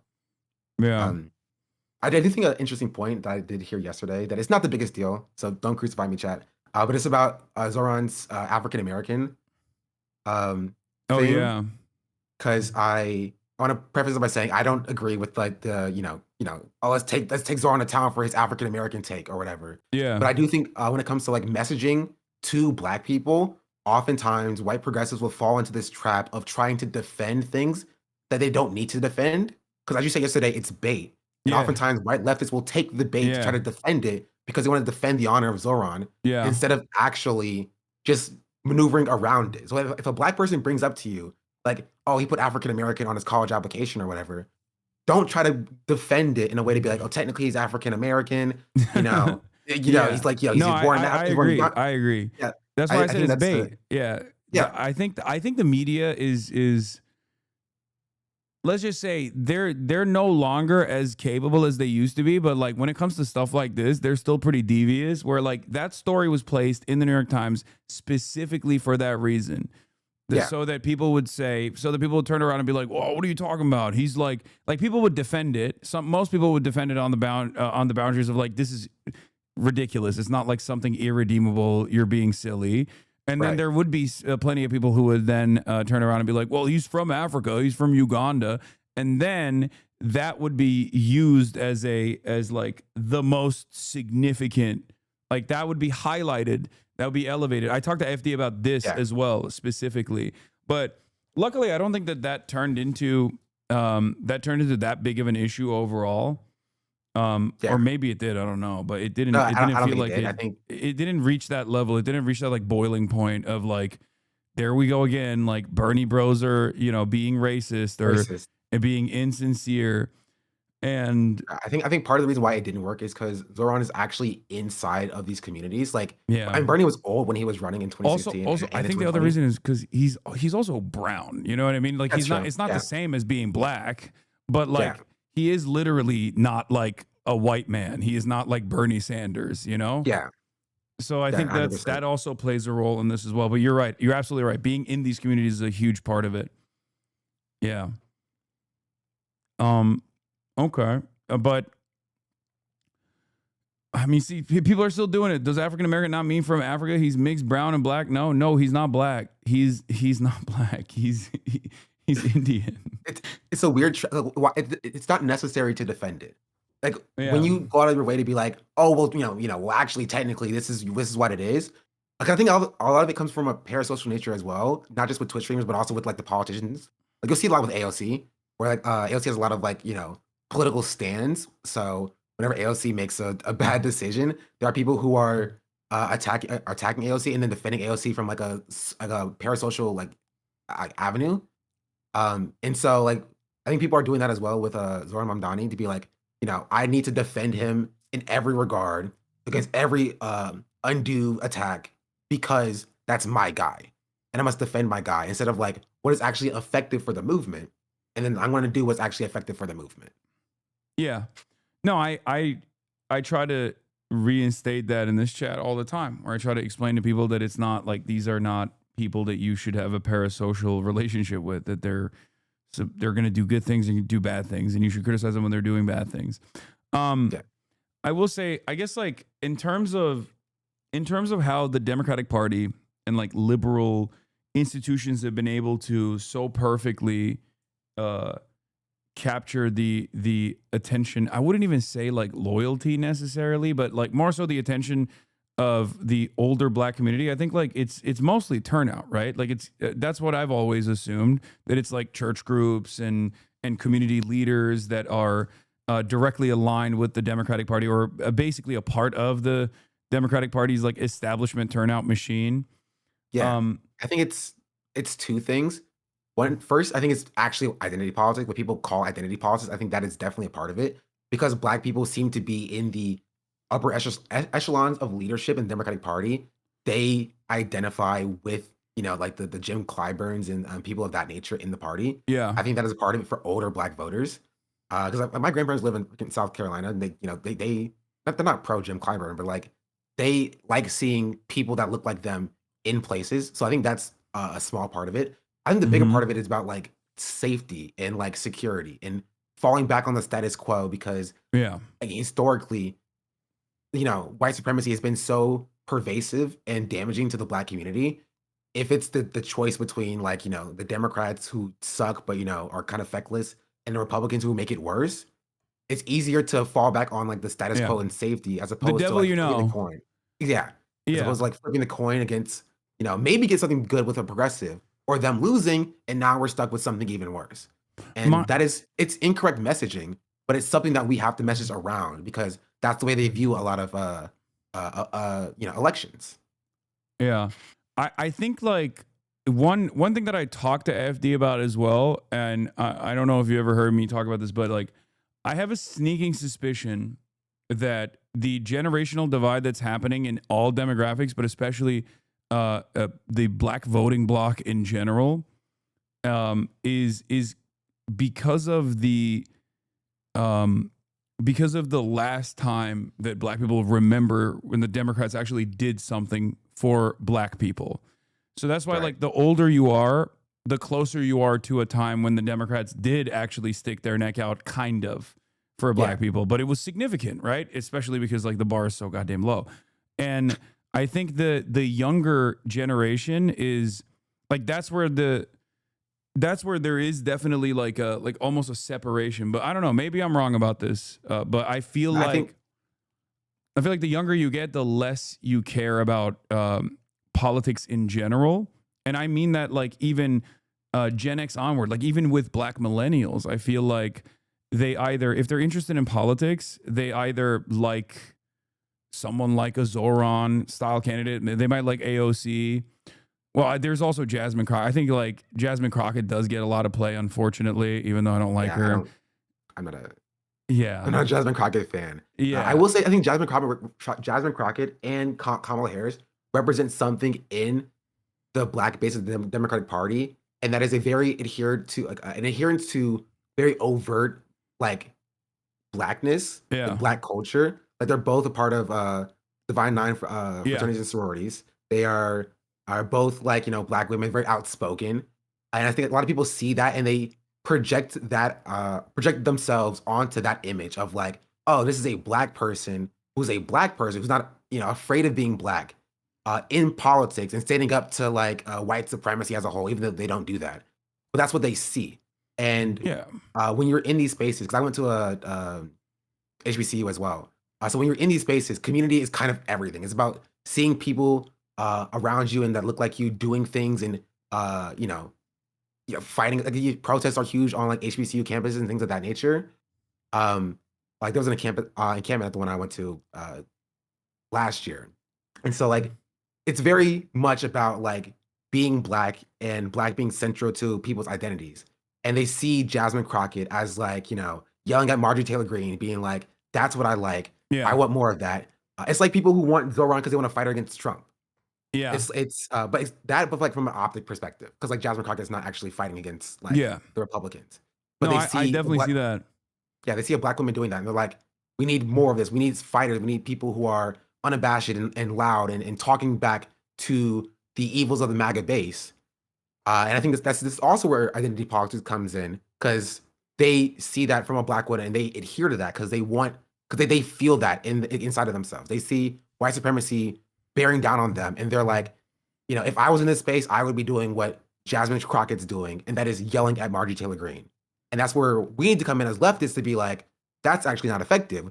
What you should be doing, if you actually hate these things, is you should be doing what Zoran Mamdani is doing, because that's what is actually effective. And we need to be capturing that anger and refocusing that anger around to like where people actually need to go.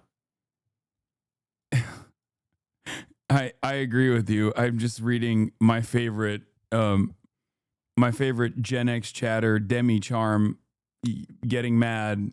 You know, I'm sure you've seen her name. I've yelled at her many times over the years. She's in my chat, as well. So. Jasmine Crockett is being herself. No one has to agree, but dismissing her is not cool to me. Look, I really respect Demi because, like, after years of me banning her and yelling at her over and over again, she's still in here. She has not. She still watches. She still disagrees with me every fucking day, especially the moment that I say anything black issues related. But, you know, she's still in here, very resilient. Yeah. No, this is the type of stuff like for example with Demi, this is exactly what I mean when someone comes in and is like when I'm talking about, I don't know, when I'm talking about like fucking pro-Palestinian advocacy or like undocumented migrants getting kidnapped, and people are like, you don't understand, black people are tired, this is not our fight. And it's like Obama's tired and stuff like that. Obama's tired. That was the craziest one. Like, Obama is a black man and he's tired. Yeah, he's tired from what Netflix deals. Yeah, I mean, I think in chat I've defended you on this before because I do agree with you. I've said it before myself. Like, I don't quarter any black liberal who wants to check out of the movement because they've classified themselves as tired and they don't want to actually do the work. Because for me, it is foundational to the black identity to be against oppression for all people. This is just how I view it. This is how I was taught by my parents. This is how I was taught growing up. This is what I saw when I was going to an HBCU. Like when oppression is happening, right? Black people are the people who understand. Like we are supposed to get it, and you are not allowed to check out from the movement because you have thought that your fight is over. And this is where I understand people's but black people's fight's not over either. Problems. That's the other thing. Yeah. It's just not over. Like yeah, but like when people see Kamala Harris almost make it because she's trying to run again, but when they see Kamala Harris almost make it to the presidency, or they see Obama being the president, they view that as the win and not like actual. Because I think again a problem is the progressive, like the white progressive base, is not offering solutions to the black community. They're not saying, hey, we're gonna fix the issues that you are facing here. They want to fix issues in general, which I think is not a bad thing, but that's just what it is. And so they think that maybe maybe Obama will get it, maybe Kamala Harris will understand it, maybe Jasmine Crockett will get into the position to actually fix the issues that we're being faced with. And that's a lie. It's not true. But it's either you're not being spoken to at all, or somebody utilizes their identity to get into a position of power and do nothing with it. And then you're just kind of stuck here as a black person without your issues being fixed by either regard. And it's a frustration. So that's why people will just take the win when it comes to like Kamala Harris or whatever. Also, I think that they're also just liberals and they're not done learning yet. No, for sure. There's definitely an ideological disagreement there, 100%. I think the most nefarious version of this was Obama, though, because like he actually did understand it 100%.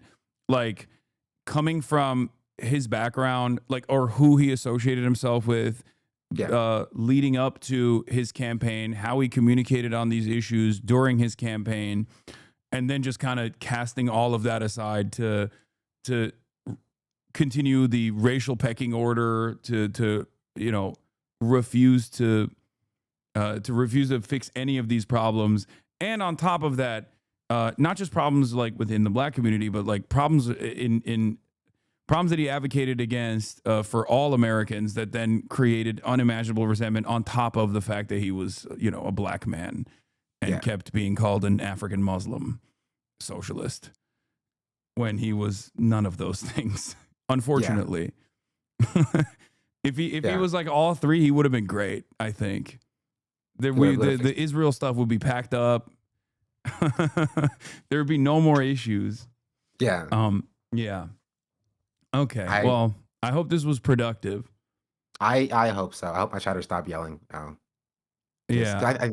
think I was able to portray how I felt and how a lot of chatters feel, but no promises that the frustration ends there. But I think that we came to a conclusion on this. Yeah, I think one of the things that's really important to recognize amongst my community and my chatters is that, like, when I pick and choose like who I'm criticizing or how I'm criticizing in a weak moment or whatever, that doesn't extend to like every single grievance that people bring up that isn't like immediately class centered.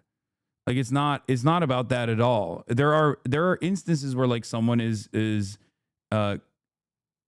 coming into the chat specifically to like put forth a ridiculous claim, to be like, you are anti-black. Like when someone, and oftentimes I do this, like I banned a chatter named Afro Luffy earlier because he was like, you need to stop talking about black issues. And it's like, I get that frustration. I didn't ban him permanently. I gave him a week off. But like, that's a 48-month subscriber, okay? That is a 48-month subscriber. That motherfucker knows better. Like, he's been in here when I've talked about black issues. He's just mad in that moment, and he wants to chirp, and I don't think it's the same as, like, a valid critique. But once again... that doesn't mean that like my behavior is something that you guys should be doing all the time to other people, to other content creators whose community that you're going into. You know what I mean? Like that's ridiculous, especially because like people don't know what your background is. People don't know if you're a black person or a white person at all in the chat. You're just anonymous, and you're anonymously, at the end of the day, you're anonymously yelling at a black leftist content creator who's also a part of this community as well. And I guess my point is, just don't. How do you know if the critique is valid if you reject it out of hand? Because saying don't speak on black issues to a political commentator that speaks on all issues is not valid critique. I do think that. I told my community this as well, because oftentimes they'll be like, oh, they will kind of come into the chat and kind of pop off with like a snippet message without explaining their position. And so like it's very hard to message don't speak on black issues as a valid critique, instead of being like, I think you could benefit from having a black perspective when talking about insert X here. But it's also Twitch, so people like to be inflammatory on the platform. Yeah. All right. Well, yeah, but you never ask why they don't want you to, man. No, I do, and then they don't say anything. Anyway, all right. Well, thanks, Sean, for coming on. Sean the Black, everybody. Thanks for having me. Hopefully this was a productive discourse. All right. Great. Peace. All right.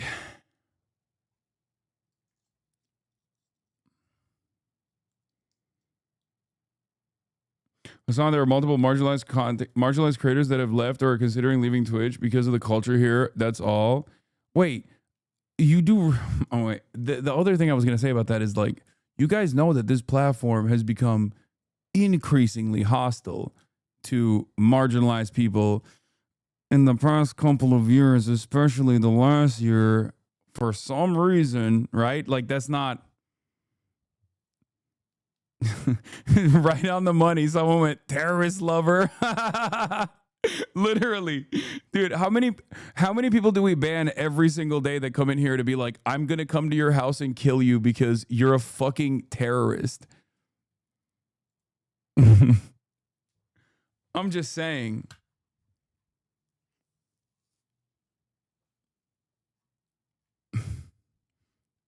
I know this platform has become significantly less habitable to people of all different kinds of backgrounds.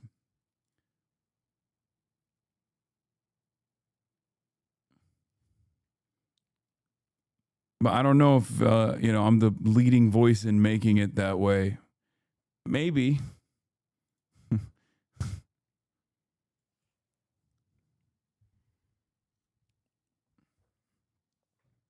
I have decided to blame this rightward shift on you. Okay. You might disagree, but I think Twitch is way better after you got big on it. It used to be so much worse. No, I'm not disagreeing with that. I recognize that. For a lot of people,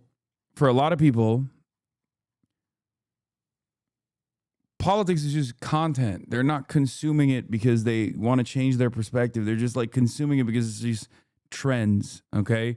They're following trends. And for the longest time, right-wingers used to fucking cry all the goddamn time about how woke this fucking platform was, because I was the largest political content creator on the platform.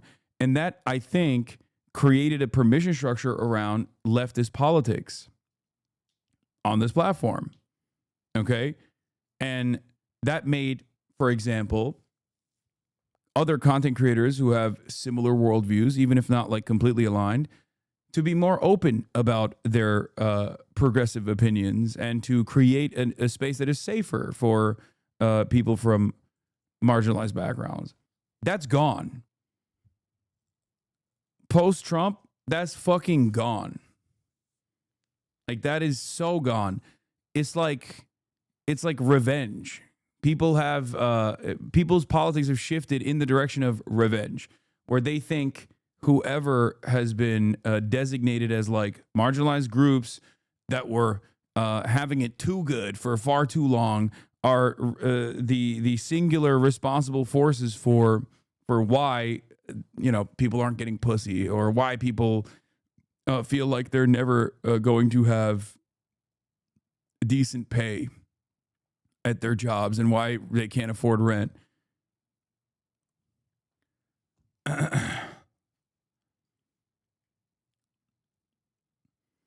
But things will change.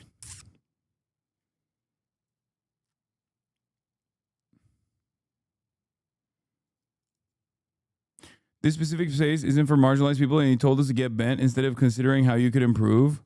I mean, I still believe that. You aren't helping as much as you think. No, I still say that all the time. And I will reiterate that over and over again. This is a safer space. I'm going to be Israel right now, and I'm going to explain to you something. This is a safer zone. This is not a safe zone.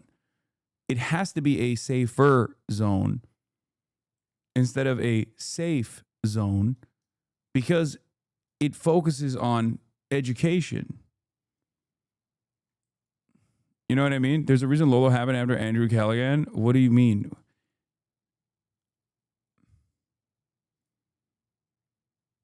What?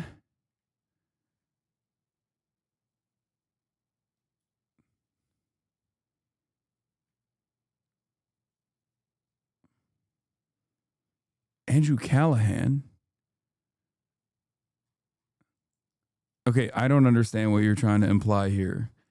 Are you saying that I'm bringing up people so they can be sex pests in my community or something? Like, that's crazy. I don't think that's a valid criticism. I think that's you just being angry. Like, that's...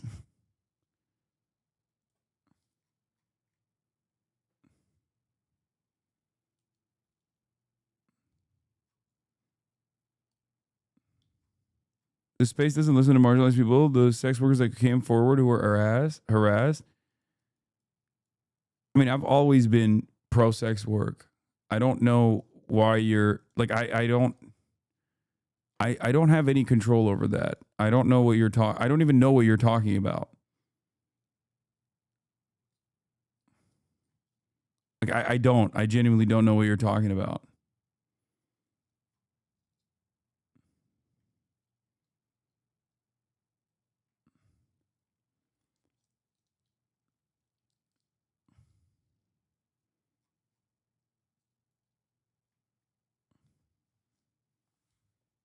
Like, have I done that? I don't understand. You can't even say lead by example on this matter, I think, because like you could at least you could point to something that I've done personally. Implement safer space regulations. They exist already. Give victims a way to come forward. What?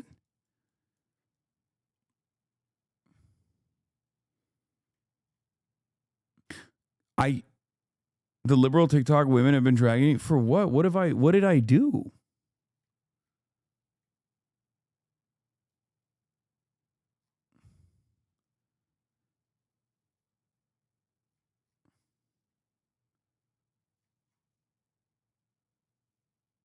Does that increase hostility on the platform in your view require white male creators such as yourself to do continuous learning and moderation? Or when white male creators have safer spaces, does that mean charitability to hostility over marginalized community members' concerns? I don't even know what kind of fucking policy I could enact in this situation. What? But there's an endless amount of hostility, and it's getting worse. And that reflects on every, like, this is my policy on this is Twitter first. Once Twitter opened up the floodgates of hatred, that started changing discourse on all the other platforms as well, because they're interconnected. When that happens, and people are seeing the hateful messages more frequently, they become less interested in hearing that at all. They get an understandable hair trigger. That's number one. But like broader discourse shifts to the right. Okay? Overall. This doesn't mean that like I'm going to shift alongside the rest of Twitter. I'm not like, dropping the R word because it's like cool to say. now or something. You know what I mean? That's not what I'm doing. But overall, there is they're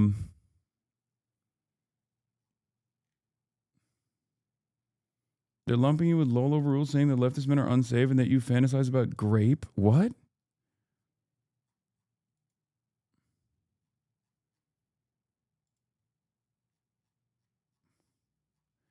Okay, I can't speak to people's fantasies. Like, if they're fucking hallucinating shit, if they're hallucinating things that I don't believe, I don't know what to tell you. Like, that person is just out of their fucking mind. It's always fun when people start treating a Twitch streamer community like a splinter Discord, a 30, 40K streamer treating their community like a 50-person Discord. This kind of discourse is poison to a larger audience. You would have 2K viewers max if you bent to these people's desires. There should be a place to spread propaganda, not a replacement for personal relationships or friendships. I know, that is why I say what I say about like how I choose to moderate this community. This conversation that we had, or at least like the place it's turning into, the shape it's taking currently is awful and is poisonous for fucking normies in general. But make no mistake, I'm going to be playing some video games in a second. So all of the fucking annoying people who are just in here to have their voices be heard, as though they're making like, very reasonable, very reasonable suggestions, are. What is this? Go to take. HasanAbi's part of the white male ecosystem, but left flavored. So he has to still cater to the dirtbag left and edgy Ohioans and his audience. No, I'm not catering to a specific flavor of leftism. This is just who I am. This is who I am. If you think I'm annoying, it's just because you don't know about all the discourse. No, I'm not. I just don't know what you want as far as what you want as far as like more moderation. If you think that there isn't enough moderation in this community,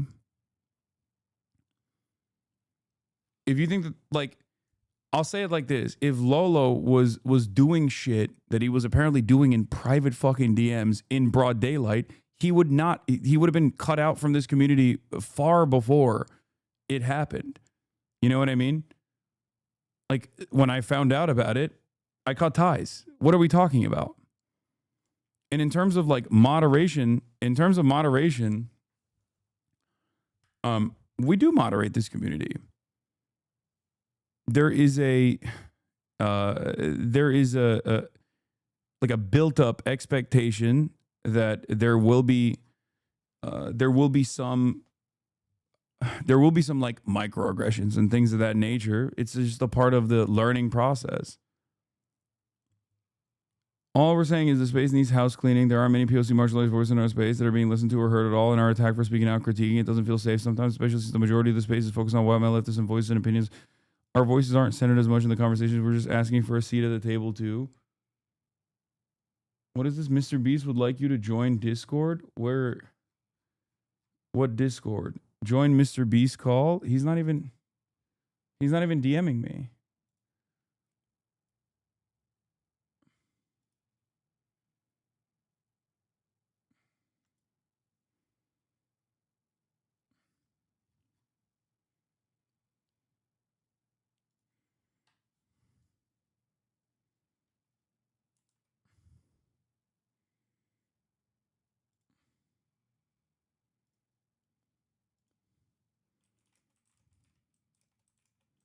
Chatter isn't trolling. No, I know. He texted me the other day, I think.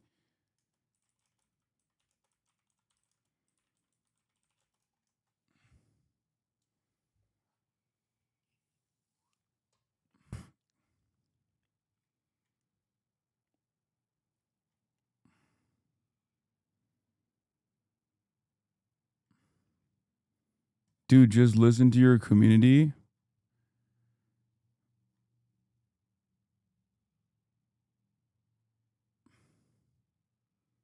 I have to pee. But also, people just keep saying, like, we need a seat at the table, but I don't understand, like, what the demands are. Do you understand what I'm saying? Like, I don't know what the, like, what do you guys want from me? And people that say your chat defended accused victims of lying. Remember when they called the drama and warned you about brigading?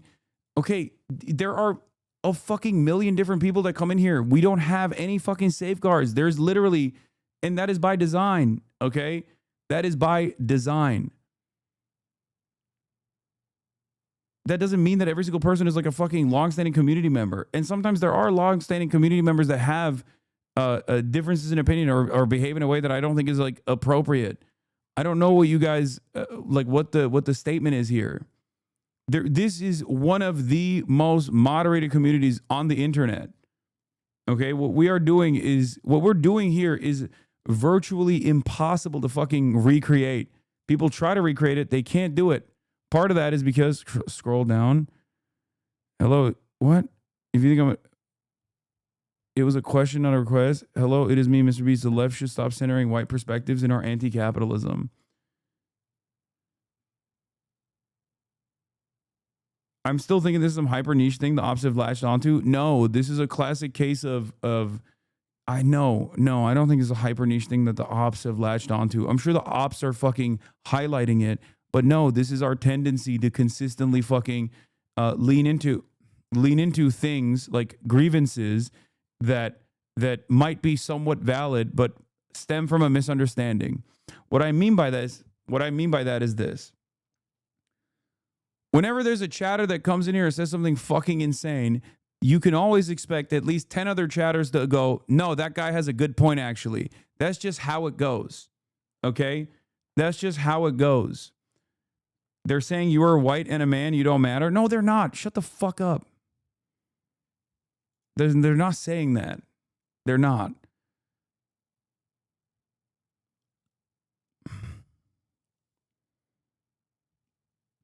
I understand why you're not the Joe Rogan of the left now. It's because Joe Rogan doesn't have to deal with any daily derailments by people who need their personal feelings considered in every single situation. It is by design. This medium that I'm a part of, that I try to take advantage of, requires constant feedback, constant back and forth communication. And therefore, that constant back and forth communication will lead to people going, I don't think this content that I'm consuming is tailored to my expectations.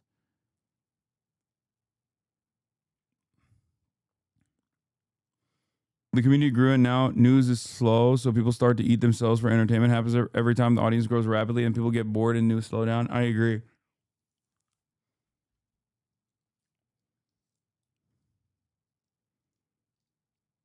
They're using your terms from right before the call with Sean Law. Audience, that's what I said. There was a point before I talked to Sean where I said, I'm white and I'm a man and my opinion doesn't matter because of that.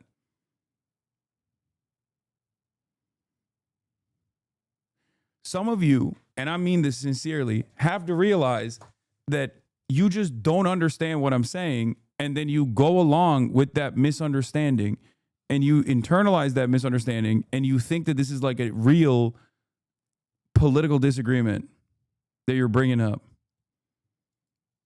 Mr. Beast wants you to join a call. He is, where is this coming from?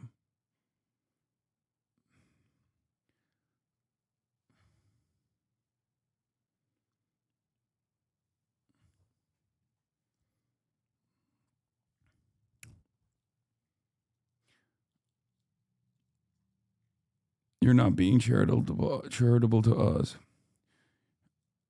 Okay, Valerie Gothic, you need to issue a concern for me to understand what you are saying. And you're not doing that. You need to make a point. Like, you can't just say, address me. Address your community. Y'all are fucking exhausting. We are speaking out because we don't feel like we have a space at the table, and your reaction is the reaction of most white leftists to run defense, show no charity at all, and go where you aren't looking at the bigger picture when it's like the bigger picture is a white perspective. I don't know that I want to be a part of it. Guys, I mean this with all sincerity. The reason why you feel comfortable enough in a space as large as this one is because of what I've been able to achieve with my moderation, with our community's self-moderation, with the mods in general. This is not a new conversation. And this is also not political commentary. Okay?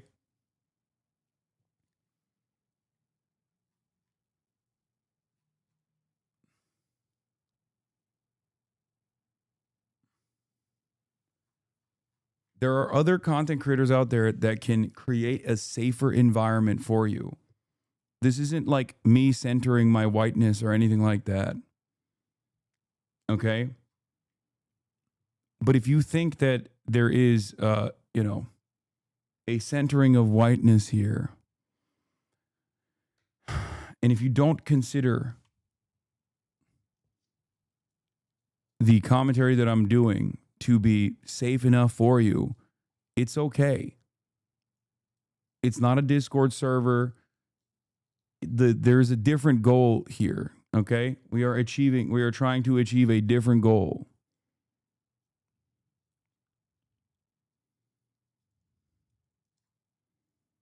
That's it. Also, there are amazing trans content creators out there.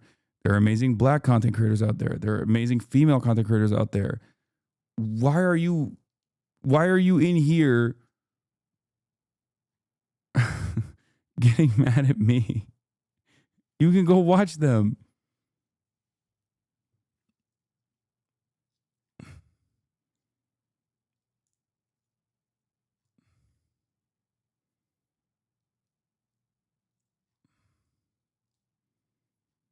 Anyway, I can't even continue. I can't even do the fucking Mr. Beast thing. I don't even know what it is. But I can't even do it regardless because I have to do an ad.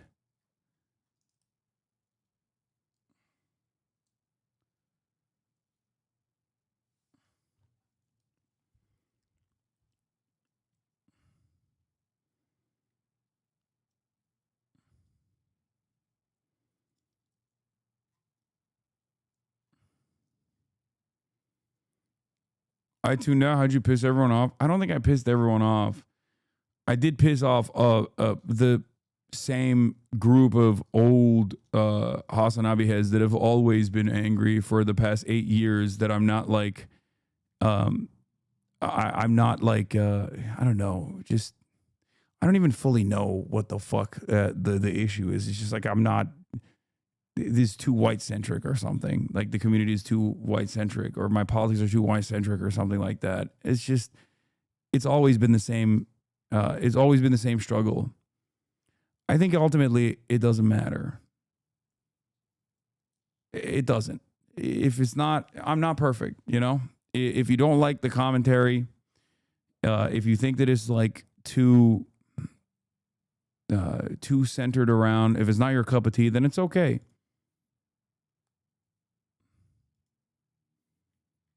You know?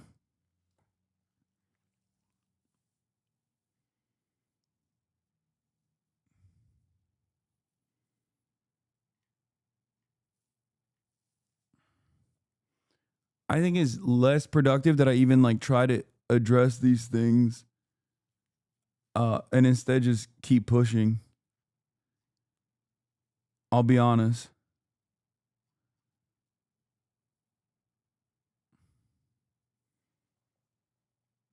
Some, not all people are conflating things they experience on Twitter and Reddit with stream, I guess. No one wants you to be perfect. We just want you to acknowledge your blind spots and kick more assholes out of your chat. No, I'm not going to do that. I already kick plenty of assholes out of the chat.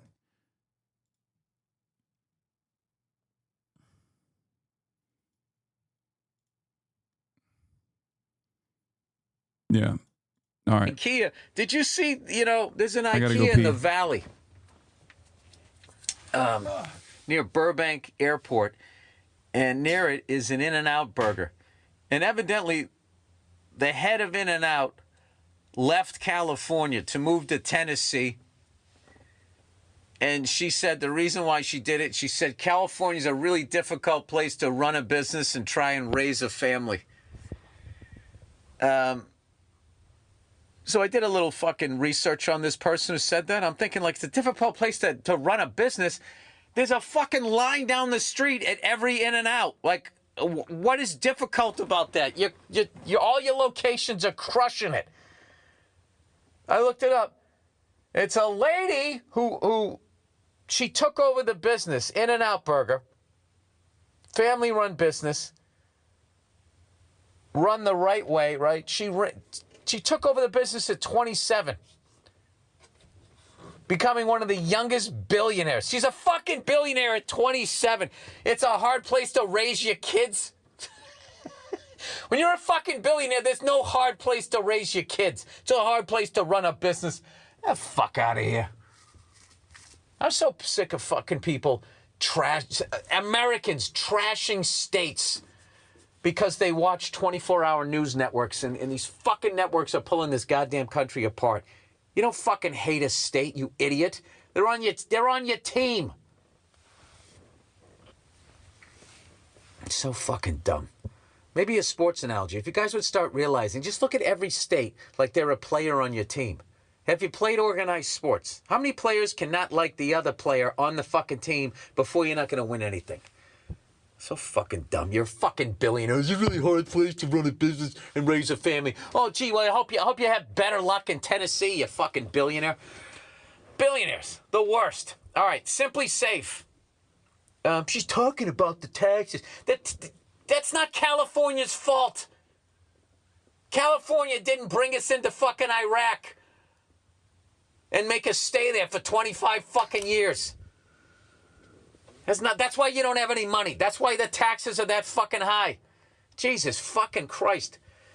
It's because of Gavin Newsom. Oh, is that what it is? All right. Thank you. Overall, it seems like people want this to be a space that is not. And I say this is a multiply marginalized person who is not safe here, but enjoys it nonetheless for what it is, / what HasanAbi does do. I think that conversation with Sean was needed. Very good, though. Thank you.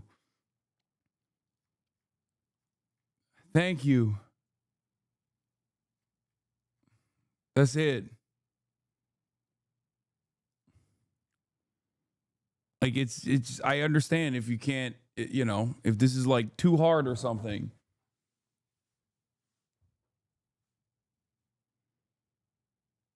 And I don't think chatters should like immediately fucking criticize people who are like, I can't do this. This is too unsafe for me. I do enough of it on my own, okay? To people that are chirping at me all the goddamn time. If you think we're just your everyday haters, you're just losing perspective. I don't think you're my everyday haters. I know exactly who you are. I know. Every single clip of me yelling at a fucking chatter that has gone viral is because of people like yourself who have come in here to say, this is just not suiting my expectations. And it's like, okay, well then you misunderstood the expectations. Stop derailing the stream at this point, please. Okay?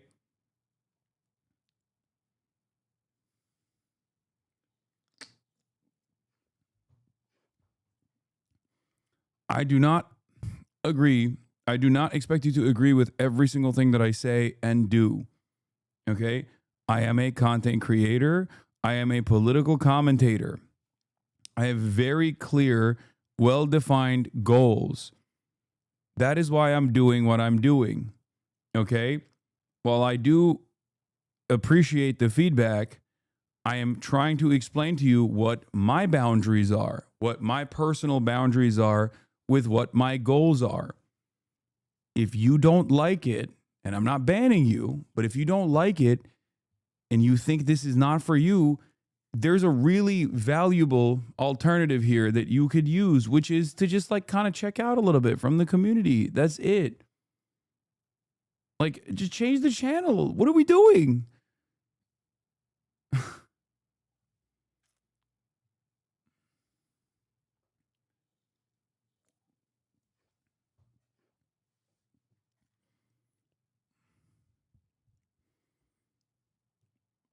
You're also slamming in. Honestly, I think you're coming at this convo wrong. It's because I'm tired. I'm tired. It's because I've explained it a million times over. What you think I'm doing in terms of like creating a permission structure for like bad political opinions or whatever is a deliberately crafted method for casting as wide a net as possible.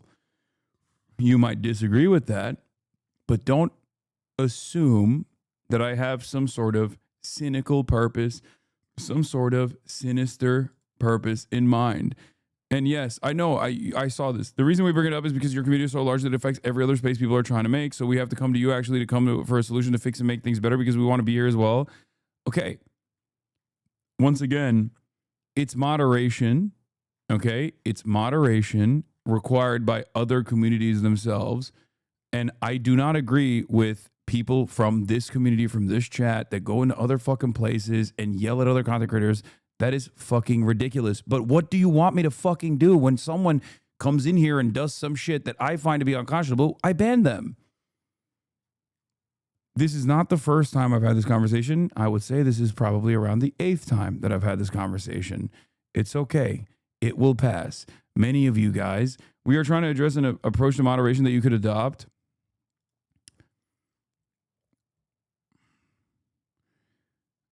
You aren't perfect. We are asking you to do this better. Is white fragility. The specific space isn't safe for considering how you can improve. Implement safer space regulations. The issue is what women has been doing. We're not comfortable coming forward. We are not bad faith. She means we, all the people in the community who are speaking together, a misunderstanding on your end. No, you're misunderstanding. You know what the misunderstanding is? You think this is like political activism. You think typing in a Twitch chat is political activism. It's not. Okay? This is a fucking Twitch channel. What are we talking about? Holy shit.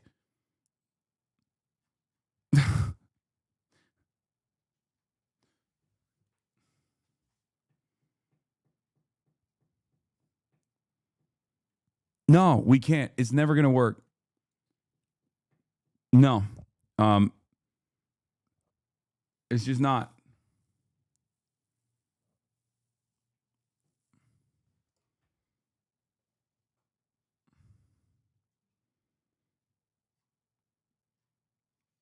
This is why I usually ban people ahead of time, so that we just don't derail it. Right. I don't know anything about Gavin Newsom. All I know is it's not his fucking fault this fucking state has no goddamn money. You fight a never-ending fucking war, and you never leave for a quarter of a century. Yeah, you're going to run out of money.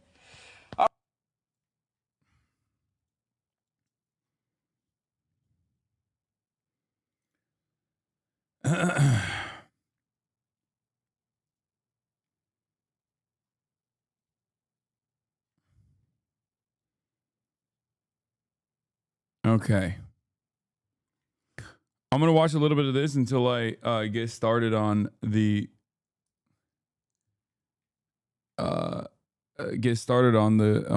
hashtag ad, okay? God damn, look at how fucking poisoned this has been. We went from 30K to we lost 8,000 motherfuckers in the process. Because everybody wants to be like, no, actually, this should be a meta commentary on how my favorite streamer needs to fucking handle himself in these in the realm of political discourse. After doing this for fucking 8 years, Jesus Christ, please give me a little bit of charity, please. I know what I'm doing, please. Oh my God. Oh my God.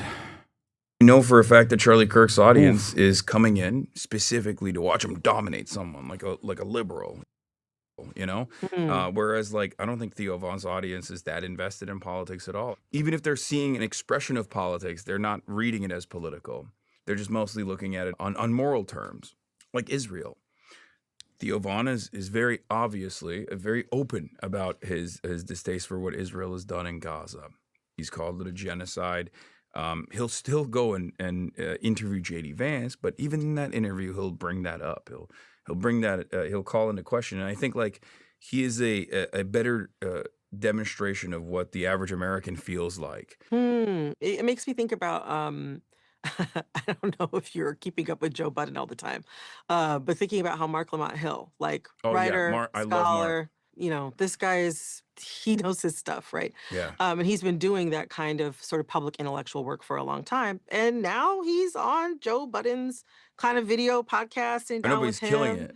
it. But it's a similar philosophy to what you're describing. I texted him about literally what you're telling me right now the other day, where I was like, bro, it's crazy how, it's crazy how appreciative I am of what you're doing, because it's what I do every day, which is butt heads with some of the dumbest people.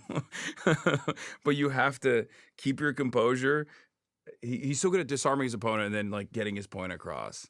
I really appreciate that. That makes me wonder, like the way that you're thinking about what Mark Lamont Hill is doing, and also like kind of how you described how you think about a lot of this sort of mass audience of a lot of times guys who think of themselves as apolitical, right? Who do you think your audience is, and what do you think they see in you?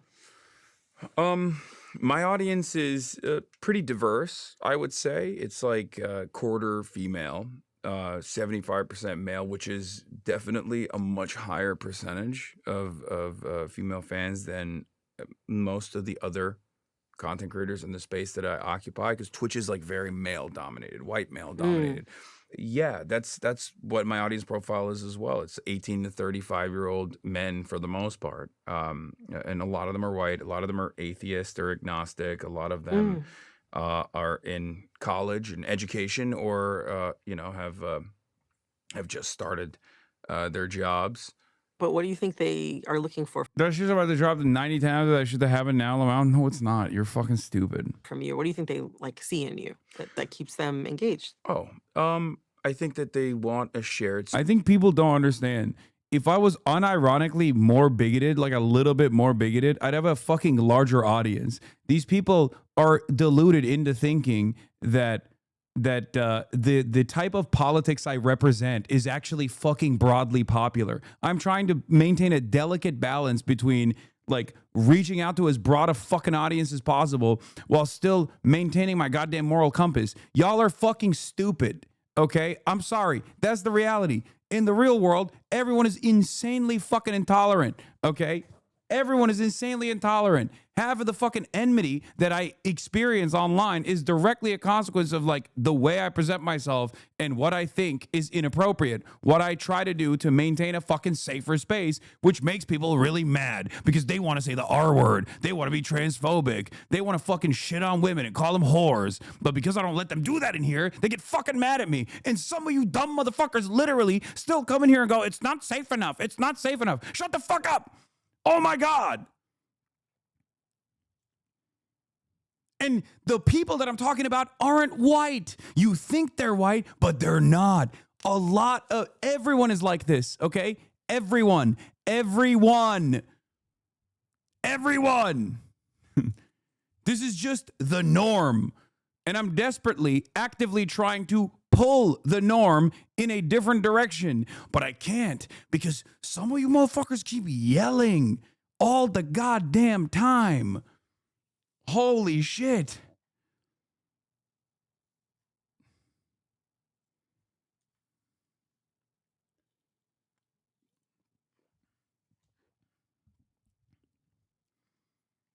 Space. They want a sense of community because they see everything that's going on in their in the world, and they feel as though, at least this is what I think that I serve the purpose of. They see all of this stuff happening in the news and they're like, this makes me angry. Why is no one communicating the anger that I'm experiencing? And I think they see me as someone who goes, someone who has shared values to a lot of these people, where they go, oh, I get it. This guy gets me. This guy gets exactly what I'm upset about. I've never heard someone verbalize my anger in this way. I've never heard someone communicate exactly my desires in this way. I felt lonely before. I didn't realize that there were other people who also felt this exact same way. That's my job. And my job is also to obviously inform people. So I think a lot of people see what I have to do as almost like Zoomer NPR, where they just tune in and they get some of their news while I'm in the background while they're doing chores or at work, and I'm just kind of speaking and walking them through the day's news in a way that is, I think, probably easier to digest, in a way that is more personable, in a way where I am angry a lot of times. And I think that anger is something that they also share. That feeling is something that they also share. So they're there for that. That makes me think about something else. Another sort of phrase that's being thrown around: Joe Rogan on the left. Joe Rogan on the left. Like after the election last year, there was a lot of talk about, like political influence and manosphere and bro podcasters, and some political commentators have been calling for a Joe Rogan of the left, and some people have pointed to you as someone who could possibly be that person, or who is that person. I don't know, but I wonder, do you think that the Joe Rogan of the left is like the right solution to push for? No. And I keep repeating to people that the Joe Rogan of the left is a silly thing to look for. I'm sorry, I just put gum in my mouth. You gotta break it down first. Almost done. I just I put know. 2 every time. I'm a bit of an addict.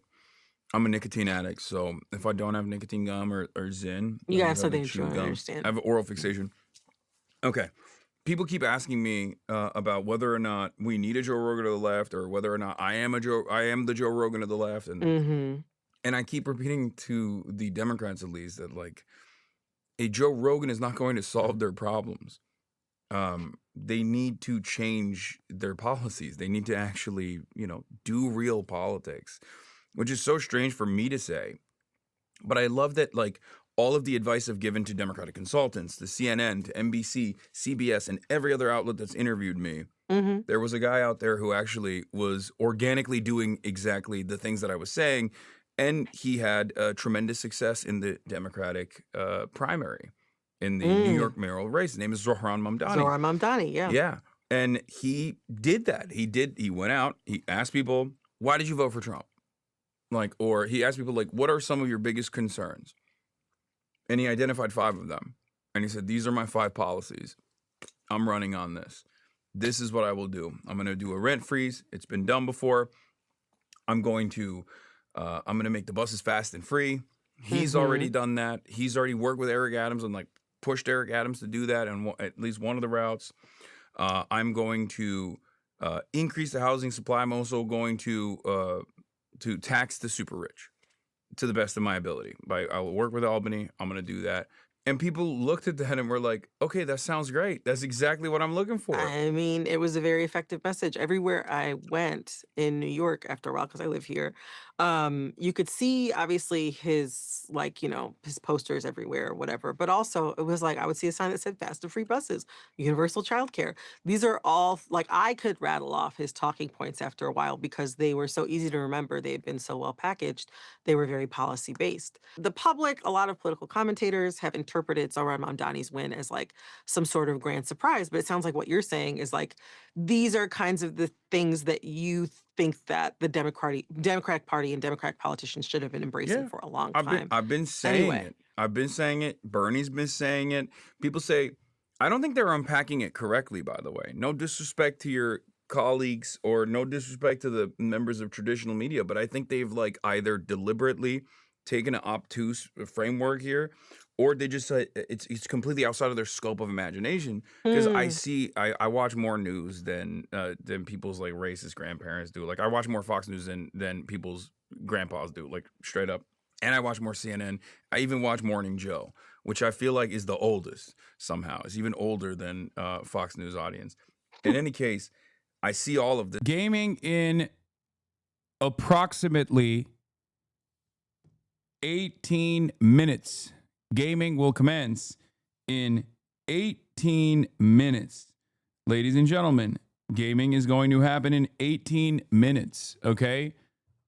Just calm down. I will be gaming in 18 minutes. What they're saying is they only identify Zoran's victory with like he's young, he's charismatic, and he did good social media.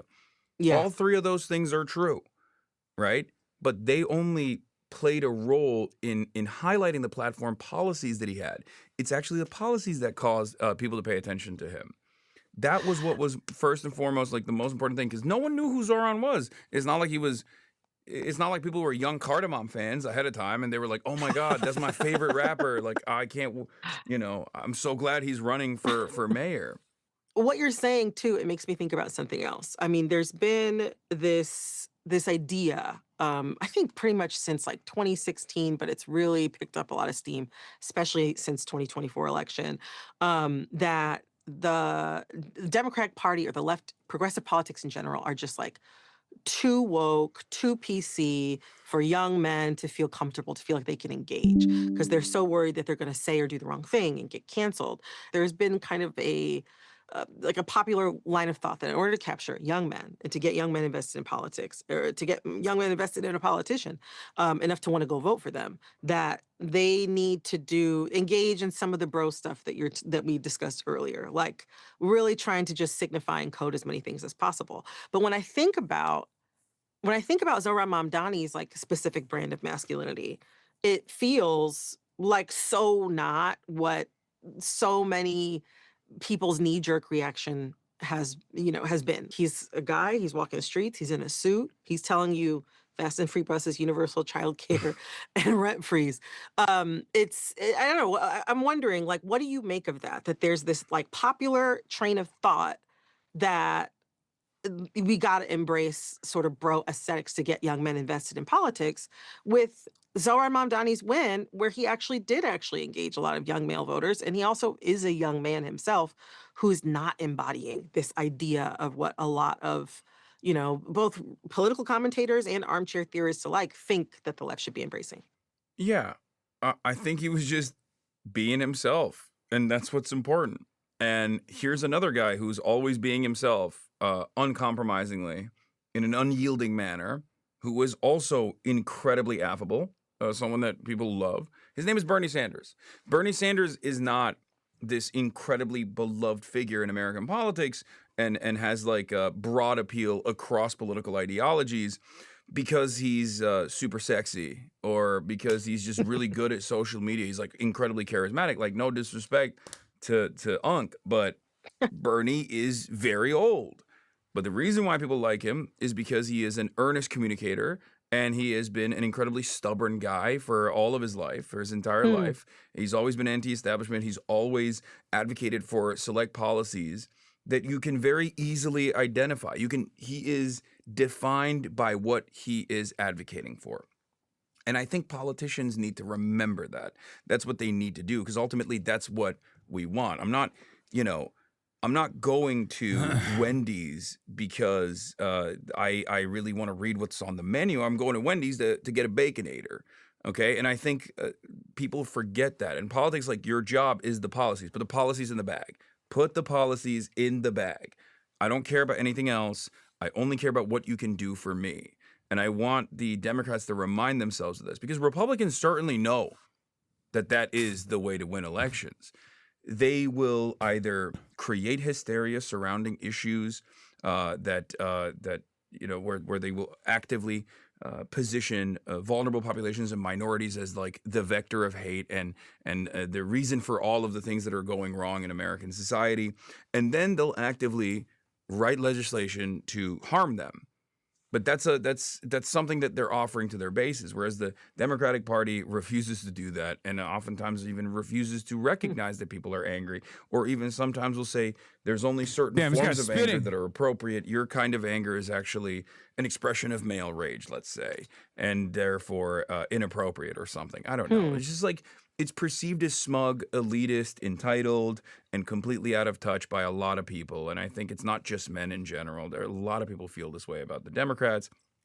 And the best possible way to stop that is by just being normal, being chill, being someone that's fun to be around, and genuinely caring about improving people's material circumstances, because that's what your job is as a politician at the end of the day. When you're talking about policies and the right, Republicans' approach to that, it makes me think about the fact that, like, since Trump's been in office, like, we've seen countless ramifications, right, for the things that he's promised. Immigration enforcement, cuts to federal disaster aid, cuts to Medicaid.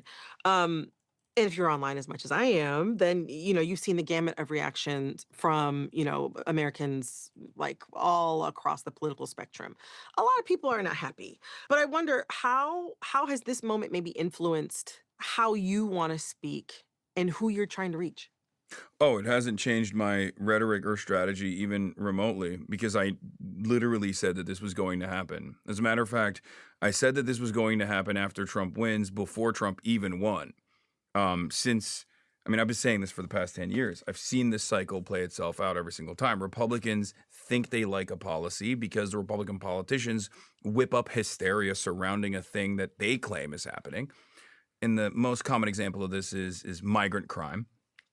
Or before, it was always white supremacist versions of that, specifically that was like anti-black, right?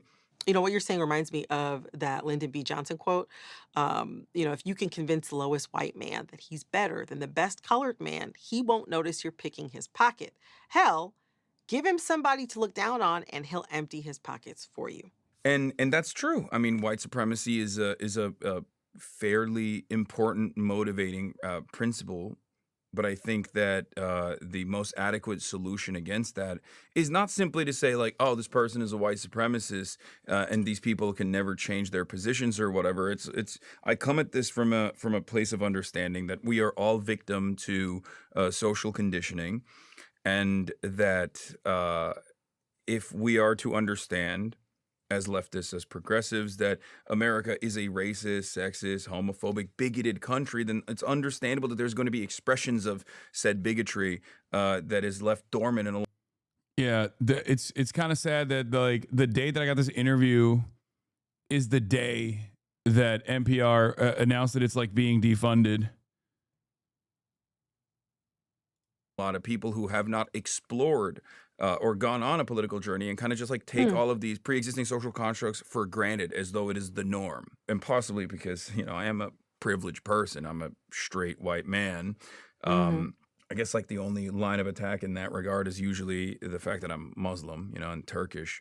But from my position of privilege, I guess I am more comfortable to be able to say this, but I recognize and can be a little bit more forgiving of people's, I guess, micro aggressions and people's issues and be able to work through that.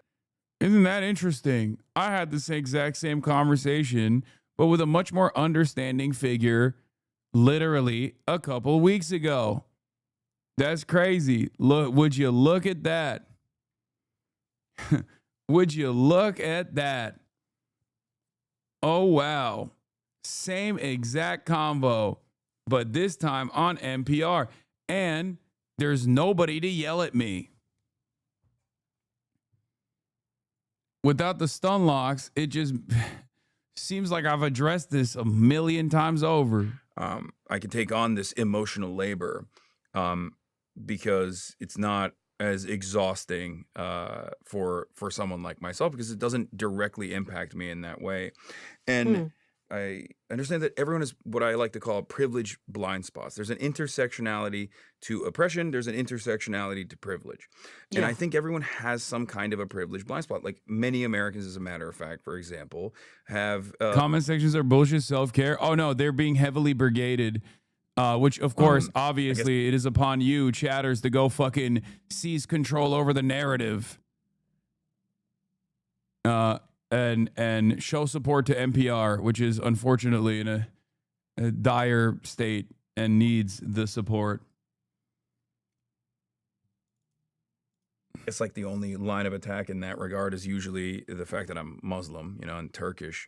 But from my position of privilege, I guess I am more comfortable to be able to say this, but I recognize and can be a little bit more forgiving of people's, I guess, micro aggressions and people's issues and be able to work through that. I can take on this emotional labor because it's not as exhausting for someone like myself because it doesn't directly impact me in that way.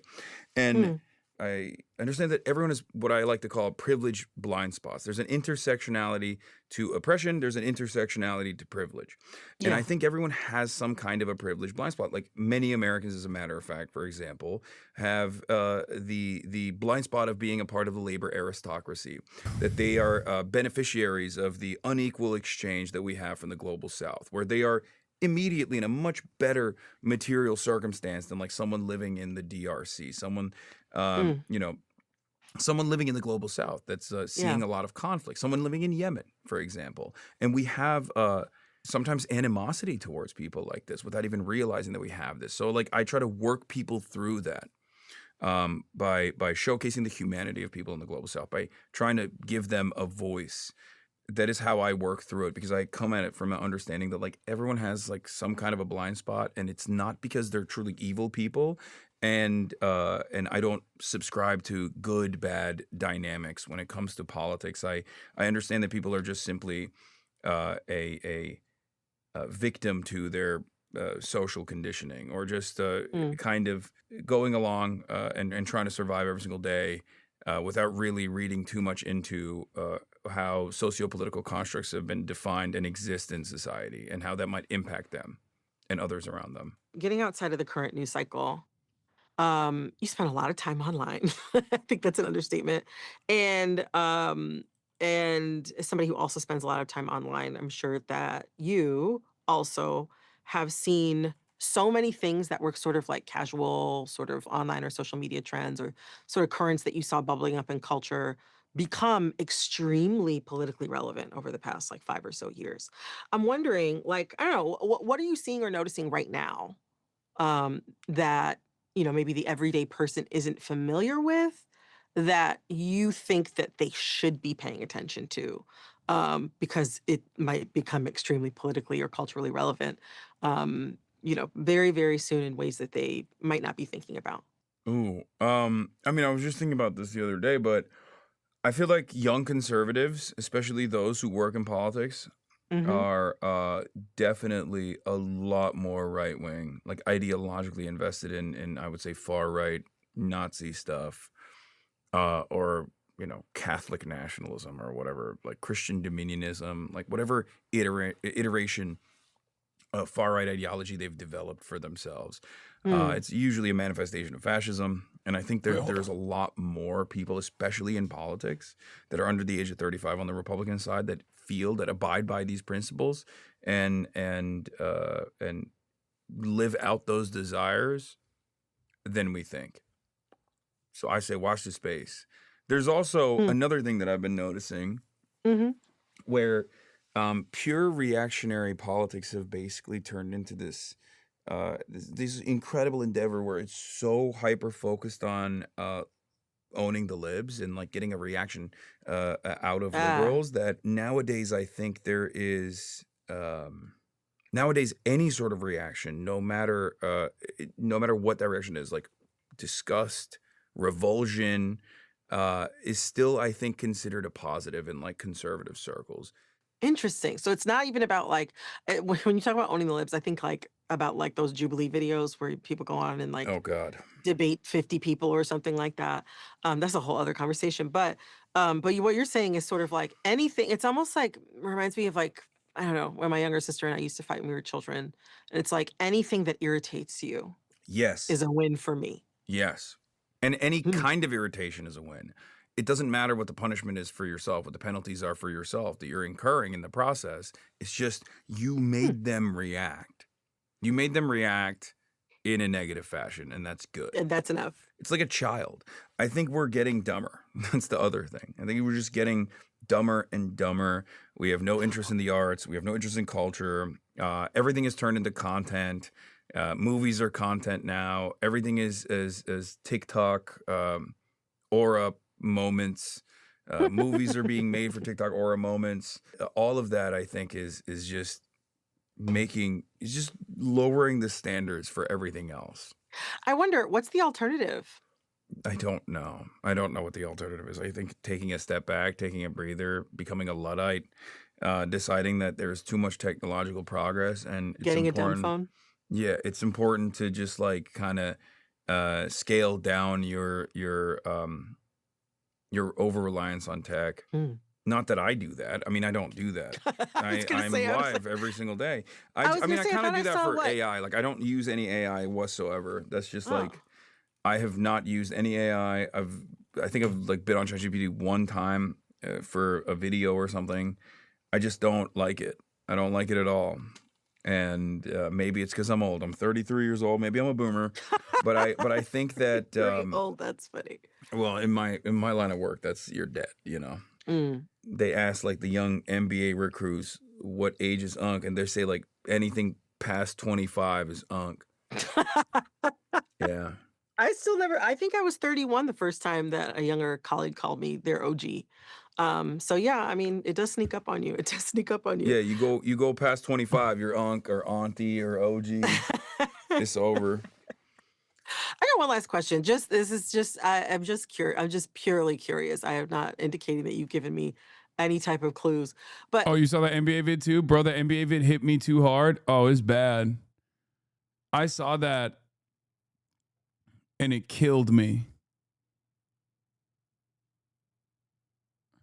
But you have used AI unknowingly if you use any major social media platform? Probably. I mean, I've literally probably also done that too. It's just, I'm talking about like deliberately and intentionally using AI as a substitute. You know what I mean? I just, oh God, I don't like it. You use the song AI? Yeah, we did the AI song thing as well. I guess that's a little bit different. I don't know why. I mean, it was like, it was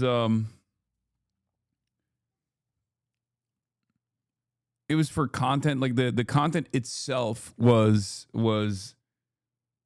not about, like, it wasn't about like a market substitute that we were trying to create. You know what I mean? Like there was no way that you could do that without like we weren't like making trailer music or something with fucking Suno. We were doing it for the purpose of the content. If that makes sense. Yeah, it was supposed to be bad. Like it wasn't supposed to be like a good song that you listen to. It was supposed to be like silly and stupid.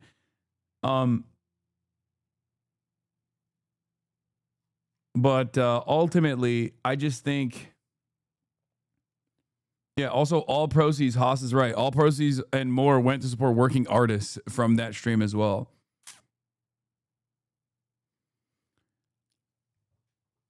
But, I mean, I don't know. I just don't like, I think AI makes everything stupider. It's just dumber. But you know what's not dumb? Gaming. That's right, ladies and gentlemen, the time you have long awaited is here. It's gaming time. A lot of people didn't think that this would ever happen, but it is happening, and it's happening now. It's time for Terminal Brigade. #ad. Thank you, Terminal Brigade, for sponsoring the stream. Whew. We're going to be doing a cooperative action roguelike shooter, Terminal Brigade. A hyper-paced battle beyond the Nullverse. Okay, it's not turning on for some reason. I don't know why. But when it does, it will happen.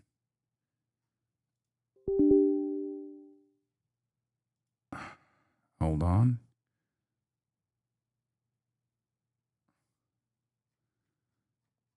Okay. Oof, that's loud. Hold on, I'm going to fix that. Don't freak out. I have some criticisms of that, how the community is not moderated. If you have time. Oh, I definitely have time for that, for sure. This is a good time to do that. All right. And speaking of AI, as a matter of fact, the hyper-paced battle. What? Country region Afghanistan. That's crazy. Not. What does this thing know? I just doxed myself. That's right. The entire time I was actually here from Afghanistan. It says select your age. Oh, God. Wait, this is crazy. It says select your age and you can select one. Oh, damn. Look at that. I have to scroll all the way down. Lots of scrolls there. Yeah, every time I said live and alive from sunny California, I meant Kabul. The technological marvel Terminal is officially online. Countless users are flocking to Terminal.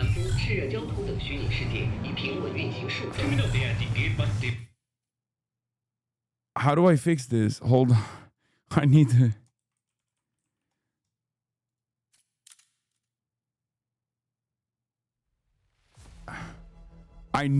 I need to get to a setting. I need to get to a cogwheel right now.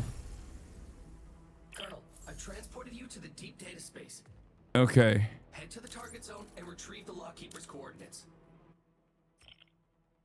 Okay, we did it, I think. I fixed it. I think I fixed it.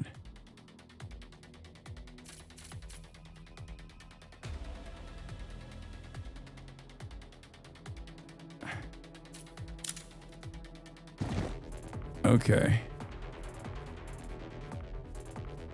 Boom.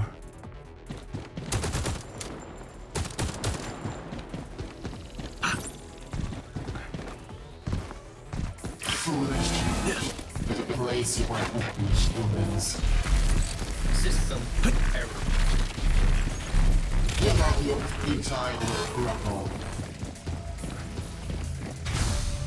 Everything comes to a conclusion. Tactical gear deployed. Uh-oh.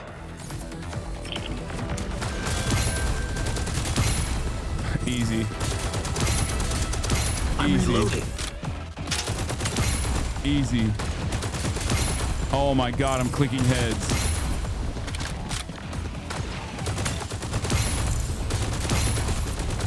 I'm clicking. Oh, left control evade.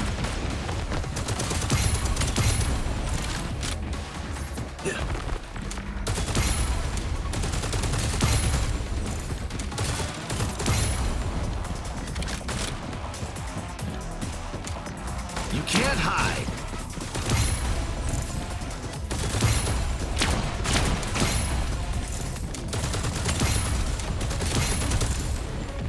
Use abilities? I am. I'm doing them as they demand. The game tells. It's tutorial, chat. Calm down. Confirm airdrop location. You really think you can escape? Tactical gear deployed. Whoa, chill. Whoa. That's a big boy. Okay, never mind. Confirm airdrop location. All clear. Mission accomplished. This time. Good work purging the virus. The system has synchronized all coordinate data. Return for now. There's a more urgent mission at hand. Smoked them.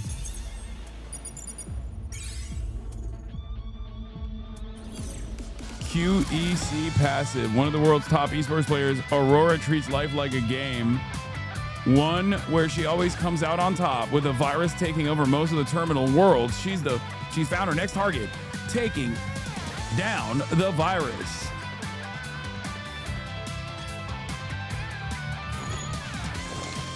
Colonel Gunner as a soldier through and through. Okay, I'll be honest. I feel like one of the things that Chinese devs make really well is they farm how sexy the characters are. Like they are locked in on this. I've seen this with other games as well. You know what I mean? They are.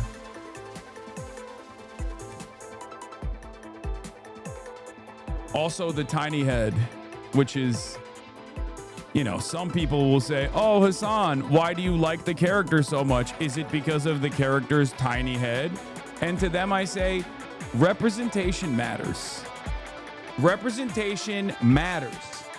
You understand? It's called taste, sweetie. Look it up, okay? All right, I'll try this one. I'll try the Aurora. Get another Rogateer for free for the 7-day sign-in.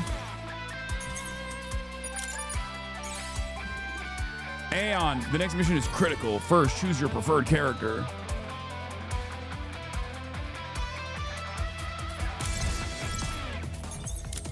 Wait, I can get another one? Has anyone played this game in the chat, by the way? When you're ready, proceed with the mission. Is this the first? I'm playing a video game right now that no one in the chat has played. That's awesome.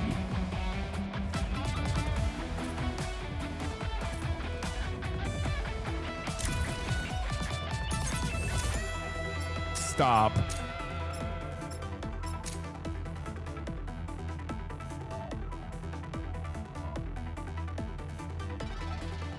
Hold on now.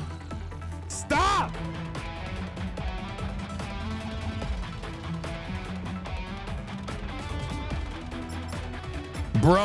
Brother, are you joking with me?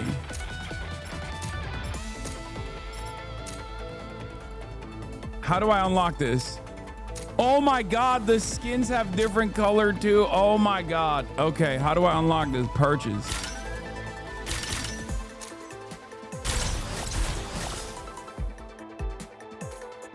What is this? Open 1 time, open 10 time?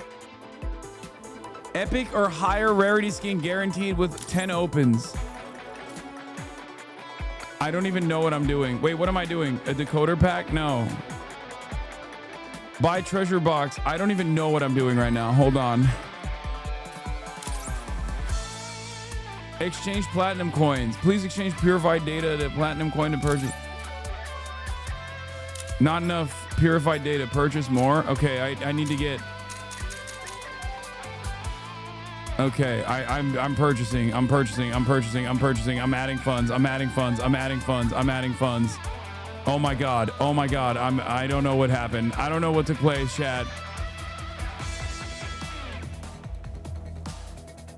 Bro, I'm supposed to be.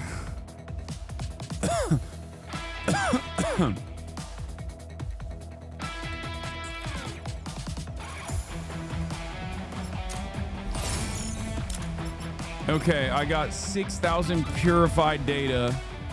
I don't even know what I just did. I don't even understand what I just did, okay? I just did it. I blacked out. What is this? Ability modules, Rogeteers. Okay. Let's take a look. We got... Oh my God, there's so much.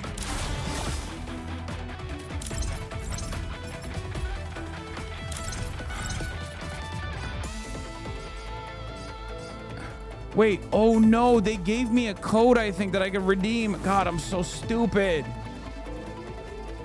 Hold on. I think I also have a code. Where's the code?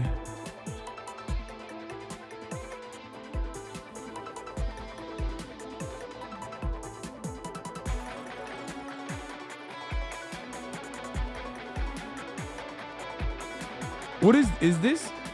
Is this what people call gacha? Is that what it is? Is that what I'm doing currently? Is that what's happening?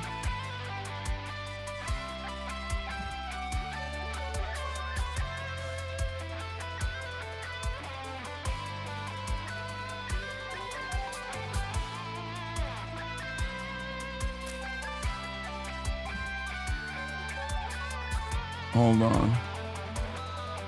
I need to find the link. I need to find the... Enter the game event benefit redemption code. Nope, that's the tutorial.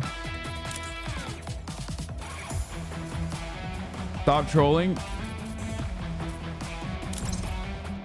No mail. Where do I find the benefit?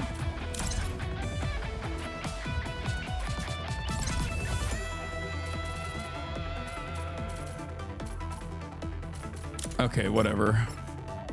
Oh my God. What is this, bro? Scorch mark, virus contender, limited purchase, decoder supply.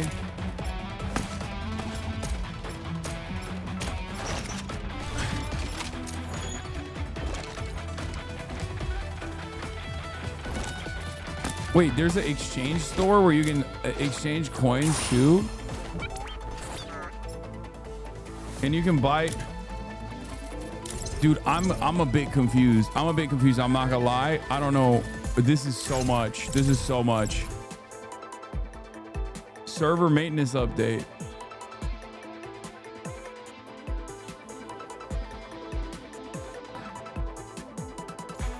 Okay. Fuck it. Let's go. Not a moment to lose. I can only do Roget. Score and score. This is not ADHD friendly. No, I mean, it's some might say too friendly. Okay, Aeon's perk, Arbiter of Desire. Shoot passive perks and passive perks. Arbiter of Desire will deal continuous damage. Arbiter energy perks will grant extra damage on hit. Increase skill caps. Unlock new active skills. Arbiter of music perks can repulse or charm enemies. Fuck it. Let's do Desire. The Lockkeepers were once my allies, but the virus invasion severed our connection. We must reestablish contact with them. Let's move.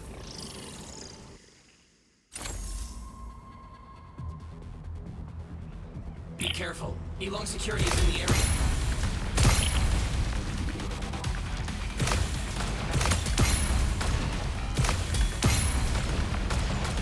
Show me something! Can't touch me! Hey, gotta reload!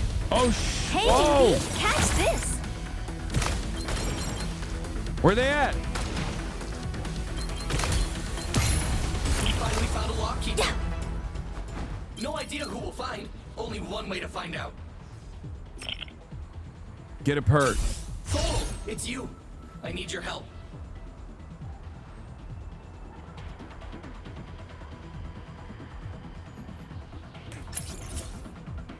Perks are granted.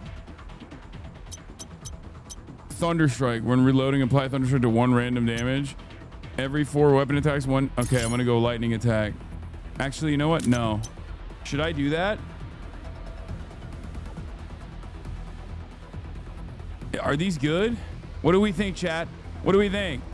Lightning fast. When activating L control evasion, create 1 Thunderball starting point for 3s. Just do the feature one? Okay. Replace that with Cupid Flames. Oh, wait. Did I? Oh, dude, I died. That's crazy. I died there.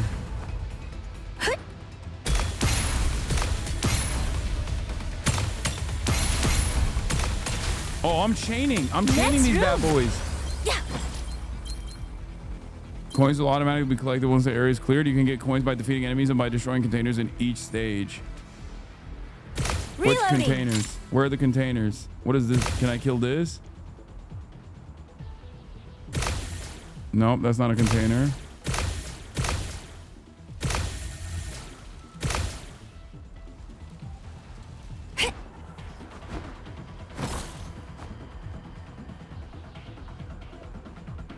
Show me something! I'm not ready yet. It's up a level.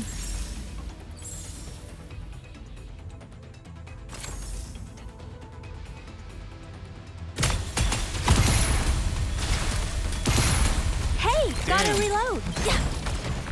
Show me something. Yo, chill.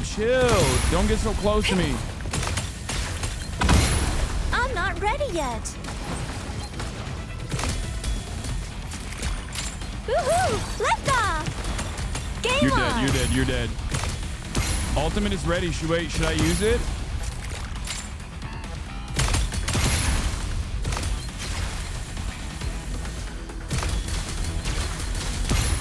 Hey, best bros stick together. Boom. Dude, I cleared the frick out of that area. Hold on now. I don't know what that is, but Go acquire permissions upgrade.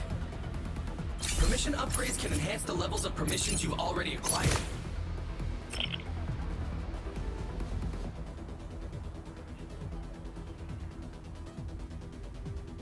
is there Chinese dubs to the VAs? I don't know.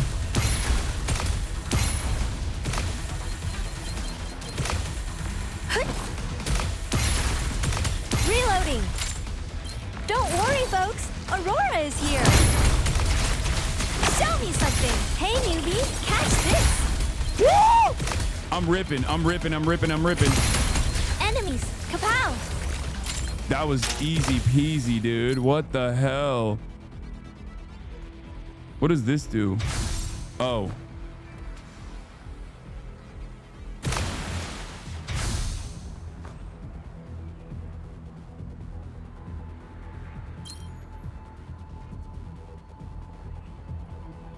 Enemies, kapow.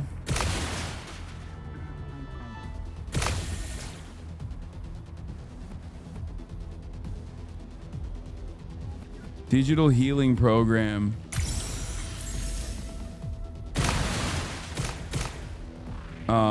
Get perk. Let's see. I assume you have your own opinion on this? Summon missile QB.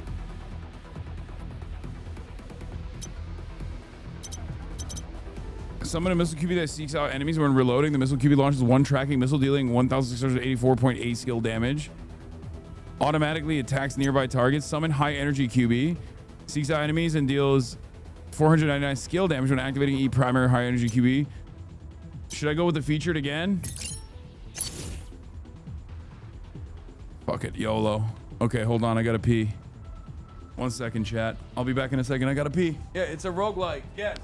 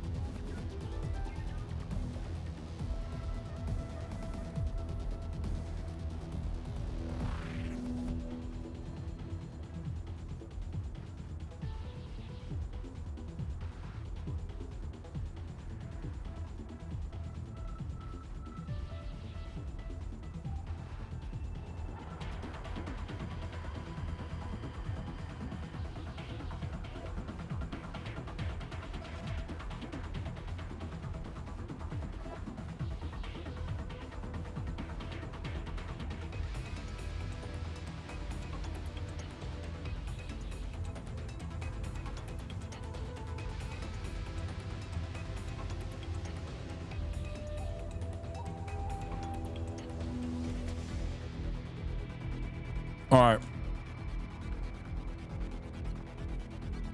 Finally, an anti-woke game. Wait, they're unclaimed rewards? Is this the unclaimed reward?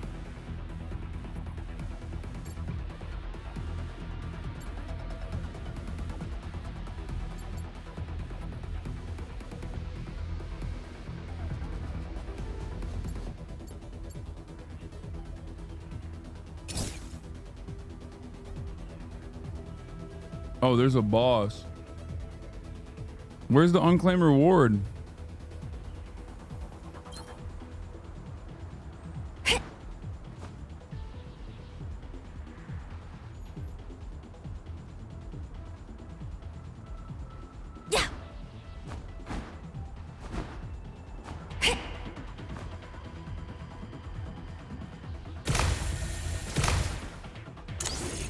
The reward is the shop.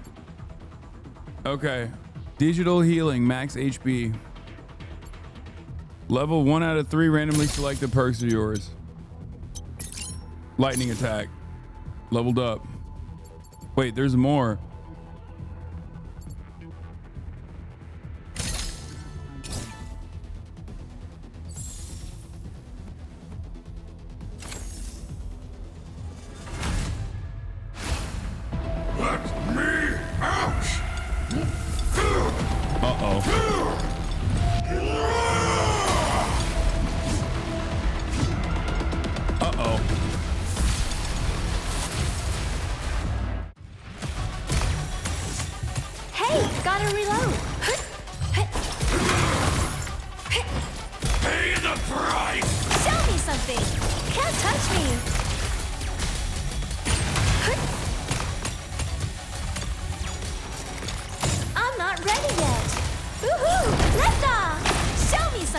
What does this do? What does Q do?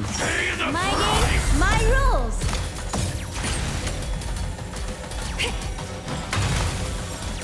Show me something.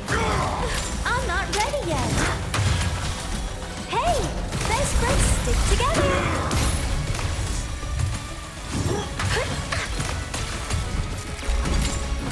Okay. Can't touch me. Where do you think you're going? Dude, I'm cooking this guy. Show me something. Wait, what is happening? Why is he immune? Reloading. Oh!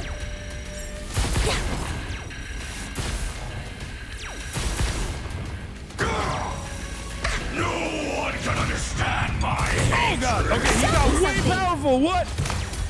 I thought I was cooking. I was not looking in chat. Woohoo! Lift off!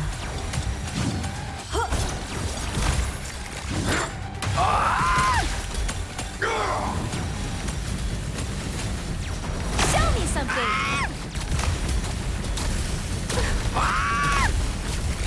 I'm not ready yet. Hey, newbie, catch this! Show me something! Don't worry, folks. Aurora is here. Pay the price! Hey, best friends stick together. I'm not ready yet. Show me something. Hey, gotta reload. Oh, I thought I dodged that. That's crazy. Yeah. Show me something. Quick. I'm not ready yet.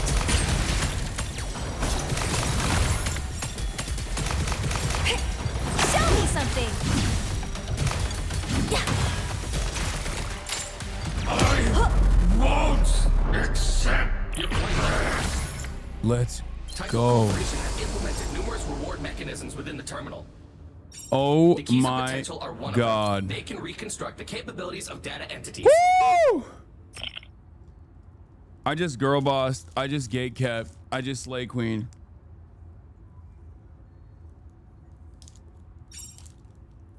I mean, first try. Can I get some praise up in here? Excuse me.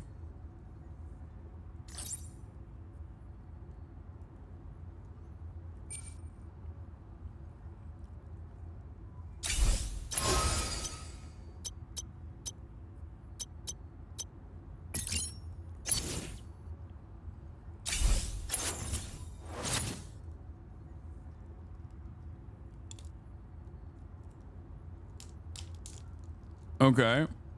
Potentials provide Rogueteers with 3 random enhancements unlocking their power.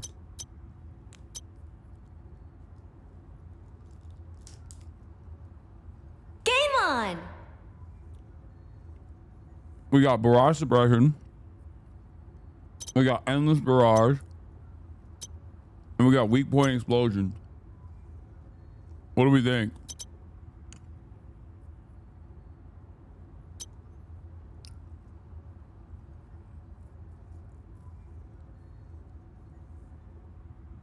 I think the first one decreases all damage though.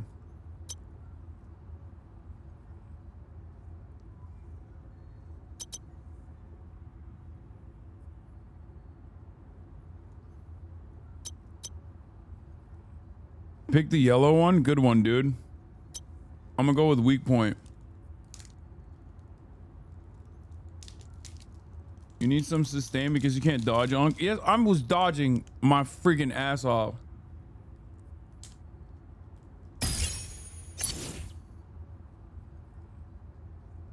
Y'all are crazy.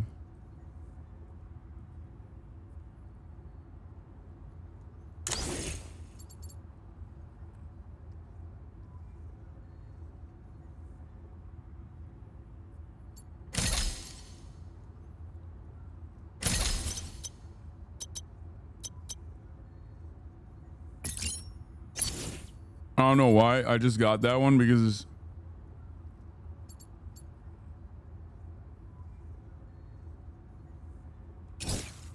heal. Oh, I didn't. I need to heal. You're right. I was like, I thought I'd be fine. I didn't need it. Get all the relics, Unc. What have I not? Oh, you think I should buy everything?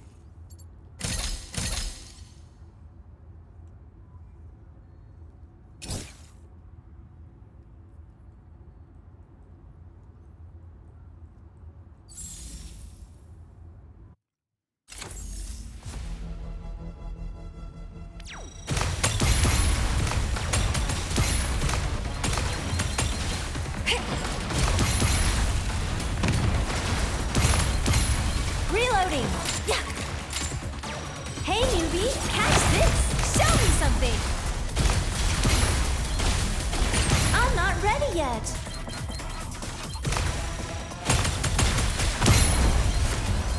That was easy, baby. Cleared the frick out of that area.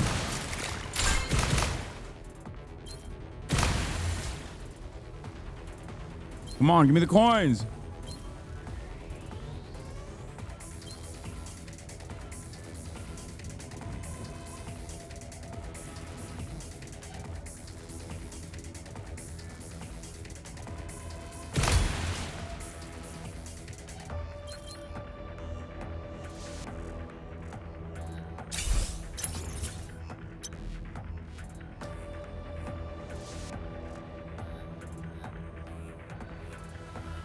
Should I keep farming frozen in place?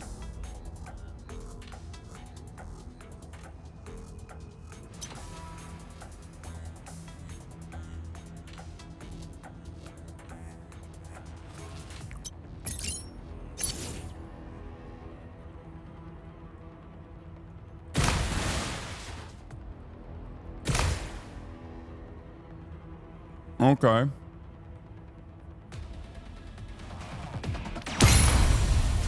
Wait, what the hell? Hey, gotta reload. Can't touch me. Show me something.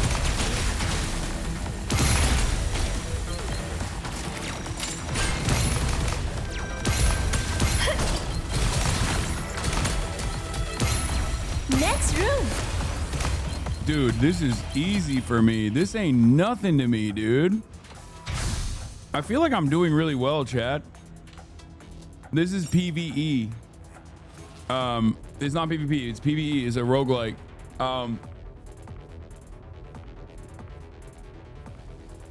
It's like, think Hades and Marvel Rivals. And it's cooperative.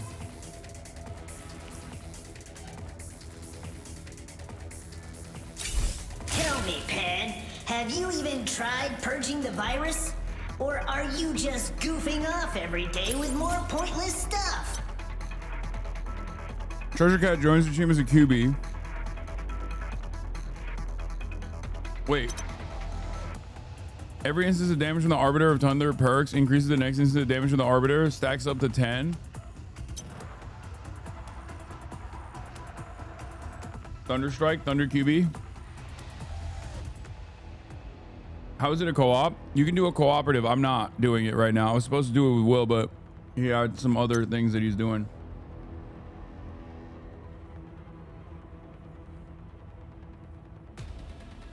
Two or you're throwing, but this one is featured. QB's attacks can trigger Thunderstrike at most every 0.2 seconds.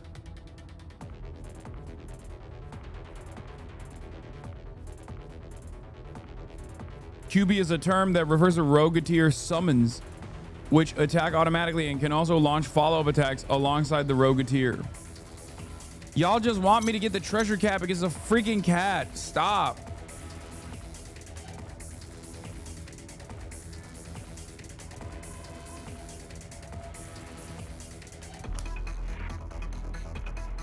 Y'all don't know Only anything. the best for a superstar. I'm going with what the game tells me. Sorry.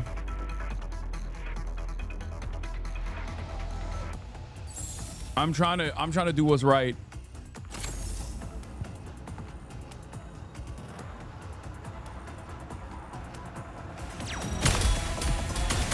Reloading. Oh my god, she's collapsing on him.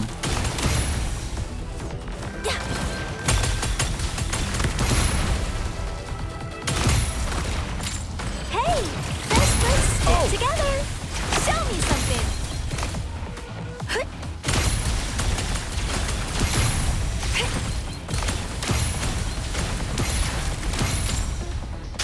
Show me something. Dude. Am I OP? What is happening? I feel like I might be OP. Chat, am I goated? Buddy, turn down the voice volume. No, buddy, I'm not turning it down. Okay, I'm not your buddy, guy. Am I go to with the sauce or what? I'm gonna go lightning a little bit. I need to go lightning a little bit because that one's really good too.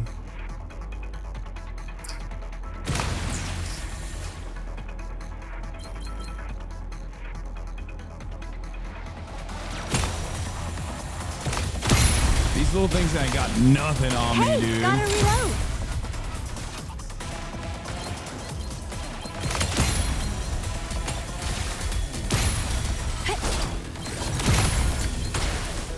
Woohoo! Let's go!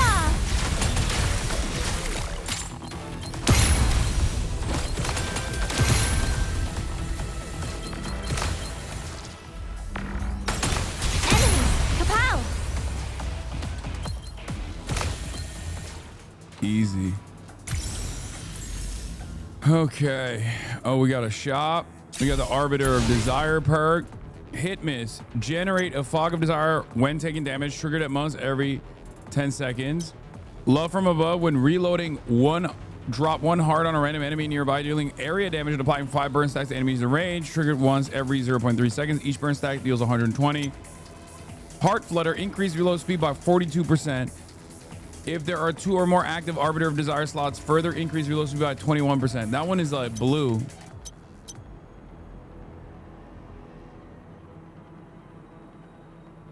Yeah, we gotta go with blue. We gotta go with blue. We gotta go with blue.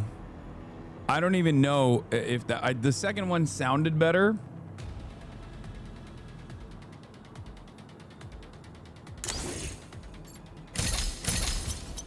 Oh wait, shoot.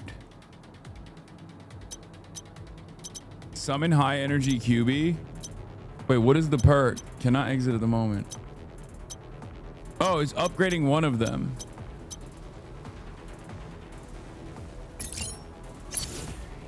Yeah, this is in the bag. It is in the bag. Yeah. Oh, it's this boss is time. in the bag. It's boss time. The way she says bag is crazy, by the way. This is in the bag.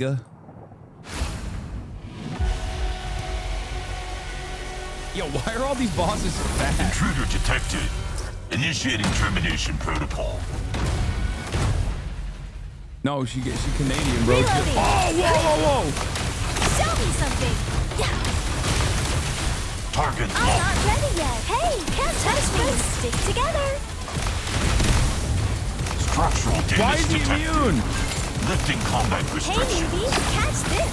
Show me something. There is no escape. I'm Enabling not assault ready yet. mode. Hey, let's stick together. Show me something.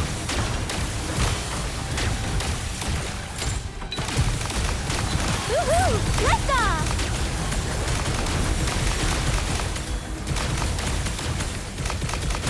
Watch and learn, guys. Watch and learn. Show me something. No! Wait, did I'm I kill not ready it? yet. I didn't kill it yet. Wait, I did. Wait, I killed it before the ult? Oh my god, I killed it so fast. I thought it was gonna go into the second. Bro, I thought.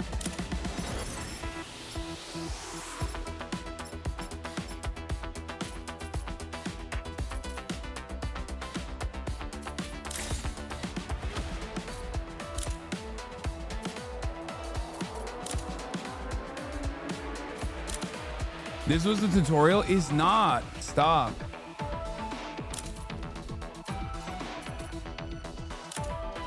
I don't know what I'm doing.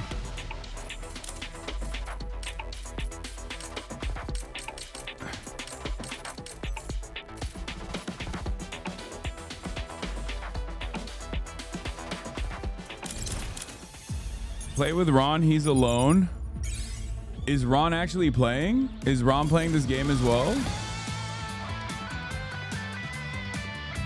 Oh, he is. Wait. I'll call him right now.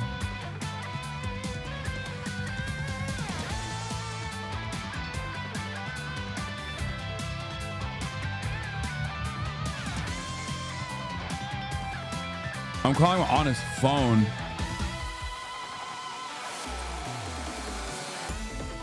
It is so loud, the music.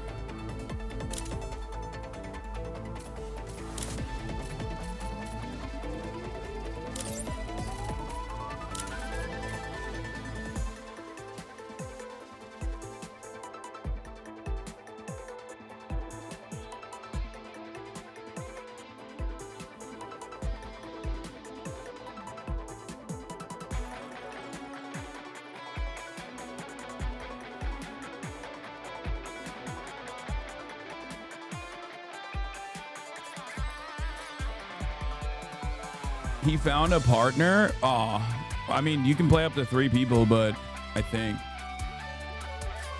But hold on. I'm going to show you the characters I just unlocked. Save.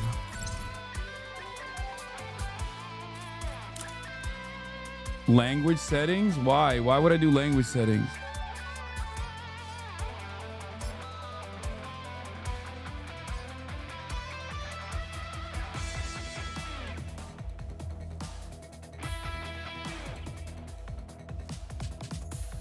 We'll have to go to a party as a farmer, chat. I mean, low-key, yeah. I didn't even know he had to go to a party as a farmer. Why do you know that? Never miss. Maybe chatters do know. What is I this, hear you. bro? Since you went to so much trouble. Thrill of the Hunt / 5 random enemies. Oh, Blade of Destiny. Unleashing a blade blast forward. Each hit reduces the holy jiggle physics. Yeah, oh, this game's got it all, dude.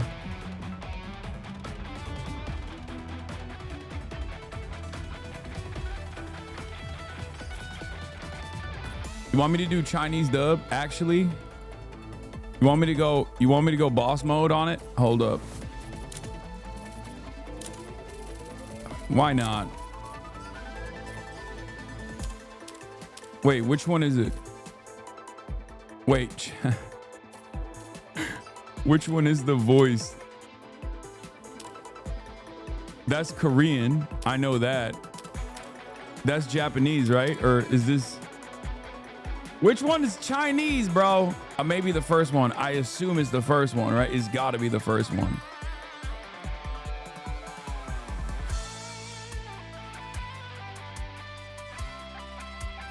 Ron's phone died. Am I even friends with him on Discord? I don't know. Ron said his phone broke. Tell him to check his Twitter DMs.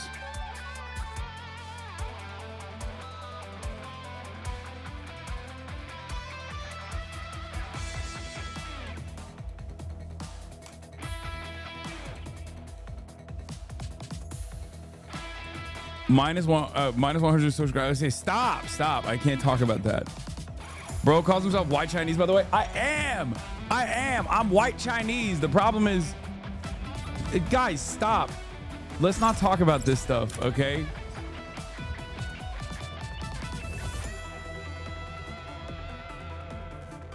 Let's not. I don't know. I don't know what the sponsor is comfortable with me saying.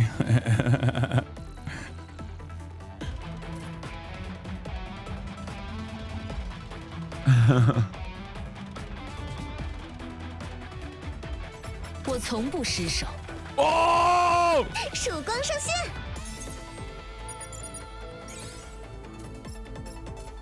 Bruh. I want the sexy man, dude. Give me the sexy man. I need a hot man, okay?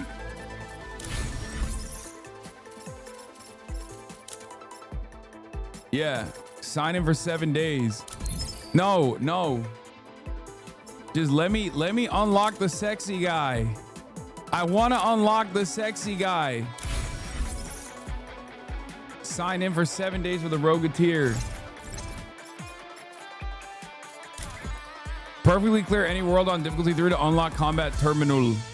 Okay. Let me see.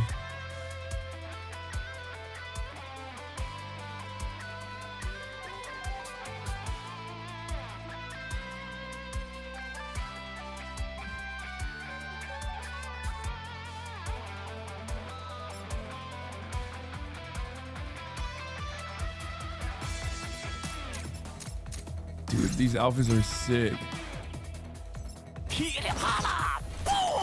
I don't really care about this guy. This is like the type of dude that I normally wouldn't play with. Like, this is a character that I don't find myself playing as. You know what I mean?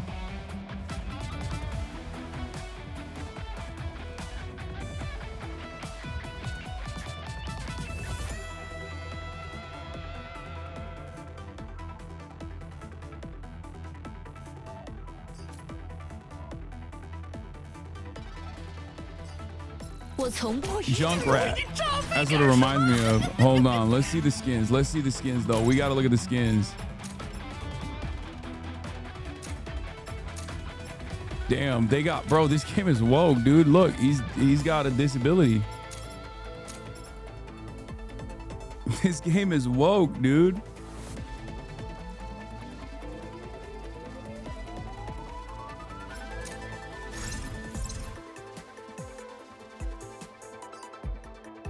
I like it. I think I'm gonna go with this one. Honestly, I think I'm gonna go with this one because she's for no reason. You know what I mean? For no reason. Oh my lordy. Oh my God. I think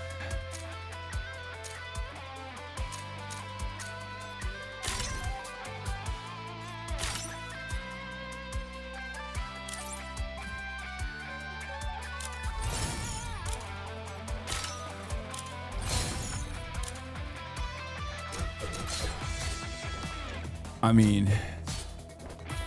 mean, you gotta go with the white hair, I think, right?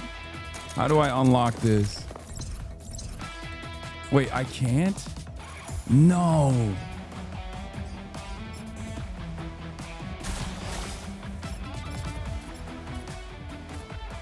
Advanced pass rewards, collector's pass rewards. Wait, here. How do I purchase? Oh! That would have been crazy. Thank God there was nothing on there. Oh my God. Oh my God. Thank God. Thank the Lord nothing was on that screen. Oh my God. Ah!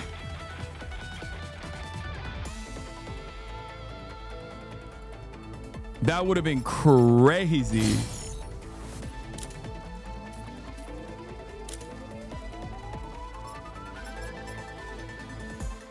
But it won't let me unlock the Rogateer.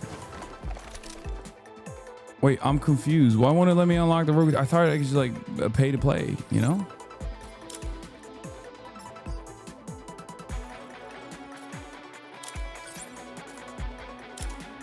Wait.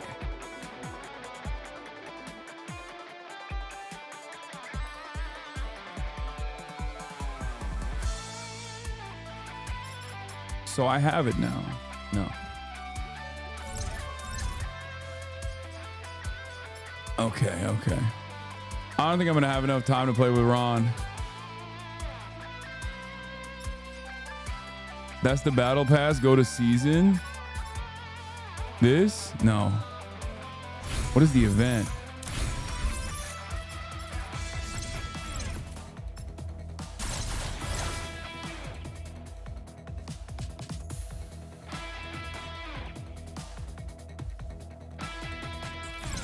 Okay, I'm just going in. I'm gooning. I'm going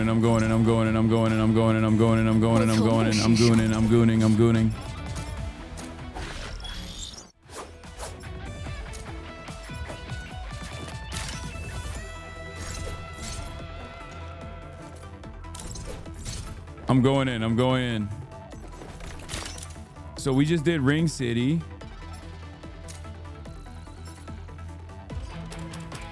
Oh, okay. Wait, why isn't it unlocked? I just did Ring City. Didn't I just do Ring City?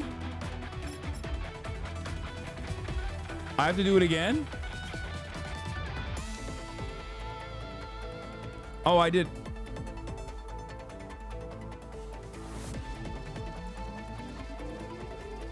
Within the next 60 minutes.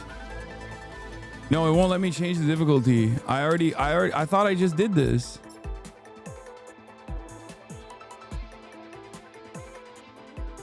I can't change difficulty, chatters. Look, it won't let you. You have to unlock it. Like you have to do ring. Oh, I have to use the same character. Okay, whatever. That's fine. We'll do it level 1 again.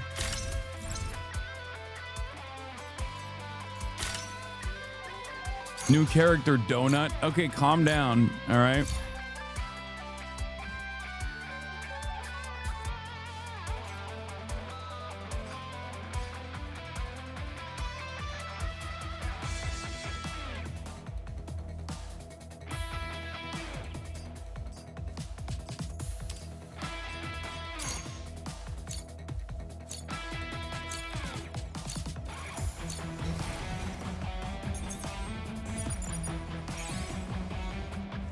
Wait, I have teammates now? What is happening? 既然是你亲自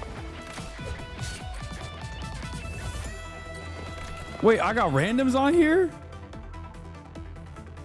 Uh-oh.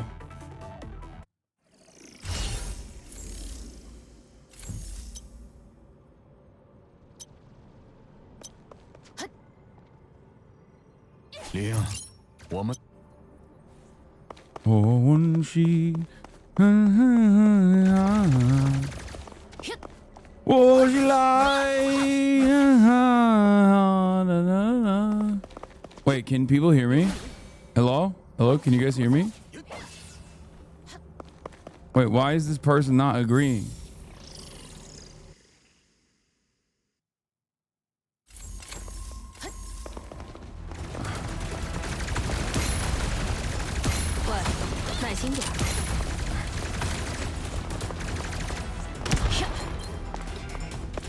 Oh, these guys are cracked, dude. This... I can't even kill nobody here. Wait.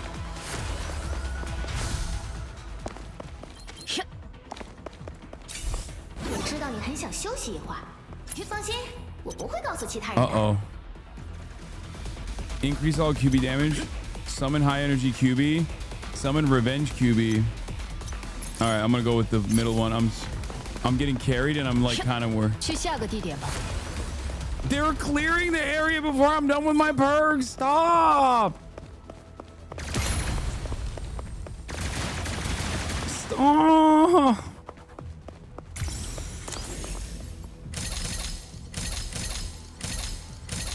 I don't even have enough coins. I'm getting carried. 正在换弹。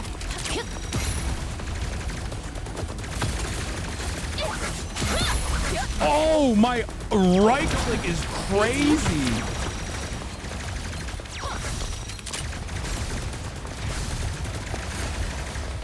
Okay, I got a couple this time.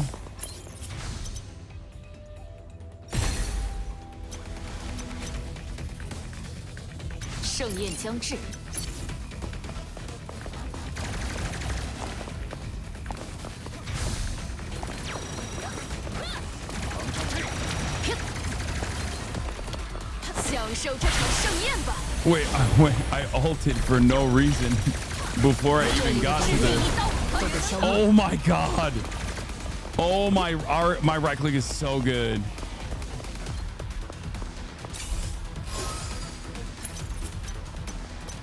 Get a max health boost. Frozen in place after activating C minor. Decelerate. Icy piercing. Increase skill damage if there are 2 or more active arbiter security slots.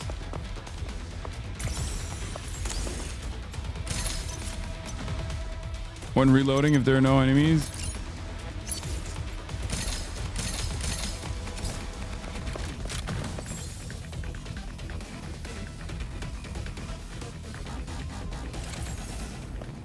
Right click just went viral.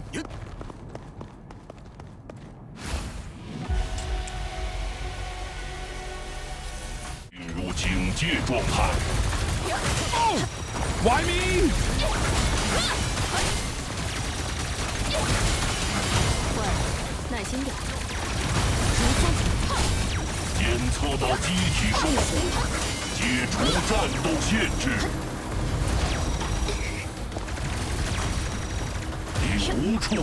Oh god.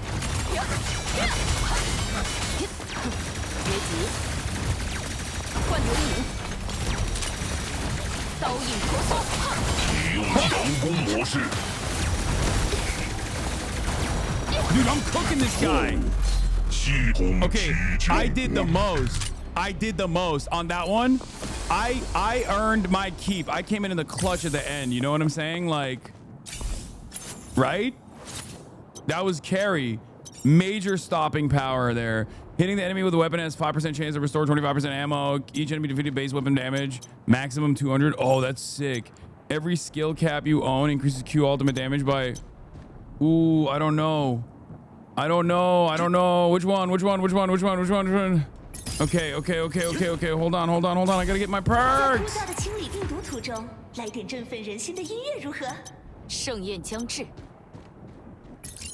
Oh, I should have done repulse.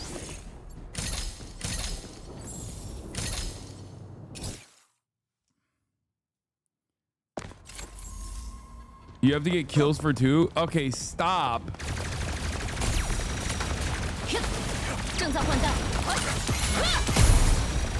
Kills are nothing for me. They're easy.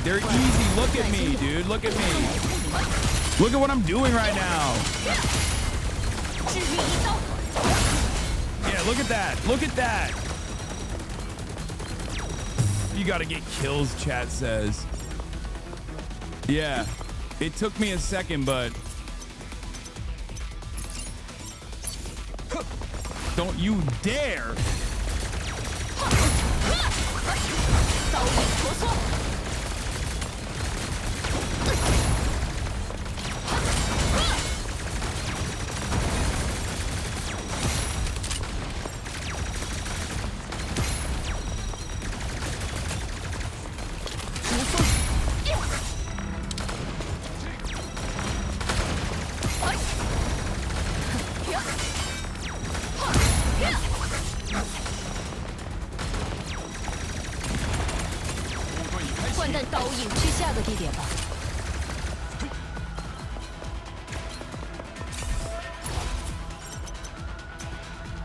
Increase E primary crit rate. Okay.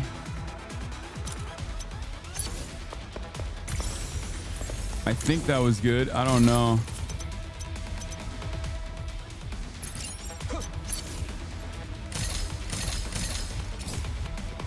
I'm just buying everything.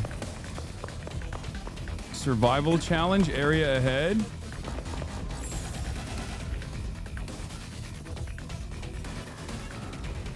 Dude,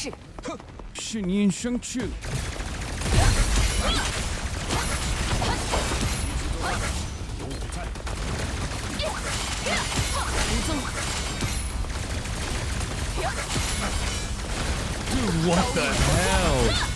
I'm melting, dude.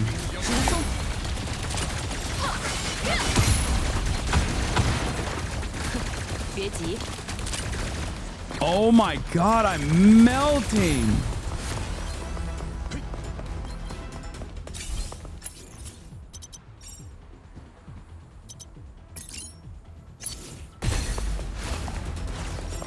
I think I could go pro in this game. Low key, but high key.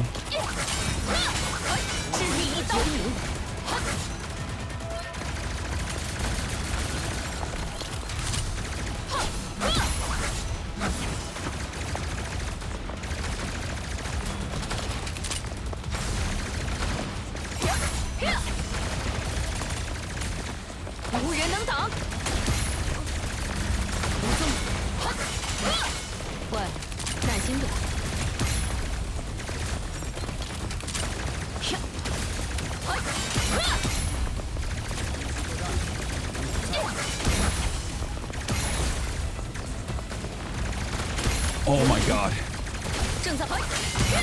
Are you winning, son? I'm cooking. And not only am I winning, I'm cooking, dude. This guy, at first, probably was like, this guy's a lame-o, right? You probably thought it was lame. He was like, oh man, this guy sucks, right? And now he knows better. He's like, damn, I'm so glad I got locked in to battle with, like, I'm not going to press Q. I'm holding out for the... Health is full. I'm holding out for the end. Increase magazine capacity by 32 if there's no enemies. Increase own damage. No, that's not good. Ice shield recharge by 16%. 2 or more active. No! No, no, I got the wrong one. Oh, I clicked on the wrong one.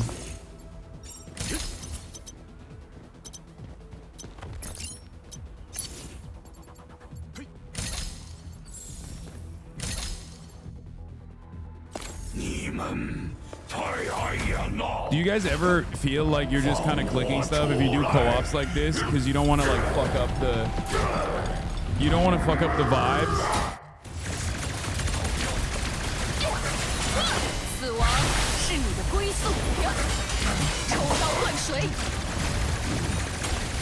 This is why I didn't use the thing before, chat.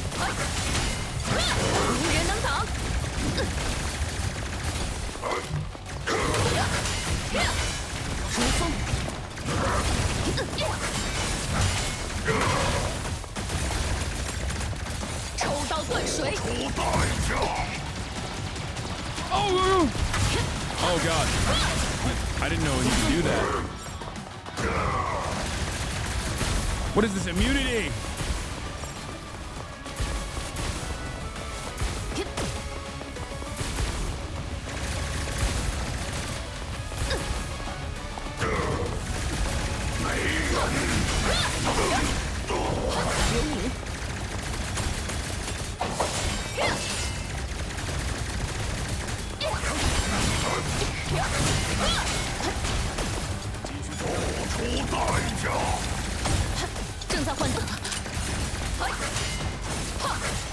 Oh shit.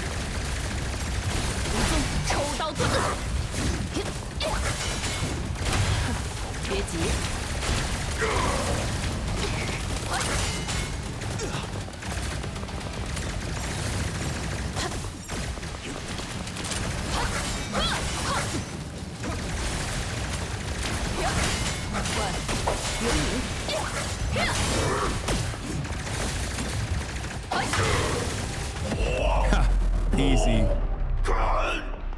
I'm so locked in, it's not even funny, dude. Full of passion, activating C minor creates a fog of desire that follows you. Generate a fog of desire, taking damage triggered almost once every... Ooh. Can I use robot? Key factoring. Ripples. Ease primary ability. Ripples upgraded spinning blades. We can stop enemy attacks. Oh. Oh, primary damage. Dance again after the banquet. One scoring critical hits of the enemy. Gain Q power increases. Which one? Which one? Which one? Quick, quick, quick, quick, quick, quick, quick, quick, quick. Power decay.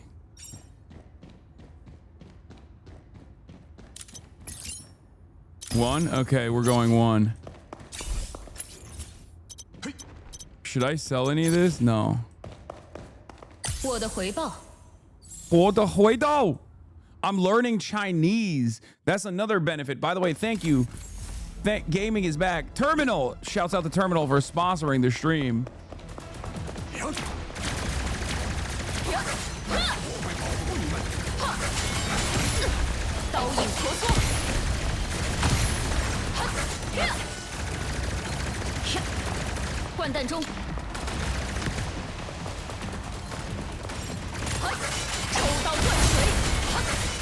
Yeah, get blasted, dude. Get freaking blasted.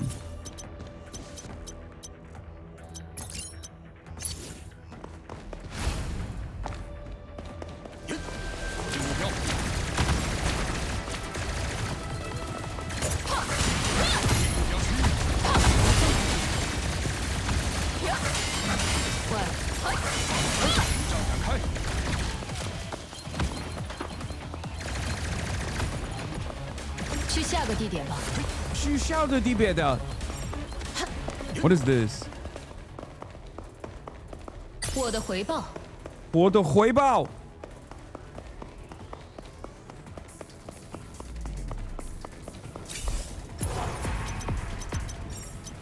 Increase power 22%. There are 2 more active arbiter or music slots. Increase max HP. I need that, I think. Even though I'm undefeated and impossible to defeat, and it doesn't matter.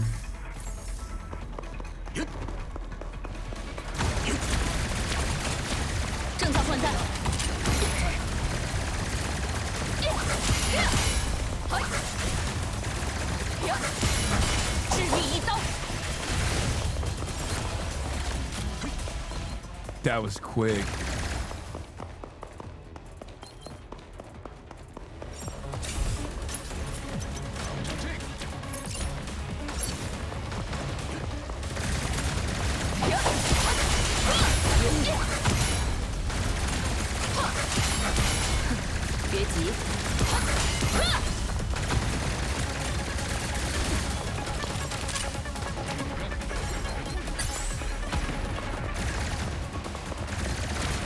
Cooked it. 小心点。这里的敌人都被消灭了。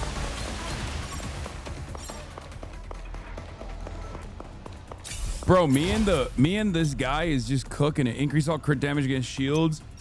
Convert all. Okay, that's what we gotta go with. That's easy peasy.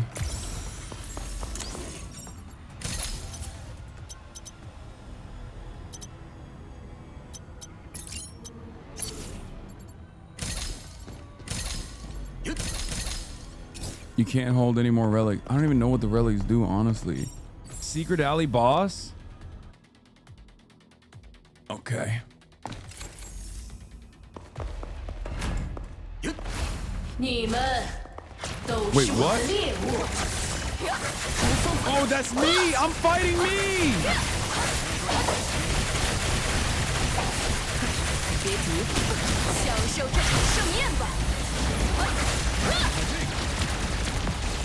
Wait, what? No. That's literally me. Oh shit.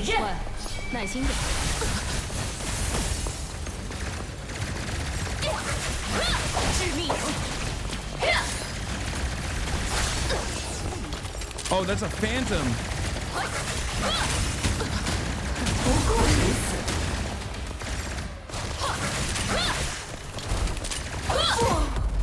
That was crazy. I destroyed her, bro.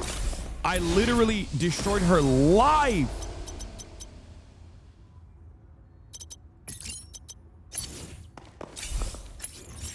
Upgrade tier. Frost Strike. Increased damage against decelerated. Icy Piercing.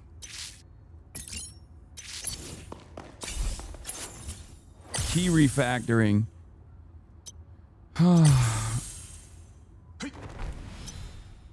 Delay gratification. Oh, I kind of like that. Instead of ripples. Yeah, I like that. I like delayed gratification, low key. What should I swap this for? Maximum relics equipped.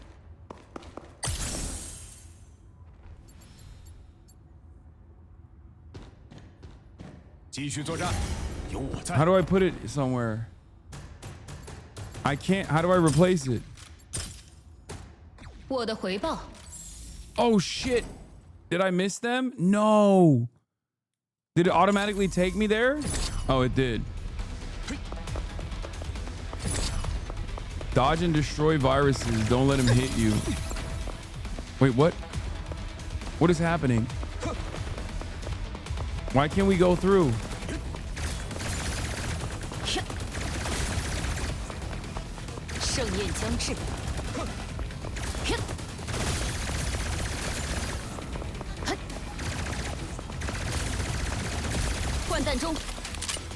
Bro, this guy keeps taking the L's. What's happening? Oh shit, I took the L too.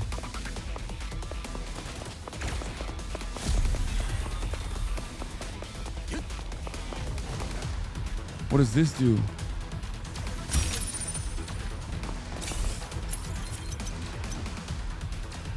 I'm learning Chinese. This game is so beautiful. Thanks. You're welcome.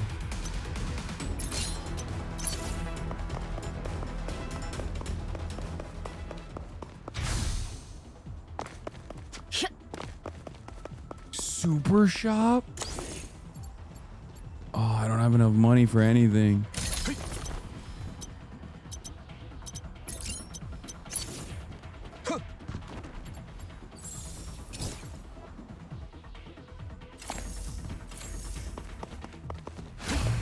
Is this the boss fight? Oh, I gotta watch this. I'm sorry to the teammates, but I gotta see this. Tail Devourer. Whooshang! Not enough monies.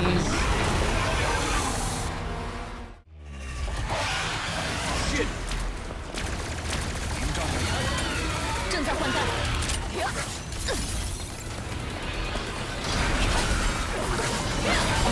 Oh. Wait, I can't even fucking take it out? What is this?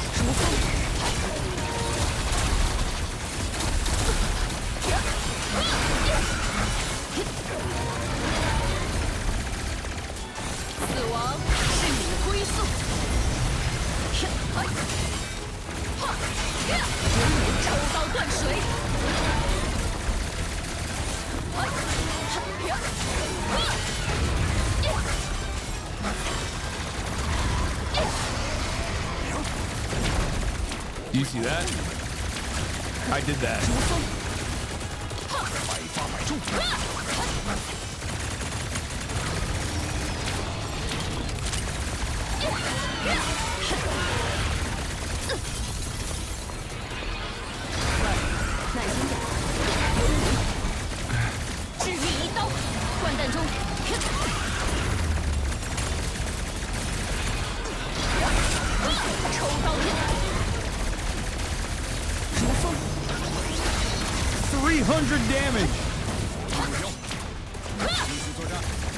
Defeat the Void Menders? What are the Void Menders?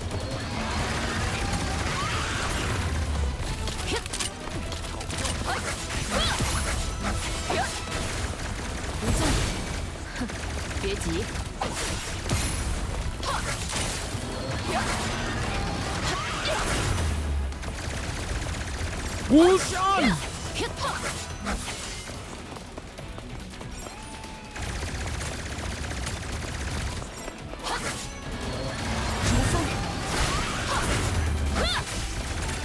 Wait, do I have to keep fighting the Void Menders?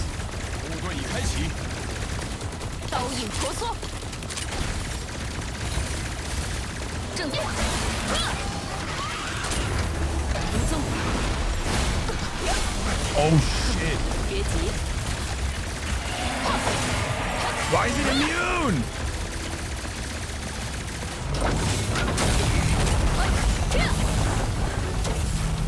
Wait, what the hell?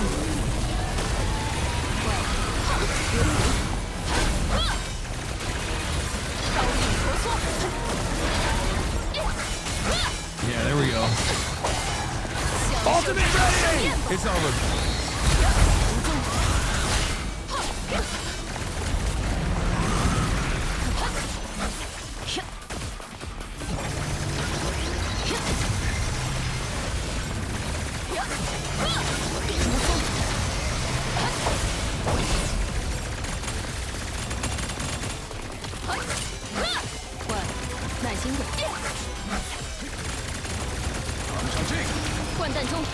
Dude, this boss is beefy, dude.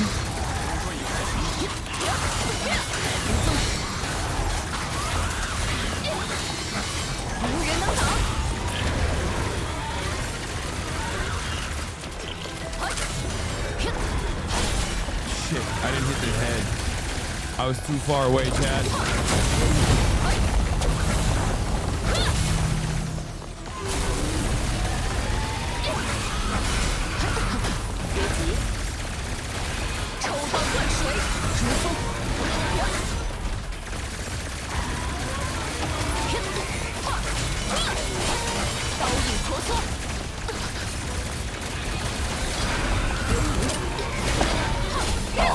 Did I miss that?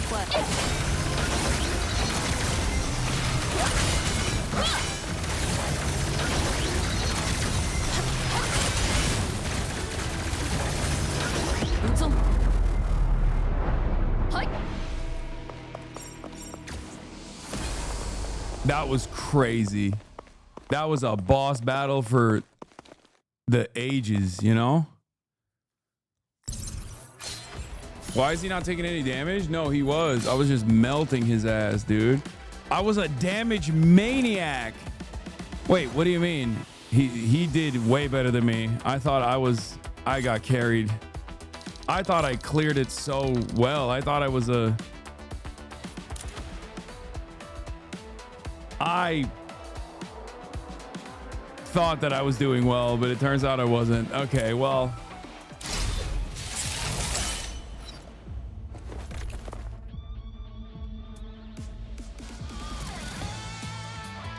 Chat is teamwork, is teamwork, is teamwork, is teamwork, is teamwork. Anyway, but that'll be all for me today. Once again, thank you to Terminal Brigade. Hashtag join the brigade, hashtag ad. Thank you for the ad. It's late. I'm tired. I love you all. I enjoyed it. You can click on the panel below. There's a chat bot, I think, in there as well. It's free if you want to get addicted. Anyway.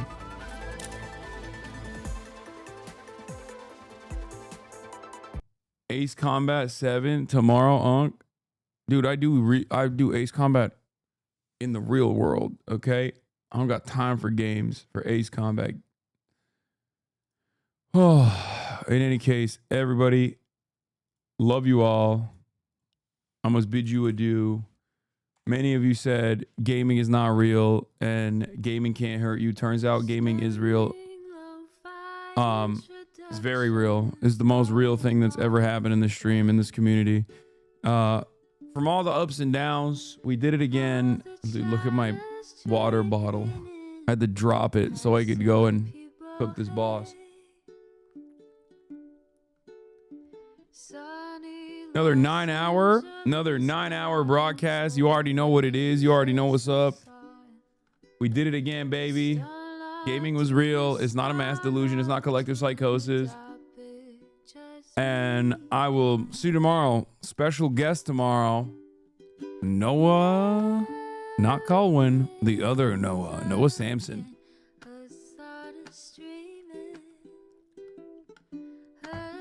That's right. That's a little teaser for you guys, for the gaming watchers, the real ones. Love you all. Thank you, and bye-bye.